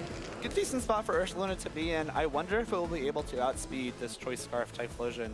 We have seen some Choice Scarf Pokemon fail to move first in opposing Tailwind with that Pelipper earlier on, but Typhlosion being a little bit faster by nature may be able to attack before there's Ursaluna. Golden Go, however, now in a great spot, will heavily threaten this Typhlosion with a Shadow Ball, but that Ghost typing drop from the Terastallization probably won't be enough for a one-hit KO, but when you're locked into Eruption, any damage is good enough. Of course, the Annihilate with that Rage Fist is able to take down Kilowattrel, but that does just give Dylan a swap into this Golden Go. Now you're threatening a big Shadow Ball into Annihilate, which cannot Terastallize. You have this Ursaluna at full power, ready to start firing off Earthquakes, Headlong Rushes, Facades into any unsuspecting bystanders. And with the Terastallization on the Typhlosion and the Ursaluna just going for Protect and what was going to be a double up in the Kilowattrel anyways, wondering if it was a Terastallization button click maybe just a little too hastily in this match. Typhlosion is not safe. Now it's forced to be swapping out. Torkoal will hit the field. This will bring the sun along, but it's also a Torkoal that would not appreciate a ground type attack into that slot since they do share the same weakness. Now Golden Go Terastallizing into the water type makes a lot of sense because you still want to make sure that you're not getting hit super effectively by either that Annihilate or what would have been that Typhlosion. Now, Shadow Ball just into that freshly swapped Torkoal. That is a lot of damage. And you have to imagine that double up. Wait, it's going to be into the other slot instead, but still, Headlong Rush, still great for a KO. Annihilate just to go down. Yeah, nice turn there from Dylan, certainly. The Headlong Rush into Annihilate with that Guts boost is enough for the knockout. If the Annihilate had been able to fire off an attack there, something like a close combat, especially after the defense drop into that Ursaluna, that could have been another KO for Zach. If Lilligant is the fourth Pokemon though, as it is, losing that Kilowattrel is really big for Dylan because now this Lilligant, which has the Chlorophyll boost from the sun, will be able to attack first once again. And we see another instance of a Terra Water being forced out by that Typhlosion, which now this Lilligant can take advantage of. With that Focus Sash, it has a knockout with Solar Blade into either of these two Pokemon, and it can freely start swinging because it has that Focus Sash to fall back on. One of the things though, when you're eyeing up what should be the Solar Blade target, both of these Pokemon over on Dylan's end has Protect. So you can just go ahead and try and keep one of these Pokemon safe, which means it comes down to where Zachary tries to target into. We might even just try and split the difference though. Ursaluna not feeling too safe either, wants to switch out. And this is really nice. So Incineroar hitting the field not only is going to take a Solar Blade really well, but of course will bring around this round of Intimidate to drop that attack. Golden Go as well is going to be safe. There is also the option of the close combat into the swapped in Incineroar slot, since that also would have been super effective, but we have to see if Zachary went for it. No! It's going to be Solar Blade instead. It's going to absorb the light, but Golden Go is safe, and it's just going to be an Incineroar that, yeah, that is a hit it takes so well. Yeah, very nice swap there. The Intimidate and the Fire typing to resist that Solar Blade. You have to wonder if the close combat maybe was a better call, just because that Incineroar could have been looming in the back, and you do force it to take that super effective damage from the close combat. I think a -1 likely would not have been knocked out by that close combat outright, but it could have put you in a much better damage trading situation. Another reason why that turn 1, Typhlosion Terastallization may not have been the best option for you is now this Lilligant is very vulnerable to a fake out. It is Terra Ghost, so if it was still available, that could have been a great way to guarantee some actions on this turn. But unfortunately, it is going to be locked in on the field here. And with that, yeah, Lilligant is just a very easy fake out target, so nothing to be done that turn. And Golden Go, easy double KO, make it rain, and 2 Pokemon gone again for Zachary. It is only down to Typhlosion, and it's a Typhlosion. Sure, you have the Terastallization, you have the Sun, but there is also 3 Pokemon staring you down on the opposing end. At least the Tailwind is gone, but Incineroar has already just not taken much damage. The Golden Go, it's the Water type, so yeah, it's going to be too much for this Typhlosion to bear. It's going to be really tough. The Typhlosion does still have a full power Eruption, but you have to worry about, if I lock into Eruption, then take a little bit of damage, it's going to be a weaker. Do I want to lock into Heat Wave instead? Do I think that's even enough damage to try and win this game? I guess the nice part here, if you do go for Eruption and then you possibly take a knockoff from Incineroar, you do lose the power on Eruption, but then you can swap your attacks, and maybe that's the way that Zachary has to win this match still, but it's got to be Heat Wave lock instead. Yeah, I mean, knowing that you're not going to be doing as much damage after taking hits, Golden Go actually takes a lot of damage. Ooh, okay, thanks to a critical hit. But again, it's just going to be a barrage of attacks in return. Shadow Ball is going to bring it down to just about half. It's going to even lower the special defense, and a follow-up from Incineroar. It's not going to be taking it down, but as soon as Ursaluna hits the field, again, another option here for Dylan to just close out this match. Yeah, really nice play from Dylan there. Able to get past this Typhlosion, which was a big threat right at the beginning of the match. These Terra Waters are really great tools into a team like Zachary's, where you have a lot of Fire-type attacks. The Torkoal and the Typhlosion are 2 huge sources of damage. When you have something like this Terra Water Golden Go, helps you get through the match a lot better. Protect from Ursaluna, making sure you play this end game safe, and Heat Wave, yeah, into the Golden Go. Again, with the Terastallization, it's a water type. It's not super effective. It did take a lot of damage last turn, so it will be taken down, but it will be an Incineroar that can re-hit the field then and have a very safe fake out into that Typhlosion to just make sure there is nothing to go awry here in the closing moments. When you have these guaranteed patterns like that, where you can U-turn out on the Incineroar, get the fake out on the next turn, this Typhlosion cannot protect itself. You got the fake out plus the headlong rush to wrap up game number 1 here. Really well played by Dylan, just making sure that despite this team maybe not being as much of a known entity before the last week or so, you have a bunch of tools at your disposal. This Assault Vest Incineroar, especially when you're looking at the Typhlosion and Torkoal, a really nice tool to have. Incineroar trying to just get that knockout all by itself. Critical hit, down to just a couple of hit points left. More than capable of closing out the job. It's going to be Dylan to take the first game in the set. A really strong one as well, to be 1 game away from making it into the grand finals. And so close. Dylan just has to take 1 more game against this Sun team. Zachary, on the other hand, has to win the next 2 to stay alive here. But we've seen the power of this team. We've seen the power of the Typhlosion, of the Torkoal, of the Lilligant. It's certainly possible, and if you're able to get through this tailwind that the Kilowattrel was able to set up, that's got to be your ticket. We didn't see the Trick Room mode at all. The Torkoal, the Frigoraph rather, stayed at home.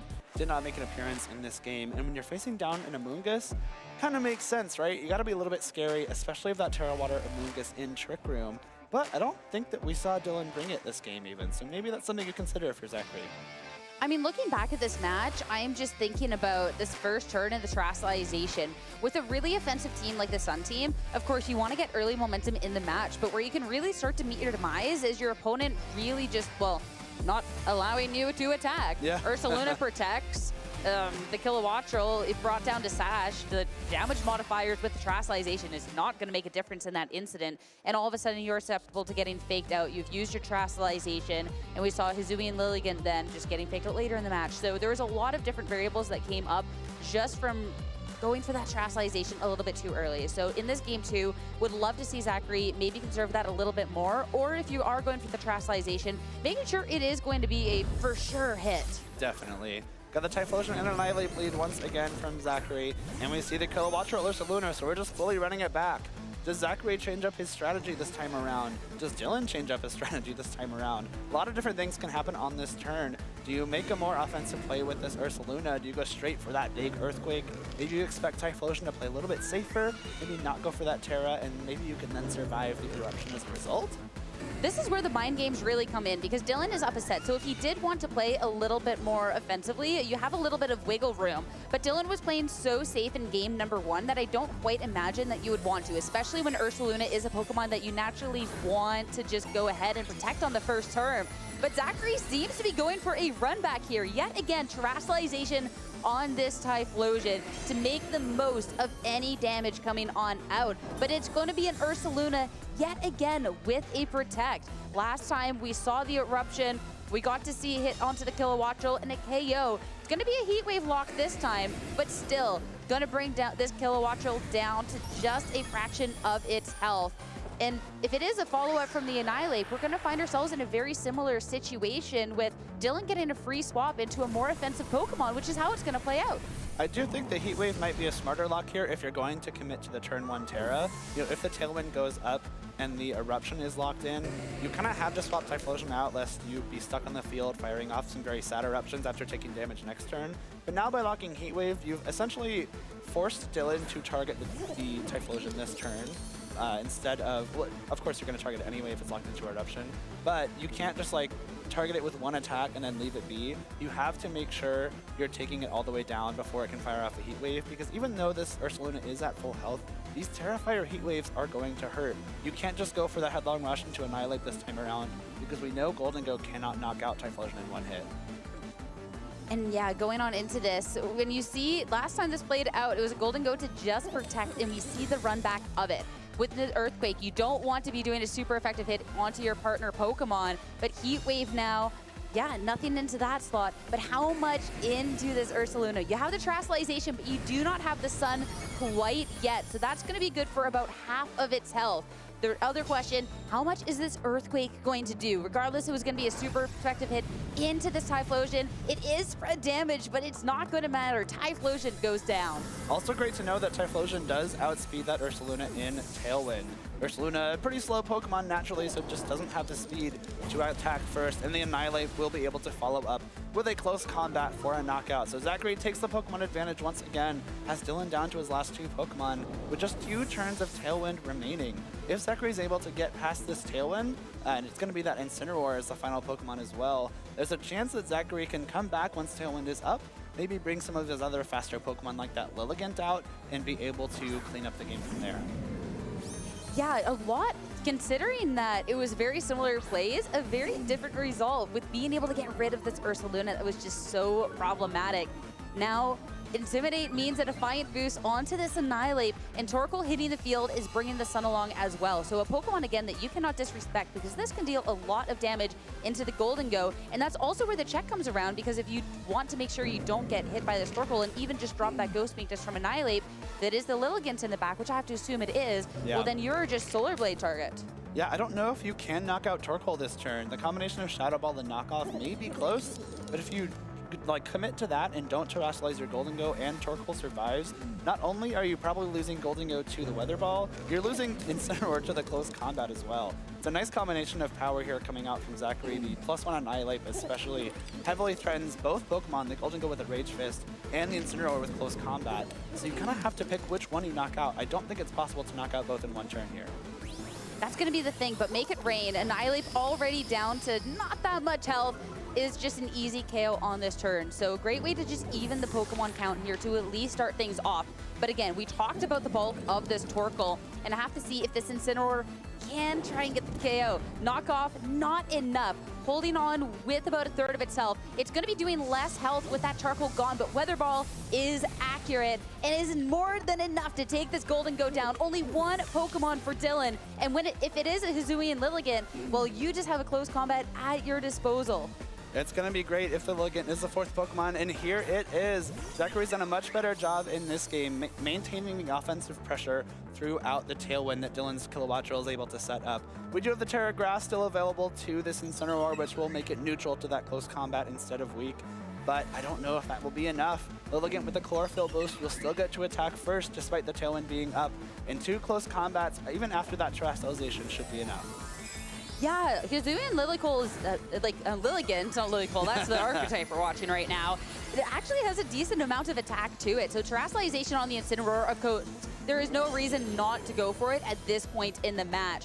Torkoal, though, also just protecting, knowing that it is a very likely target, does not want to be any part of it. And close combat from this Lilligant. Okay, it deals about half, so it actually wouldn't quite be that double up, which is quite interesting. But Incineroar here, of course, when you're eyeing up with this Torkoal as the enemy, Flare Blitz into a Protect means you did not get any momentum. Your Tailwind is also gone. I don't think that would matter quite as much here. And your path to victory is just closed out. Whether you want to close that out now or after a turn, that is completely up to you, but Zachary's 1 turn away from closing this out. Zachary does also have access to the Helping Hand on that Torkoal, so maybe you want to go for that just to secure the Lilligant, making sure it gets that final KO onto the Incineroar, sending you into game number 3 here. But very well played by Zachary. The turn 1 Terra on the Typhlosion, yeah, with the lock into Heat Wave instead of Eruption, created a much different scenario for Dylan in this match, and forced him to essentially target the Typhlosion with the Ursaluna, which allowed the Annihilate to survive,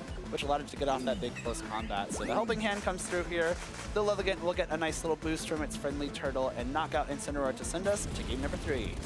Yeah, the close combat, great at this point, and great, I'm so excited. Game number 3 with such different results for game plans that were relatively the same, minus a few tweaks, is really interesting. All going back to the first turn, as you called out, that active choice to go for a Heat Wave as opposed to Eruption just completely changed the tide of the battle. Yeah, I feel like I didn't explain myself well enough there. So by locking into Heat Wave, you've locked yourself into an attack that can't be mitigated by just taking damage. So by locking into Heat Wave, you're forcing the Ursaluna to attack the Typhlosion, because only the Golden Go attacking Typhlosion will not lower the power of Heat Wave at all. It won't knock it out. So if you have to attack Typhlosion with the Ursaluna, Earthquake is probably your best option to get some damage on Annihilate as well. But obviously you don't want to Earthquake your own Golden Go, so that frees up the Annihilate to go for this close combat as well. So a little bit of lower damage output by locking into Heat Wave there, but it's a consistent damage output, even despite the Tailwind going up, which is a great reason to lock into the Heat Wave there.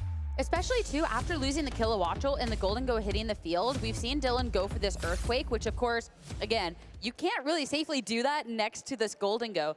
Curious if, like, single targeting could work, or just, yeah, single target and Terrestrialize then, but that's still going to be a lot of damage taken from the Annihilate. So really tricky to kind of navigate that mid-game. But knowing now that it's just one move to make a world of difference, how does Dylan then navigate this third match? It's tough too, especially now knowing for sure that the Ursaluna will not outspeed the Choice Scarf Typhlosion in Tailwind.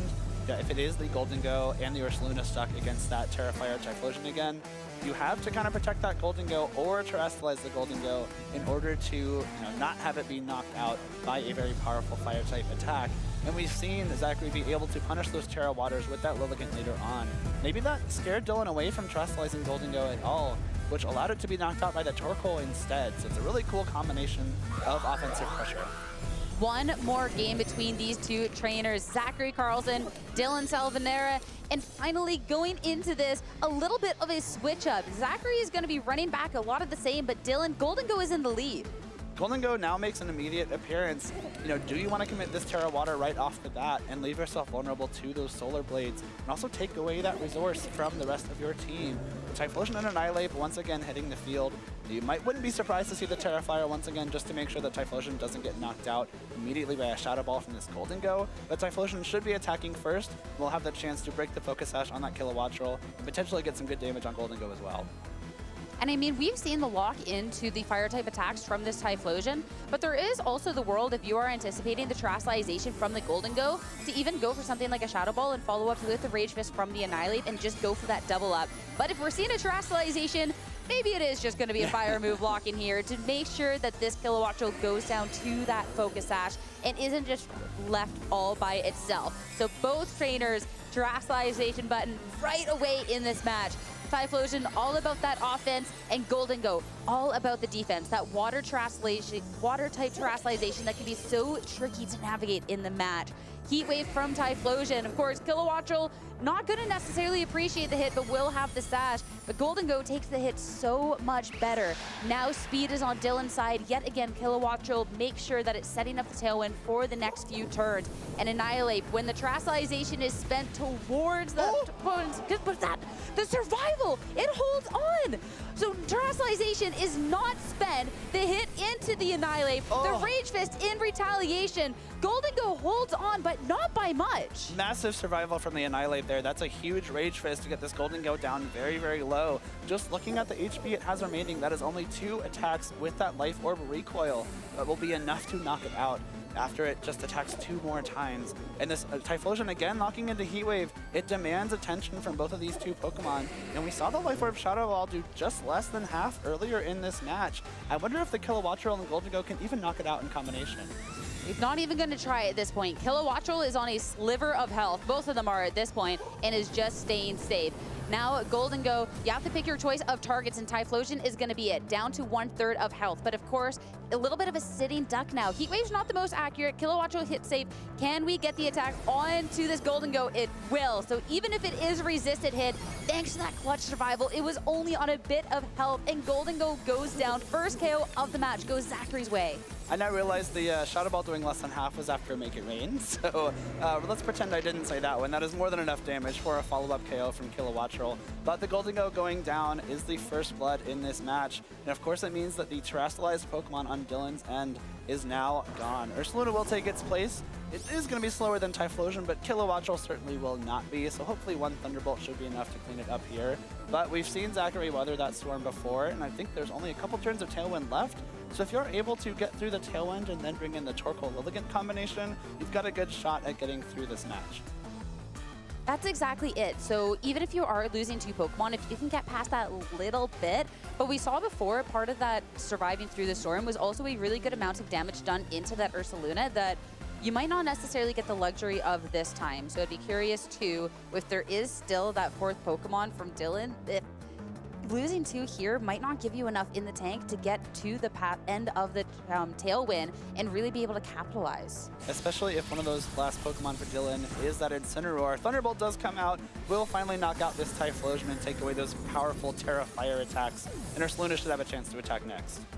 Yeah, I mean, you need to get rid of the Typhlosion. It needs all of your attention. And Earthquake Annihilate is down just a little bit of health, covers for everything, swap, etc. So Zachary, only 2 Pokemon left to try and get him through the rest of this match to get himself into finals. Ursaluna now is even more activated than it was before. That Flame Orb, it is now burned, so there's so much damage. And Zachary, it has been the Lilligant and the Torkoal to really pull him through, and it's going to be the 2 to yet make an appearance to try and close the match out. Don't remember if we've seen the Lilligant and the Kilowattrel interact with each other in this speed scenario where Chlorophyll and Tailwind are both up. If Lilligant acts first, you could go for the After You Eruption play. That would allow Torkoal to knock out the Kilowattrel before it could attack and get some good damage on Ursaluna. Well, that could be a great way to really be able to swing the momentum of the match. It all comes down to how they're trained and if it can be faster, because when you're looking at Kilowattrel just on a little bit and a Torkoal in the sun with the Charcoal at full HP, that could just be everything, especially too if the Ursaluna, the Hisuian Lilligant has the Focus Sash. It won't be able to get rid of it in one hit. And of course, you need to be targeting resources towards that Torkoal as well to even have this chance. So it'll be a really big swing. Going into it, Ursaluna wants none of it. So we'll be able to find out the interaction right here between these Pokemon. Kilowattrel does go first. Lilligant down to its Focus Sash. Only 1 HP of remaining. Torkoal still has the opportunity to act though on the shirt. That's a flinch! The flinch, 1 HP. It flinches, doesn't even get to attack. It won't, it will be okay. It'll be okay though. But still, we get Eruption, it's safe, but that is just Dylan. You can see the look on his face. He looks so close closing this out, but still, this Kazooie Lilligant can still deal some damage, especially if it is the Incineroar coming in. But wait, Terastallization's been spent, so it's just going to be a fake out. I think Dylan knows he's won this game. Fake out will be able to knock out this Lilligant brought down to its Focus Sash by that Kilowattrel. And then all that stands between you is one Guts-boosted headlong rush into that Torkoal. Really well played by Dylan. That mix-up with the Golden Go right off the bat and that Terra Water committal. Knowing you can take care of this Lilligant in Tailwind with the Kilowattrel was a great play. Yeah, the outspeed there was so big. Zachary unable to just make it to the end of the Tailwind to the boosted speed. And this team has been so strong throughout this tournament. This Lilligant, this Torkoal has been dominating Las Vegas, but it's none other than Dylan with some of the strongest Pokemon we have within Regulation H to be able to close out this match. Lilligant goes down to the fake out. It's only the Torkoal left, and Headlong Rush from the Guts Flame Orb boosted is more than enough. Dylan Salvanera 2-1 to move on into the Grand Finals. Torkoal sees its last day here in Las Vegas. What a valiant effort from Torkoal and Zach Carlson, but it is Dylan who will fight for a second regional championship. Very well played. That is not an easy team to navigate. It's very, very difficult to get around the super powerful attacks from the Torkoal, from the Typhlosion, from the Lilligant, which has proven itself to be an offensive powerhouse in its own right. But the balance aspect of that team, the Terra Water, able to save the day for Dylan. He has the tools to resist those fire-type attacks. The Incineroar there to save the day with the fake out, and Dylan will fight for another regional championship. This team has been so strong. Kilowattrel has been such a surprising but such a cool part of Regulation H. And it was a Kilowattrel too that in this game number 3 was allowed to do so much more than it was in those other games. Before we just saw the Tailwind and, well, Perish, right? Yeah, exactly. Which is still fine because it allowed Dylan to bring in another Pokemon, but being able to see the amount of damage it did, it got the Thunderbolt KO. I mean, the pivotal outspeed in that Air Slash at the very end, because that could have been a really dangerous situation had that Kilowattrel been taken down sooner. Yeah, if Lilligant attacked first on that turn, I think this game is a lot closer. But because it got the Air Slash thrown into it, the flinch there I don't think mattered too much because the Torkoal still gets a chance to attack here into that protecting Ursaluna and knock out the Kilowattrel. But the Lilligant there just unfortunately not fast enough in this scenario. One of the few Pokemon that could have outsped was that Kilowattrel. Yeah, I mean, Sun has just been so strong throughout, but I mean, if it's not a Typhlosion being able to get really big KOs to start off to swing momentum, you get a Kazooie Lilligant that doesn't have access to that Terastallizationthat can just be felled to something like a fake out. That's where Sun can start to see a little bit of trouble. So he needs to end there, but still really impressive run coming out from Zachary. I mean, to be able to see how well he was piloting this team and just making his way to top 4 is still an accomplishment he should be so proud of. Absolutely. He gets a nice medal for his troubles, a lot of championship points, some nice prize money as well. So congrats, Zach, on your best regional finish yet. I wouldn't be surprised to see Zach back at this stage at a later regional, maybe an IC down the road. So it's been fun to see him grow as a player throughout the last few seasons. It really has been. And in the Masters division, we are still searching for our regional champion, but we did get a chance to catch up with the junior champion just crowned with an interview with Dwee. Hey everybody, Dwee here on the floor covering the juniors division finals between Charlie and Cameron. These two players are no strangers to the final stage, as guess what? This is actually a run back from the Milwaukee Regional Championships. Over on one side, we have Cameron. When I asked him how he's feeling, he said he's feeling confident. I asked him how he did in the Swiss rounds, and he said he did okay. What does that mean exactly? 5-1, first seed. I asked him about his play style. He's playing a little bit of a balance. He can either go slow or fast depending on what he needs to do to adjust to defeat his opponent. His strategy right now going into this is going to be to lead Sneasler and Ursaluna into the Sun team that Charlie's using. These two have already played in Swiss, and Cameron came out on top. When I asked him what winning this regional championship would mean, would be winning it for his dad as a birthday present. I got to talk to Rico for a little bit. I asked him how he's feeling. Enrico said that he's having fun. Over on the other side of the table, his opponent, Charlie. I asked Charlie how he's feeling. Charlie said he's feeling happy, he's feeling prepared, and he likes to win. He also finished 5-1 and Swiss. Charlie's team is a Sun-based team that's based on Latin American international champion Marco Silva's team. He said that Charizard is very powerful and does so much damage. He wants to adjust after the Swiss rounds by leading well and playing well. After what he did in the Swiss rounds didn't work, and winning this championship would be so important to him as he's already won the Pittsburgh Regional Championships, the Milwaukee Regional Championships, and wants to be able to complete the three-peat. I asked his dad, Tom, how Tom's feeling. Tom said that he's feeling a little nervous, but he just wants Charlie to do well and be happy. He's so proud of Charlie and hopes for more Pokemon and more fun to come. Who's going to come out on top here between Charlie and Cameron? Let's find out. Wow, what an exciting battle between Cameron and Charlie. We have our juniors division champion right now, Cameron Connor. Cameron, how are you feeling? Really great. Yeah, can you tell me more about how you're feeling? What makes it so great? Because this is a birthday present for my dad. Oh, that's so sweet. Your dad was watching along the entire time. Did you feel his, sort of good vibes that he was sending to you? Yeah, I did feel that. This is now your second regional championship win. Can you tell me about sort of like your matchup and how the battle went? Well, here's the matchup. I had a plan of Ursha Luna and Sneasler. It's a really common plan because if he brung Jump Bluff, I would just Dire Claw him. If he brung Incineroar, I would just Fake Out him. And then in the Fake Out strategy, I would just Hyper Voice. And then I would just Hyper Voice again. Both strategies include Hyper Voice. You faced off against Charlie in Milwaukee in the finals, and then you faced off against Charlie in Swiss as well. Were there any adjustments that you had to make to be able to take on Charlie in the finals? Well, he was running the Marco Silva Sun team. I know how to beat it because me and my coach know how to beat it. What was sort of the strategy besides that Dire Claw? Was there any other strategy that was going on? In the back, I was bringing Dragonite and Archtroudon. This is your second regional champion. You come from a family of champions. Do you get any sort of input from your brothers when you compete? Well, my brother Calvin's right now playing, but he did see me when I won after the battle, and he said, "Great job, Cameron." What about your other brother, Corey? Oh, Corey, World Champion 2016. That's right, World Champion 2016.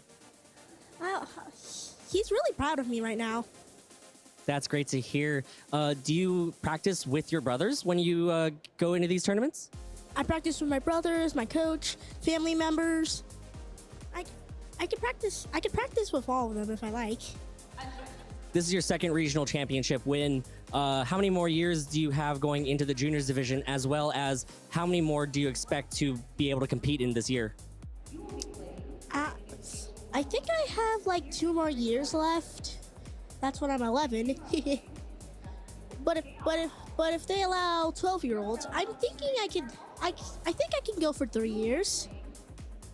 And are you going to be sort of competing in any other future championship, the regional championships this season? Yes, I am. I'm going to Toronto. What are your goals going to be set for Toronto? Toronto, first day 1, make day 2, then day 2, make top 4, just in case there's asymmetrical, then win. I like the confidence. I like the confidence. I'm going to go ahead and let you go celebrate with the rest of your family. But before I let you go, do you have any shout outs that you want to put out there to the viewers?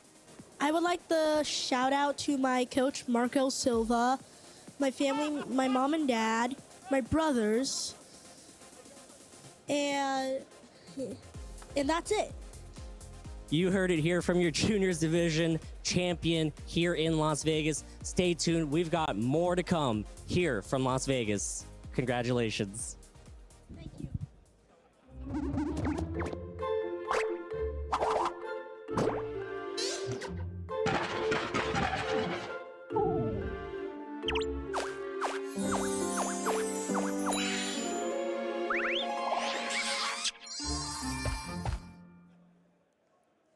one finalist crowned here at the Las Vegas Regional Championships, and one more top 4 to determine who is going to be meeting him in the grand finals. The competition all weekend has been stacked.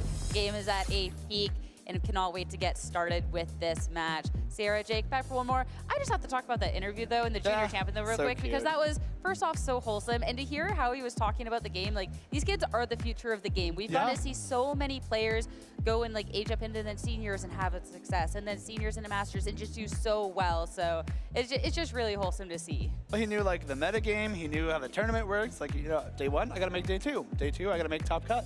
And then I got to win. The top, the top 4 in case there's exactly, asymmetrical. yeah, Like, gotta get that buy and ace him. He's got it locked. It'll be fun to see him progress throughout the age divisions as he ages up. But we are now in our Masters top 4B. We got the second semi-final. Who is going to face Dylan Salvanera in the finals?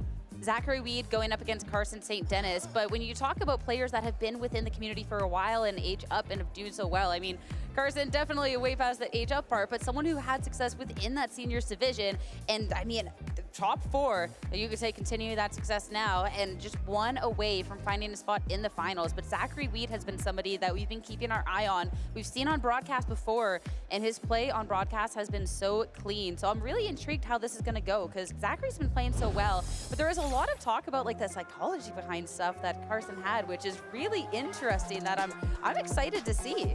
Of course, Carson, having played for so long, you know, we see all the way back to 2016, winning the senior division at the U.S. National Championships. Even though that wasn't the seniors division, that's at least 9 or 10 years of experience playing VGC. And no matter what age you are, having that experience can prepare you for the Masters division. So no shock to see Carson doing so well after being so good in that seniors division. But of course, Zachary, I think only his 2nd or 3rd year in Masters as well, and already has some great accomplishments to his name. Yeah, and looking at really recent results here, I mean, the New Orleans International Championships, NAIC, top 32 is so stacked, and just being able to go consistently on these tournament runs is awesome. I love the Sneasler plushie, by the way. I just have to say that. Before we get into the team, which of course, featuring a Sneasler, being able to see this Grassy Seed unburden and having the set with the acrobatics and that Terra flying. But this one, instead of the sword dance, we'll just have that full coverage of a Dire Claw close combat and acrobatics, so you're set for any situation. Sword Stance instead is on the King Gambit, which is going back to that Black Glasses set. It's a set we saw very often in the earlier stages of Regulation H and even some other regulations throughout the Scarlet and Violet era. But King Gambit hasn't been as popular in Regulation H this time around. Clearly still has what it takes to compete though, as this Sword Stance Black Glasses set is very, very scary. It's one of those Pokemon that to really be able to have that offensive pressure that you want kind of needs the Sword Dance, and when you have a really weird speed tiering with it, that can be a little bit bad. But if you can get the Sword Stance up, there's not really a lot of Pokemon that would appreciate a Black Glasses +2 Sucker Punch King Gambit. So something that, of course, Carson really has to be careful of, but there's reasons why King Gambit has been a little bit pushed out. And looking on this team, there is a lot of really strong options to be able to pose against it. Annihilate and Ursaluna are 2 instant ones that come to mind. Of course, the Annihilate is really great into King Gambit just because it does threaten those huge close combats. Of course, the Focus Sash there as well will be able to protect it from at least 1 hit, and it's carrying Coaching instead of Taunt like we see on a lot of these supportive Annihilate sets, which could bolster the defense of some of its partners into that King Gambit as well. I'm looking at this Incineroar and eyeing up the Protect, because we've seen Protect Incineroar out in the field before. It's not necessarily new, it's just not necessarily common. Right. But having that opportunity to protect past a hit is really nice, especially too with this Incineroar having Clear Amulet. So not only can you protect past a hit, but you're also not in any danger of getting your stats reduced by the Incineroar over on Zachary's end. The Whimsicott also very key in Carson's top 8 win. We saw it be very supportive with that Tailwind, Encore, and Light Screen combination of attacks. Not sure how valuable that Light Screen will be here. Zachary's team is made up of 5 physical attackers this time around, and the Ninetales, I mean, might be, we're setting up Light Screen against, but you probably have some different priorities here. I mean, you talked about the Whimsicott we saw before, and we get to see it again as it's Whimsicott and Incineroar for Carson, Sneasler, and Rillaboom before Zachary to be kicking off our second top 4 match. And with this Rillaboom and Sneasler, it will be a Grassy Train brought about, and of course, instantly a Grassy Seed activation. The Sneasler is going to be fast, it has the defense boost, but it is going to get intimidated, so not the same damage output that you would have liked. And the Dire Claw is still very threatening for this Whimsicott, though. It is double weak to those poison-type attacks. So if Whimsicott wants to stay on the field and get a Tailwind up, it will have to Terastallize unless it gets knocked out immediately. Looking into this as well, we got the opportunity to see the two Pokemon Zachary has in the bag, Kingambit and Basculegion. So two really powerful Pokemon going on forward, though the Kingambit is not one that would necessarily appreciate a couple of the Pokemon that Carson has. So I'm curious to see what Carson has in the back. Of course, when you do have the Whimsicott, it is just a pretty good opportunity to set up a Tailwind if you would like, especially since you can't get faked out. Does mean you could have been a risk of getting KO'd, and Carson's going to actually prioritize this piece, switch it out, and bring the Ursaluna in. Ursaluna does come in on this Dire Claw, will take it very well thanks to resisting it and that Intimidate. Actually a double switch from Carson. The Incineroar does not want to take any attacks either as Annihilate hits the field. Will be immune to any close combats or fake outs due to that Ghost typing. Really interesting switches coming out to try and make sure as little damage as possible. Fake Out does nothing into a Ghost immunity. Oh wait! The Ursaluna will take the hit obviously so well. It does not like that sleep though. And of course, if you're looking for an Ursaluna to be able to switch in safely, get that Flame Orb and attack, well, it's going to be something that is way delayed until later. And of course, now just kind of a sitting duck out on the field. The bonus for that sleep there is that as soon as Ursaluna wakes up, it will obviously be able to attack, but it won't get the Guts boost from the Flame Orb until its second turn being awake. So you've bought yourself a lot of time with that Dire Claw sleep for this Ursaluna to be weakened, and not have that full power attack coming in. Of course, swapping in on the Dire Claw, then being put to sleep, means it still has to take its guaranteed sleep turn as well. This Ursaluna might not have the chance to get a lot done in this match. Annihilate switching out yet again as you want to try and catch any sort of damage immunity. And of course, with this Incineroar, bring another round of Intimidates in. Now, both of these Pokemon are sitting at that -2 attack, so not doing necessarily as much damage as you would want in this board state.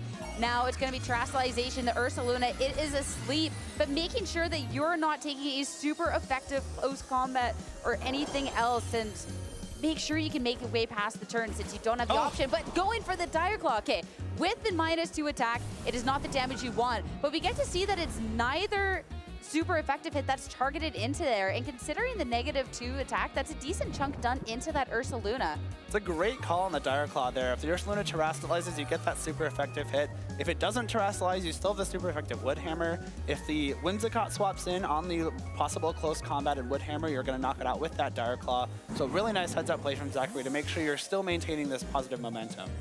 And with Fake Out on the board and just a -2 attack anyways, a little bit of a swap as Basculegion is going to hit the field instead. Something that can do a little bit more pressure going on forward. Fake Out into the Sneasler slot instead. Ursaluna has taken the mandatory turn of sleep, and it's going to take another turn of sleep just for fun here. No wake up on this turn. And with Basculegion here, that's a lot of damage that can now go threaten into this Incineroar. Absolutely. Incineroar does not want to take a Wave Crash, but neither do either of the Pokemon in the back for Carson. Annihilate would be able to survive with that Focus Sash, but then you lose the benefit of that Focus Sash, and you might be susceptible to a knockout later on. Of course, Whimsicott does resist it, but without the best defenses in the world, this adaptability boosted Wave Crash will still do a lot of damage. You have the option for a double up here, but of course, Incineroar protecting could buy you some time too.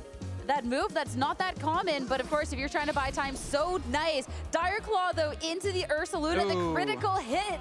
Going to make that difference between a KO or surviving. Ursaluna goes down, absolutely no impact within this match.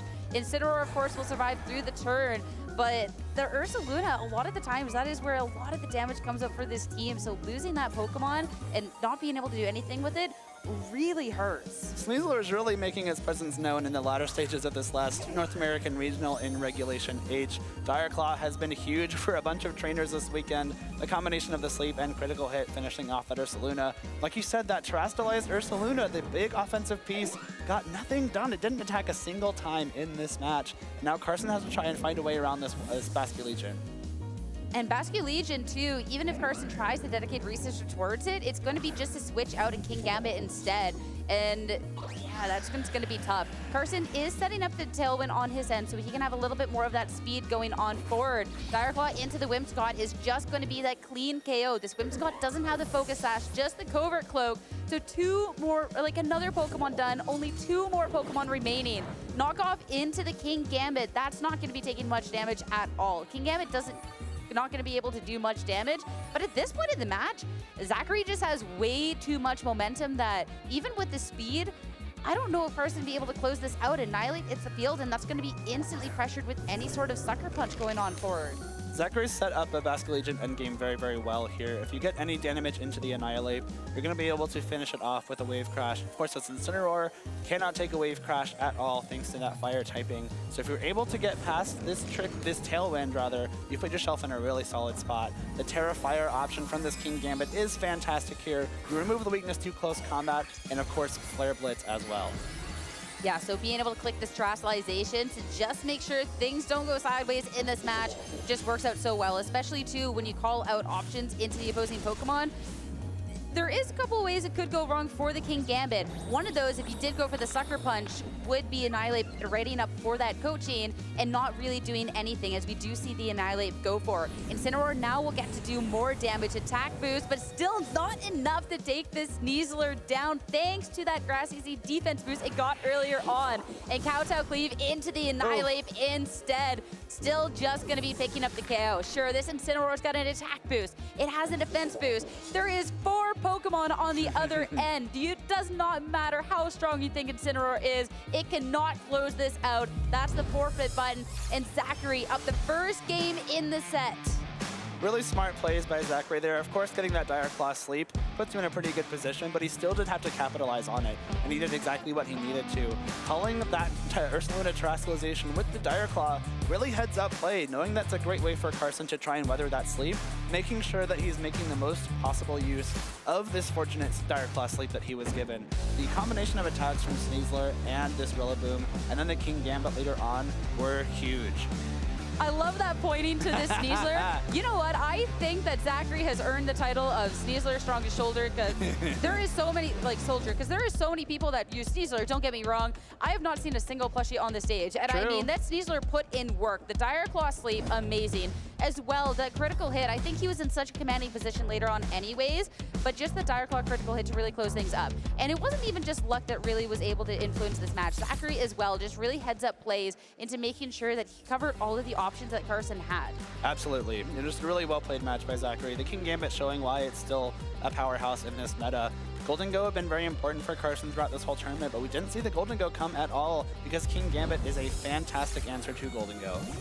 Going into game number 2, Incineroar Ursaluna in the lead as Zachary's going to run back the Sneasler and the Rillaboom. So yet again, grassy terrain, a grassy seed, and his Sneasler that's going to be so fast going on forward.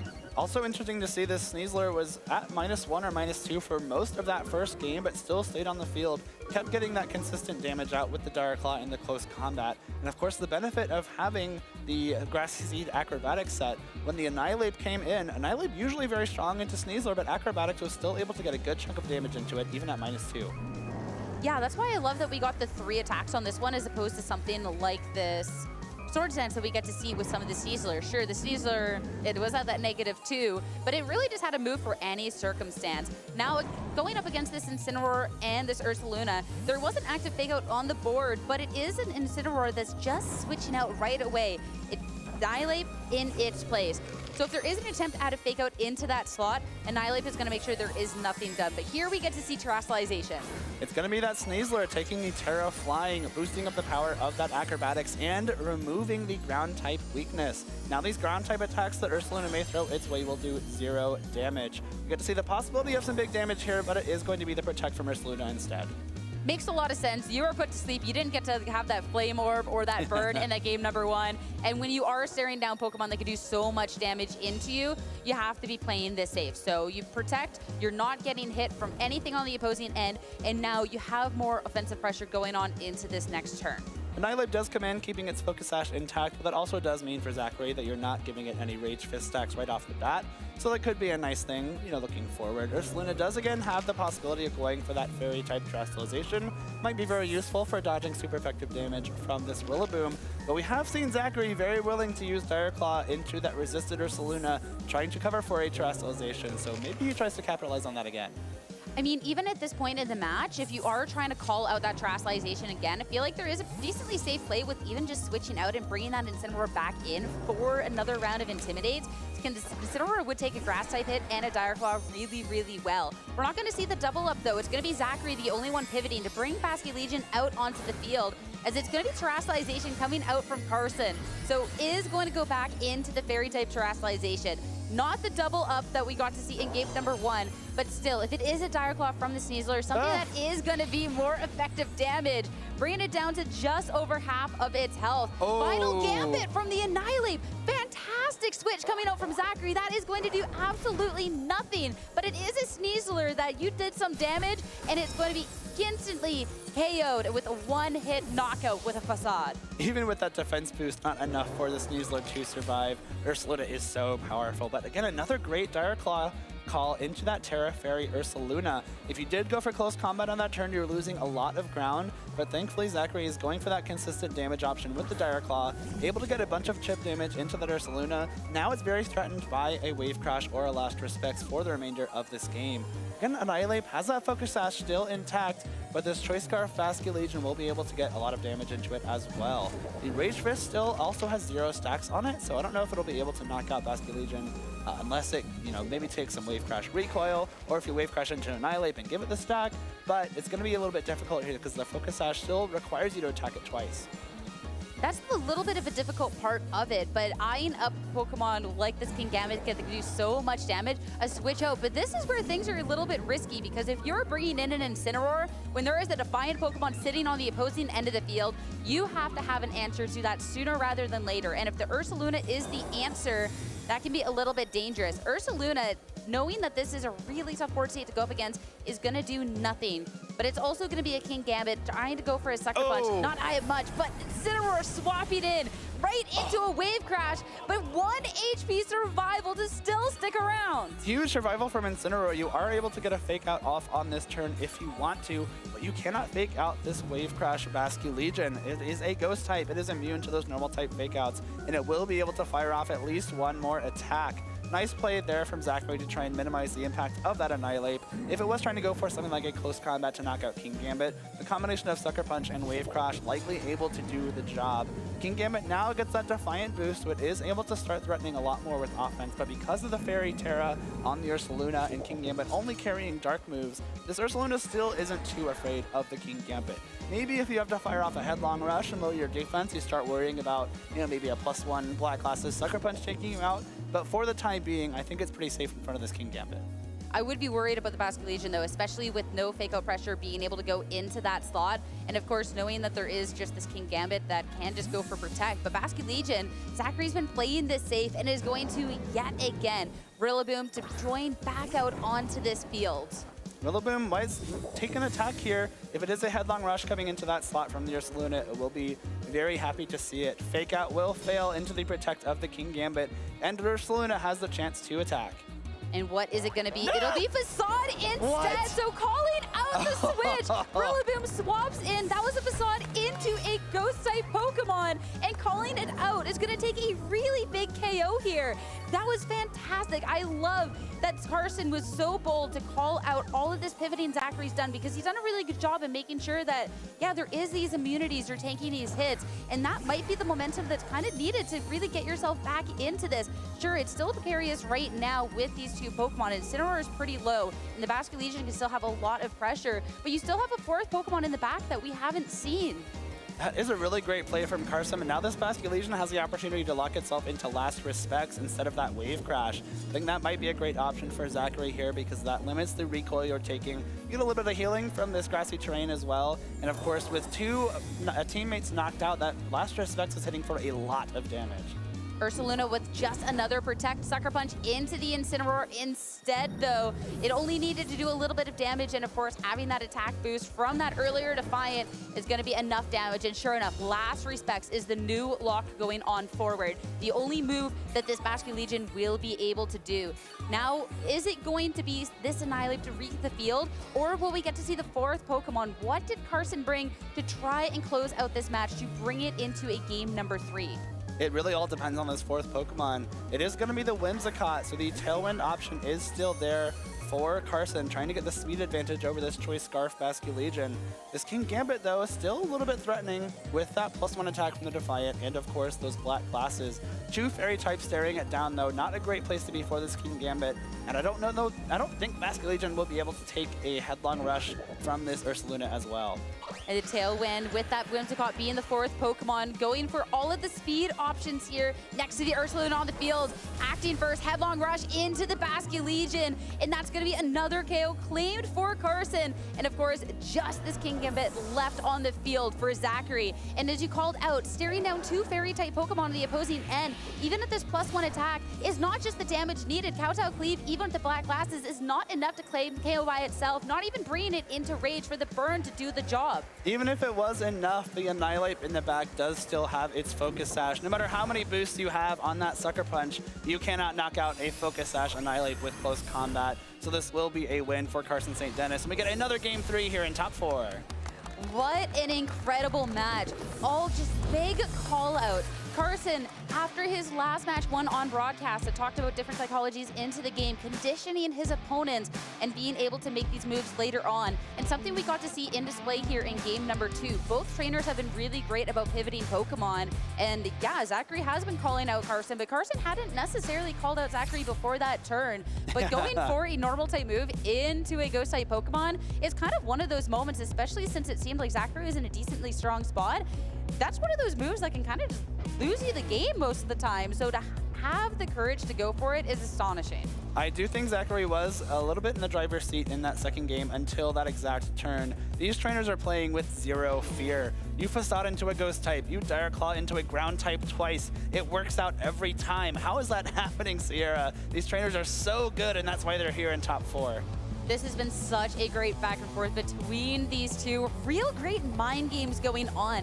And with all those mind games happening, what even happens now within a game number 3? Because there's so many different turns to call back for where this all could have gone wrong for either of these trainers. Zachary has led this Sneasler and the Rillaboom for both of the prior 2 games. Carson has been the one switching it up. Is Zachary going to be switching it up now that he took that loss? Or is it Carson yet again that has to make this big play to find himself in a winning position? I think there's room for mix-ups here. I think if you're Zachary, I think you always want to be threatening Ursaluna. That's the one Pokemon that you really can't allow to have free reign in this matchup. But a lot of Pokemon on Zachary's team do provide that threat. Rillaboom, Basculegion, Sneasler, all of them threaten super effective damage. Even the Ninetales, if you want to bring that might be a little bit of a tougher bring in case Carson also opts to bring that Golden Go. But it's going to be a fun game 3 here. Getting into it, Incineroar, that Ursaluna coming out from Carson St. Denis, and on the opposing end, King Gambit and Basculegion. And when you see an Incineroar on the opposing end right away, that's a King Gambit that's going to have a +1 to the attack going on forward. Immediately getting that Defiant boost is really great for this King Gambit. Again, we have an Ursaluna that can reasonably terrestrialize into that Fairy type. I'd be a little bit surprised not to see that on this turn just to protect itself from that super effective Wave Crash. But once these attack boosts start stacking, it doesn't really matter what the type chart is. King Gambit with those black glasses and some attack boosts will be doing a lot of damage. Or even just picking up KOs that maybe the Basculegion couldn't quite get, but it's a Basculegion that not quite feeling quite too safe in this spot. Rillaboom's going to be hitting the field instead. Of course, this is going to be able to set this grassy terrain, and if there is something like an Earthquake to nullify that damage going on forward. Incineroar, though, also swapping out. The round of Intimidates was enough. Carson with the pivot, bringing the Whimsicott out right away into this match. The Whimsicott will be here to possibly get some tailwind going for this Ursaluna. We get the terrestrialization right off the bat. Again, it is the Terra Fairy on Ursaluna. Will protect itself from those close combats, from those liquidations and wave crashes, from those wood hammers and grassy glides. It's been such a strong terrestrialization throughout this match, and going to be once again, maybe next turn, as King Gambit was just going to protect. When there was the fake out, you just have to be safe. And when there's a headlong rush going your way, well, doubly so. And that's going to be an Ursaluna that now has the Flame Orb. But now we do have this opportunity for Rillaboom to just fake out, but you have to be careful when there's a Whimsicott that has a lot of threatening power by itself. You can go for the Tailwind, or even a Long Cord to lock it down. There's a lot of different ways Carson can play this. Fake out could be a great way to prevent this Ursaluna from doing a bunch of damage here, but it does essentially lock you into swapping Rillaboom out on on the next turn. When you have something like this Ursaluna able to threaten some very powerful attacks into anything that comes in, it might be a bit of a risky play. Rillaboom will likely be knocked out to Facade, and his Kingambit will be knocked out to Headlong Rush, but Ursaluna cannot knock out both at the same time. The grassy terrain here comes in pretty handy not only for the healing, but you are lowering the power of Earthquake from this Ursaluna. Ooh, okay, another big play from Carson, but not going to be working out. Calling out an Encore if we did see something like a fake out from this Rillaboom, but instead, all-out offense into the Ursaluna. The double up is not quite enough for the KO, though, bringing it down to just a low amount of health. And with the Headlong Rush into the Kingambit, Kingambit cannot stand up to Ursaluna too well. So Carson to take the first KO in this match, but a heavy cost. I think that's a really nice play from Zachary as well, guaranteeing you're getting that damage into that Ursaluna. The Rillaboom's Wood Hammer, despite not being super effective, is more than enough to threaten a KO with Grassy Glide later on. The Encore into the, what I think had to be the Rillaboom there, was trying to catch that Fake Out right off the bat. You know, why bother waiting for it to use Fake Out when you can preemptively do it instead? But now Sneasler will hit the field. We have the option for those Dire Claws once again, which threaten a KO into the non-Focus Sash Whimsicott. And despite the ability to set up Tailwind here with this Whimsicott, Rillaboom's Grassy Glide will attack before Ursaluna regardless. And with such a low amount of health, this Ursaluna, there's nothing it can really quite do. And if you try and go for Protect and get a little bit more momentum with the Whimsicott, this Sneasler, that acrobatic step that you called out, it cannot stand up to that. And with the Focus Sash being on the Annihilate, it's a Whimsicott that will not be able to survive the turn. It's not, yeah, if that's the option that Zachary wants to go for, the Whimsicott is in trouble here. Whimsicott will swap out, knowing that if it wants to set up Tailwind, it will come at the cost of being knocked out. Carson has to navigate this carefully. This Sneasler can do so much damage, but it will be limited now that there is Intimidate onto both of these Pokemon. But Rillaboom also swapping out. We had talked about that pressure of the Grassy Glide into the Ursaluna, but feeling more confident to again just switch out and bring the Basculegion out. But we're just not stopping there. No Pokemon wants to be here. Another pivot. Carson with the double as Annihilate is going to hit the field. It's only going to be one Pokemon to act on this turn. Not just act, but Terrasilize as well. And with this Sneasler into this flying type, this is a Pokemon that those terrifying acrobatics can deal so much, even with. And if it did target into a freshly swapped and Annihilate, that could kind of close things out. It is going to be the move of choice, but where it targets into the Annihilate, it's not going to be enough for the KO, but bringing it down to just a little bit of health where one of these priority moves would be enough to pick it off. Big play from Zach again. Very heads up. It's very tempting to go for something like Dire Claw into that Ursaluna to knock it out, even a Grassy Glide, or you might want to Dire Claw that Whimsicott. But knowing that the Ursaluna could possibly swap into Annihilate, Acrobatics would easily knock out the Ursaluna and of course get big damage on this Annihilate. Not only is a Focus Sash broken, it's very vulnerable to being knocked out by any attack from any of Zachary's remaining Pokemon. Now this Incineroar has the option to Fake Out, but Basculegion threatens a knockout as well. Really nothing can swap into that Annihilate slot. Really can't, but something is going to anyways. So Annihilate is out. Whimsicott to join the field once again. This is a Whimsicott again. It didn't get to set up any sort of speed, but at least it's not going to be taking an attack from the Sneasler. Basculegion will have the opportunity to attack, but Wave Crash into the Incineroar is the lock, and an Incineroar that cannot stand up to it. Another KO in this match. And this Incineroar was really key in limiting the damage.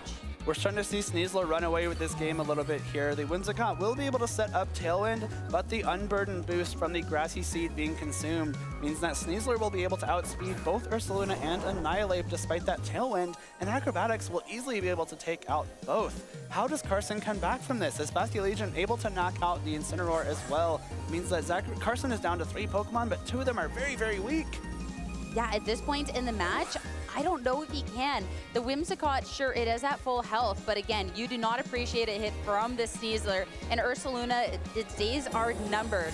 Knowing this, a Protect to just try and make its way through. See if there's a way you can bring yourself back into this match. Sneasler targeting it down, so at least the Ursaluna will stay safe for right now. Wave Crash, though, this dealt so much damage before. Whimsicott takes the hit a lot better, but still at risk of getting KO'd on the next turn around.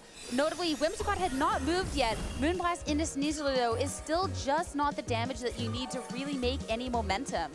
This was the only turn I think that Carson had where you could potentially save yourself from one of your Pokemon being knocked out, but Whimsicott taking so much damage from that Wave Crash means that this Sneasler and Basculegion combo threatens huge damage. I think a really smart play to not swap out into Rillaboom on this turn as well. The grassy terrain just ending means that as soon as Rillaboom comes back in, its Grassy Glide will have priority for the rest of its time on the field to knock out either of Carson's last Pokemon. And if Rillaboom doesn't come in sooner rather than later, and Ursaluna even had a way of making it through, it would just be KO'd. But no, Tailwind is not going to save you there. Sneasler, another KO going its way. And now only 2 Pokemon remaining. A Whimsicott brought down to less than half of its health, and an Annihilate that was so low from before. Wave Crash is going to be just the Annihilate out, and Zachary 1 Pokemon away from securing his spot in the finals. Sneasler is about to be the hero that Zachary needed in this match, taking 3 KOs in Game 3 with these powerful acrobatics. Unfortunately for Annihilate, that acrobatics on the swap has left it in a position where only 1 more attack will send Zachary to top 2. And it's going to be the forfeit. Zachary Weed is making his way into the grand finals here in Las Vegas. You can hear the cheers in the crowd. Zachary has played so strong throughout the tournament. The plays have been so clean. And Carson did his best to try and call him out. But Zachary, great ways of just staying ahead. The call out in Game 3 was fantastic. Zachary, he's always played so cleanly whenever he's been on broadcast, and he might be able to walk away from this a regional champion if he keeps that up. His plays are so clean and so confident.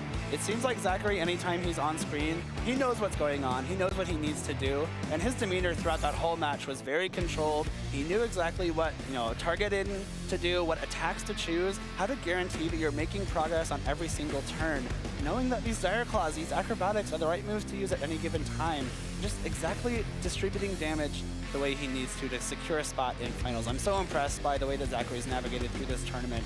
This team that he's constructed here feels so strong.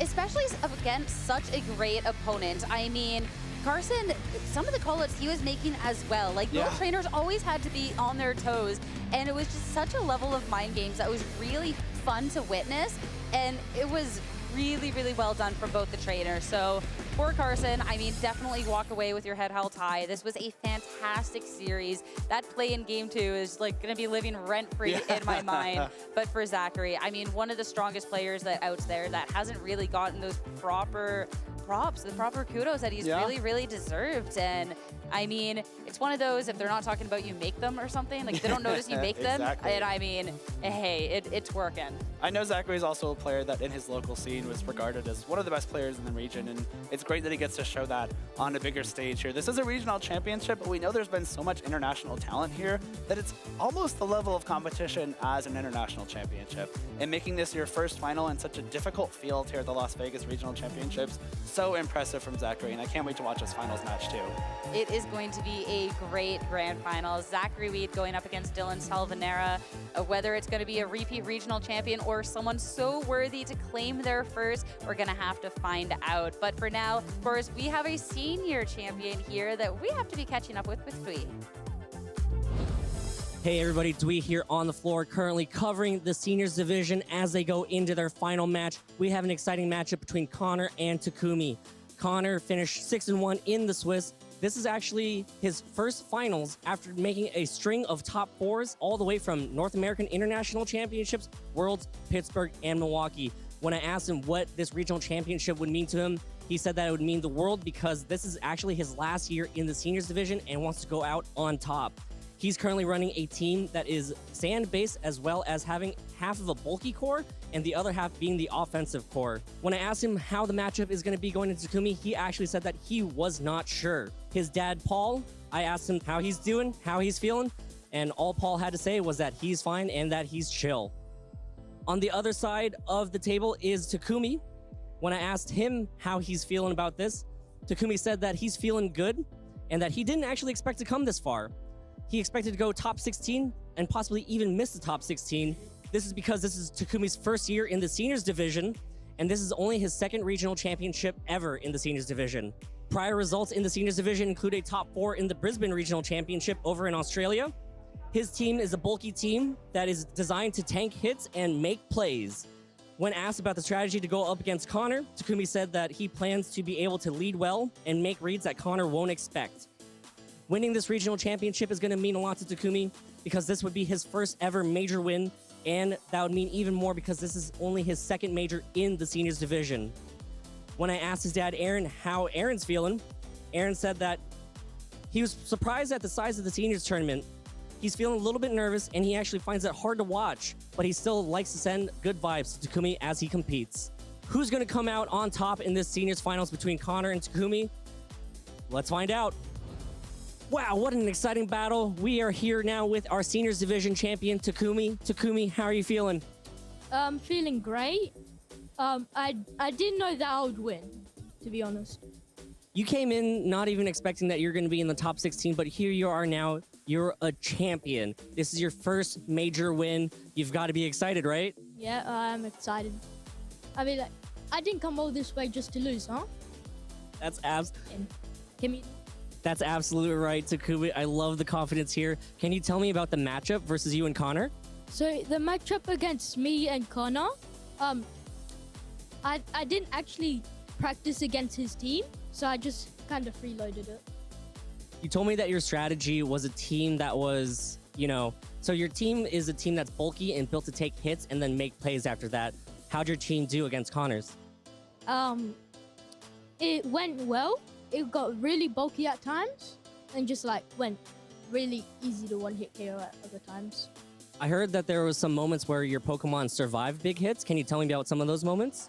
Oh, so there was one at the end of the game where my Kingamba survived on 10 HP and against a +4 Make a Rain from Goldengo.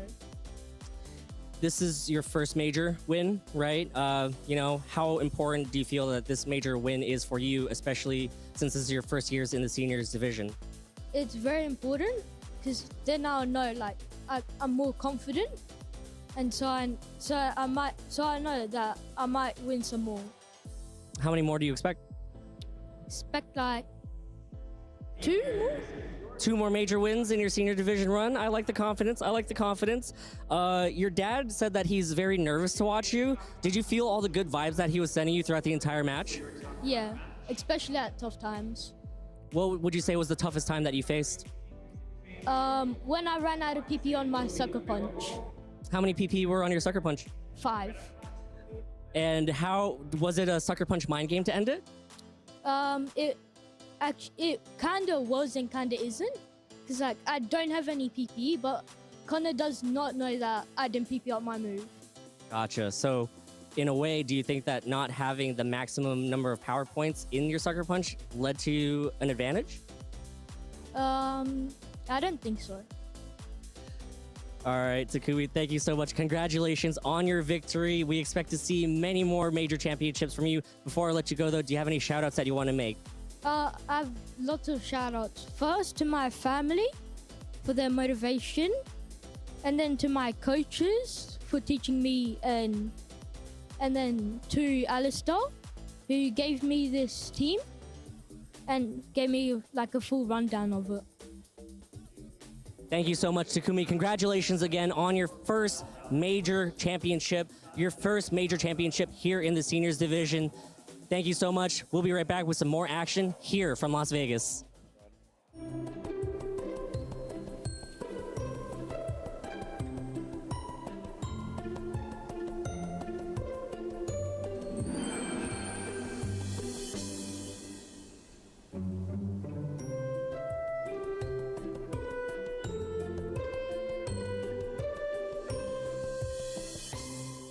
Hello, everybody, and welcome back to the Las Vegas VGC Regional Championships. My name is Aaron Cybertron Zhang. I'm joined by one of my best friends, Yuki. We are here to deliver you an amazing broadcast for the Grand Finals. We had nearly over 700 players compete in this tournament. We're down to the final 2. It's going to be Dylan Salvanera against Zachary Weed to determine who will be the first ever Las Vegas VGC Regional Champion. Yeah, it's like I was doing some research for this event. Yeah, do we have like regionals here before? And it's like I think the closest regional we had here was like in Phoenix or something. And this is going to be inaugural, right? Like this is like the first Las Vegas where you can say you are the only Las Vegas regional champion. So really exciting. And I think Aaron, you were looking forward to seeing like all the like niche Pokemon. We talked about Quackable. That was like one of the first matches that we casted together, and there were so many niche picks. But it's so interesting to see how in the finals we had just really 2 solid cores, like coming down to fundamentals. Trick Room, double fake out. Like we were talking about. Yeah, at least I was thinking, oh yeah, the Sun team can really disrupt these kind of cores. But what we're seeing here is just 2 teams that have been tried and true to be one of the best. Absolutely. It has been a long road for these players as well, as you can see looking at the top 8 bracket.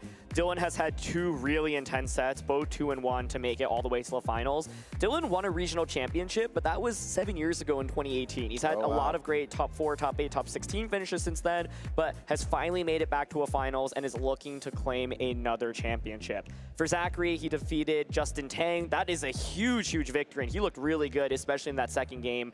And Justin, of course, is one of the most notable names in North American VGC. And Zachary then defeated Carson just now to advance to the finals. And I've had my eyes out on Zachary for the last couple of seasons. I remember him top cutting the Orlando Regional Championships and having a really good run there. He's had a lot of top 8, top 16 finishes, but I've kind of been waiting for him to get that first big championship, and here he is in the finals. I think he's definitely been one of the most impressive players that I have my eyes out on in the last couple of years that has kind of maybe slipped under the radar for other people. Yeah, absolutely. And you can see in the stability of his plays, really playing really consistently, going for reads when it's appropriate, playing a bit more safe when it's not necessary.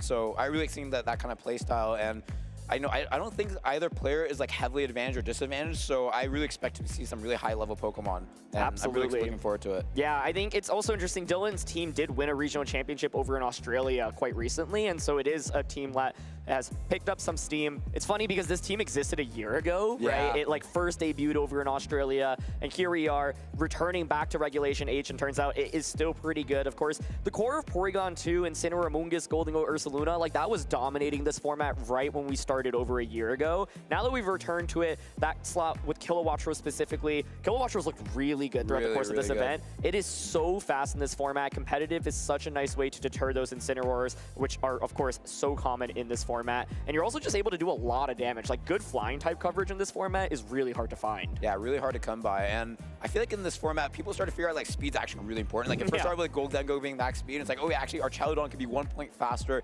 than Gholdengo, so I'm gonna use that. Oh, but wait, my Annihilate can be even faster than that. And then, people found out when the power level is so low, the speed actually matters a lot. And Kilowattrose is one of the fastest Pokemon, right? I think maybe Weavile is one of the only faster Pokemon that can be used, and it's not as relevant. And it's so exciting to see Kilowattrose have this breakout performance, because I can't think of any other regulation where Kilowattrose had a very dominating performance, not on many other top tier teams. Yeah, and the fact that it might win multiple regional championships now in this format, I think is particularly impressive. Back to back. Yeah, exactly. And Yuki, it's funny because you and I, we weren't casting the top 8 game that Dylan was in, but he played against James Evans, of course, the world's finalist, and we're talking about Choice Scarf Pelipper, and it's oh, sorry, you've got a Choice Scarf on this Pokemon, right? You can lead it, and then you can Icy Wind, and then you were okay, yeah, that works, but it doesn't work because actually the Kilowattrose was still faster when it's max speed, and I'm that's a good point. Yeah, it's the fact that you can have a Choice Scarf on a Pokemon and it's still slower than Kilowattrose speaks to just how fast it can be. And so I've been really impressed by it. But at the end of the day, Ursaluna has, of course, been one of the strongest additions in competitive VGC. It's won the international championships, right? It's won regionals. And so not surprised to see it here at another finals. It's funny because I feel so many people have been talking about these Balancy teams that have existed, as well as a couple of the newer teams that have popped up, that Sun team. But at the end of the day, it's back to Ursaluna. And then Zachary, of course, what I really like about his team is it's got some unique elements like this Life Orb Alolan Ninetales rather than the Focus Sash set. And then you've also got, of course, that Flying Terra Acrobatics Grassy Seed Sneasler. Yeah, the Grassy Seed Acrobatics Sneasler is something we've seen a little bit more recently, starting from the regulation in Age 2.0, so to speak. It's kicked off by Emmanuel Briganti winning regionals with it. But Ninetales seems to be even more recent, right? I haven't really seen that many top tier teams leverage this Life Orb Ninetales, which we saw put in so much work earlier against that the Assault Vest Archaludon. So yeah, players typically like to use it with the Focus Sash, since it's not really known for its bulk, but that extra damage that you get from Life Orb being so instrumental. Absolutely, yeah. I think this matchup will be really interesting because you have a lot of aggressive offense, but you also have good defensive capabilities from both players then, right? And so one of the things as we look at Zachary's run throughout the course of the event is that Sneasler has looked so good, and he's been able to pilot it super well. Like against Justin Tang in top 8, for example, he just basically picked up knockout after knockout. It was like Flying Terra Acrobatics, KOs of Volcarona, then just close combat KOs a Ursaluna Blood Moon as well. This Pokemon is really scary, and the Flying Acrobatics combination in particular is something to watch out for, especially because Dylan's got Amoonguss on his team. He's got the Porygon 2, which is Fighting Terra, and so it's like, okay, close combat threatens you for super effective damage. You might want to Terra to get around that, but if you go Fighting Terra, well, I have another way to hit you for super effective damage. Yeah, definitely. And it's interesting because on the Lele team, we are used to seeing the Swords Dance on the Sneasler, so it's able to boost his stats, and it's really good synergy with Instant and Rillaboom because they enable, that one turn of being able to stop a really critical attack on the opposing side so that Sneasler can set up. This one actually doesn't have that option. It has Dark Claw instead, which is, the scary move for a lot of players in general. And actually, King Gambit is the one that has the Swords Dance and is able to set up. And we've actually seen King Gambit sort of make a comeback this tournament, right? Like, we haven't seen it have as much usage as it had in Regulation H 1.0, but certainly making a comeback, and it's certainly in the finals.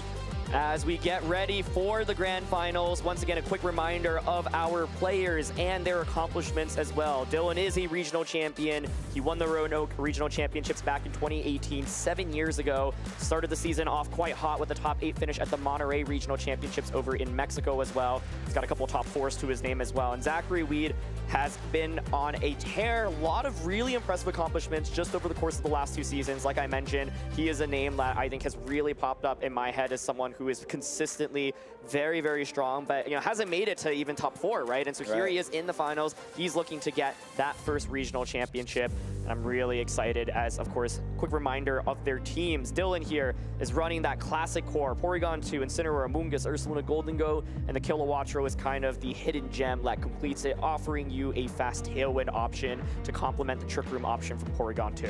Yeah, one thing I want to point out here is that the Ursaluna has the Ghost Terra here, which I don't think we've seen as much on stream today. We've seen a lot of Terra Fairy, but this Terra Ghost is going to be very instrumental against Zach, who has 2 Fake Out users, and also the Sneasler, who will struggle to hit a Ghost-type Pokemon. So I think this Terra could be very, very relevant, especially since it is one of the strongest attackers over on Dylan's side. Everything else looking relatively standard for this kind of team. We see the Goldengo actually having the Life Orb item, which is different from the one that won the Brisbane Regional Championships, which was very, very bulky. I actually remember them saying on social media it was trained to survive a Shadow Ball from Life Orb Goldengo. So this one is probably going to be a little bit faster and a little bit frailer. Yeah, and I think, Goldengo is fundamentally a very good Pokemon into the Sneaslers that don't have that Throat Chop, and this one doesn't, right? And so it can be something that can exert a lot of offensive pressure into Sneasler. Sneasler's got that Grassy Seed, you've got Dire Claw, Close Combat Acrobatics. None of those moves actually hit Goldengo for a lot of damage, but Zachary's got a lot of other Pokemon on his team that can do a lot of damage to Goldengo. You've got King Gambit, you've got Basculegion. The Rillaboom Sneasler combination is always one to watch out for. Zachary has piloted it super well throughout the course of this event, and one of the things to pay attention to is Sneasler might force some Terras, right? But if you force those Terras out, Rillaboom often can take advantage of the Water Terras from the Pokemon like Amoonguss, for example. You've also got the Incineroar, but you do have to be a little bit careful about bringing Incineroar when there's competitive Kilowattrel on the opposing team. Other than that, the Kilowattrel, the Incineroar actually looks really good, right? Like, in order for the opponent to get up Trick Room safely, they like to go for Fake Out, they like to go for Rage Powder. This Incineroar has the capability to dodge both of those and get off a taunt. So this feels kind of like the Annihilate-like Pokemon for Zach's team that could be pretty useful into Trick Room. But as you said, Aaron, definitely have to watch out for the Kilowattrel. Do not want to give it free boost for nothing. Yeah, and I think part of this is Ursaluna can just do a lot of damage, especially if Tailwind is set up next to it as well. So one way you could deal with Kilowattrel is, like, if you go Rillaboom and Sneasler, then suddenly you threaten with Fake Out or just like Grassy Glide, and then you can try to get some damage off with the Sneasler as well. It is still tricky though, because I'm not sure you're going to be able to get a one-hit knockout or like combine your damage for it. But we're going to get started with the finals. It's going to be Sneasler and Basculegion from Zachary. Kilowattrel hits the field alongside the Ursaluna, so Tailwind pressure is up right now. Yeah, really aggressive leads from both players. Like, both players have like a balanced like team where they have Rillaboom, they have Incineroar, but they're just opting to lead with full offense. Sneasler and Basculegion, both incredibly fast Pokemon. On the other hand, Ursaluna very slow, but Kilowattrel able to support it with the Tailwind. And thanks to the Focus Sash, even though the Basculegion should be trained faster than the Kilowattrel is basically guaranteed to be able to get up a Tailwind right now. Yeah, you can see Dylan's contemplating this potential defensive play of switching into Amoonguss, right? And part of it is Amoonguss is actually quite good into both of these, as long as you're not getting hit by something like a Flying Terra Acrobatics immediately. Instead, opts to just go for the double protect. This is a really common play that you'll see players go for when they are up against a choice Pokemon like Basculegion, because you get to see what Basculegion locks itself into, right? A lot of the times you might be expecting a Wave Crash, but early on in the games, like Flip Turn is very common, can break Focus Sash, can chip away as well. Terra actually committed immediately, so now this does open yourself to be weak to Thunderbolt from Kilowattrol. You haven't had that on Burden activate yet. Yeah, and no downside for Dylan to go for the double protect here, since the Sneasler has no opportunity to set up. Let's see Basculegion going for the flip turn. So yeah, Dylan getting what he wanted, getting that information on what the Basculegion is going to lock itself into. So yeah, Ursaluna most likely not going to get KO'd by that, so that's some good information. And yeah, how do we proceed from here? The Kilowattrol is going to be able to get up a Tailwind this turn. Does Dylan want to commit the Terrestrialization to not get KO'd by the Sneasler and the Basculegion combination? Yeah, it was interesting because I think what Zachary was also going for is like, my Sneasler's slower than your Kilowattrol, but if I flip turn, I bring Rillaboom out, then Grassy Seed activates, and now I'm faster. However, what's really scary is this Ursaluna now, right? Yeah. Part of the advantage of going for that double protect is obviously you get to scout out for Basculegion, but the other added effect is now Flame Orb is active. This Ursaluna now has insane KO pressure, right? It can secure a one-hit knockout onto basically anything on Zachary's team. And so Dylan making a heads-up play here, saying, I'm going to switch in the Incineroar. You've got two physical attackers. I know you're locked into flip turn, so the offense from your Basculegion is relatively weak. I think this is a really smart play, and the Ghost Terra on Ursaluna just make sure like you're really not going to take that much damage this turn. Yeah, I think the respect that Dylan wanted to give was, okay, if you're going to flip into a Rillaboom, then you actually have the opportunity to KO my Kilowattrol before it can attack. So I'm going to switch out. But yeah, the switch order there was really interesting, right? Because the Incineroar came before the Kingambit, meaning the Kingambit did not get the Defiant boost, which is really, really critical. And now the Ursaluna actually not in the best of position since the Ghost Terrestrialization was baited out, going to be threatened by super effective damage by the Kingambit. As we see the Basculegion go for the flip turn, not opting to break the Focus Sash on the Kilowattrol slot and get some damage onto the Ursaluna. Going to pivot, having to decide between their fourth Pokemon and Sneasler. We see the Rillaboom come out here, so yeah, in a pretty favorable position against the Ursaluna, and threatening a potential fake out onto the Incineroar. Let's see what the Ursaluna goes for. Goes for the Facade, so yeah, good switch in to take that, but still doing a respectable amount of damage. I think a really nice defensive turn by Zachary there. It looked really scary after turn one because suddenly you've got the Ursaluna. It is active, right? And so if you know it was a Facade into the other slot or a Long Rush, that could have just been an immediate knockout. But like you said, Yuki, you have baited out that Terra now, and Ghost does not like going up against Dark type attacks, and so this Kingambit now is exerting pressure. By bringing out the Rillaboom, you also have Fake Out pressure, so you could go for something like Fake Out plus a Sucker Punch. As a result, Dylan, you can see, is trying to make this defensive pivot. Let me just protect Ursaluna. Amoonguss is now going to be in a really good spot. Amoonguss actually kind of a difficult Pokemon to deal with, right? Because if you get it on the field, like the one immune to Spore is Rillaboom, but you can just ignore that slot and keep sporing the Kingambit slot. Yeah, let's see if Zachary calls us out and goes for that really aggressive Swords Dance play this turn. We see the passive play from Dylan, wanting to set up that Amoonguss this turn. Does Zach see through it? We see the Fake Out going into the Amoonguss, formerly the Incineroar slot. Oh, but we see the Sucker Punch. So yeah, Dylan getting exactly the position he wanted, as you said, Aaron. Now the Kingambit is ready to go. Yeah, so this turn is interesting because there's the decision to potentially go for a Spore, or you could Rage Powder. Now, Woodhammer, of course, wouldn't be affected by that Rage Powder, so you'd still do a lot of damage there. And so, yeah, you could Spore and switch back out. The tricky thing here is, well, if you switch into the Incineroar, you would give a Defiant boost off. You probably don't want to do that, so you can see the hover potentially to Kilowattrol. It's interesting because, like, Kilowattrol, should it switch in, will have its Sash very likely broken, and if your Sash is broken, then you're just one attack away from getting knocked out. It's a little bit harder to execute, and so yeah, this turn is still quite tricky, but I think Dylan is in a position to start putting in a lot of work with the Amoonguss supporting the Ursaluna here. But there is a lot of Angebugi on Zachary's side. He has to consider, is he going to go for Rage Powder and attack, or switch and go for Spore? And it's not super easy to cover for both. If you protect Kingambit, anticipating that Spore, your Rillaboom could go down here. So let's see what happens. We go for the Rage Powder from Dylan, trying to protect that Ursaluna from Kingambit's attacks. Let's see what Zachary goes for. Goes for the high horsepower, ignoring the Rage Powder, and we see the Ursaluna outspeeding the Kingambit, getting that Facade one-hit knockout onto the opposing Rillaboom. What does the Kingambit go for? Does it attack, or does it go for the setup? It's going to be just Kowtow Cleave, and crucial, actually, high horsepower there. Probably some of you are wondering why that instead of a Woodhammer, but we know that Dylan, of course, has that Incineroar in the back, and so I think trying to get around the option of Incineroar just switching in, but Dylan makes a really nice play here and ends up just getting a knockout and advancing his position quite nicely in this match. Yes, and crucially, the only Pokemon that Zachary had that would be immune to Spore is gone. So as long as Amoonguss can make it through a turn, it is going to be able to, threaten a Spore. So really good position for Dylan, right? Like, you can threaten Spore and you can threaten a knockout. Like, you have two Pokemon really set up for success here. So Zach might have to start making some hard reads to get back into this game. Yeah, I think this turn is really interesting because you do threaten, of course, with the Flying Terra Acrobatics, for example. The King Gambit, however, is slower than Ursaluna, as you called out, and so that's a big problem because, yeah, you could just Rage Powder and trade this turn, right? And so, to me, it's a question of, do you potentially read into a Protect? If Zachary protects the Pokemon that Ursaluna is going to target, you get a big advantage. Like, the downside for Ursaluna here is I can't just click Earthquake freely. The grassy terrain is up, you know, Sneasler's Flying Terra as well.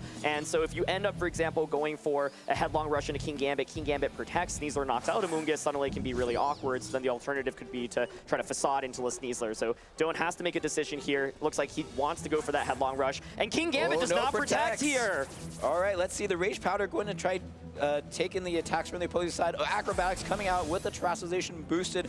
Most likely going to get that knockout onto the Amoonguss. So Amoonguss down for the count, but it reaped the able to give the benefits to Ursaluna, protecting it from the attacks. Ursaluna going for the headlong rush into the King Gambit, getting that knockout, and yeah, trading effectively, and it's going to be a 3v2. Okay, so Zachary, however, does have like really fast Pokemon in this endgame, right? Like you have the Umbird and Sneasler, you're gonna get the Basculegion out as well, and one of the advantages of the Ursaluna tearing means that you could consider locking into that last respects as an endgame. However, that, you know, into an Incineroar might not feel the absolute strongest.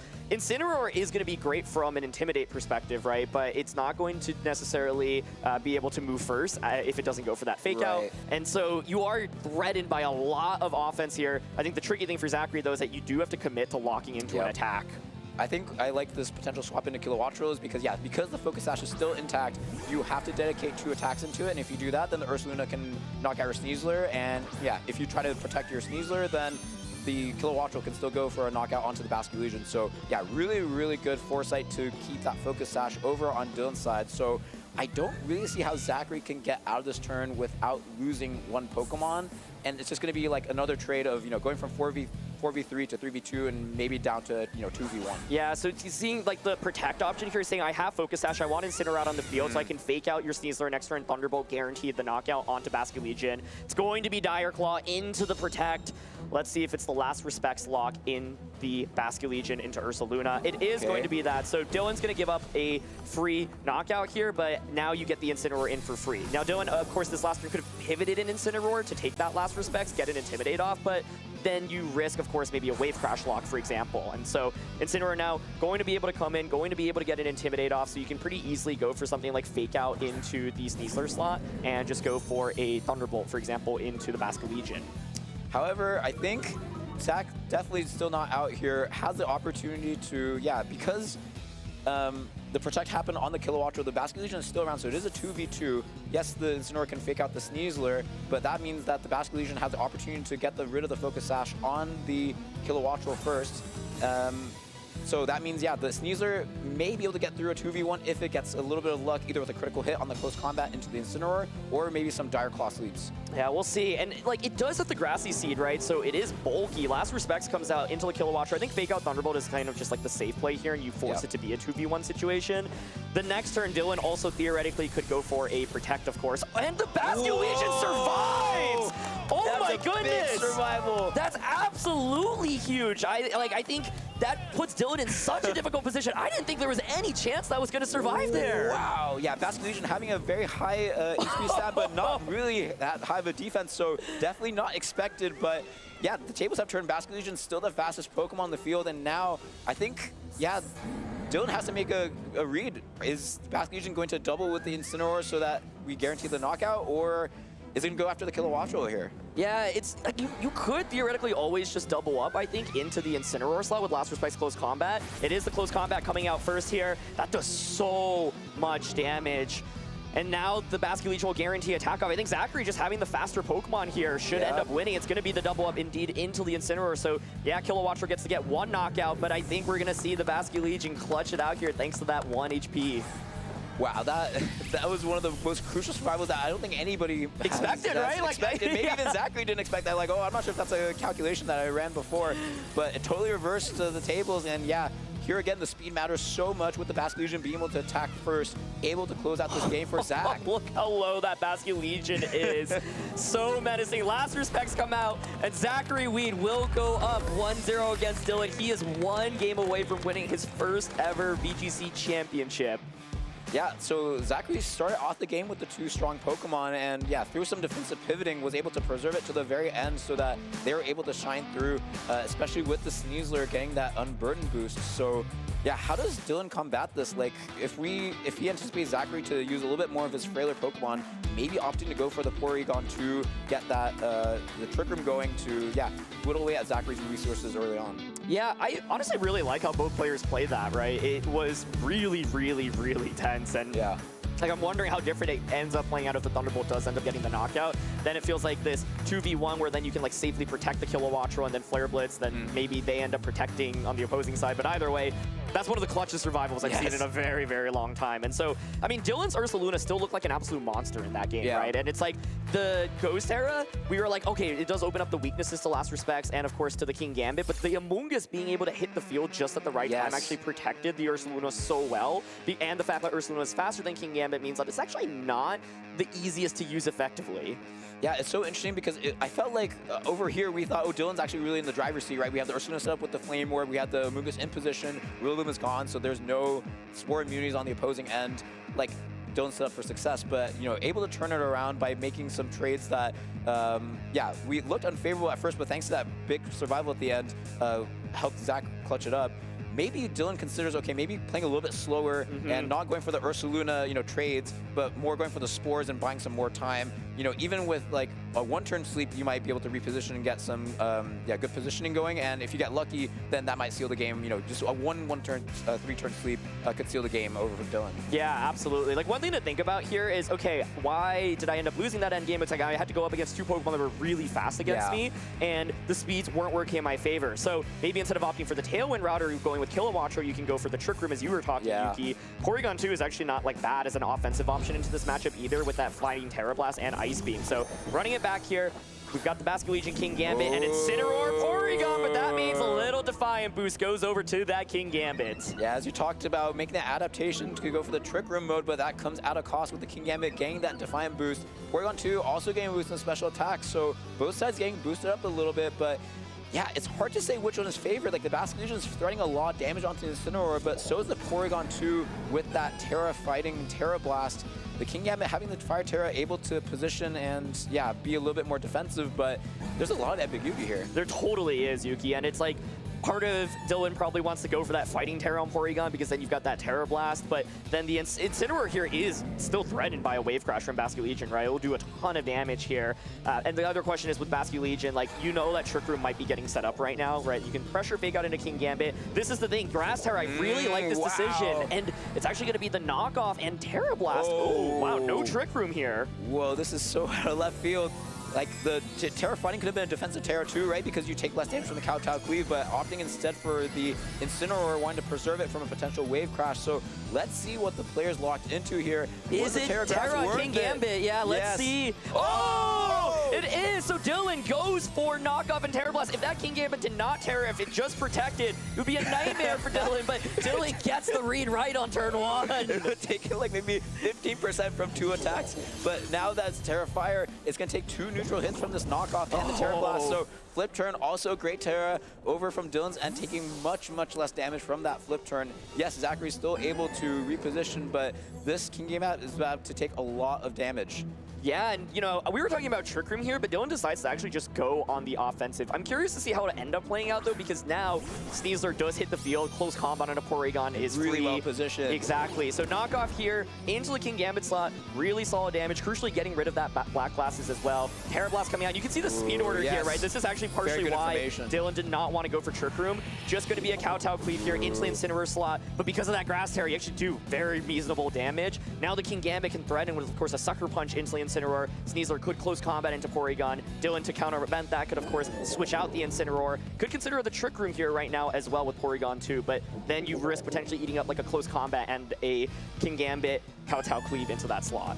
Yeah, the turn one was so exciting because it sounded like, you know, Dylan read Zachary like, you know, by the book, right? Like reading where the Basculegion would attack, reading that the Kingambit would Terastallize as well. But now it seems like it's a little bit flipped. Like Zachary's threatening a knockout on both Incineroar and to the Porygon. Porygon not being able to Terastallize defensively anymore. So yeah, let's see what happens. Sucker Punch going into Incineroar. So yeah, the Incineroar very much threatened. Could have easily switched out, but Zachary's saying, nope, I think you're going to stay in and try to get some more damage out, and calling it out perfectly. What is going to happen from this Sneasler here? Is it going to be the close combat? It's going to be a Dire Claw. Let's see. Is there going to be any secondary effects happening here? Oh, the poison. Porygon to the bulky Pokemon, not really appreciating that at all. It's going to fire back with the Trick Room, so setting up that Ursaluna or an Amoonguss in the back, but at what cost? Poison is probably at least the best condition you could roll if you had to pick, because if it's sleep, it's a complete disaster. If it's paralysis, 25% chance to just get parried immediately. So Zachary there does end up just going for what is like kind of the safe Sucker Punch, saying, I do not want your Incineroar to get an attack off. If you switch out, so be it. And I think recognizing, hey, like maybe either your like close combat's not going to knock out your Porygon anyway, I might as well fish for a status condition, because getting it could be game winning on the spot. So now Amoonguss has hit the field and Trick Room has been set up, right? And so this is actually still, I think, pretty spooky for Zachary. It's like you're really low with Kingambit, your Sneasler like can't Terra anymore. Basculegion is basically a liability under Trick Room. So the question is, what is Zachary's final Pokemon? You would expect it to be that Rillaboom. Rillaboom would of course give you that Spore immunity, but Porygon plus Amoonguss is looking mighty dangerous right now. Yeah, really good switch for Rillaboom here if Zachary has in the back and protecting the partner. Yeah, even if Dylan reads that and goes for a double into that slot, most likely going to be able to make it out of the turn, and then thanks to Fake Out support, probably going to be able to get through the Trick Room a lot easier. But did he go for the Incineroar instead? And that could be, you know, it could not be a lot less consistent. Let's see what happens. The Rillaboom does come out here. Okay, so does the Kingambit protect here? That could be a pretty big difference in terms of how much Pokemon Zachary can still keep in the back through this Trick Room. We see the Spore going into the Rillaboom. No Protect coming out from the Kingambit. Kowtow Cleave going before the Porygon 2. Doing a lot of damage. Terra Blast in retaliation. Going to knock out this Kingambit, but Porygon 2 going to be slowly whittled away even through the grassy terrain. Yeah, that was a huge play, right? To be able to get an attack off with Kingambit at however low HP it was amazing, because now the Porygon 2 is significantly weaker. I'm actually curious if it might just be in a Grassy Glide KO range. And if that's the case, it can't go for a recover, right? If you're not able to heal up with that Porygon, that's a big deal. And so part of why Zachary may have prioritized saying, I really want to get rid of this Incineroar, is so that you now don't have the Intimidate threat. 2 physical attackers out on the field. And yeah, I mean, I think getting that Kowtow to Porygon was absolutely huge. Yeah, I guess my question now is, like, if you are Dylan, do you want your Porygon 2 to be knocked out here? Because let's say Ursaluna switches in for the Amoonguss, which might take a Fake Out here. The Ursaluna would get the Flame Orb active, and Rillaboom and Basculegion, neither of them have Protect. So maybe you actually do want to get back to your last 2 Pokemon and really make use of the last few turns of Trick Room. Yeah, the Rillaboom looks so good though, right? We know there's Ursaluna in the back, and like Terra has already been committed on the Incineroar. Like it was so huge that Kowtow Cleave went into the Incineroar on turn 1, right? We were like, whoa, like Dylan got it, but then like Zachary actually also made a great play, and being able to eliminate Incineroar early on in this matchup is so big. So Ursaluna now hits the field on Dylan's end. It's actually going to be the Fake Out into the what was the Amoonguss slot. Ice Beam comes out. Wow. Okay, and so it's not an Aqua Jet from the Basculegion. Is there a freeze? No freeze. Flip Print's going to come out, and that's going to be a knockout. But Porygon actually could have had the potential to go for a recover there. Right, and with this Ursaluna not, being damaged this turn, going to be able to act, or taking very minimal damage from the Fake Out, likely going to be able to survive the Grassy Glide next turn, and with Flame Orb active, really threatening a lot of damage into the Rillaboom slot, which cannot protect. However, there is a Basculegion in the back, which can negate all the damage coming out from Facade, so still a little bit of mind games here, but yeah, that Sneasler slot is susceptible to Spore, so it's all going to be about, can Dylan make the right reads here in the last few turns of Trick Room? Because as soon as Trick Room expires, your Pokemon are the slowest. Yeah, it's so tense right now. Dylan fighting for tournament life.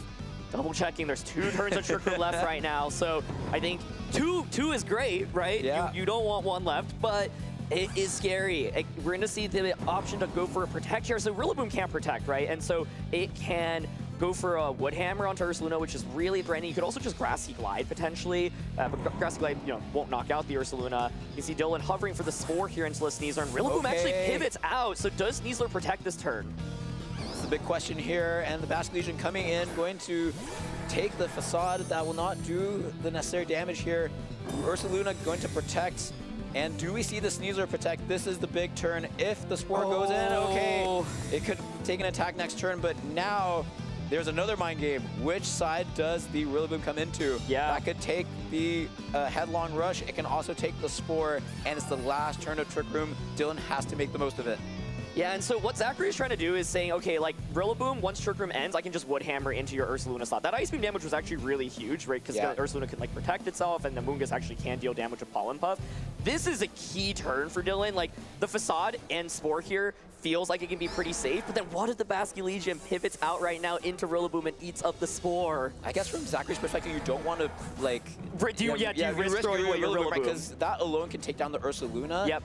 But then, Dylan can still protect the Ursaluna, and then the Amoonguss can do some, like, Pollen Puff. And Grassy Terrain is also expiring as well, and so this turn feels really tense because Zachary has the two really fast Pokemon on the field, and he just protected, and so Dylan has what I say is like a relatively safe play, so Zachary knows he's going to give up a lot of resources here. Sneasler does end up switching out! So going to get the Rillaboom and saying, yeah, I think you're going to Spore that slot. I think you're going to maybe even go for a Headlong Rush in that slot, but calling it correctly, going for the Spore into the Basque Legion slot, so Basque Legion guaranteed to not attack this turn. Ursaluna going for the Facade, KOing these Rillaboom here, but the Sneasler will come back in and be able to get an attack off. And now it's another mind game. Does the Amoonguss protect? Does it go for Rage Powder? Does this Basque Legion wake up? There are so many moving variables here. Yeah, and the other awkward thing for Basque Legion is, like, you are up against an Ursaluna, so normally you want to click that Last Respects, but hey, if you lock in a Last Respects, Ursaluna is like, I can just wall you, but the question here is, like, let's say you wake up, if you Last Respects one-shot Amoonguss, then Sneasler Close Combat goes off into the Ursaluna as well, so this feels so tense right now. Dylan will be able to likely just get a one-hit knockout onto either of these two Pokemon with his attacks, and so just opting for the Rage Powder here, that makes the most sense. You do not want to eat up a Close Combat and just lose the tournament off that.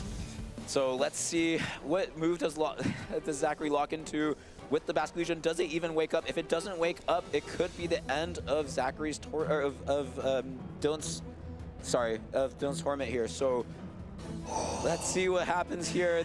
This is so tense. The turn. Okay, here we go. Rage Powder to start off from Amoonguss. That will redirect a Close Combat away, should there be one. Basque Legion does stay asleep.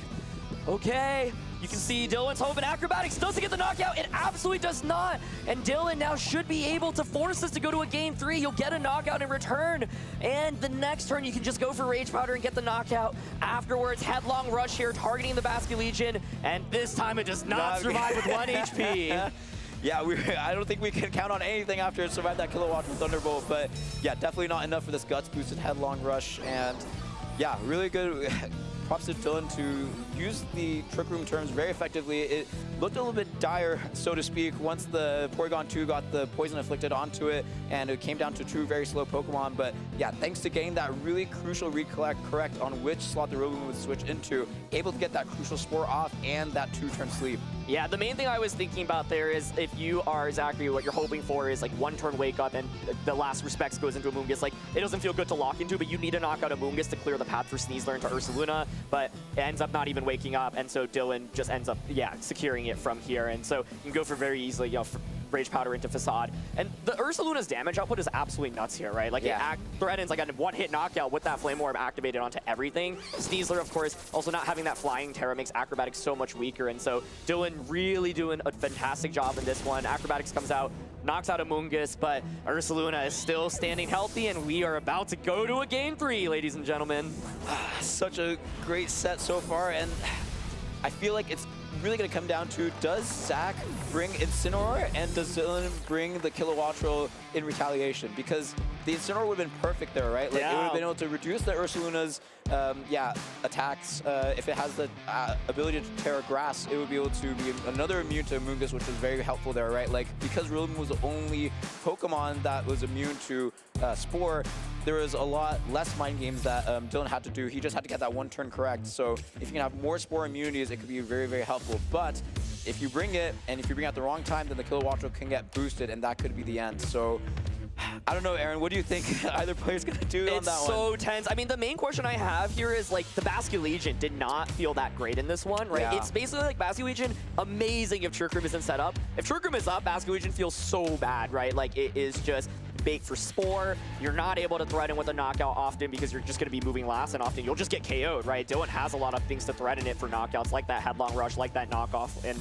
Spore, of course, will be disruptive as well. And so, yeah, to your point, Yuki, it's like, does Dylan just stick with the same 4? Trick Room looked really great in that one. That turn 1 play also, man, just doubling full conviction into King Gambit. King Gambit actually going for that Terra. You know that he was relieved when he saw it come out, because if it's a Protect there, or if it just doesn't Terra, it feels like a complete nightmare. But Dylan, down 1 game earlier, finds the plays, and it was just so tense back and forth. But yeah, Ursaluna's damage output is insane here. So I think it's like, Zachary could be like, okay, I'm going to drop Basque Legion. That was not good into the Trick Room mode. Let me bring Incineroar. And then to your point, Yuki, Dylan could be like, okay, well, I think you're going to go Incineroar to adapt. So Kilowattrel, you're back on the field.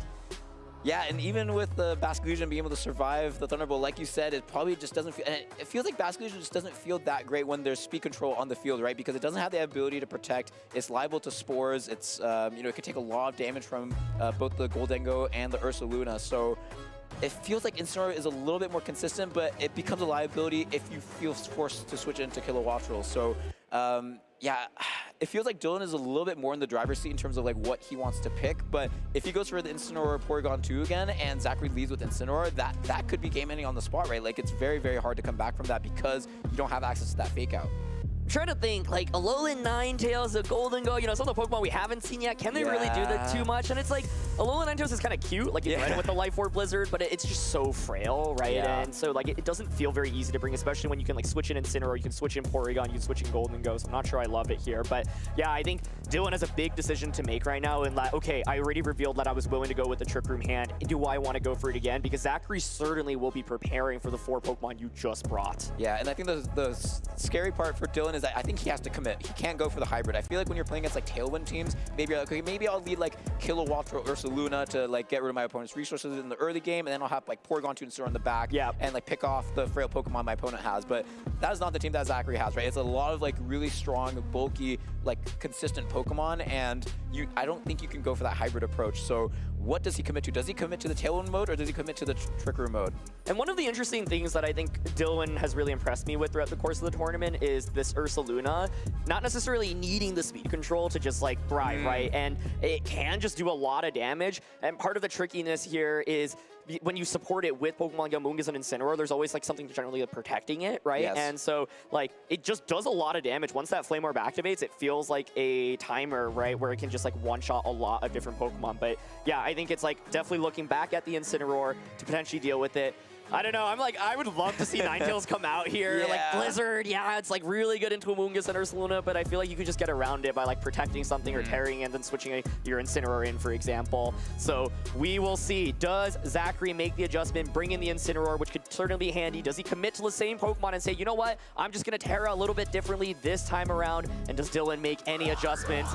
Game 3 here. Incineroar has started us off as we see an Amoonguss and Ursaluna from Dylan's end. Yeah, great place for Incineroar to be in. First of all, getting that Intimidate drop onto the Ursaluna, so certainly not throwing a knockout this turn. And yeah, threatening the Grass Terra, able to, dodge the Spore that could potentially come out from the Amoonguss. Basque Legion having the option to pivot with Flip Turn into another Pokemon like Rillaboom, which also seems very well positioned here. So I think Zachary definitely has some control here. How does Dylan pivot out of this?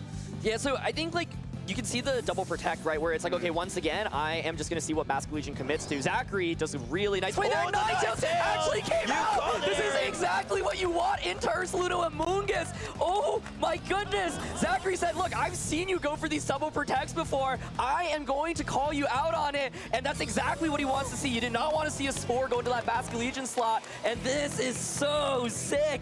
Of course, the Incineroar is Grass Terra, has Taunt as well, so that's a way to shut down the Amoonguss. But hey, Blizzard is actually looking pretty good. You've got the Intimidate, and with the Ninetales being Ice type, the snow definitely allows it to potentially survive an attack here. So this is so exciting. I can't believe it actually has made the appearance here. What a bold call here. But this is what I was saying, right? Yeah. Your way to get around the Ninetales is, okay, I can just like maybe pivot out. My Incineroar is going to be really good into you. But wow, Zachary going for the adjustments that we were like thinking about. Yeah. And that turn one play, I love the hard call out of just switching immediately into Ninetales. I think what I'm looking out for here is what does the Incineroar do here? Because I think, yeah, the Ninetales probably wants to attack, get some Terras out, get some switches out, but the Incineroar could go for a taunt, which is a little bit more straightforward into the Amoonguss, or it could, pivot out, because as Dylan identifies, the Incineroar is actually really well positioned here, and if the Incineroar stays on Zachary's field here, it actually might not be a very good position, especially since it's liable to taking a lot of damage from this Ursaluna with its guts activated. So let's see what happens here. The Terra Astralization is actually activated on the Ninetales, so losing access to the defense boost from the snow in return for taking a lot less damage. Not taking the facade, but doing a lot of damage to the Ursaluna. What does the Incineroar go for? Does it double into the Ursaluna, or does it cover the Amoonguss with the taunt? Oh, it goes does. for the taunt. Okay. So the Ursaluna is able to attack this turn, but is it going to be able to make its mark here? It's going to be the headlong rush into the Incineroar, and it's knocked out. So one of the biggest tools that Zachary had into shutting down the Amoonguss, into shutting down the Porygon 2 is out for the count. Yeah, Yuki, I really like your point about, like, what do you do with the Incineroar? Because taunt is like the safe play. Dylan's like, you need to respect me, so I am going to switch into my Incineroar here. The Ursaluna, you can see Dylan's feeling probably a little bit nervous, right? Like, let's say you get doubled up into. I think the Ursaluna would have survived either a Flare Blitz or a knockoff anyway from Incineroar, but imagine if that was a parting shot, right? Suddenly it's -2 attack Ursaluna. Zachary goes for the Ghost Terra with the Ninetales, hoping to see a facade into that slot, but Dylan making this incredible pivot into Incineroar and getting that knockout definitely puts himself into a decent position. However, that being said, right now you are staring down 2 Ghost-type Pokemon, right? No fake out. Exactly, no fake out. Basculegion here has a lot of offensive pressure as well. So it might seem like the Incineroar is forced to Terastallize here to not get knocked out or take a ton of damage. Also able to potentially pivot, but it feels like that could put Dylan on a back foot. So only 10 seconds left. Dylan has to make a commitment here. What does he do? 5 seconds left. Oh, he's going for the knock on the Basculegion, but there's no Terastallization. So if the Basculegion opts to go for the Wave Crash here, it could be a huge knockout while also getting some critical damage onto this Porygon 2. Porygon 2 going to activate its download first, going to get this attack boost. Not super helpful. Oh, it's just a Wave Crash into the Basculegion, into the Incineroar, doing that big damage, getting that huge knockout. So it's going to be Porygon 2 versus the world. I anticipate a Blizzard coming out here from the Ninetales, but how much damage is it going to do? Ooh, pretty good. Pretty Does it freeze? No freeze. Oh, but yeah, so at least the Amoonguss is able to come in here and do some support, be able to redirect the attacks from the Basculegion. So it's got to be Trick Room and Rage Powder here, right? But oh, okay, Water Terra. Yeah, that's right. Yep. So this is obviously a really good defensive tool right now. Feeling forced to go for the Rage Powder because otherwise Wave Crash plus Blizzard will just knock out the Porygon. So Zachary will be able to do a good amount of damage here, but you know what this opens up the door, Yuki? If Rillaboom is that final Pokemon and you've Terra'd the Amoonguss, this is what I was saying in the beginning. Now everything is liable to just these grass-type attacks from Rillaboom, and so Zachary making some really cool adjustments here with the Incineroar and Ninetales, and if Rillaboom indeed is that 4th and final Pokemon, he'll be really well positioned. I think even if Trick Room goes up, the other thing we have to think about is this is Blizzard, right? And if Blizzard gets a freeze onto the Porygon doesn't get to set up Trick Room, could be an absolute nightmare. So Dylan is going to go for this defensive Terra with the Amoonguss. Water Terra so well positioned into these 2 Pokemon that will not be doing very effective damage. But the key thing here is, are there any freezes this turn? First, we see the Rage Powder animation having high priority here. Going to take Basculegion's attack on behalf of Porygon 2. Wave Crash going into the Amoonguss, going to be not as effective. Still doing a really respectable amount of damage. Not going to proc the Citrus Berry, but here comes the... Oh, it's just Moonblast. Okay, so reading into that Terastallization. So no Blizzard freeze opportunities here, so Porygon 2 going to safely get that Trick Room up, but as you said, Aaron, this Amoonguss is now going to be liable to a Grassy Glide from the Rillaboom that could be in the back. However, it's not on the field right now, so Dylan can take advantage of this one turn to potentially do some recovers, get some spores. This is a big turn for Dylan, right? I think, like, the tides have turned a little bit here where because that Terra was saved on the Amoonguss, like, it allows you to just go for this safe play. And, like, Moonblast is nice, right? It kind of covers for the Terra, but it doesn't really do that much at the end of the day. Fundamentally, Alolan Ninetales' base special attack is just not that high. And so, like you said, Yuki, prime opportunity to potentially go for a Spore right now. And so if you're in Zachary's shoes, you might be like, okay, I'm going to protect the Ninetales, pivot in Rillaboom right now. If Rillaboom is the final Pokemon, like I think that probably feels the strongest, but no, it's Ninetales switching out. The straightforward play would have been the protect and switch in the Rillaboom, but Zachary said, yeah, I bet you're going to try to read that, so I'm going to bring the Rillaboom into the proc that could protect. Is this going to work out for him? Because if the Spore goes into the Basculegion slot, so Dylan going one step ahead and putting the Basculegion to sleep. Let's see, this Porygon 2 opting to go for the Ice Beam into the Rillaboom. Calls it perfectly. For Dylan, is there going to be any freezes over here? A critical hit.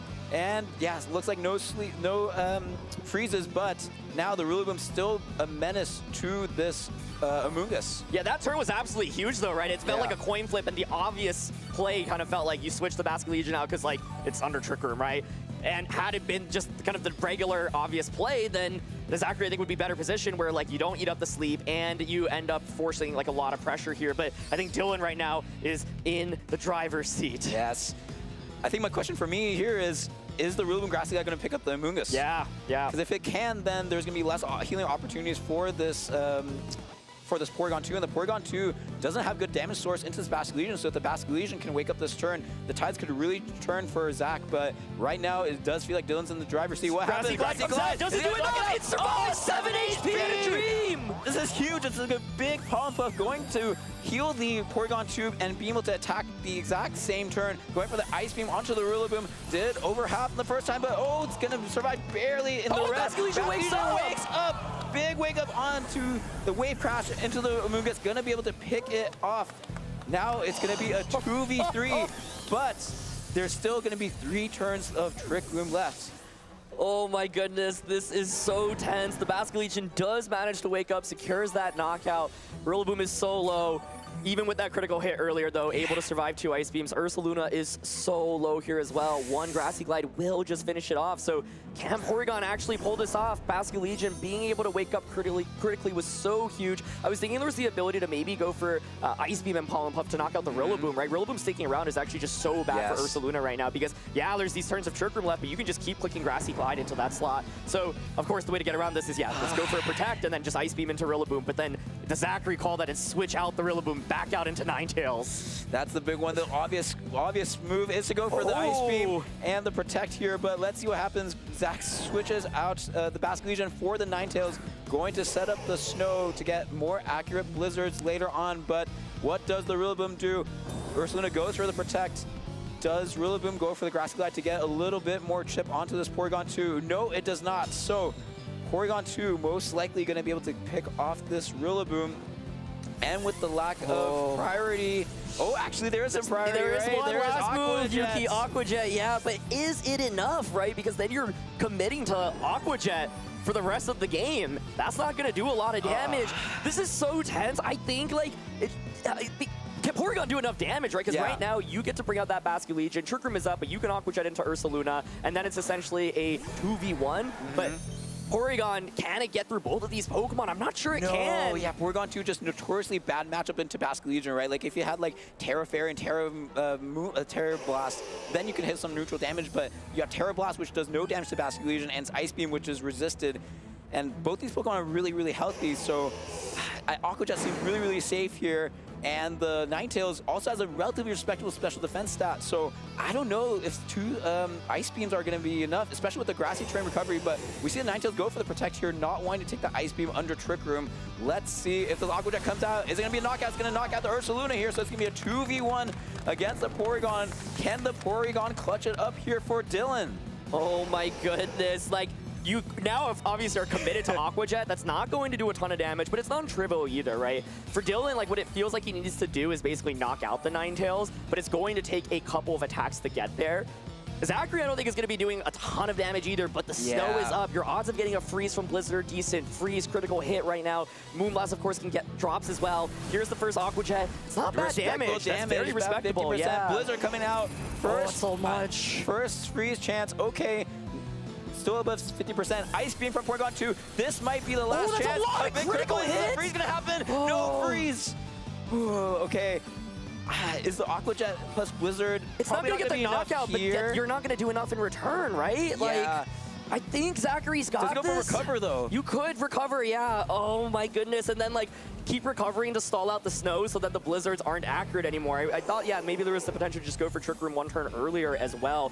I actually think if you click Trick Room right now, you just lose because Aqua Jet into Blizzard into Aqua Jet gets the knockout. So I don't think this is the Trick Room cannot be the option. You have to go for recover or Ice Beam, saying you're either going to freeze or KO the Ninetales. But, oh man, it's coming down to the wire here, folks.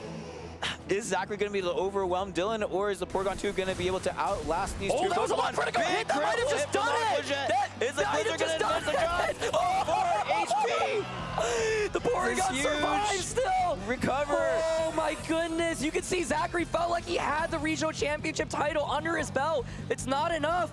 You can keep healing up with Porygon right now. The Ninetales is so low. You need at least one more Ice Beam. Dylan's looking to just keep healing himself up. He's got to avoid more crits. He's got to avoid freezes from this Ninetales, but it feels so tense. I would give the advantage to Zachary right now. But one thing that Zachary could do is encore the Porygon 2. It can't attack anymore That's if right. it does that, and it also avoids any kind of Life Orb chip that the Ninetales will go through, so that could be a win condition. And yeah, but at the same time, do you want to go for that PP stall here? We see the Basque Legion go for the Aqua Jet. We see another Blizzard come out for the Porygon 2. Surprise on 8 HP. Another Life Orb tick, slowly wearing down the Ninetales. Another recover from Porygon 2. Surely this Porygon will be able to outlast both of those Pokemon without any kind of secondary effects or critical hit. Porygon 2, 4 more HP than it started in the last turn. It's coming down so close, folks. I mean, it's got to be the Encore, right? Like, the Ninetales is KOing stuff. I think that's exactly it right now. And, I mean, now you definitely don't want to be clicking Blizzard, right? So, here's the Aqua Jet. I feel like, I don't think Moonblast gets the knockout here. Yep, there it is. There's an Encore. But what's interesting here, though, Aaron, is that the recover will keep happening. But once recover's PP is gone, the Ninetales won't be able to encore it anymore. So it can keep attacking, and that means the Porygon's going to be back at full HP, right? So does this actually advance the board state for Zach? I don't know. This is actually crazy. The fact that the crit happened and the Porygon still managed to hang on is absolutely wild. I find Encore endgames to always be one of the most stressful situations, right? Absolutely. Because are you keeping track of the PP? At the turn that the Encore runs out, where are we in the game state as well? So another Aqua Jet comes out. It's Blizzard. It actually just hits. Okay. Doesn't freeze. Doesn't come out. Oh, man. So Recover is going to basically get the Porygon 2 back to full health. I think from Zachary's perspective, you don't want to click the move that could knock you out, right? Like, yeah, exactly. If like you're less than 10%, you can't click the move. This Life Orb is not helping out the Ninetales right now. Ninetales goes for the Protect. This is absolutely nuts right now, folks. Another Aqua Jet comes out. Oh my goodness, Recover. Another one out, but it is very, very low on PP right now. Aaron, you know what I think is going to happen? I think the Porygon 2 is going to have to run out of Recover. Yep. And then the Ninetales is going to be able to get one last attack off before it gets knocked out by Life Orb. And then it's going to be the Basque Legion locked into Aqua Jet versus Porygon 2 and doing Ice Beam. So who is going to be able to outdamage who? Oh my goodness. This is so crazy. Encore comes out again. So this is, like you said, going to be the final sequencing, right? We've got a couple of recovers left. Like you said, Ninetales will get one more attack up. But I think that's exactly it, Yuki. It's going to be Basque Legion into Porygon 2 in this 1v1 trade-off at the end of the day. And I wonder if that Blizzard earlier was a mistake. If like it could have maybe gotten an extra attack off after the Recover was stalled out. Yeah, exactly. Because now the Ninetales has to think about, okay, do I want to attack to get more damage off, or do I want to force the Porygon to attack me so that I have one more opportunity for the Basque Legion to attack? Oh, here we go. It is the last recover. You can't go for anything else. Does Zachary remember this? Does he remember how much PP that the Porygon 2 has? Because if he goes for an Encore this following turn, that could be a waste of a move, right? Yeah. So, okay, oh my goodness. So here on out, all damage onto this Porygon 2 is going to be permanent. There's no more recovery left. So what I have my eyes on here is, what is the Ninetales going to go for? Maybe Blizzard's better, right? Because even if you miss, you don't actually care too much. Yeah, okay, let's see. Aqua Jet comes out. Okay. Oh, wait, for the Encore again! Oh my goodness! Wow. Fails it! So here goes the Ice Beam into the Ninetales, going to knock it out. I see Dylan celebrating here, but is that actually enough? There's no recovery options. Ice Beam does really little damage to this Basque Legion. This is so tense. I think it's going to be, it's like, what, 32? So, like, 5 Aqua Jets will do it. Here's Aqua Jet number 1. How much does Porygon 2 do in return? Ice Beam comes out into Basque Legion. That's a respectable I think amount this of favors damage, Basque Legion, but no secondary effects here. It's just going to be these two folks clicking these buttons. What's going to happen? Ice Beam coming out. It's not enough. It's not enough. You need a freeze right now. You need a freeze. They're both around 60%. but Basque Legion's faster, so Porygon 2 has to get a critical hit or has to get a freeze. Here's one more opportunity for that. What does it do? Oh, still no freeze. Oh my goodness, Zachary. 68 down to 38, needs two more. Needs 2 more here. Here comes the Ice Beam. Still no freeze, still no critical hit. No freeze. This is it, this is the last chance. Basque Legion, if it doesn't have a critical hit here, it's gonna not KO this Porygon 2.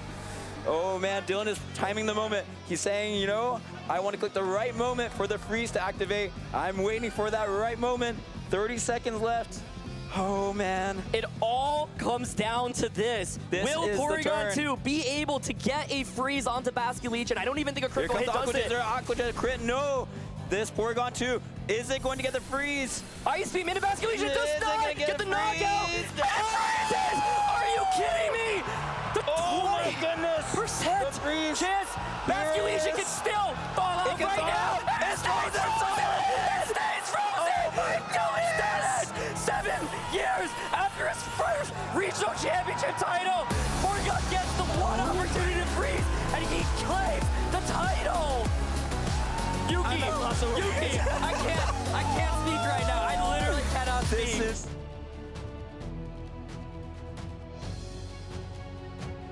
So deserved for how hard he fought. How many times you called it. The Encore, were you counting? If that was a Moonblast, that would have given you the damage, so that it didn't come down to that. Oh my goodness. The margins were so thin that game. An absolutely heartbreaking loss for Zachary there in that end game. I think Encore end games are one of the hardest end games in Pokemon. Absolutely. Because even though you as a viewer probably think, oh, it's so obvious, when you are sitting down there, it is so hard to keep track of the game state, so hard to keep track of everything. You don't know when you start doing the Encore, oh, I think I need to start counting. When it starts recovering, it's like, oh, that's the first recover, oh, that's the second recover. You can't, you're so locked into the game that you can't always entertain that, right? And that really cost Zachary here. Wow. Oh my goodness. I mean, it was so many Ice Beams in Basque Legion. Like, the odds of one freeze were actually pretty decent. However, it just couldn't have been more tense, right? It literally was the last final opportunity to get the freeze. And you can see Dylan took a little bit more time before he made that final. That timing, it worked out for him. He's like, yep, this is the right moment. I'm gonna click the button right now. That was one of the most unbelievable finals I've ever seen. Like, it was so tense. You can see what it means for Dylan, the emotions pouring out as he wins his second regional championship. Hugging all his friends. This is such an emotional moment. Wow. For Zachary, I hope he can hold his head up high because I thought the adjustments he made were literally genius. So impressive. Like, yeah, the conviction came in perfectly, right? Like, that was the exact moment, the exact game it had to come in. There was no speed control on the table. That Blizzard was doing so much damage. And yeah, the Incineroar went down here, but it was just so well positioned. It was one of the most back and forth tense games I've seen in such a long time in this format because it felt like it was just on a knife's edge, right? Both players were trading blow for blow. And once Dylan got that trick room up, Zachary had to respond defensively. And then we saw this turn, right, where the Ice Beam goes into a Rillaboom. It does so much damage. Basque Legion, of course, did manage to get that early wake up. A critical hit coming out here as well. Amoonguss hitting out with the Grassy Glide. It felt like every turn there was just drama and drama. Basque Legion crucially does manage to wake up here, gets the knockout onto Amoonguss, and it was just so intense. That was such a pleasure to catch. Like, it was an honor to be able to sit at this desk with you, being able to watch it together. Like, I feel like I got to appreciate so many like, even that critical hit was relevant, right? Because that just means one last turn that you could get for the life orb. That crucial Ice Beam into that Ninetale slot. If that Ice Beam had gone to the Basque Legion, that could have also been it for Dylan. This was just so exciting. I am speechless. The final Ice Beam. One last Ice Beam. We are like, I'm like speechless right now, dude. That, like, honestly, just unbelievable. And I mean, once again, it's like, it just couldn't have been any more dramatic because it was like, what, Dylan had gone for Ice Beam at least like 8 times into Basque Legion, and so the odds of you getting one freeze at somewhere along the line is pretty decent. Yeah. The fact that it came out at the last turn. The very last turn, because when Dylan hit the button at the right moment. Like, the thing is, if you get it like too early on as well, you know, then like maybe you just thought immediately afterwards, right? I was just unbelievable. Like, I cannot believe that it came down to that. And I think, you know, for Zachary, I'm sure he will look at that turn where the Ninetales went for that Encore, like you mentioned, Yuki. And yeah, it's, once again, it's so easy to not be counting the PP, right? Yes, it's of course. I know, like, even when I'm playing, that it's just really, really difficult to note. And even if you've missed one turn of it, suddenly you're like second guessing yourself. Right. And then the other thing that, of course, sometimes people do is like not even PP max their moves in order specifically to get around Encore endgames, right? Not relevant here, but that's also something that you could be stressed out about. Of course, of course. And so, also the even harder part was that Encore, it ended at the correct turn. Yeah, so usually if you only had like one PP left, then Encore, you would Encore, the move would happen, and then it would say Encore immediately ended. So it's like, oh, okay, I guess the PP was ran out. But it ran out on the third turn. So it was really hard for Zach to like notice like, oh, it ran out not because the time ended, but because the PPU ended. So like Zach cannot fault himself for that. Like it was just such a great series, and it's a mistake any of us could have made here. Yeah, and both players just played so phenomenal. Like this was truly one of my favorite finals I've ever seen. It felt like just both players were so evenly matched, and the responses coming out from both ends. And for Zachary, I mean, it is a heartbreaking loss, right? But he played such an incredible tournament. Like I thought his play was just always so consistent, and it was so close to the title at the end of the day. I know he's going to be a regional champion, maybe even an international champion one day. And so, yeah, so definitely, I think this match has shown to us it's not going to be a question of if, but when. Exactly. And as we see the top 8 players here, huge congratulations to these players.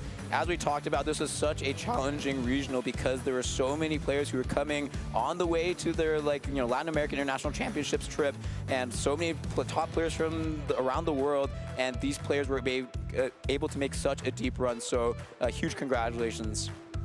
Oh man, Yuki, I'm like thinking about that endgame again, and because like the Encore, like you mentioned, I wonder if it just came out right after the first recover and Ninetales just stops attacking for all the subsequent turns, and then right when you've actually finally eliminated all of the recover PPs, then you start launching your attacks. Yeah, because then you have more HP. Maybe it was actually taking the Ice Beam, right? Exactly, yeah. It was like the combination that I think the Ice Beam did get that critical hit onto Leolola and Ninetales, but then it was like the Life Orb just kept losing Ninetales' HP, exactly, and so I mean, like, Encore is normally one of those incredible moves in endgames, but it can be really hard to, like, parse through and think through, right? And so, yeah, I mean, once again, like, just an absolutely crazy endgame is one of those where it felt like anything could happen, and you have to remember that when you are sitting there in the seat, your heart is pumping, like, you are so stressed out. Every decision, every move that you click, it just becomes so much more difficult. And so I have to give Dylan and Zachary so much credit because that was truly one of the most unbelievable finals I've seen. But, yeah, I mean, for it to end with the freeze right at that time, unbelievable.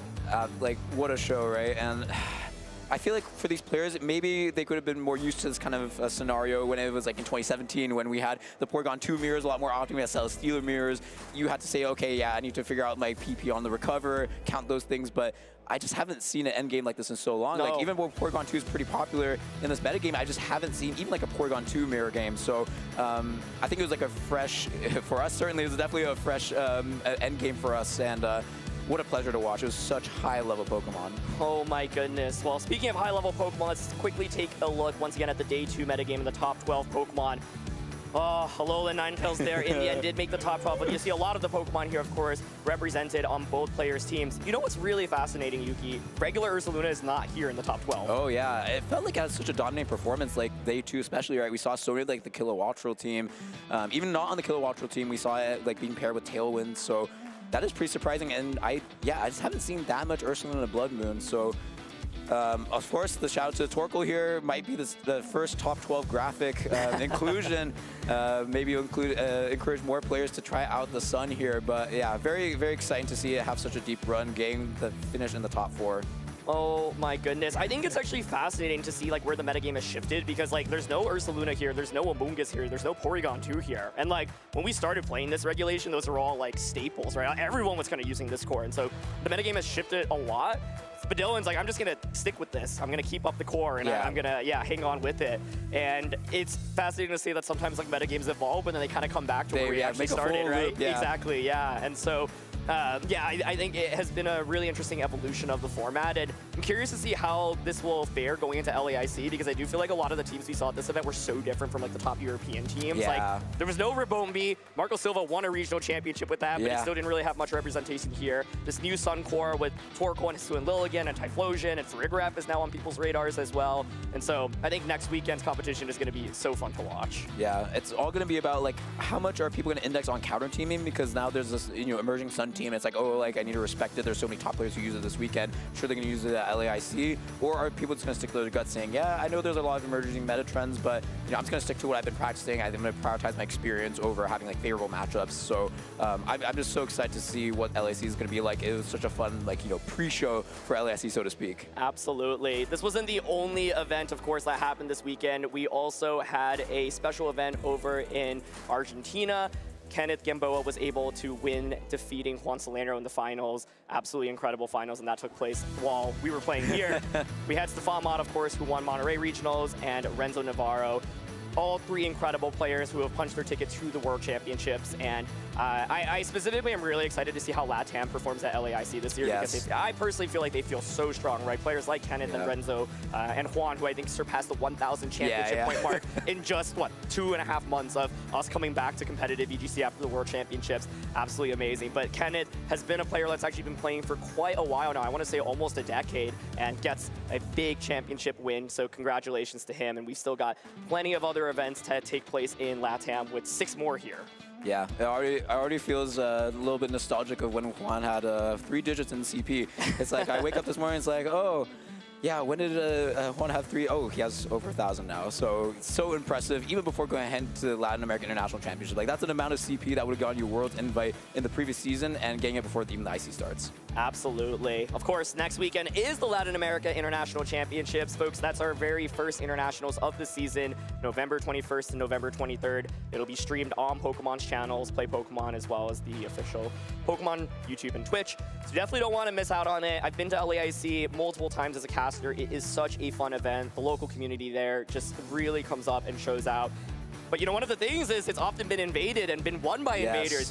We've had like James Beck, for example, Ashton Cox, and we've had, of course, Marco Silva. And so, yeah, it will be really, really exciting to see if LATAM can defend on home turf. You're definitely not going to want to miss out on this tournament. Regulation H, I think, has evolved so much, but it's exciting because I'm like, yeah, I could see Marco rolling it back up with Charizard. I think that'd be so fun. Like, that'd be awesome. Because I can't remember the last time we had like the same event using the same format in 2 different years, right? And so, I don't know, Marco, if you're listening to this, run it back with Charizard. Show that even though there are all these new Sun cores, it's still all about Gen 1 Charizard. Yeah, how many likes do you need? Yeah, we'll make it happen here.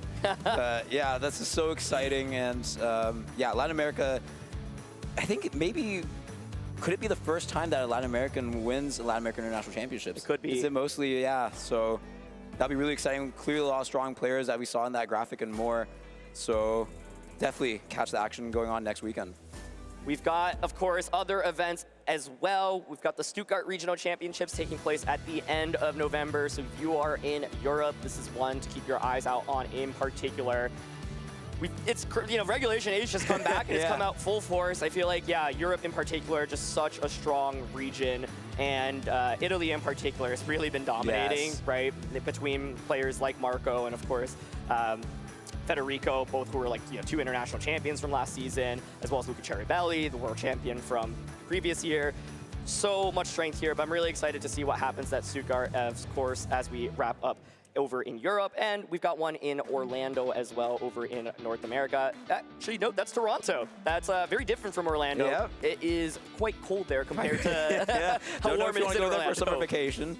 But yeah, it's going to be in the Regulation F format, so that's going to be very exciting. Raging Bull, Urshifu, welcome back. Welcome back. Yeah, Protect not going to be as reliable as you thought, but yeah, it's so exciting that we still have Regulation H. One final wrap-up next weekend, and the following weekend after that. Like, I feel like so many people say, yeah, oh, at this point, I think the format's stale. Like, it's already been solved. Like, the best team already exists. But I think time and time again, we've been proven wrong. Talking about the Sun team again is proven so well here, and we see even more new cores that are using like the Rillaboom and Incineroar. So, yeah, I think the format can always evolve if there's always more time, and yeah, it feels like it's going to be the grand finale in the next few weeks. Absolutely. It has been an incredible tournament. That finals truly, I have to say, is one of the most exhilarating things I've ever commentated, so thank you to the players for putting on such an amazing show. Thank you, Yuki, for doing this with me. It was awesome. Thank you to all the production staff, everyone that works on these shows, the tournament organizers. It takes an entire team to make these events happen, and thank you to you all, the viewers, for watching. So that's going to be it from us. Yuki-tron, thank you for tuning in, and I believe we're going to go throw it down to Dewey. Thank you so much, Yuki-tron. Dwee here on the stage right now, getting ready for our award ceremony. It's been 2 days of intense battles. Over 700 players from all over the world have converged, but we are now down to our final 2 and ready for the award ceremony. Please, everybody, put your hands together for our VGC Masters Division finalists. Give it up for Zachary Weed.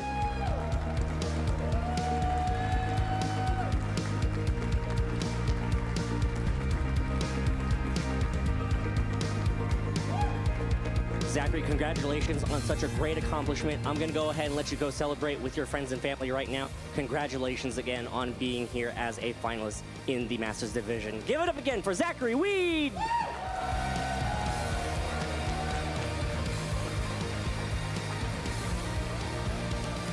And now, for the crowning of our VGC Masters Division Regional Champion, everybody put your hands together for Dylan Salvanera!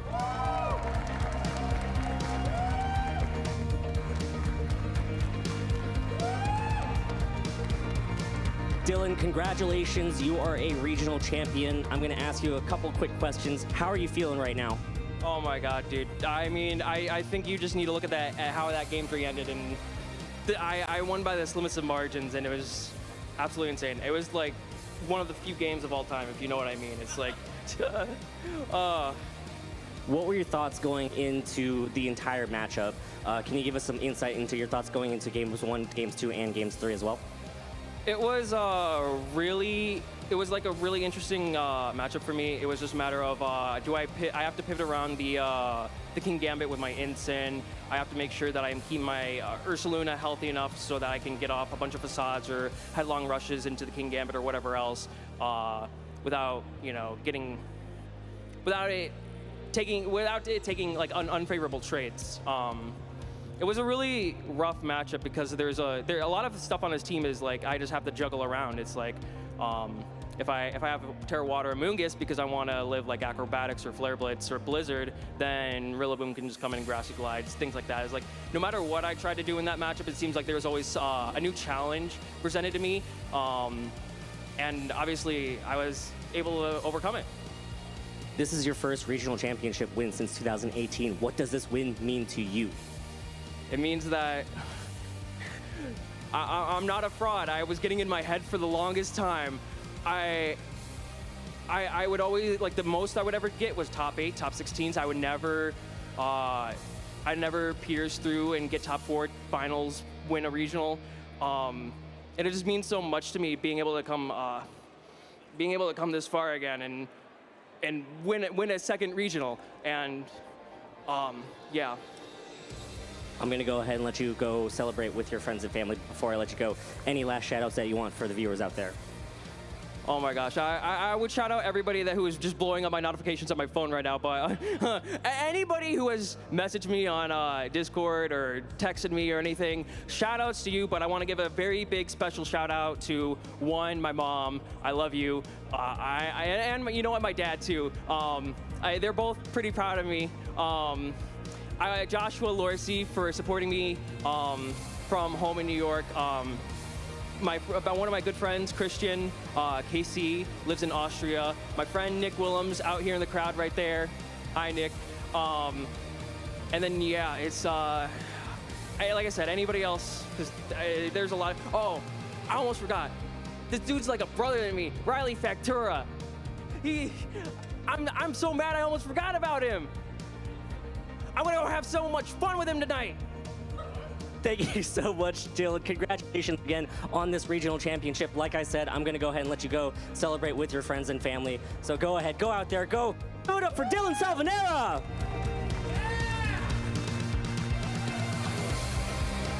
It's been an action-packed weekend here in Las Vegas, but of course, you can stay up to date. Follow the channels at twitch.tv/Pokemon. Of course, also follow the channels at youtube.com/Pokemon, and keep up to date with all Pokemon broadcasts by checking out Pokemon.com/broadcast. Of course, next week we have the very exciting Latin American International Championships. We'll be seeing you there, but for now, this is the VGC broadcast signing off. Have a great night.